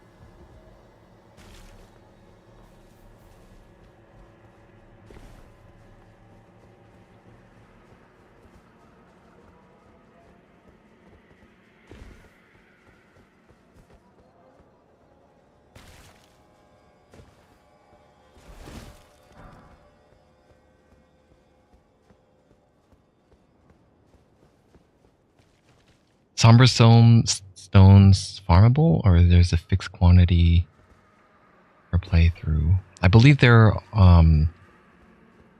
only farmable up to a certain tier. When you get to the top tier ones, it's just the same as Titanite slabs.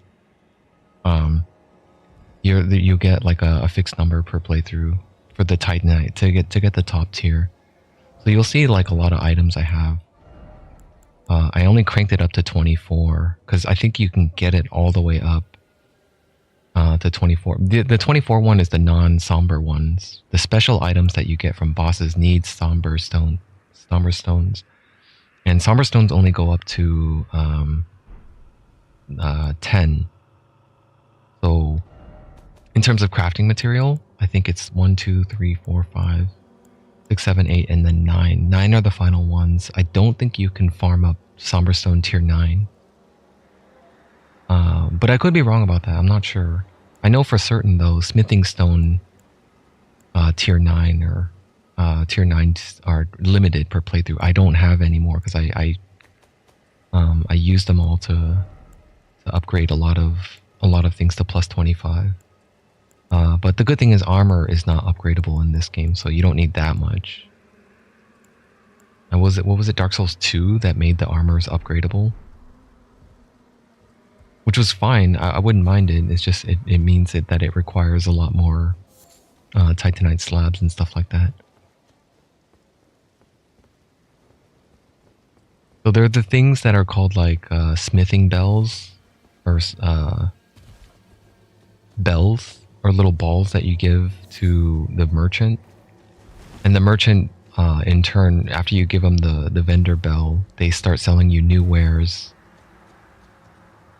So I think one of the bells lets you craft up to tier 8 for somber stones. I think so anyway. I always liked the plain equipment because I'm a very plain kind of weapon kind of person. I don't use any of the flashy stuff. The only flashy stuff that required the Millennia Katana and I think that was it. The Naginata is a normal one. Whip is normal. I feel like I did a few other things, a few other ones that are just plus 10 that required somber. The Lion Great Bow, that's one of them. I'm not carrying everything on me right now because I wanted to be able to switch through them easily. So anything that I'm not really using, I stashed it into the site of grace.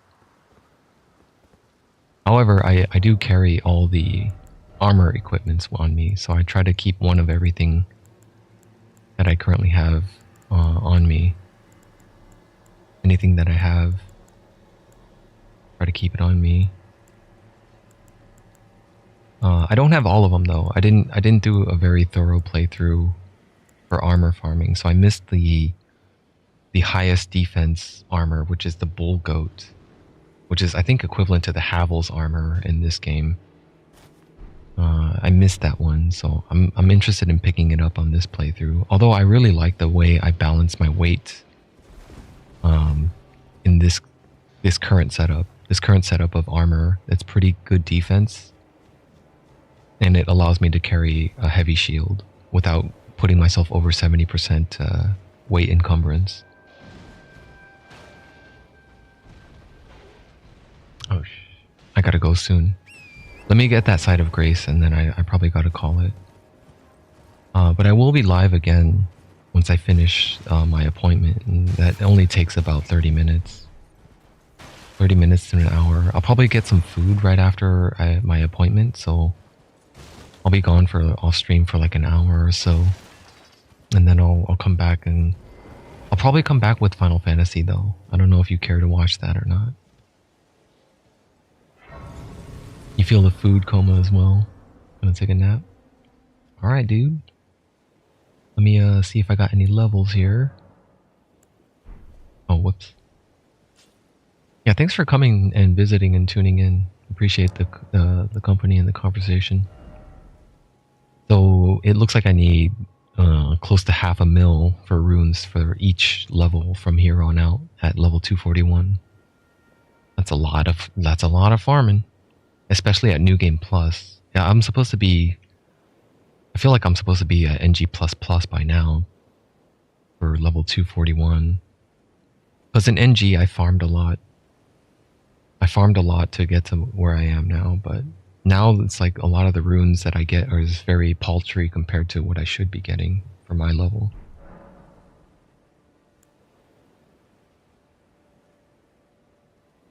Alright. Not that one. Thanks for watching, and I'll catch you in the next one in about, I don't know, for VOD watchers or not. I'll be back in about an hour or so with another stream. I'll see you later. Take care. Bye.